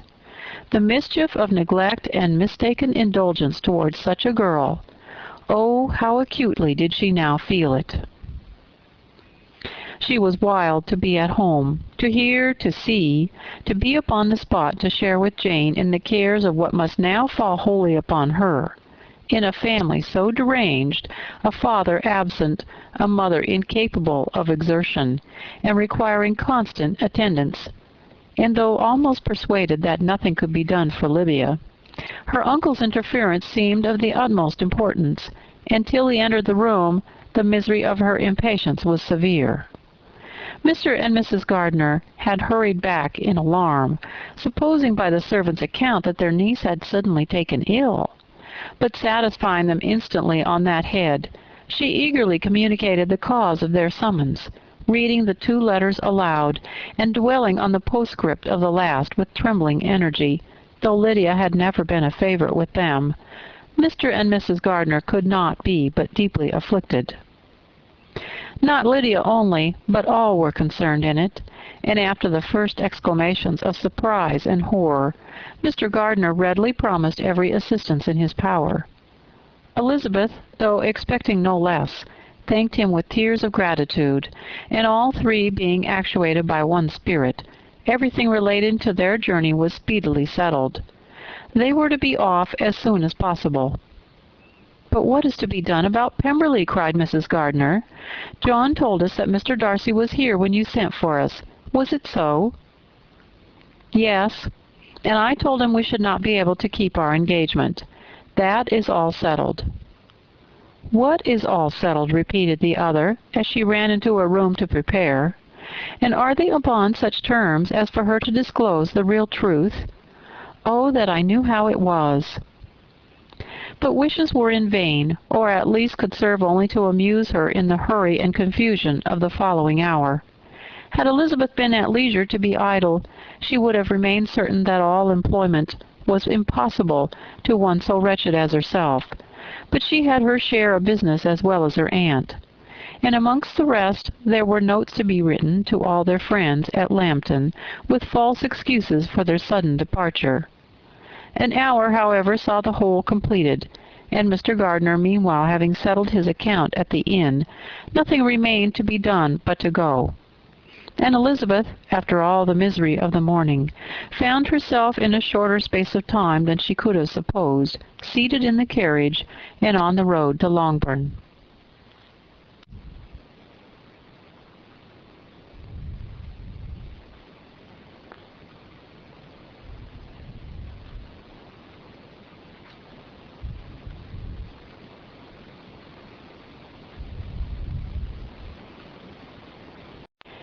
Chapter 47.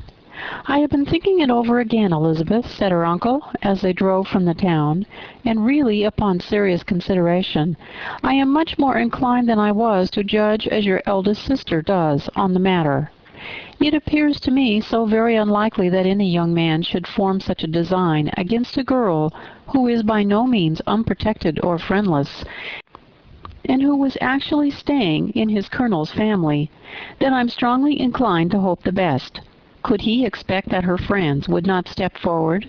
Could he expect to be noticed again by the regiment after such an affront to Colonel Forster? His temptation is not adequate to the risk." "Do you really think so?" cried Elizabeth, brightening up for a moment.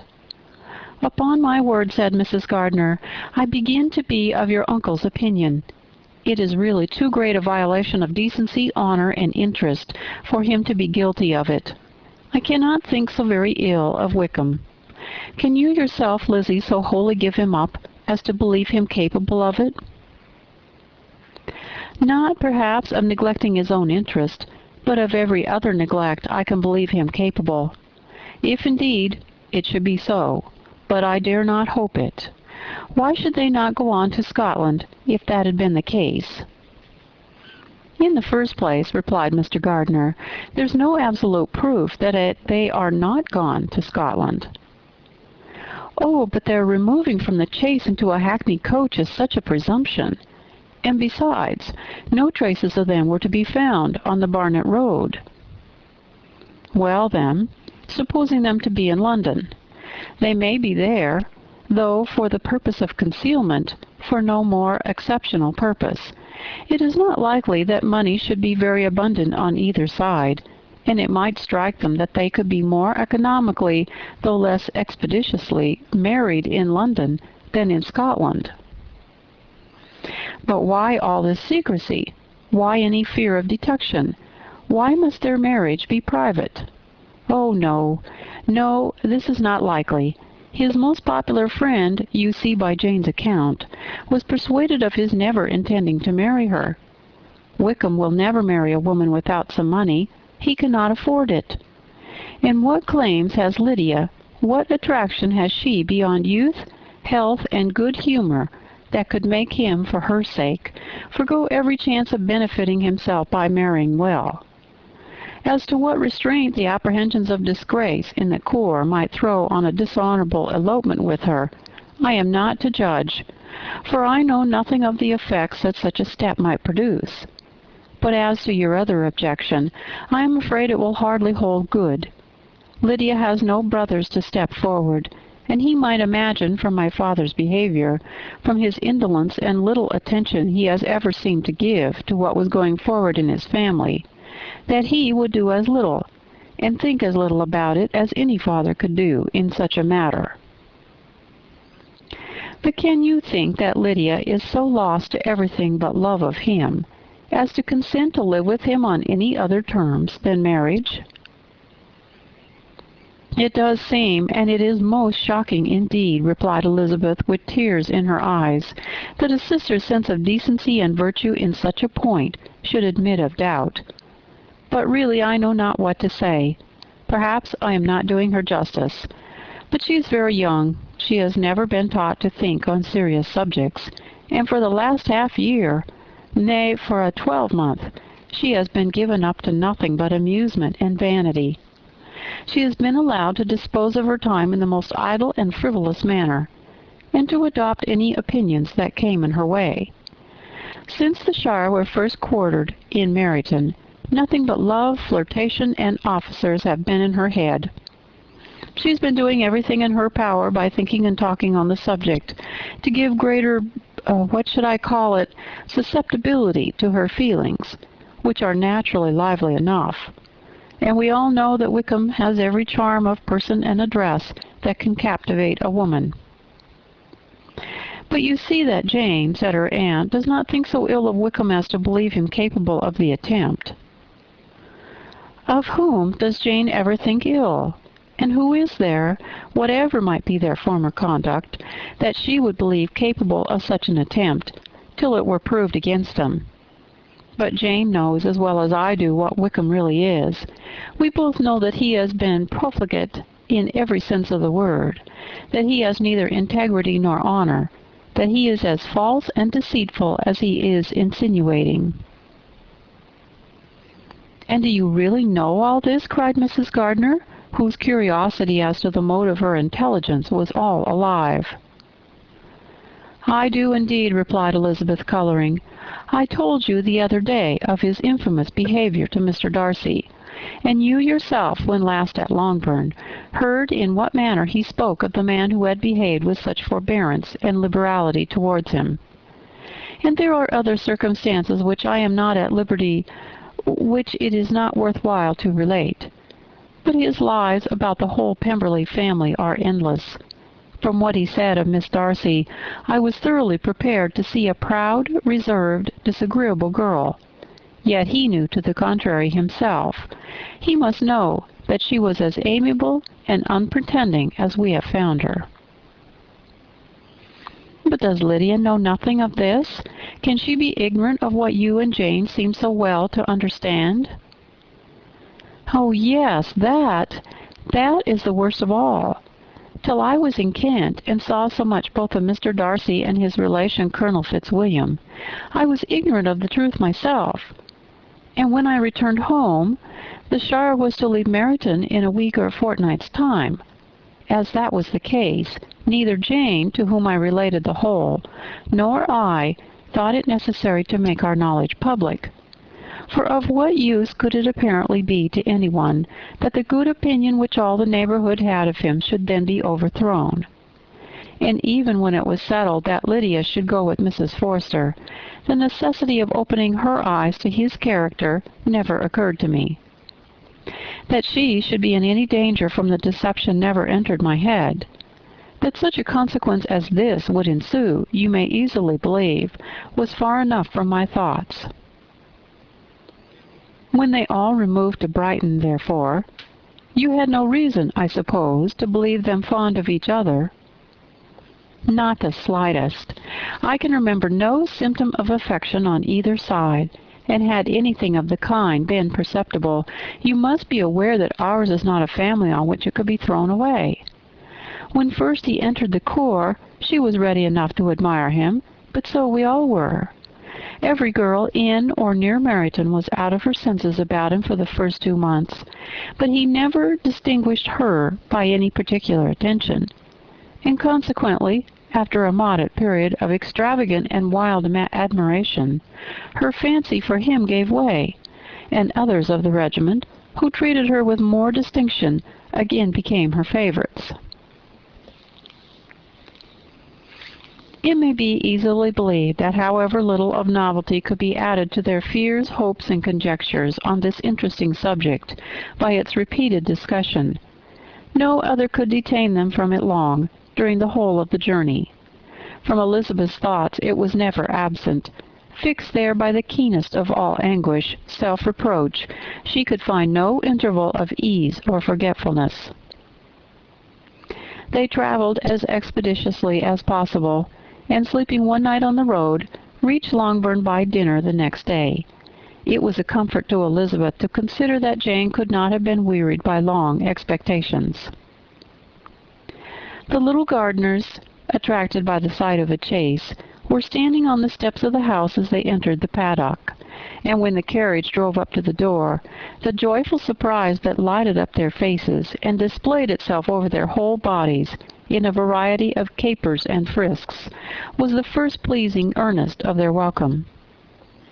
Elizabeth jumped out, and after giving each of them a hasty kiss, hurried into the vestibule, where Jane, who came running downstairs from her mother's apartment, immediately met her. Elizabeth, as she affectionately embraced her, whilst tears filled the eyes of both, lost not a moment in asking whether anything had been heard of the fugitives. "Not yet," replied Jane, "but now that my dear uncle is come, I hope everything will be well."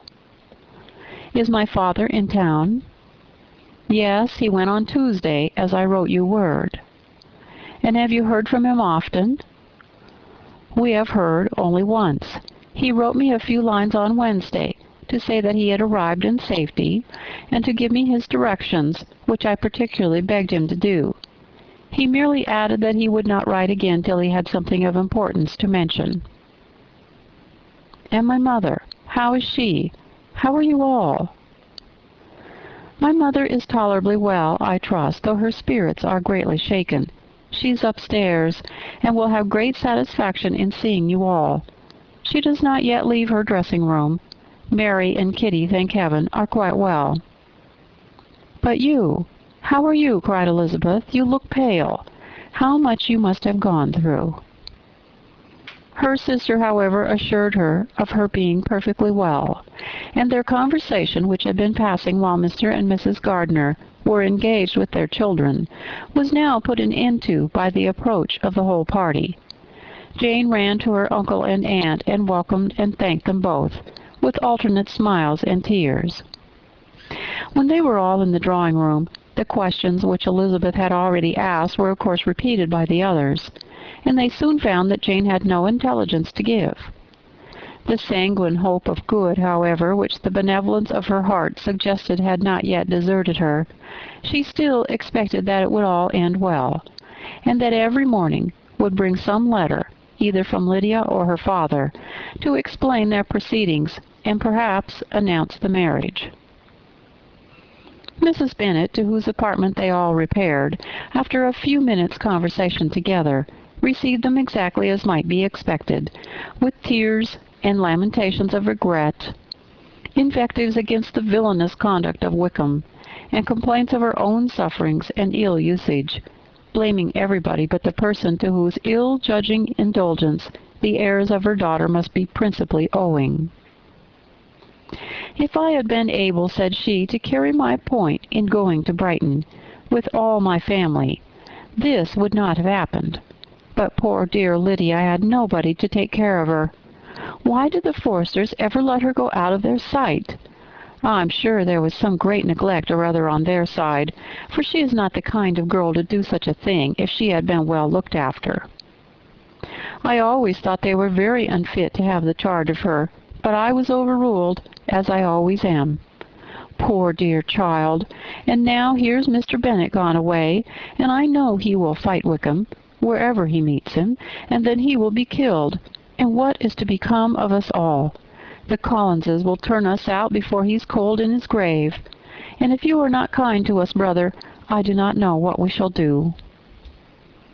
They all exclaimed against such terrific ideas, and Mr. Gardiner, after general assurances of his affection for her and all her family, told her that he meant to be in London the very next day, and would assist Mr. Bennet in every endeavour for recovering Lydia. To not give way to useless alarm," added he. "Though it is right to be prepared for the worst, there is no occasion to look on it as certain.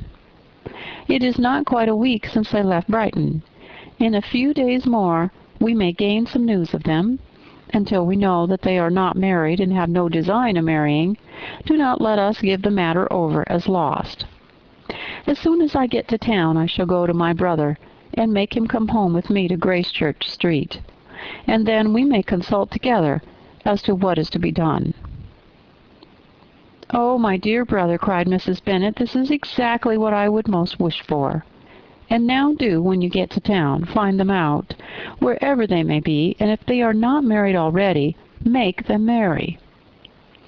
And as for wedding clothes, do not let them wait for that, but tell Lydia she shall have as much money as she chooses to buy them after they are married. And above all things, keep Mr. Bennet from fighting. Tell him what a dreadful state I am in, and that I'm frightened out of my wits, and have such tremblings, such flutterings all over me, such spasms in my side and pains in my head, and such beatings at heart, that I can get no rest by day nor by night. And tell my dear Lydia not to give any directions about her clothes till she has seen me, for she does not know which are the best warehouses. Oh, brother, how kind you are! I know you will contrive it all." But Mr. Gardiner, though he assured her again of his earnest endeavours in the cause, could not avoid recommending moderation to her, as well in her hopes as her fears, and after talking with her in this manner till dinner was on table, they left her to vent all her feelings to the housekeeper, who attended in the absence of her daughters. Though her brother and sister were persuaded that there was no real occasion for such a seclusion from the family, they did not attempt to oppose it, for they knew that she had not prudence enough to hold her tongue before the servants while they waited at table, and judged it better that one only of the household, and the one whom they could most trust, should comprehend all her fears and solicitude on the subject. In the dining-room they were soon joined by Mary and Kitty, who had been too busily engaged in their separate apartments to make their appearance before. One came from her books, and the other from her toilet.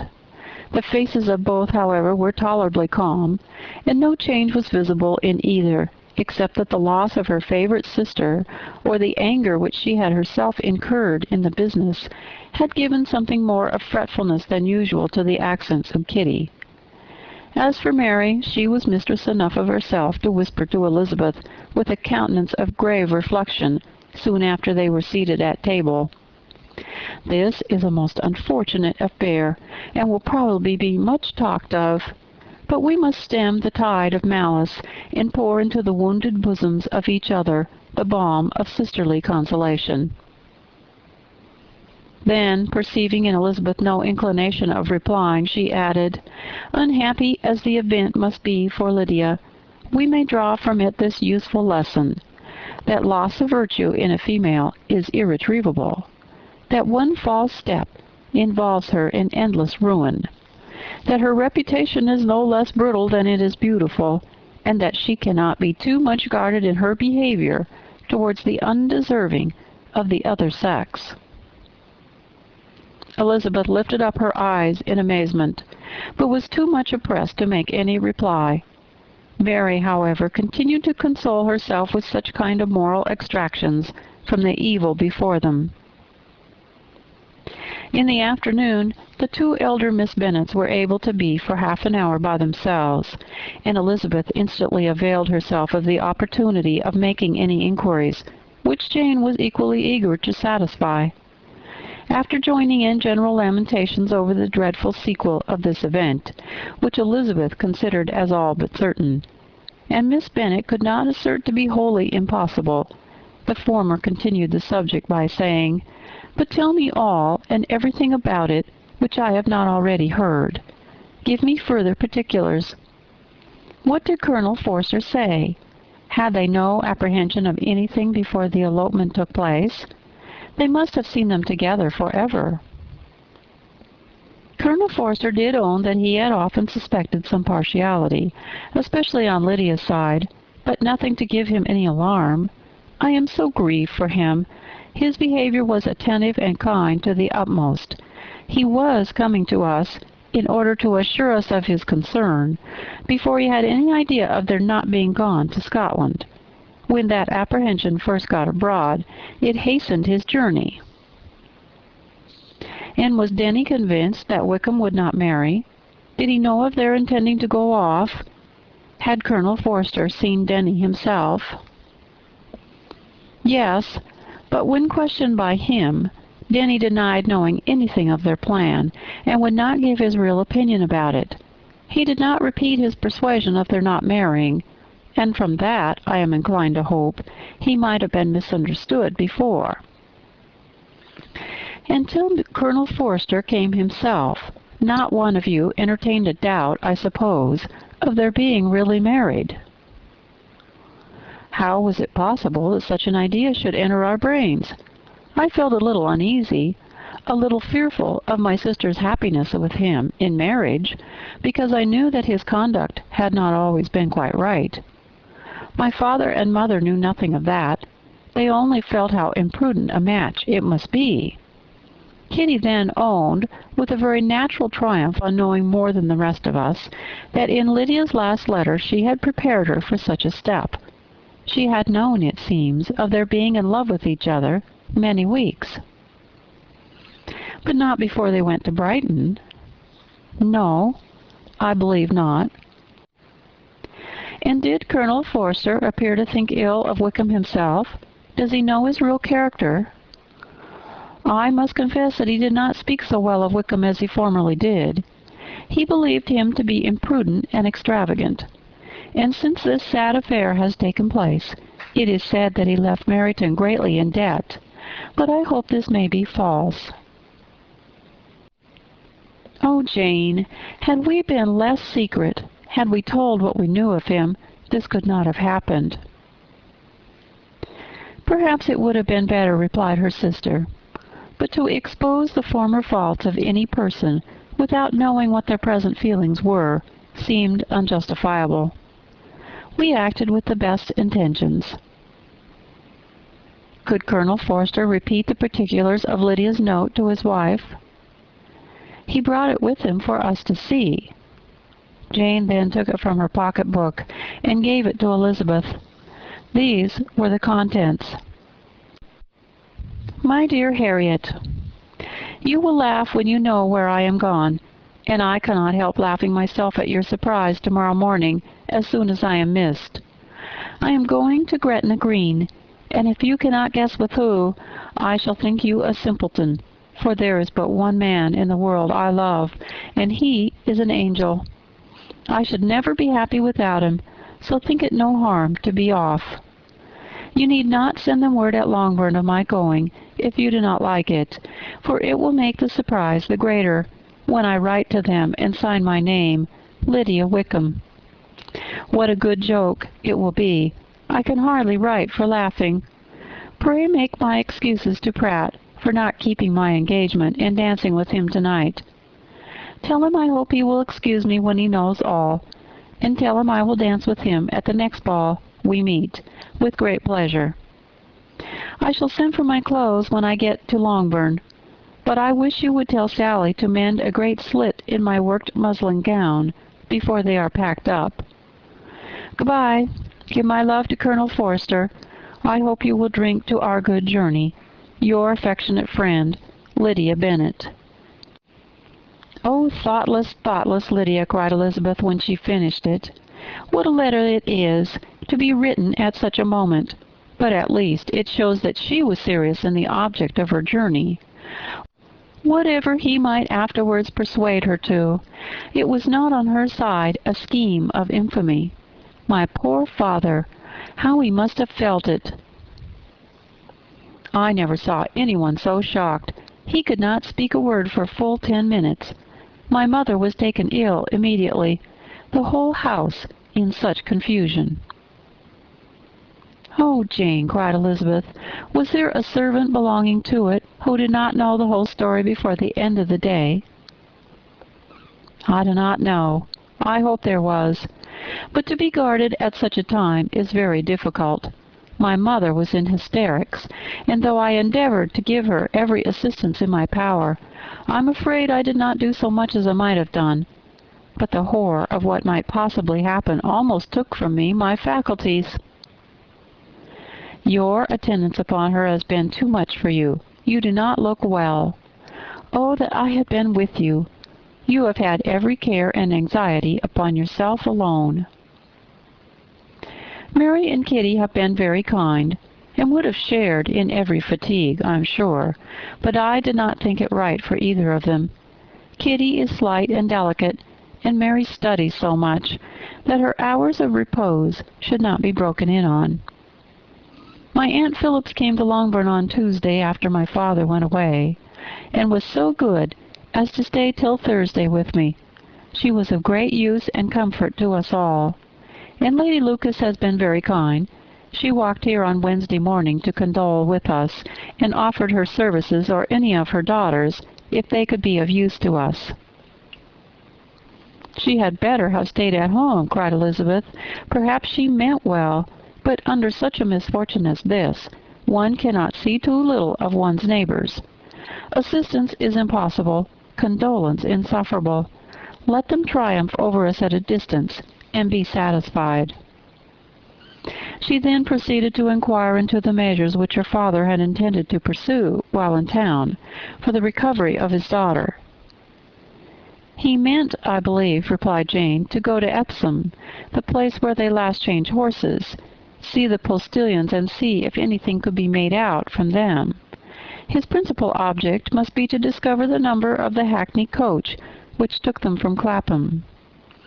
It had come with a fare from London, and as he thought the circumstance of a gentleman and ladies removing from one carriage into another might be remarked, he meant to make inquiries at Clapham.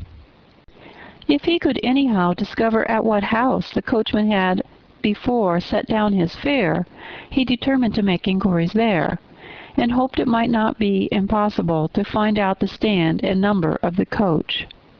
I do not know of any other designs that he had formed, but he was in such a hurry to be gone, and his spirits so greatly discomposed, that I had difficulty in finding out even so much as this. Chapter 48. The whole party were in hopes of a letter from Mr. Bennet the next morning, but the post came in without bringing a single line from him. His family knew him to be, on all common occasions, a most negligent and dilatory correspondent, but at such a time they had hoped for exertion. They were forced to conclude that he had no pleasing intelligence to send, but even of that they would have been glad to be certain. Mr. Gardiner had waited only for the letters before he set off.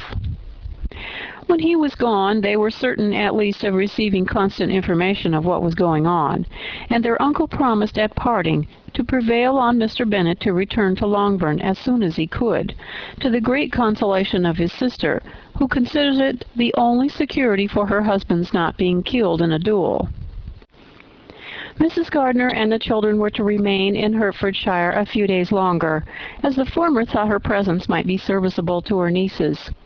She shared in their attendance on Mrs. Bennet, and was a great comfort to them in their hours of freedom. Their other aunt also visited them frequently, and always, as she said, with a design of cheering and heartening them up, though as she never came without reporting some fresh instance of Wickham's extravagance or irregularity, she seldom went away without leaving them more dispirited than she found them. All Meryton seemed striving to blacken the man who, but 3 months before, had been almost an angel of light. He was declared to be in debt to every tradesman in the place, and his intrigues, all honored with the title of seduction, had been extended into every tradesman's family. Everybody declared that he was the wickedest young man in the world, and everybody began to find out that they had always distrusted the appearance of his goodness. Elizabeth, though she did not credit above half of what was said, believed enough to make her former assurance of her sister's ruin still more certain, and even Jane, who believed still less of it, became almost hopeless, most especially as the time was now come when, if they had gone to Scotland, which she had never before entirely despaired of, they must be in all probability have gained some news of them. Mrs. Gardner left Longbourn on Sunday. On Tuesday, his wife received a letter from him. It told him that, on his arrival, he had immediately found out his brother, and persuaded him to come to Gracechurch Street, and that Mr. Bennet had been to Epsom and Clapham before his arrival, but without gaining any satisfactory information, and that he was now determined to inquire at all the principal hotels in town, as Mr. Bennet thought it possible they might have gone to one of them, on their first coming to London, before they procured lodgings. Mr. Gardner himself did not expect any success from this measure, but as his brother was eager in it, he meant to assist him in pursuing it.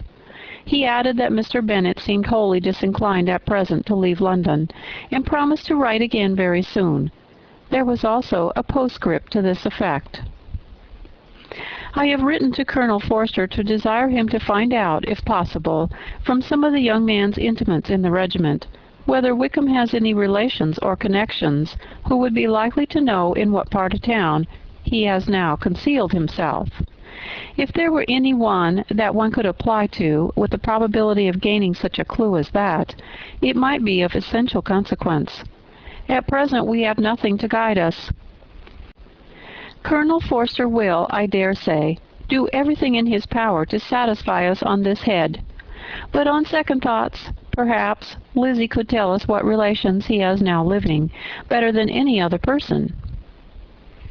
Elizabeth was at no loss to understand from whence this deference for her authority proceeded, but it was not in her power to give any information of so satisfactory a nature as the compliment deserved.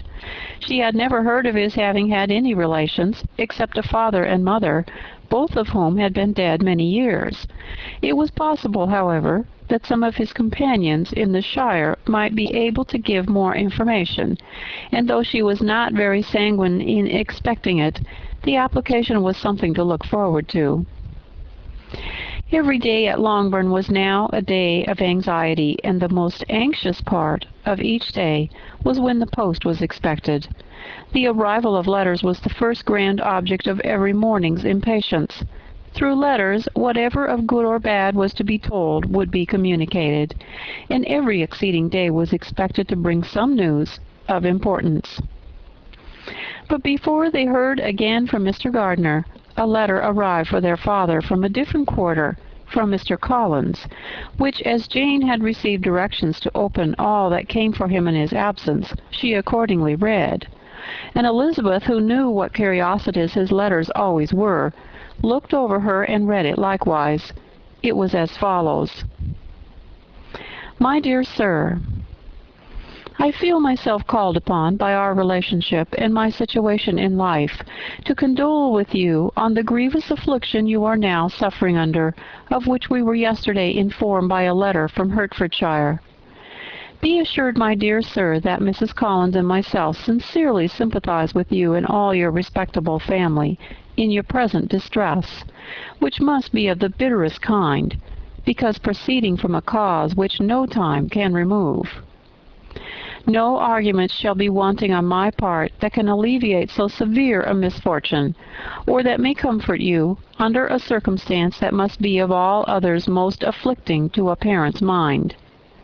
The death of your daughter would have been a blessing in comparison to this, and it's the more to be lamented because there is reason to suppose, as my dear Charlotte informs me, that this licentiousness of behavior in your daughter has proceeded from a faulty degree of indulgence, though, at the same time, for the consolation of yourself and Mrs. Bennet, I am inclined to think that her own disposition must be naturally bad, or she could not be guilty of such an enormity at so early an age.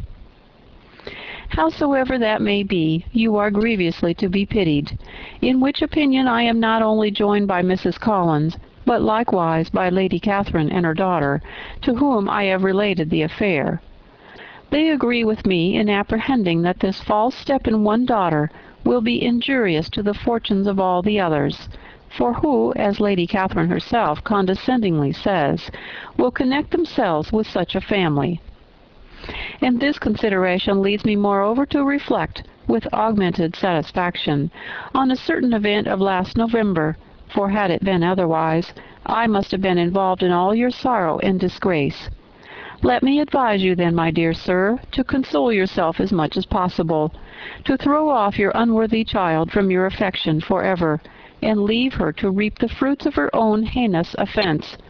I am, dear sir, and so forth and so forth. Mr. Gardner did not write again till he had received an answer from Colonel Forster, and then he had nothing of a pleasant nature to send. It was not known that Wickham had a single relation with whom he kept up any connection, and it was certain that he had no near one living. His former acquaintances had been numerous, but since he had been in the militia, it did not appear that he was on terms of particular friendship with any of them. There was no one, therefore, who could be pointed out as likely to give any news of him. And in the wretched state of his own finances, there was a very powerful motive for secrecy, in addition to his fear of discovery by Lydia's relations, for it had just transpired that he had left gaming debts behind him to a very considerable amount. Colonel Forster believed that more than £1,000 would be necessary to clear his expenses at Brighton. He owed a good deal in the town, but his debts of honor were still more formidable. Mr. Gardner did not attempt to conceal these particulars from the Longbourn family. Jane heard them with horror. "A gamester!" she cried. "This is wholly unexpected. I had not an idea of it." Mr. Gardner added in his letter that they might expect to see their father at home on the following day, which was Saturday. Rendered spiritless by the ill success of their endeavors, he had yielded to his brother-in-law's entreaty that he would return to his family, and leave it to him to do whatever occasion might suggest to be advisable for continuing their pursuit. When Mrs. Bennet was told of this, she did not express so much satisfaction as her children expected, considering what her anxiety for his life had been before. "What, is he coming home, and without poor Lydia?" she cried. "Sure he will not leave London before he has found them. Who is to fight Wickham, and make him marry her if he comes away?" As Mrs. Gardner began to wish to be at home, it was settled that she and her children should go to London, at the same time that Mr. Bennet came from it. The coach, therefore, took them the first stage of their journey, and brought its master back to Longbourn. Mrs. Gardner went away in all the perplexity about Elizabeth and her Derbyshire friend that had attended her from that part of the world. His name had never been voluntarily mentioned before them by her niece, and the kind of half-expectation which Mrs. Gardner had formed, of their being followed by a letter from him, had ended in nothing. Elizabeth had received none since her return that could come from Pemberley. The present unhappy state of the family rendered any other excuse for the lowness of her spirits unnecessary. Nothing, therefore, could be fairly conjectured from that, thought Elizabeth, who was by this time tolerably well acquainted with her own feelings, was perfectly aware that had she known nothing of Darcy, she could have borne the dread of Lydia's infamy somewhat better. It would have spared her, she thought, one sleepless night out of 2. When Mr. Bennet arrived, he had all the appearance of his usual philosophic composure.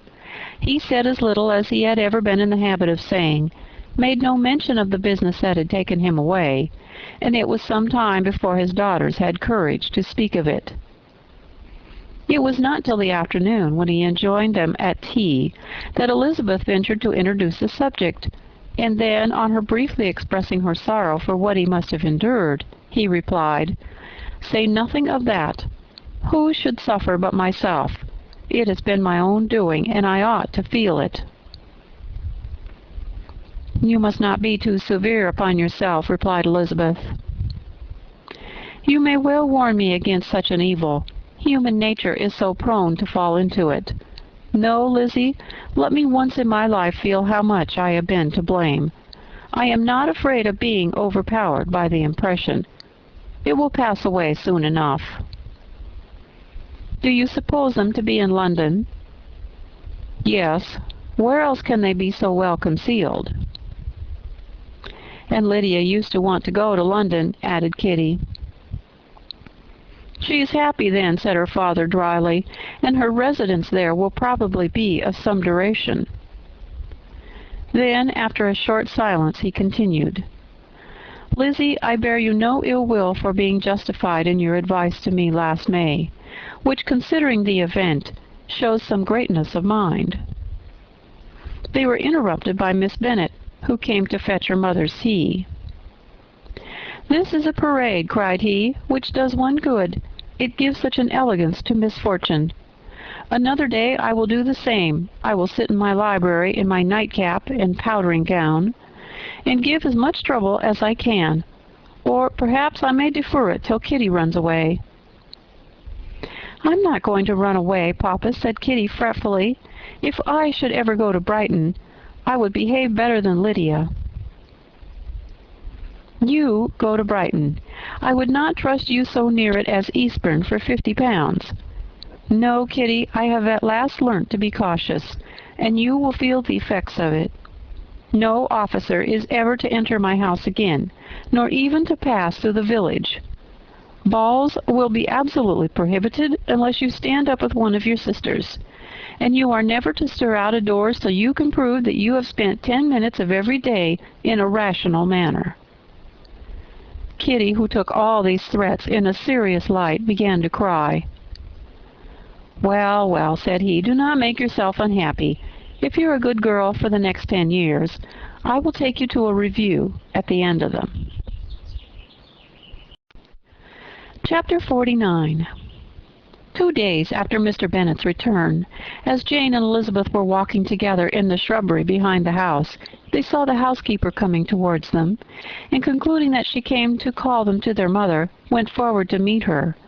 But instead of the expected summons, when they approached her, she said to Miss Bennet, "I beg your pardon, ma'am, for interrupting you, but I was in hopes you might have some good news from town, so I took the liberty of coming to ask." "What do you mean, Hill? We have heard nothing from town."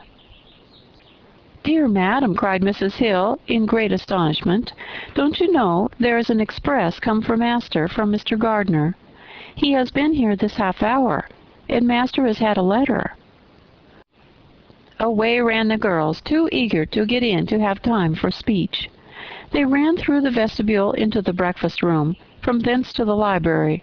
Their father was in neither, and they were on the point of seeking him upstairs with their mother, when they were met by the butler, who said, "If you're looking for my master, ma'am, he's walking towards the little copse."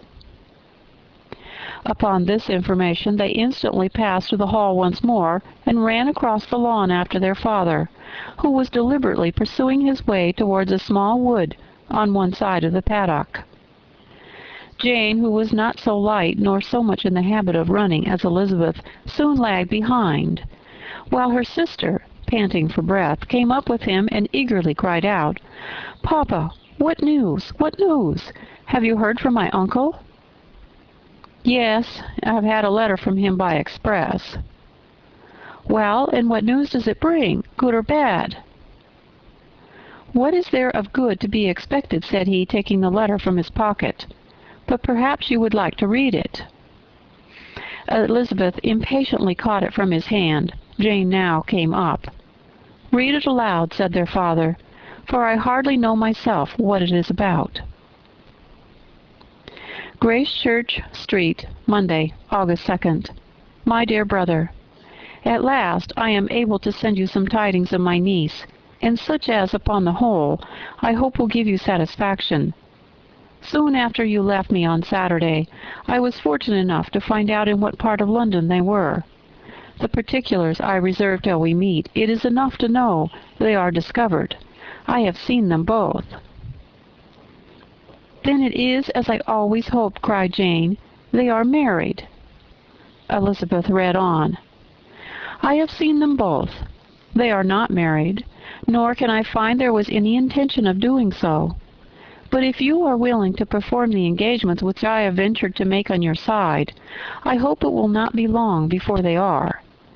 All that is required of you is to assure your daughter, by settlement, her equal share of the £5,000 secured among your children after the decease of yourself and my sister, and moreover to enter into an engagement of allowing her, during your life, £100 per annum.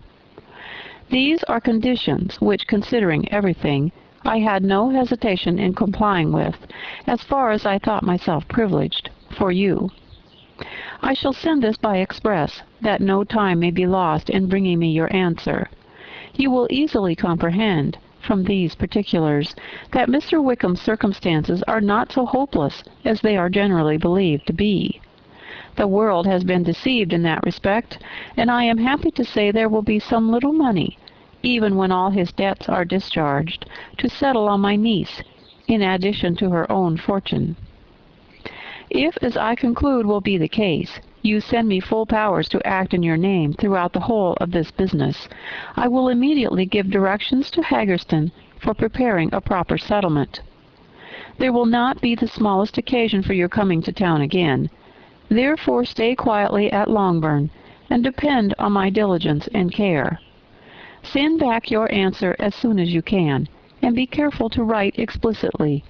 We have judged it best that my niece should be married from this house, of which I hope you will approve. She comes to us today. I shall write again as soon as anything more is determined on. Yours, and so forth, Edward Gardner. "Is it possible?" cried Elizabeth, when she had finished. "Can it be possible that he will marry her?" "Wickham is not so undeserving, then, as we have thought him," said her sister. "My dear father, I congratulate you." "And have you answered the letter?" said Elizabeth. "No, but it must be done soon." Most earnestly did she then entreat him to lose no more time before he wrote. "Oh, my dear father," she cried, "come back and write immediately. Consider how important every moment is in such a case." "Let me write for you," said Jane, "if you dislike the trouble yourself." "I dislike it very much," he replied, "but it must be done." And so saying, he turned back with them and walked towards the house. "And may I ask," said Elizabeth, "but the terms, I suppose, must be complied with." "Complied with! I am only ashamed of his asking so little." "And they must marry. Yet he's such a man." "Yes, yes, they must marry. There's nothing else to be done. But there are two things that I want very much to know.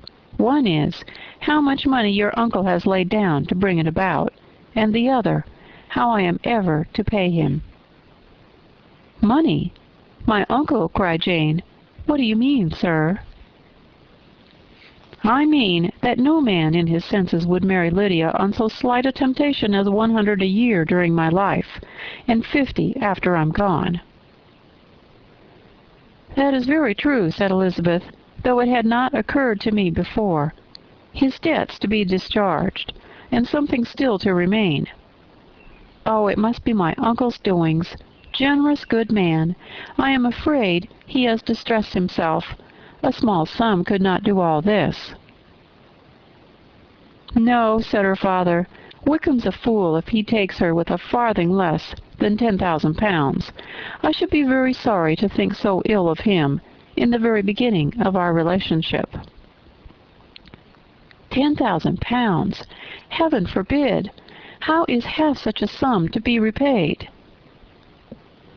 Mr. Bennet made no answer, and each of them, deep in thought, continued silent till they reached the house. Their father then went to the library to write, and the girls walked into the breakfast-room. "And they are really to be married," cried Elizabeth, as soon as they were by themselves. "How strange this is! And for this we are to be thankful. That they should marry, small as is their chance of happiness, and wretched as is his character, we are forced to rejoice. Oh, Lydia!" "I comfort myself with thinking," replied Jane, "that he certainly would not marry Lydia if he had not had real regard for her. Though our kind uncle has done something towards clearing him, I cannot believe that 10,000 pounds, or anything like it, has been advanced.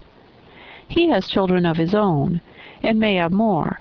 How could he spare half 10,000 pounds? "If we were ever able to learn what Wickham's debts have been," said Elizabeth, "and after how much is settled on his side on our sister, We shall exactly know what Mr. Gardner has done for them, because Wickham has not sixpence of his own. The kindness of my uncle and aunt can never be requited. Their taking her home and affording her their personal protection and countenance is such a sacrifice to her advantage as years of gratitude cannot enough acknowledge. By this time she is actually with them. If such goodness does not make her miserable now, she will never deserve to be happy. What a meeting for her when she first sees my aunt! "We must endeavor to forget all that has passed on either side," said Jane. "I hope and trust they will yet be happy. His consenting to marry her is a proof, I will believe, that he is come to a right way of thinking. Their mutual affection will steady them, and I flatter myself they will settle so quietly, and live in so rational a manner, as may, in time, make their past imprudence forgotten." "Their conduct has been such," replied Elizabeth, "as neither you nor I nor anybody can ever forget. It is useless to talk of it." It now occurred to the girls that their mother was in all likelihood perfectly ignorant of what had happened. They went to the library, therefore, and asked their father whether he would not wish them to make it known to her. He was writing, and without raising his head, coolly replied, "Just as you please." "May we take my uncle's letter to read to her?"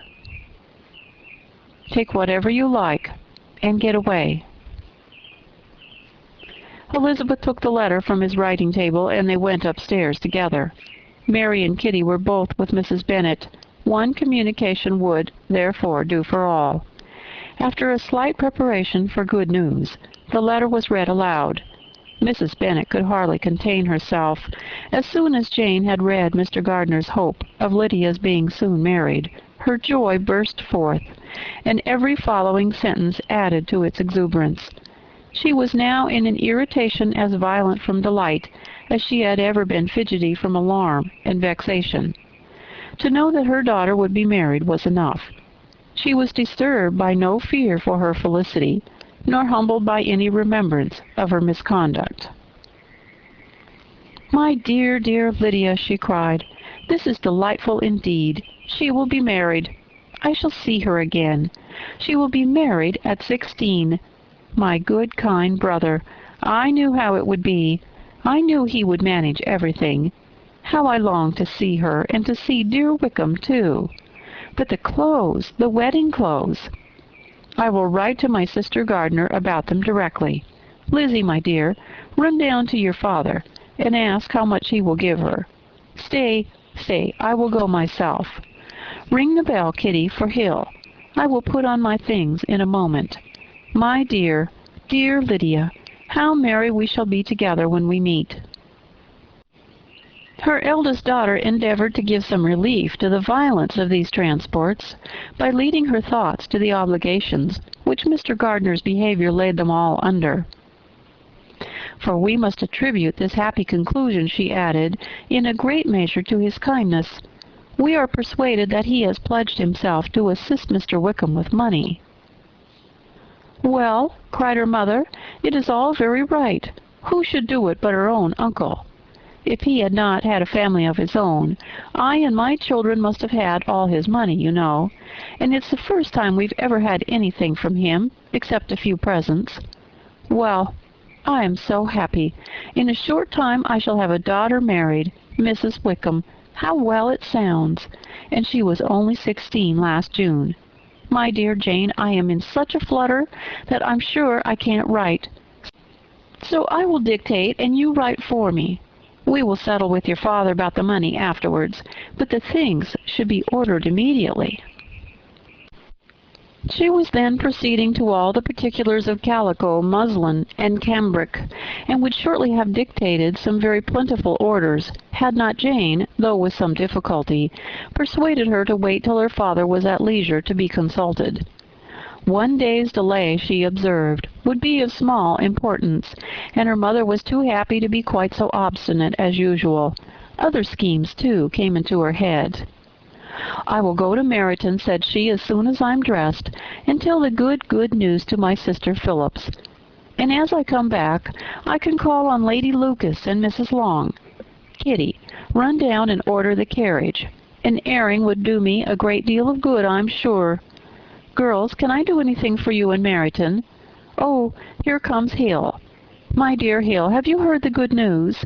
Miss Lydia is going to be married, and you shall have a bowl of punch to make merry at her wedding." Mrs. Hill began instantly to express her joy. Elizabeth received her congratulations amongst the rest of them, and then, sick of this folly, took refuge in her own room, that she might think with freedom. Poor Lydia's situation must at best be bad enough, but that it was no worse she had need to be thankful. She felt it so, and though, in looking forward, neither rational happiness nor worldly prosperity could be justly expected for her sister, in looking back to what they had feared only 2 hours ago, she felt all the advantages of what they had gained. Chapter 50. Mr. Bennet had very often wished before this period of his life that instead of spending his whole income, he had laid by an annual sum for the better provision of his children, and of his wife, if she survived him. He now wished it more than ever. Had he done his duty in that respect, Lydia need now not have been indebted to her uncle for whatever of honor or credit could now be purchased for her. The satisfaction of prevailing on one of the most worthless young men in Great Britain to be her husband might then have rested in its proper place. He was seriously concerned that a cause of so little advantage to anyone should be forwarded at the sole expense of his brother-in-law, and he was determined, if possible, to find out the extent of his assistance, and to discharge the obligation as soon as he could. When first Mr. Bennet had married, economy was held to be perfectly useless, for of course they were to have a son. This son was to join in cutting off the entail as soon as he should be of age, and the widow and younger children would by that means be provided for. 5 daughters successively entered the world, but yet the son was to come, and Mrs. Bennet for many years after Lydia's birth had been certain that he would. This event had at last been despaired of, but it was then too late to be saving. Mrs. Bennet had no turn for economy, and her husband's love of independence had alone prevented their exceeding their income. £5,000 was settled by marriage articles on Mrs. Bennet and the children, but in what proportions it should be divided amongst the latter depended on the will of the parents. This was one point, with regard to Lydia at least, which was now to be settled, and Mr. Bennet could have no hesitation in acceding to the proposal before him. In terms of grateful acknowledgment for the kindness of his brother, though expressed most concisely, he then delivered on paper his perfect approbation of all that was done, and his willingness to fulfill the engagements that had been made for him. He had never before supposed that, could Wickham be prevailed on to marry his daughter, it would be done with so little inconvenience to himself as by the present arrangement. He would scarcely be £10 a year the loser by the 100 that was to be paid them, for what with her board and pocket allowance, and the continual presents in money which passed to her through her mother's hands, Lydia's expenses had been very little within that sum. That it would be done with such trifling exertion on his side, too, was another very welcome surprise, for his wish at present was to have as little trouble in the business as possible. When the first transports of rage which had produced his activity in seeking her were over, he naturally returned to all his former indolence. His letter was soon dispatched, for though dilatory in undertaking business, he was quick in its execution. He begged to know further particulars of what he was indebted to his brother, but was too angry with Lydia to send any message to her. The good news quickly spread through the house, and with proportionate speed through the neighborhood. It was borne in the latter with decent philosophy. To be sure, it would have been more for the advantage of conversation had Miss Lydia Bennet come upon the town, or, as the happiest alternative, been secluded from the world, in some distant farmhouse. But there was much to be talked of in marrying her, and the good-natured wishes for her well-doing, which had proceeded before from all the spiteful old ladies in Meryton, lost but a little of their spirit in this change of circumstances, because with such a husband her misery was considered certain. It was a fortnight since Mrs. Bennet had been downstairs, but on this happy day she again took her seat at the head of her table, and in spirits oppressively high. No sentiment of shame gave a damp to her triumph. The marriage of a daughter, which had been the first object of her wishes since Jane was 16, was now on the point of accomplishment, and her thoughts and her words ran wholly on those attendants of elegant nuptials, the fine muslins, new carriages, and servants. She was busily searching through the neighborhood for a proper situation for her daughter, and without knowing or considering what their income might be, rejected many as deficient in size and importance. Hay Park might do, said she, if the Goldings could quit it, or the great house at Stoke, if the drawing-room were larger. But Ashworth is too far off. I could not bear to have her 10 miles from me. And as for Pulvis Lodge, the attics are dreadful. Her husband allowed her to talk on without interruption while the servants remained, but when they had withdrawn, he said to her, "Mrs. Bennet, before you take any or all of these houses for your son and daughter, let us come to a right understanding. Into one house of this neighborhood they shall never have admittance. I will not encourage the imprudence of either by receiving them at Longbourn." A long dispute followed this declaration, but Mr. Bennet was firm. It soon led to another, and Mrs. Bennet found, with amazement and horror, that her husband would not advance a guinea to buy clothes for his daughter. He protested that she should receive from him no mark of affection whatever on the occasion. Mrs. Bennet could hardly comprehend it. That his anger could be carried to such a point of inconceivable resentment as to refuse his daughter a privilege without which her marriage would scarcely seem valid, exceeded all that she could believe possible. She was more alive to the disgrace which her want of new clothes must reflect on her daughter's nuptials, than to any sense of shame at her eloping and living with Wickham a fortnight before they took place. Elizabeth was now most heartily sorry that she had, from the distress of the moment, been led to make Mr. Darcy acquainted with their fears for her sister. For since her marriage would so shortly give the proper termination to the elopement, they might hope to conceal its unfavorable beginnings from all those who were not immediately on the spot. She had no fear of its spreading farther through his means. There were few people on whose secrecy she would have more confidently depended, but at the same time there was no one whose knowledge of a sister's frailty would have mortified her so much. Not, however, from any fear of disadvantage from it individually to herself, for, at any rate, there seemed a gulf impassable between them. Had Lydia's marriage been concluded on the most honorable terms, it was not to be supposed that Mr. Darcy would connect himself with a family where to every other objection would now be added an alliance and relationship of the nearest kind with the man whom he so justly scorned. From such a connection she could not wonder that he should shrink. The wish of procuring her regard, which she had assured herself of his feeling in Derbyshire, could not in rational expectation survive such a blow as this. She was humbled, she was grieved, she repented, though she hardly knew of what. She became jealous of his esteem, when she could no longer hope to be benefited by it. She wanted to hear of him when there seemed the least chance of gaining intelligence. She was convinced that she could have been happy with him when it was no longer likely they should meet. What a triumph for him, as she often thought, could he know that the proposals which she had proudly spurned only 4 months ago would now have been gladly and gratefully received.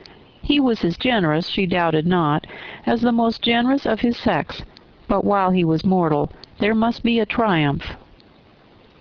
She began now to comprehend that he was exactly the man who in disposition and talents would most suit her.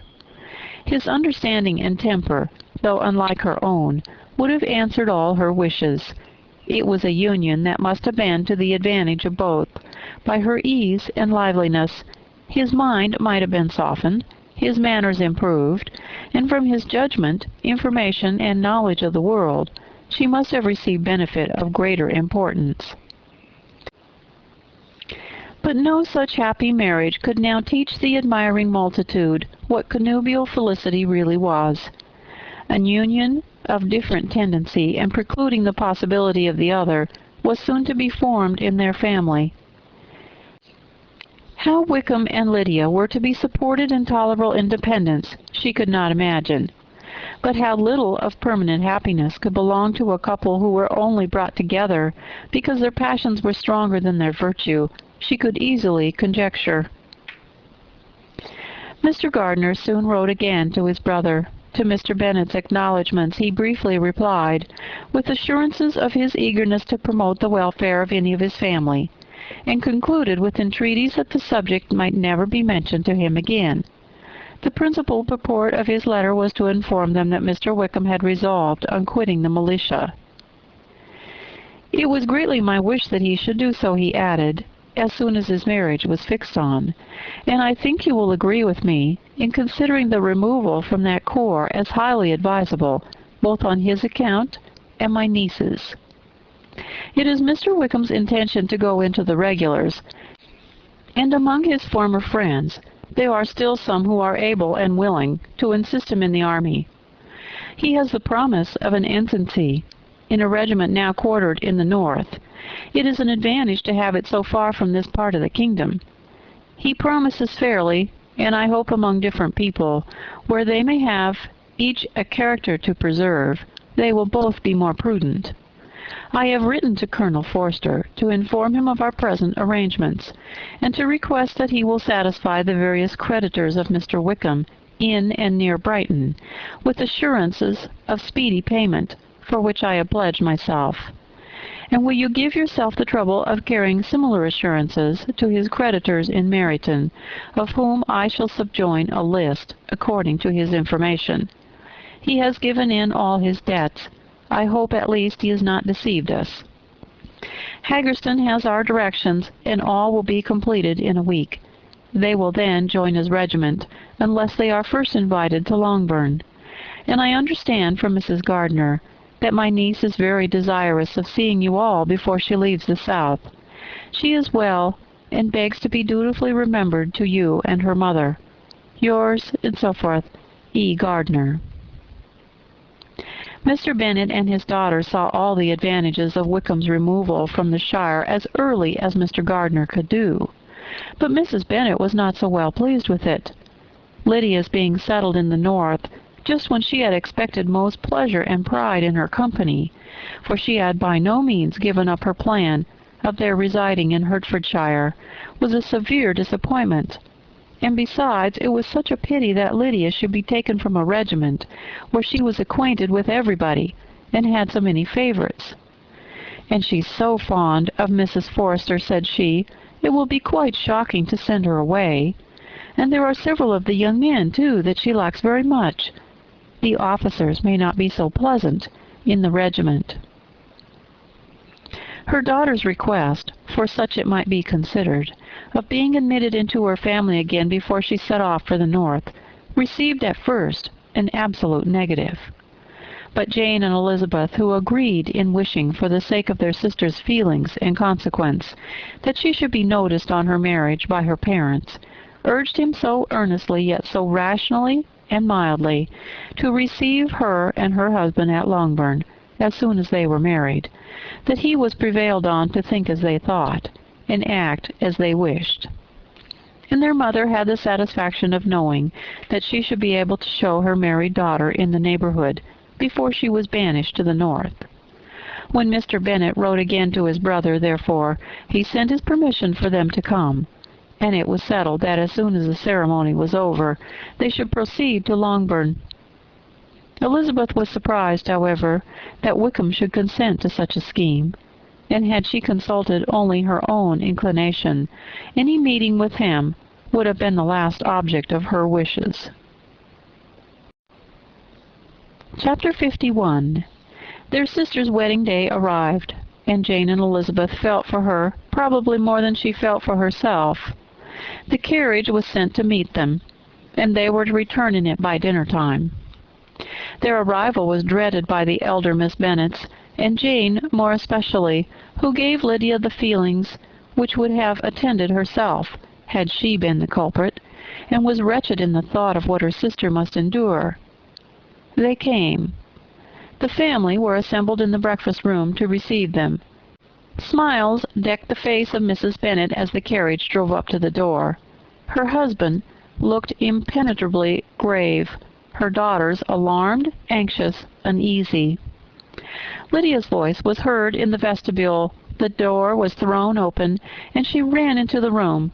Her mother stepped forward, embraced her, and welcomed her with rapture, gave her hand with an affectionate smile to Wickham, who followed his lady, and wished them both joy, with an alacrity which showed no doubt of their happiness. Their reception from Mr. Bennet, to whom they then turned, was not quite so cordial. His countenance rather gained in austerity, and he scarcely opened his lips. The easy assurance of the young couple, indeed, was enough to provoke him. Elizabeth was disgusted, and even Miss Bennet was shocked. Lydia was Lydia still, untamed, unabashed, wild, noisy, and fearless. She turned from sister to sister, demanding their congratulations, and when at length they all sat down, looked eagerly round the room, took notice of some little alteration in it, and observed with a laugh that it was quite a great while since she had been there.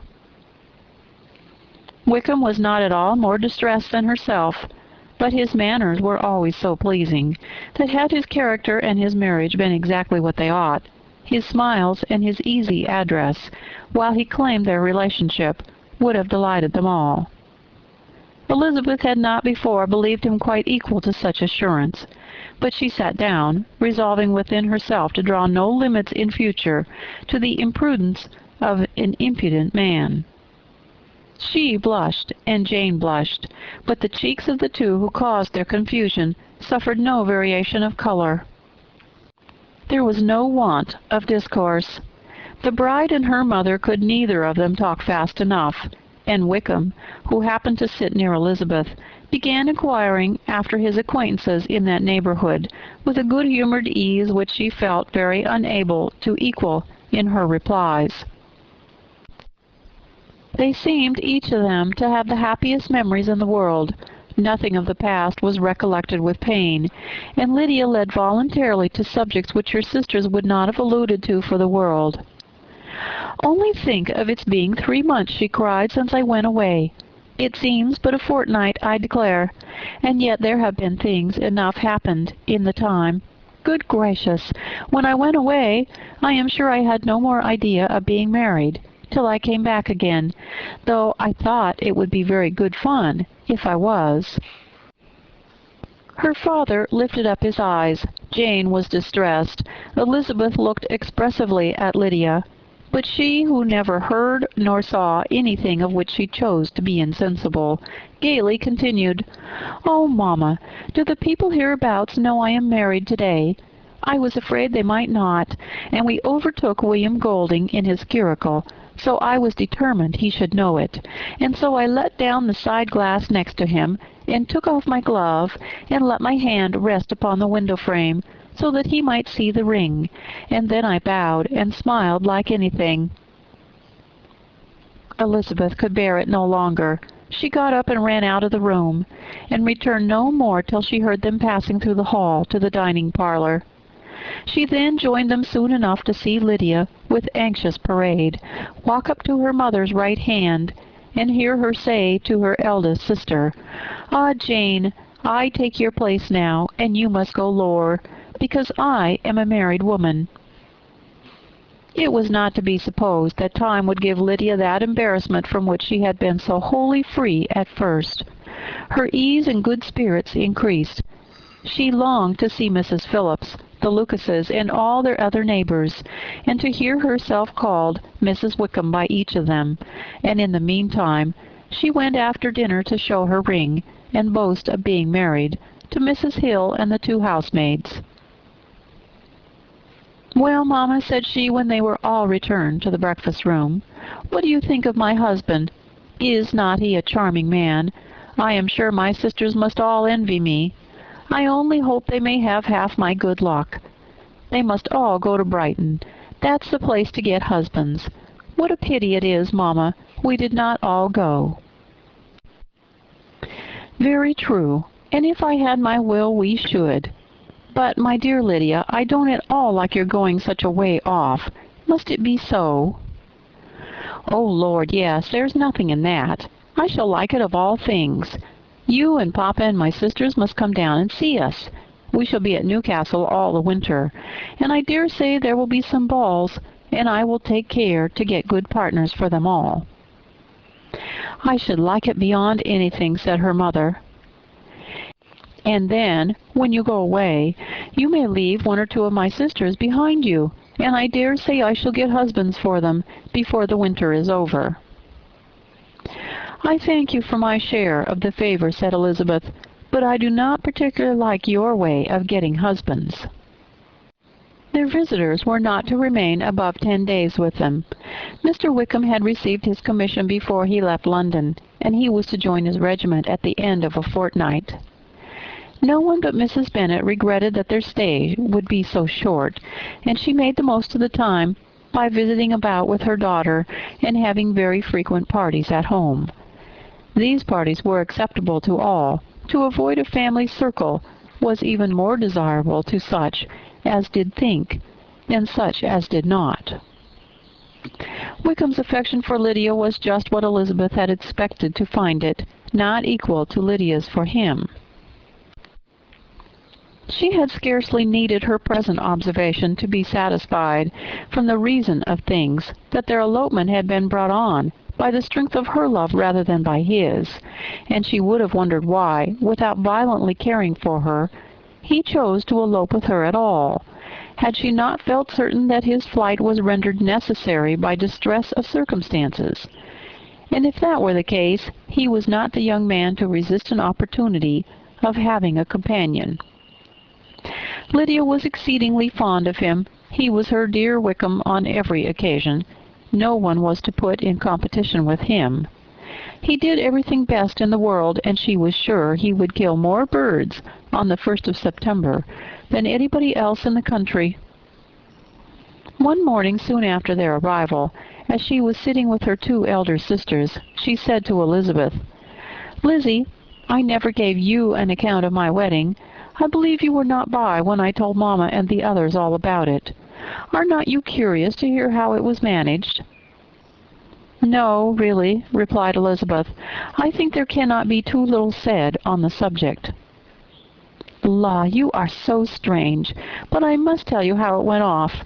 We were married, you know, at St. Clement's, because Wickham's lodgings were in that parish, and it was settled that we should all be there by 11 o'clock. My uncle and aunt and I were to go together, and the others were to meet us at the church. Well, Monday morning came, and I was in such a fuss. I was so afraid, you know, that something would happen to put it off, and then I should have gone quite distracted. And there was my aunt, all the time I was dressing, preaching and talking away just as if she were reading a sermon. However, I did not hear above 1 word in 10, for I was thinking, you may suppose, of my dear Wickham. I longed to know whether he would be married in his blue coat. Well, and so we breakfasted at 10, as usual. I thought it would never be over, for by the by you are to understand that my uncle and aunt were horrid unpleasant all the time I was with them. If you'll believe me, I did not once put my foot out of doors, though I were there a fortnight. Not one party or scheme or anything. To be sure, London was rather thin, but however the little theatre was open. Well, and so, just as the carriage came to the door, my uncle was called away upon business to that horrid man, Mr. Stone. And then, you know, when once they get together, there's no end of it. Well, I was so frightened I did not know what to do, for my uncle was to give me away, and if we were beyond the hour we could not be married all day. But luckily he came back again in 10 minutes' time, and then we all set out. However, I recollected afterwards that if he had been prevented going, the wedding need not be put off, for Mr. Darcy might have done as well. "Mr. Darcy?" repeated Elizabeth in utter amazement. "Oh, yes, he was to come there with Wickham, you know. But gracious me, I quite forgot. I ought not to have said a word about it. I promised them so faithfully. What will Wickham say? It was to be such a secret." "If it was to be a secret," said Jane, "say not another word on the subject. You may depend on my seeking no further." "Oh, certainly," said Elizabeth, though burning with curiosity. "We will ask you no questions." "Thank you," said Lydia, "for if you did, I should certainly tell you all, and then Wickham would be angry." On such encouragement to ask, Elizabeth was forced to put it out of her power by running away. But to live in ignorance on such a point was impossible, or at least it was impossible not to try for information. Mr. Darcy had been at her sister's wedding. It was exactly a scene, and exactly among people where he had apparently least to do, and least temptation to go. Conjectures as to the meaning of it, rapid and wild, hurried into her brain, but she was satisfied with none. Those that best pleased her, as placing his conduct in the noblest light, seemed most improbable. She could not bear such suspense, and hastily seizing a sheet of paper, wrote a short letter to her aunt, to request an explanation of what Lydia had dropped, if it were compatible with the secrecy which had been intended. "You may readily comprehend," she added, "what my curiosity must be to know how a person unconnected with any of us, and, comparatively speaking, a stranger to our family, should have been amongst you at such a time. Pray write instantly and let me understand it, unless it is, for very cogent reasons, to remain in the secrecy which Lydia seems to think necessary, and then I must endeavor to be satisfied with ignorance. Not that I shall, though," she added to herself, and she finished the letter, "and my dear aunt, if you do not tell me in an honorable manner, I shall certainly be reduced to tricks and stratagems to find it out." Jane's delicate sense of honor would not allow her to speak to Elizabeth privately of what Lydia had let fall.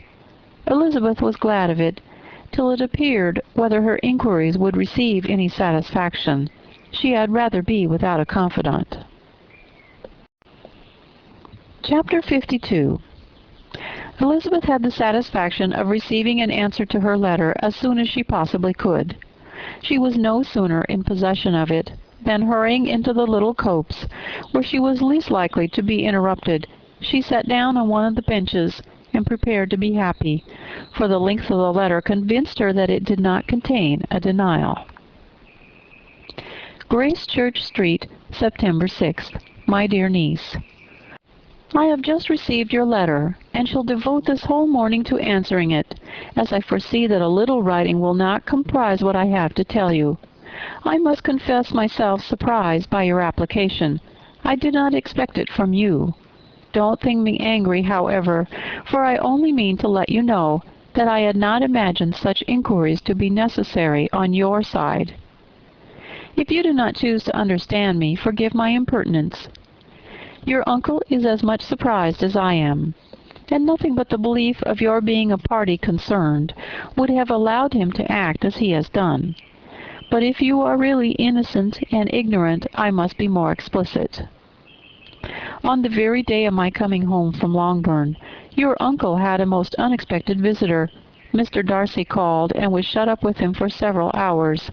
It was all over before I arrived, so my curiosity was not so dreadfully racked as yours seems to have been. He came to tell Mr. Gardiner that he had found out where your sister and Mr. Wickham were, and that he had seen and talked with them both, Wickham repeatedly, Lydia once. From what I can collect, he left Derbyshire only one day after ourselves, and came to town with the resolution of hunting for them. The motive professed was his conviction of its being owing to himself, that Wickham's worthlessness had not been so well known as to make it impossible for any young woman of character to love or confide in him. He generously imputed the whole to his mistaken pride, and confessed that he had before thought it beneath him to lay his private actions open to the world. His character was to speak for itself. He called it, therefore, his duty to step forward and endeavor to remedy an evil which had been brought on by himself. If he had another motive, I am sure it would never disgrace him. He had been some days in town before he was able to discover them, but he had something to direct his search, which was more than we had, and the consciousness of this was another reason for his resolving to follow us. There is a lady, it seems, a Mrs. Young, who was some time ago governess to Miss Darcy, and was dismissed from her charge on some cause of disapprobation, though we did not say what. She then took a large house in Edward Street, and has since maintained herself by letting lodgings. This Mrs. Young was, he knew, intimately acquainted with Wickham, and he went to her for intelligence of him as soon as he got to town. But it was 2 or 3 days before he could get from her what he wanted. She would not betray her trust, I suppose, without bribery and corruption, for she really did know where her friend was to be found. Wickham, indeed, had gone to her on their first arrival in London, and she had been able to receive them into her house. They would have taken up their abode with her. At length, however, our kind friend procured the wished-for direction. He saw Wickham, and afterwards insisted on seeing Lydia. His first object with her, he acknowledged, had been to persuade her to quit her present disgraceful situation, and return to her friends as soon as they could be prevailed on to receive her, offering his assistance as far as it would go. But he found Lydia absolutely resolved on remaining where she was. She cared for none of her friends. She wanted no help of his. She would not hear of leaving Wickham. She was sure they should be married some time or other, and it did not much signify when. Since such were her feelings, it only remained, he thought, to secure and expedite a marriage, which in his very first conversation with Wickham he easily learnt had never been his design. He confessed himself obliged to leave the regiment on account of some debts of honor which were very pressing, and scrupled not to lay all the ill consequences of Lydia's flight on her own folly alone. He meant to resign his commission immediately, and as to his future situation, he could conjecture very little about it. He must go somewhere, but he did not know where, and he knew he should have nothing to live on. Mr. Darcy asked him why he had not married your sister at once. Though Mr. Bennet was not imagined to be very rich, he would have been able to do something for him, and his situation must have been benefited by marriage. But he found, in reply to this question, that Wickham still cherished the hope of more effectually making his fortune by marriage in some other country. Under such circumstances, however, he was not likely to be proof against a temptation of immediate relief. They met several times, for there was much to be discussed. Wickham, of course, wanted more than he could get, but at length was reduced to be reasonable. Everything being settled between them, Mr. Darcy's next step was to make your uncle acquainted with it, and he first called in Gracechurch Street the evening before I came home, but Mr. Gardiner could not be seen, and Mr. Darcy found, on further inquiry, that your father was still with him, but would quit town the next morning. He did not judge your father to be a person whom he could so properly consult as your uncle, and therefore readily postponed seeing him till after the departure of the former.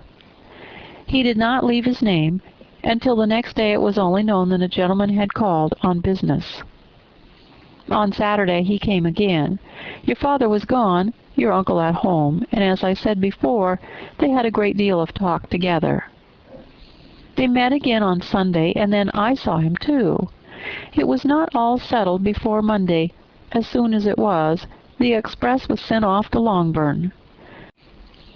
But our visitor was very obstinate. I fancy, Lizzie, that obstinacy is the real defect of his character, after all. He has been accused of many faults at different times, but this is the true one. Nothing was to be done that he did not do himself, though I am sure, and I do not speak it to be thanked, therefore say nothing about it, your uncle would most readily have settled the whole. They battled it together for a long time, which was more than either the gentleman or lady concerned in deserved. But at last your uncle was forced to yield, and instead of being allowed to be of use to his niece, was forced to put up with only having the probable credit of it, which went sorely against the grain, and I really believe your letter this morning gave him great pleasure, because it required an explanation that would rob him of his borrowed feathers, and give the praise where it was due. But, Lizzie, this must go no further than yourself or Jane at most. You know pretty well, I suppose, what has been done for the young people. His debts are to be paid, amounting, I believe, to considerably more than £1,000. Another 1,000 in addition to her own, settled upon her, and his commission purchased. The reason why all this was to be done by him alone was such as I have given above. It was owing to him, to his reserve and want of proper consideration, that Wickham's character had been so misunderstood, and consequently that he had been received and noticed as he was. Perhaps there was some truth in this, though I doubt whether his reserve, or anybody's reserve, can be answerable for the event. But in spite of all this fine talking, my dear Lizzie, you may rest perfectly assured that your uncle would never have yielded if we had not given him credit for another interest in the affair. When all this was resolved on, he returned again to his friends, who were still staying at Pemberley. But it was agreed that he should be in London once more when the wedding took place, and all money matters were then to receive the last finish. I believe I have now told you everything. It's a relation which you tell me is to give you great surprise.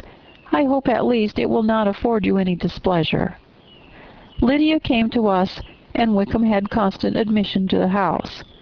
He was exactly what he had been when I knew him in Herefordshire, but I would not tell you how little I was satisfied with her behavior while she stayed with us, if I had not perceived, by Jane's letter last Wednesday, that her conduct on coming home was exactly of a piece with it, and therefore what I now tell you can give you no fresh pain. I talked to her repeatedly in the most serious manner, representing to her the wickedness of what she had done, and all the unhappiness she had brought on her family. If she heard me, it was by good luck, for I'm sure she did not listen. I was sometimes quite provoked, but then I recollected my dear Elizabeth and Jane, and for their sakes had patience with her. Mr. Darcy was punctual in his return, and as Lydia informed you, attended the wedding. He dined with us the next day, and was to leave town again on Wednesday or Thursday. Will you be very angry with me, my dear Lizzie, if I take this opportunity of saying, what I was never bold enough to say before, how much I like him? His behavior to us had, in every respect, been as pleasing as when we were in Derbyshire. His understanding and opinions all please me. He wants nothing but a little more liveliness, and that, if he marry prudently, his wife may teach him. I thought him very sly. He hardly ever mentioned your name, but slyness seems the fashion. Pray forgive me if I have been very presuming, or at least do not punish me so far as to exclude me from P. I shall never be quite happy till I have been all round the park. A low phaeton, with a nice little pair of ponies, would be the very thing. But I must write no more. The children have been wanting me this half-hour. Yours very sincerely, M. Gardner. The contents of this letter threw Elizabeth into a flutter of spirits, in which it was difficult to determine whether pleasure or pain bore the greatest share. The vague and unsettled suspicions which uncertainty had produced of what Mr. Darcy might have been doing to forward her sister's match, which she had feared to encourage as an exertion of goodness too great to be probable, and at the same time dreaded to be just, from the pain of obligation, were proved beyond their greatest extent to be true. He had followed them purposely to town. He had taken on himself all the trouble and mortification attendant on such a research, in which supplication had been necessary to a woman whom he must abominate and despise, and where he was reduced to frequently meet, reason with, persuade, and finally bribe, the man whom he always most wished to avoid, and whose very name it was punishment to him to pronounce. He had done all this for a girl whom he could neither regard nor esteem. Her heart did whisper that he had done it for her, but it was a hope shortly checked by other considerations, and she soon felt that even her vanity was insufficient, when required to depend on his affection for her, for a woman who had already refused him, as able to overcome a sentiment so natural as abhorrence against relationship with Wickham. Brother-in-law of Wickham. Every kind of pride must revolt from the connection. He had, to be sure, done much. She was ashamed to think how much. But he had given a reason for this interference, which asked no extraordinary stretch of belief. It was reasonable that he should feel he had been wrong.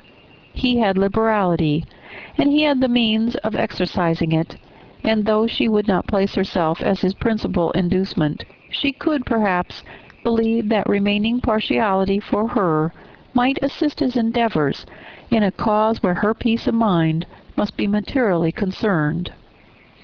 It was painful, exceedingly painful, to know that they were under obligations to a person who could never receive a return.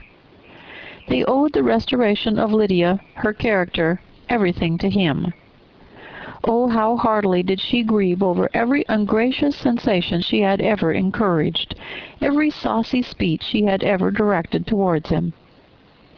For herself, she was humbled, but she was proud of him, proud that in a cause of compassion and honor he had been able to get the better of himself. She read over her aunt's commendation of him again and again. It was hardly enough, but it pleased her. She was even sensible of some pleasure, though mixed with regret, on finding how steadfastly both she and her uncle had been persuaded that affection and confidence subsisted between Mr. Darcy and herself. She was roused from her seat and her reflections of someone's approach, and before she could strike into another path she was overtaken by Wickham. "I am afraid I interrupt your solitary ramble, my dear sister," said he, as he joined her. "You certainly do," she replied with a smile, "but it does not follow that the interruption must be unwelcome." "I should be sorry indeed if it were. We were always good friends, and now we are better." "True. Are the others coming out?" "I do not know. Mrs. Bennet and Lydia are going in the carriage to Meryton, and so, my dear sister, I find from our uncle and aunt that you have actually seen Pemberley." She replied in the affirmative. "I almost envy you the pleasure, and yet I would believe it would be too much for me, or else I could take it in my way to Newcastle. And you saw the old housekeeper, I suppose? Poor Reynolds! She was always very fond of me, but of course she did not mention my name to you." "Yes, she did." "And what did she say?" "That you were gone into the army, and she was afraid had not turned out well. At such a distance as that, you know, things are strangely misrepresented." "Certainly," he replied, biting his lips.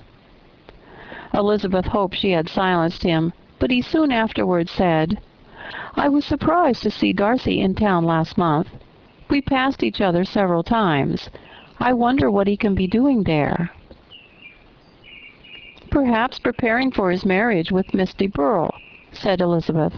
"It must be something particular to take him there at this time of year." "Undoubtedly. Did you see him while you were at Lambton? I thought I understood from the gardeners that you had. Yes, he introduced us to his sister. And do you like her? Very much. I have heard, indeed, that she is uncommonly improved within this year or two. When I last saw her, she was not very promising. I am very glad you liked her. I hope she will turn out well. I dare say she will. She has got over the most trying age. Did you go by the village of Kimpton? I do not recollect that we did. I mention it because it is a living which I ought to have had. A most delightful place. Excellent parsonage house. It would have suited me in every respect. How should you have liked making sermons? Exceedingly well. I should have considered it as part of my duty, and the exertion would soon have been nothing. One ought not to repine, but to be sure, it would have been such a thing for me.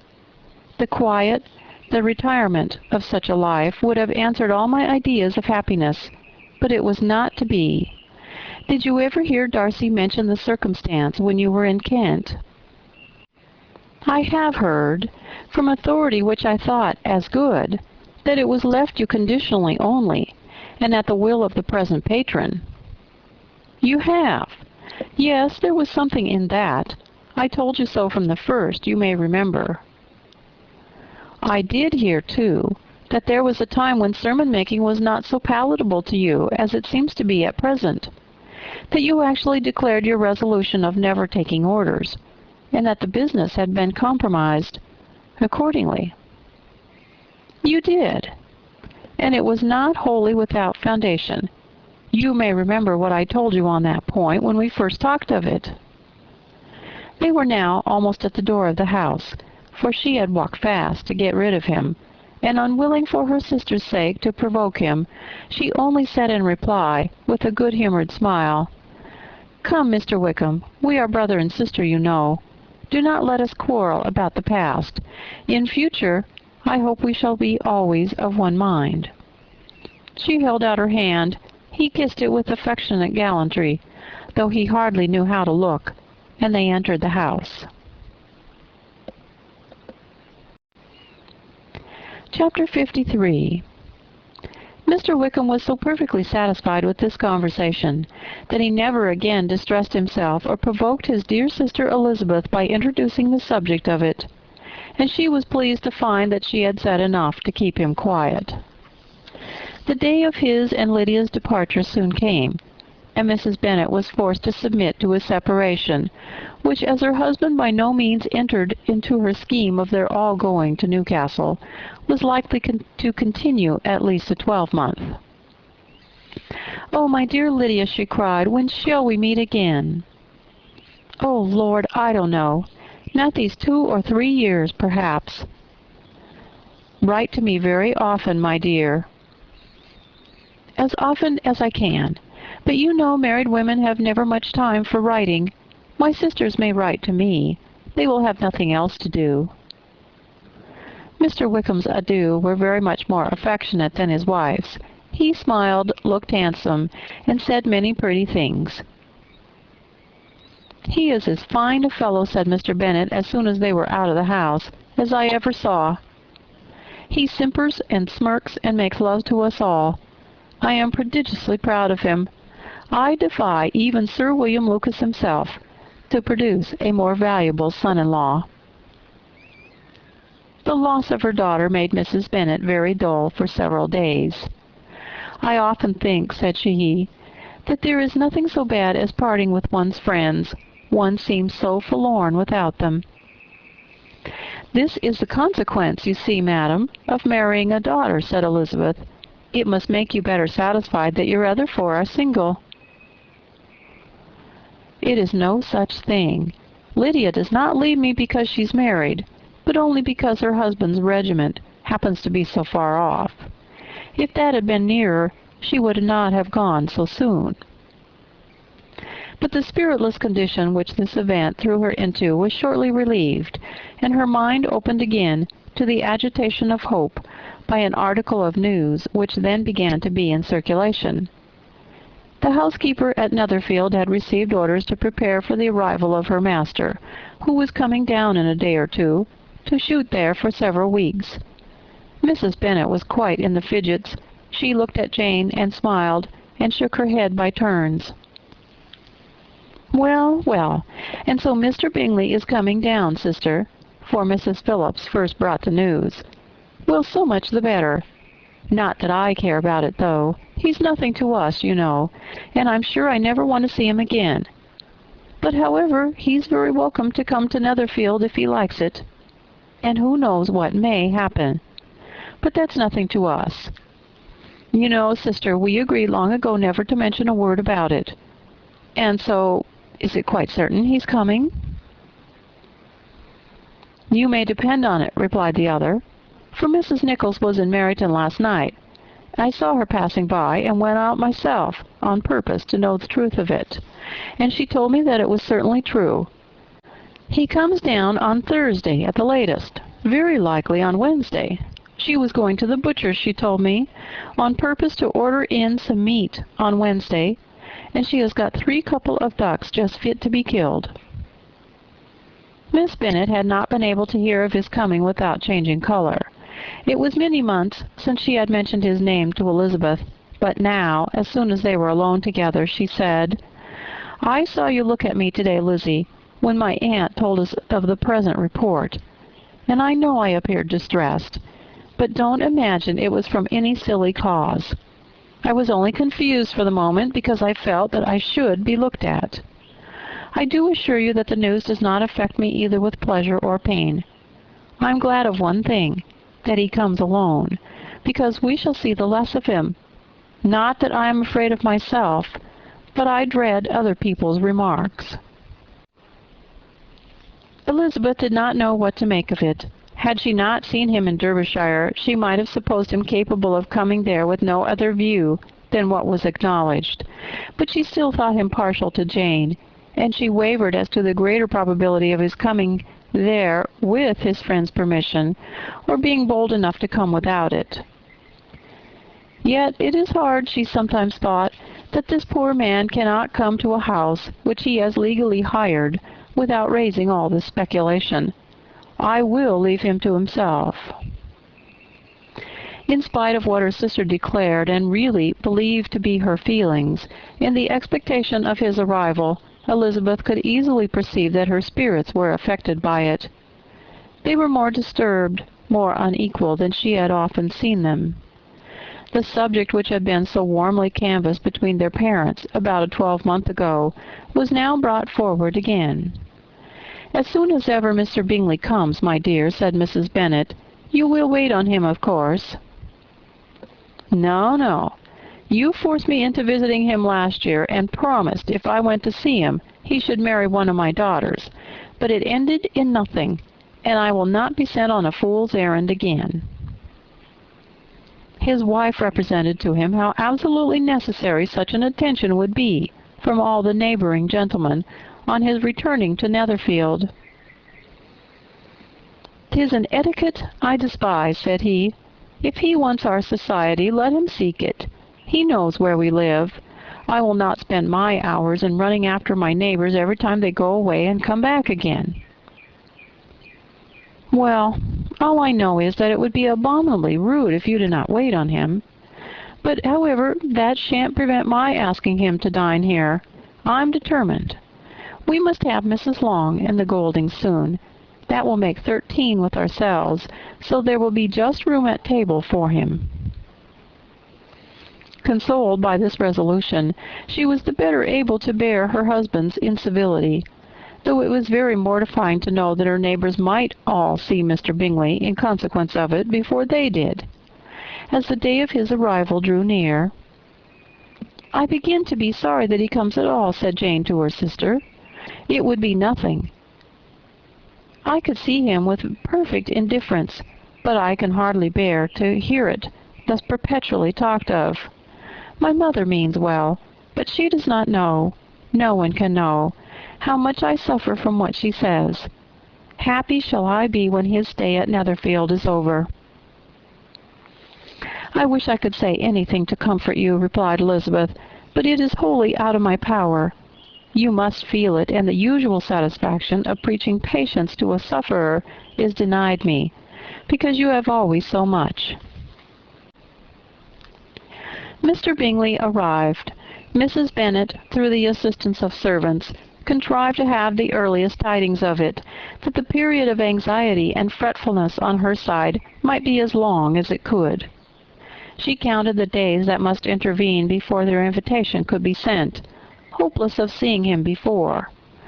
But on the third morning after his arrival in Hertfordshire, she saw him from her dressing-room window enter the paddock and ride toward the house. Her daughters were eagerly called to partake of her joy. Jane resolutely kept her place at the table, but Elizabeth, to satisfy her mother, went to the window. She looked. She saw Mr. Darcy with him, and she sat down again by her sister. "There's a gentleman with him, mamma," said Kitty. "Who can it be?" "Some acquaintance or other, my dear, I suppose. I'm sure I do not know." "La," replied Kitty, "it looks just like the man that used to be with him before. Mr. what's his name? That tall, proud man." "Good gracious, Mr. Darcy! And so it does, I vow. Well, any friend of Mr. Bingley's will always be welcome here, to be sure. But else I must say that I hate the very sight of him." Jane looked at Elizabeth with surprise and concern. She knew but little of their meeting in Derbyshire, and therefore felt for the awkwardness which must attend her sister, in seeing him almost for the first time after receiving his explanatory letter. Both sisters were uncomfortable enough. Each felt for the other, and of course for themselves, and their mother talked on of her dislike for Mr. Darcy, in her resolution to be civil to him only as Mr. Bingley's friend, without being heard by either of them. But Elizabeth had sources of uneasiness which could not be suspected by Jane, to whom she had never yet had courage to show Mrs. Gardiner's letter, or to relate her own change of sentiment towards him. To Jane he could be only a man whose proposals she had refused, and whose merit she had undervalued, but to her own more extensive information, he was the person to whom the whole family were indebted for the first benefits, and whom she regarded herself with an interest, if not quite so tender, at least as reasonable and just as what Jane felt for Bingley. Her astonishment at his coming to Netherfield, to Longbourn, and voluntarily seeking her again, was almost equal to what she had known on first witnessing his altered behavior in Derbyshire.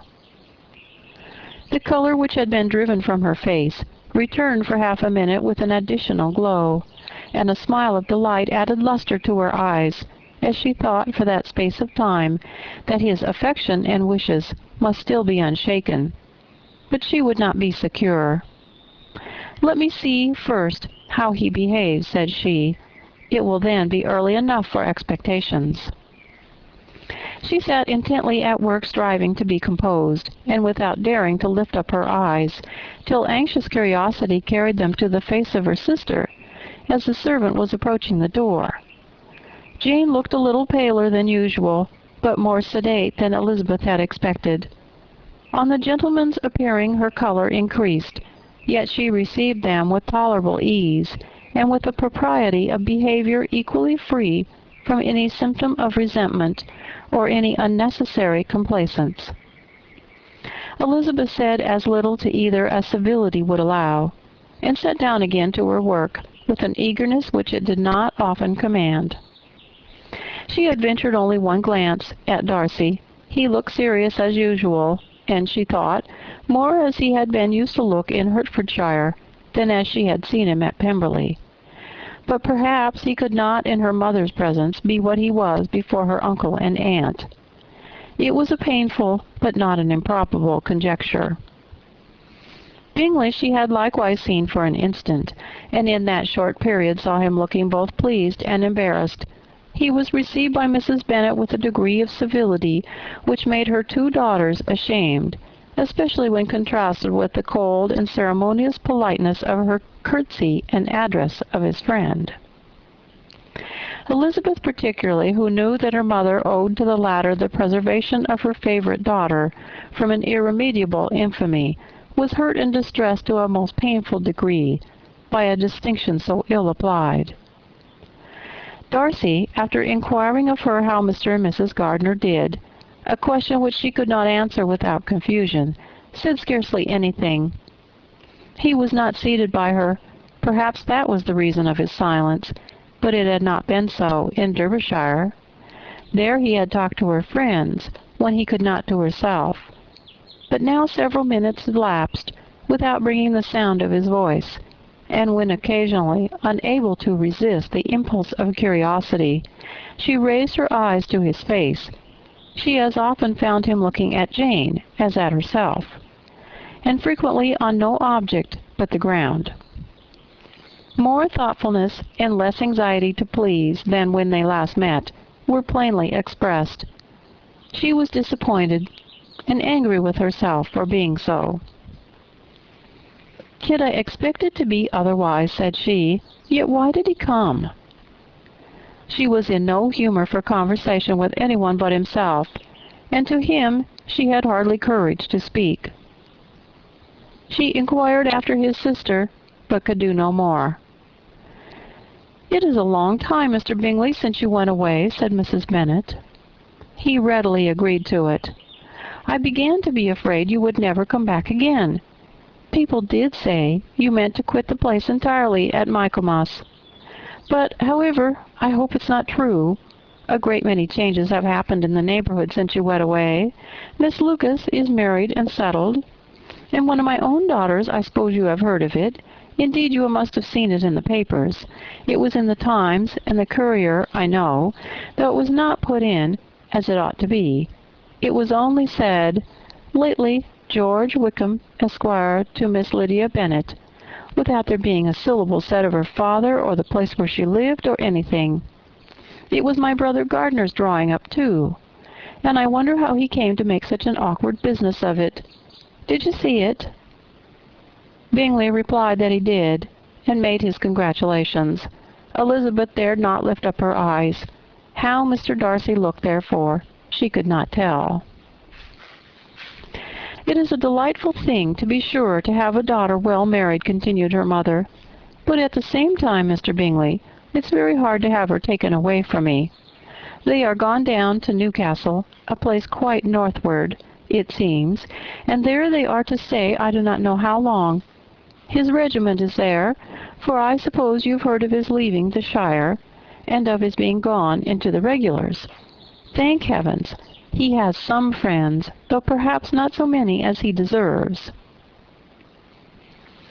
Elizabeth, who knew this to be levelled at Mr. Darcy, was in such misery of shame that she could hardly keep her seat. It drew from her, however, the exertion of speaking, which nothing else had so effectually done before, and she asked Bingley whether he meant to make any stay in the country at present. A few weeks, he believed. "When you have killed all your own birds, Mr. Bingley," said her mother, "I beg you will come here and shoot as many as you please on Mr. Bennet's manor. I'm sure he will be vastly happy to oblige you, and will save all the best of the coveys for you." Elizabeth's misery increased at such unnecessary, such officious attention. Were the same fair prospect to arise at present as had flattered them a year ago, everything, she was persuaded, would be hastening to the same vexatious conclusions. At that instant she felt that years of happiness could not make Jane or herself amends for moments of such painful confusion. "The first wish of my heart," she said to herself, "is never more to be in company with either of them. Their society can afford no pleasure that will atone for such wretchedness as this. Let me never see either one or the other again." Yet the misery, for which years of happiness were to offer no compensation, received soon afterwards material relief from observing how much the beauty of her sister rekindled the admiration of her former lover. When first he came in, he had spoken to her but little, but every 5 minutes seemed to be giving her more of his attention. He found her as handsome as she had been last year, as good-natured and as unaffected, though not quite so chatty. Jane was anxious that no difference should be perceived in her at all, and was really persuaded that she talked as much as ever. But her mind was so busily engaged that she did not always know when she was silent. When the gentlemen rose to go away, Mrs. Bennet was mindful of her intended civility, and they were invited and engaged to dine at Longbourn in a few days' time. "You are quite a visit in my debt, Mr. Bingley," she added, "for when you went to town last winter, you promised to take a family dinner with us as soon as you returned.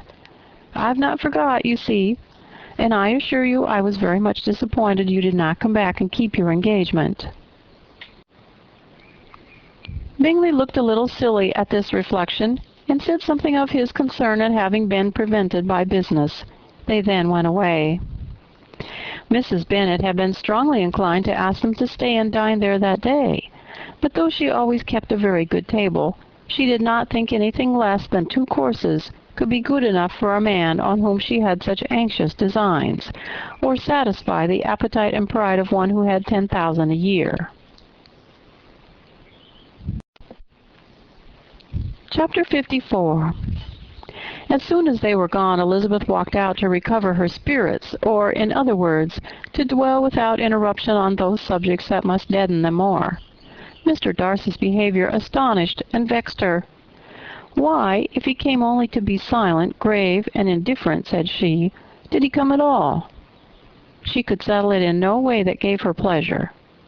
He could still be amiable, still pleasing to my uncle and aunt when he was in town, and why not to me? If he fears me, why come hither? If he no longer cares for me, why silent? Teasing man. I will think no more about him. Her resolution was for a short time involuntarily kept by the approach of her sister, who joined her with a cheerful look, which showed her better satisfied with their visitors than Elizabeth. "Now," said she, "that first meeting is over, I feel perfectly easy. I know my own strength. I shall never be embarrassed again by his coming. I am glad he dines here on Tuesday. It will then be publicly seen that on both sides we met only as common and indifferent acquaintances."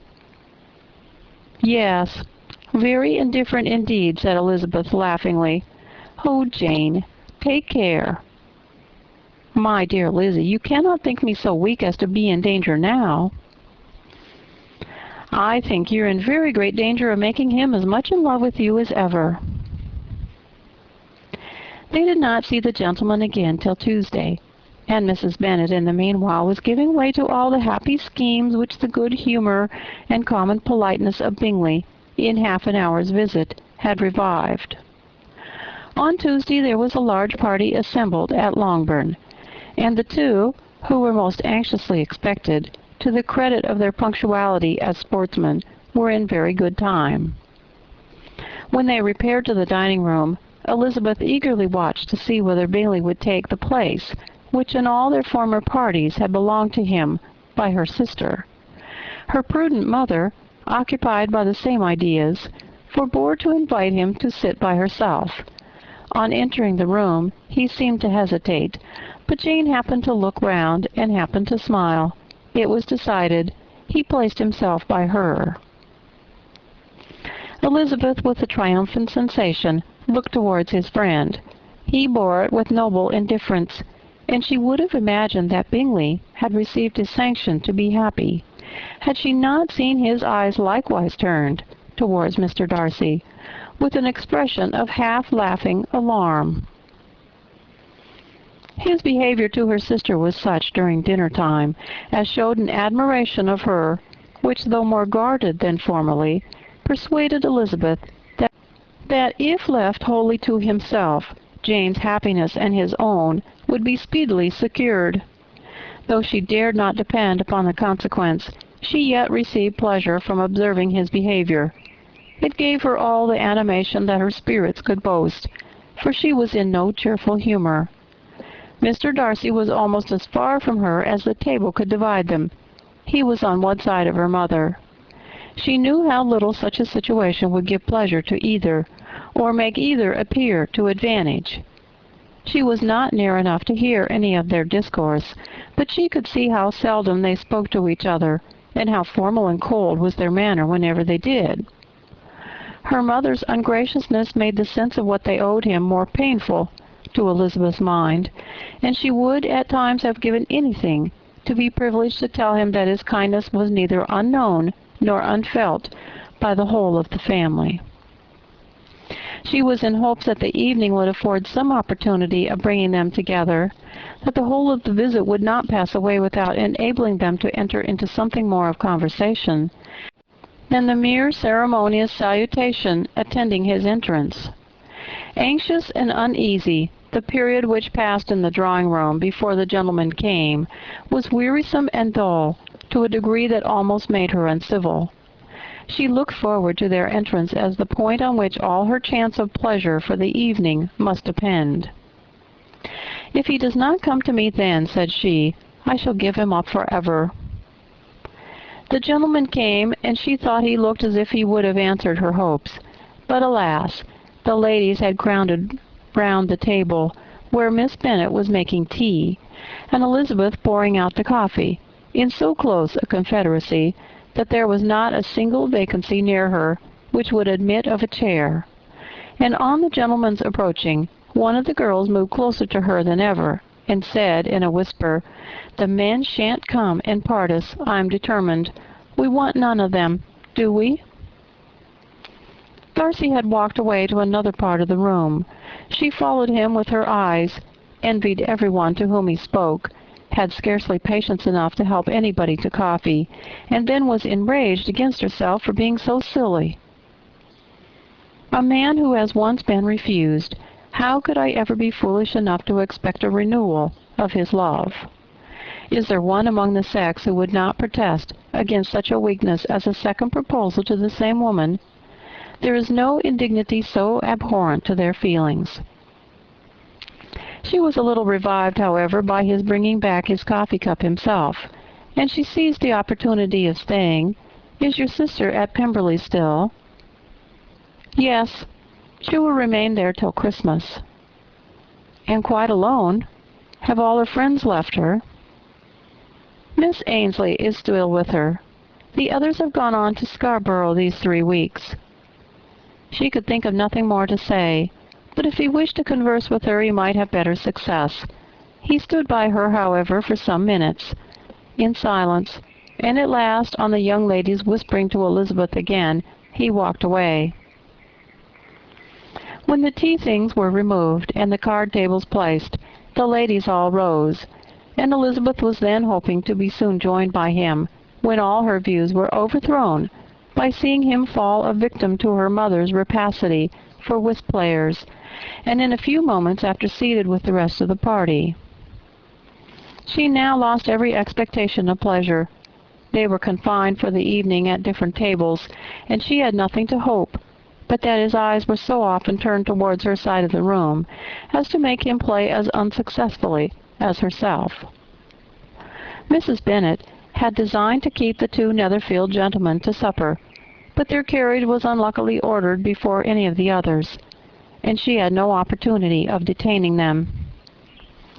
"Well, girls," said she, as soon as they were left to themselves, "what say you to the day? I think everything has passed off uncommonly well, I assure you. The dinner was as well dressed as any I ever saw. The venison was roasted to a turn, and everybody said they never saw so fat a haunch. The soup was 50 times better than what we had at the Lucases last week, and even Mr. Darcy acknowledged that the partridges were remarkably well done, and I suppose he has 2 or 3 French cooks at least. And, my dear Jane, I never saw you look in greater beauty. Mrs. Long said so too, for I asked her whether you did not. And what do you think she said besides? Ah, Mrs. Bennet, we shall have her at Netherfield at last. She did indeed. I do think Mrs. Long is as good a creature as ever lived, and her nieces are very pretty behaved girls, and not at all handsome. I like them prodigiously." Mrs. Bennet, in short, was in very great spirits. She had seen enough of Bingley's behavior to Jane to be convinced that she would get him at last, and her expectations of advantage to her family, when in a happy humor, were so far beyond reason that she was quite disappointed at not seeing him there again the next day to make his proposals. "It has been a very agreeable day," said Miss Bennet to Elizabeth. "The party seems so well selected, so suitable one with the other. I hope we may often meet again." Elizabeth smiled. "Lizzie, you must not do so. You must not suspect me. It mortifies me. I assure you that I have now learnt to enjoy his conversation as an agreeable and sensible young man, without having a wish beyond it. I am perfectly satisfied from what his manners now are, that he never had any design of engaging my affection. It is only that he is blessed with greater sweetness of address, and a stronger desire of generally pleasing, than any other man." "You are very cruel," said her sister. "You will not let me smile, and are provoking me to it every moment. How hard it is in some cases to be believed, and how impossible in others! But why should you wish to persuade me that I feel more than I acknowledge?" "That is a question which I hardly know how to answer. We all love to instruct, though we can teach only what is not worth knowing. Forgive me, and if you persist in indifference, do not make me your confidant." Chapter 55. A few days after this visit, Mr. Bingley called again, and alone. His friend had left him that morning for London, but was to return home in 10 days' time. He sat with them above an hour, and was in remarkably good spirits. Mrs. Bennet invited him to dine with them, but with many expressions of concern, he confessed himself engaged elsewhere. "Next time you call," said she, "I hope we shall be more lucky." He should be particularly happy at any time, and so forth, and if she would give him leave, would take an early opportunity of waiting on them. "Can you come tomorrow?" Yes, he had no engagement at all for tomorrow, and her invitation was accepted with alacrity. He came, and in such very good time that the ladies were none of them dressed.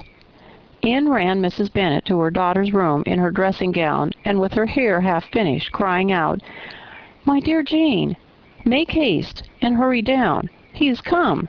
Mr. Bingley is come. He is indeed. Make haste, make haste. Here, Sarah, come to Miss Bennet this moment, and help her put on her gown. Never mind Miss Lizzie's hair." "We will be down as soon as we can," said Jane, "but I dare say Kitty is forwarder than either of us, for she went upstairs half an hour ago." "Oh, hang Kitty! What has she to do with it? Come, be quick, be quick! Where is your sash, my dear?" But when her mother was gone, Jane would not be prevailed on to go down without one of her sisters. The same anxiety to get them by themselves was visible again in the evening. After tea, Mr. Bennet retired to the library, as was his custom, and Mary went upstairs to her instrument.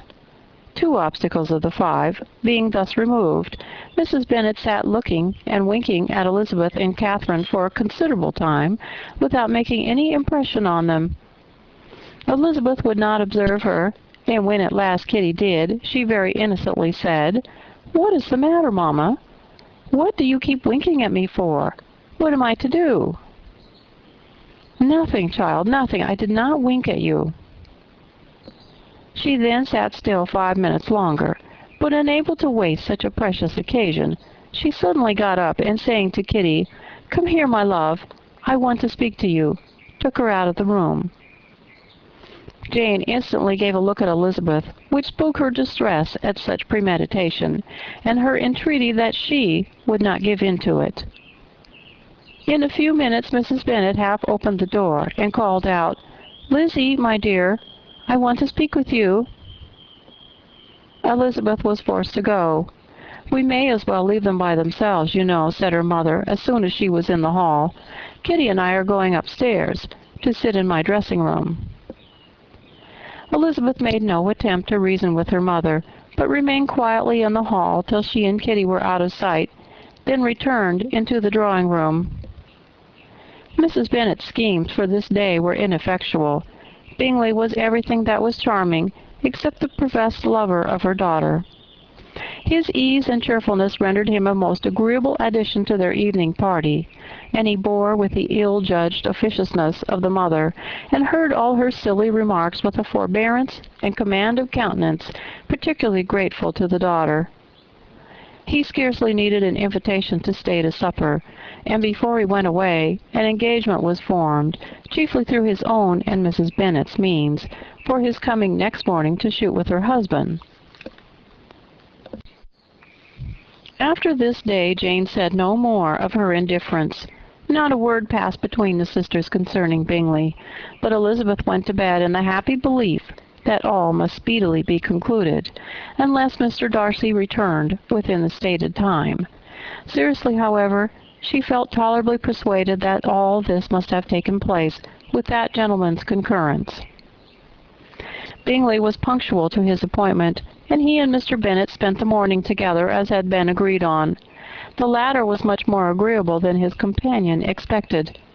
There was nothing of presumption or folly in Bingley that could provoke his ridicule or disgust him into silence, and he was more communicative and less eccentric than the other had ever seen him. Bingley, of course, returned with him to dinner, and in the evening Mrs. Bennet's invention was again at work to get everybody away from him and her daughter. Elizabeth, who had a letter to write, went into the breakfast-room for that purpose soon after tea, for as the others were all going to sit down to cards, she could not be wanted to counteract her mother's schemes. But on returning to the drawing-room when her letter was finished, she saw, to her infinite surprise, there was reason to fear that her mother had been too ingenious for her. On opening the door, she perceived her sister and Bingley standing together over the hearth, as if engaged in earnest conversation, and had this led to no suspicion, the faces of both, as they hastily turned round and moved away from each other, would have told it all. Their situation was awkward enough, but hers, she thought, was still worse. Not a syllable was uttered by either, and Elizabeth was on the point of going away again, when Bingley, who as well as the other had sat down, suddenly rose, and whispering a few words to her sister, ran out of the room. Jane could have no reserves from Elizabeth, where confidence would give pleasure, and instantly embracing her, acknowledged with the liveliest emotion that she was the happiest creature in the world. "'Tis too much," she added, "by far too much. I do not deserve it. Oh, why is not everybody as happy?" Elizabeth's congratulations were given with a sincerity, a warmth, a delight, which words could but poorly express. Every sentence of kindness was a fresh sort of happiness to Jane, but she would not allow herself to stay with her sister, or say half that remained to be said for the present. "I must go instantly to my mother," she cried. "I would not on any account trifle with her affectionate solicitude, or allow her to hear it from anyone but myself. He's gone to my father already. Oh, Lizzie, to know what I have to relate will give such pleasure to all my dear family. How I shall bear so much happiness." She then hastened away to her mother, who had purposely broken up the card party, and was sitting upstairs with Kitty. Elizabeth, who was left by herself, now smiled at the rapidity and ease with which an affair was finally settled that had given them so many previous months of suspense and vexation. "And this," said she, "is the end of all his friends' anxious circumspection, of all his sister's falsehood and contrivance, the happiest, wisest, and most reasonable end." In a few minutes she was joined by Bingley, whose conference with her father had been short and to the purpose. "Where's your sister?" said he hastily as he opened the door. "With my mother upstairs. She'll be down in a moment, I dare say." He then shut the door, and coming up to her, claimed the good wishes and affection of his sister. Elizabeth honestly and heartily expressed her delight in the prospect of their relationship. They shook hands with great cordiality, and then, till her sister came down, she had to listen to all he had to say of his own happiness, and of Jane's perfections, and in spite of his being a lover, Elizabeth really believed all his expectations of felicity to be rationally founded, because they had for basis the excellent understanding and super-excellent disposition of Jane, and a general similarity of feeling and taste between her and himself. It was an evening of no common delight to them all. The satisfaction of Miss Bennet's mind gave such a glow of sweet animation to her face as made her look handsomer than ever. Kitty simpered and smiled and hoped her turn was coming soon. Mrs. Bennet could not give her consent or speak her approbation in terms warm enough to satisfy her feelings, though she talked to Bingley of nothing else for half an hour. And when Mr. Bennet joined them at supper, his voice and manner plainly showed how really happy he was. Not a word, however, passed his lips in allusion to it, till their visitor took his leave for the night. But as soon as he was gone, he turned to his daughter and said, "Jane, I congratulate you. You will be a very happy woman." Jane went to him instantly, kissed him, and thanked him for his goodness. "You are a good girl," he replied, "and I have great pleasure in thinking you will be so happily settled. I have not a doubt of your doing very well together. Your tempers are by no means unlike. You are each of you so complying that nothing will ever be resolved on, so easy that every servant will cheat you, and so generous that you will always exceed your income." "I hope not so. Imprudence or thoughtlessness in money matters would be unpardonable in me." "Exceed their income? My dear Mr. Bennet," cried his wife, "what are you talking of? Why, he has 4,000 or 5,000 a year, and very likely more." Then, addressing her daughter, "Oh, my dear, dear Jane, I'm so happy, I'm sure I shan't get a wink of sleep all night. I knew how it would be. I always said it must be so at last. I was sure you could not be so beautiful for nothing. I remember as soon as ever I saw him, when he first came into Hertfordshire last year, I thought how likely it was that you should come together.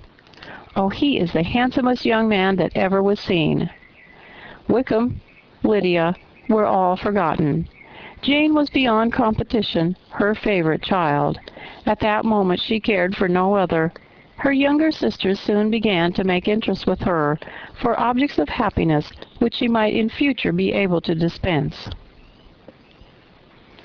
Mary petitioned for the use of the library at Netherfield, and Kitty begged very hard for a few balls there every winter. Bingley, from this time, was of course a daily visitor at Longbourn, coming frequently before breakfast, and always remaining till after supper, unless when some barbarous neighbor, who could not be enough detested, had given him an invitation to dinner, which he thought himself obliged to accept. Elizabeth had now but little time for conversation with her sister, for while he was present, Jane had no attention to bestow on anyone else, but she found herself considerably useful to both of them in those hours of separation that must sometimes occur. In the absence of Jane, he always attached himself to Elizabeth for the pleasure of talking to her, and when Bingley was gone, Jane constantly sought the same means of relief. "He has made me so happy," said she one evening, "by telling me that he was totally ignorant of my being in town last spring. I had not believed it possible." "I suspected as much," replied Elizabeth. "But how did he account for it?" "It must have been his sister's doing. They were certainly no friends to his acquaintance with me, which I cannot wonder at, since he might have chosen so much more advantageously in many respects. But when they see, as I trust they will, that their brother is happy with me, they will learn to be contented, and we shall be on good terms again, though we can never be what we once were to each other." "That is the most unforgiving speech," said Elizabeth, "that I have ever heard you utter. Good girl! It would vex me indeed to see you again the dupe of Miss Bingley's pretended regard." "Would you believe it, Lizzie, that when he went to town last November he really loved me, and nothing but a persuasion of my being indifferent would have prevented his coming down again. He made a little mistake, to be sure, but it is to the credit of his modesty." This naturally introduced a panegyric for Jane on his diffidence, and the little value he put on his own good qualities. Elizabeth was pleased to find that he had not betrayed the interference of his friend, for though Jane had the most generous and forgiving heart in the world, she knew it was a circumstance which must prejudice her against him. "I am certainly the most fortunate creature that ever existed," cried Jane. "Oh, Lizzie, why am I thus singled from my family, and blessed above them all? If I could but see you as happy! If there were but such another man for you! If you were to give me 40 such men, I never could be so happy as you. Till I have your disposition, your goodness, I never can have your happiness. No, no, let me shift for myself, and perhaps, if I have very good luck, I may meet with another Mr. Collins in time." The situation of affairs in the Longbourn family could not be long a secret. Mrs. Bennet was privileged to whisper it to Mrs. Phillips, and she ventured without any permission to do the same to all her neighbors in Meryton. The Bennets were speedily pronounced to be the luckiest family in the world, though only a few weeks before, when Lydia had first run away, they had been generally proved to be marked out for misfortune.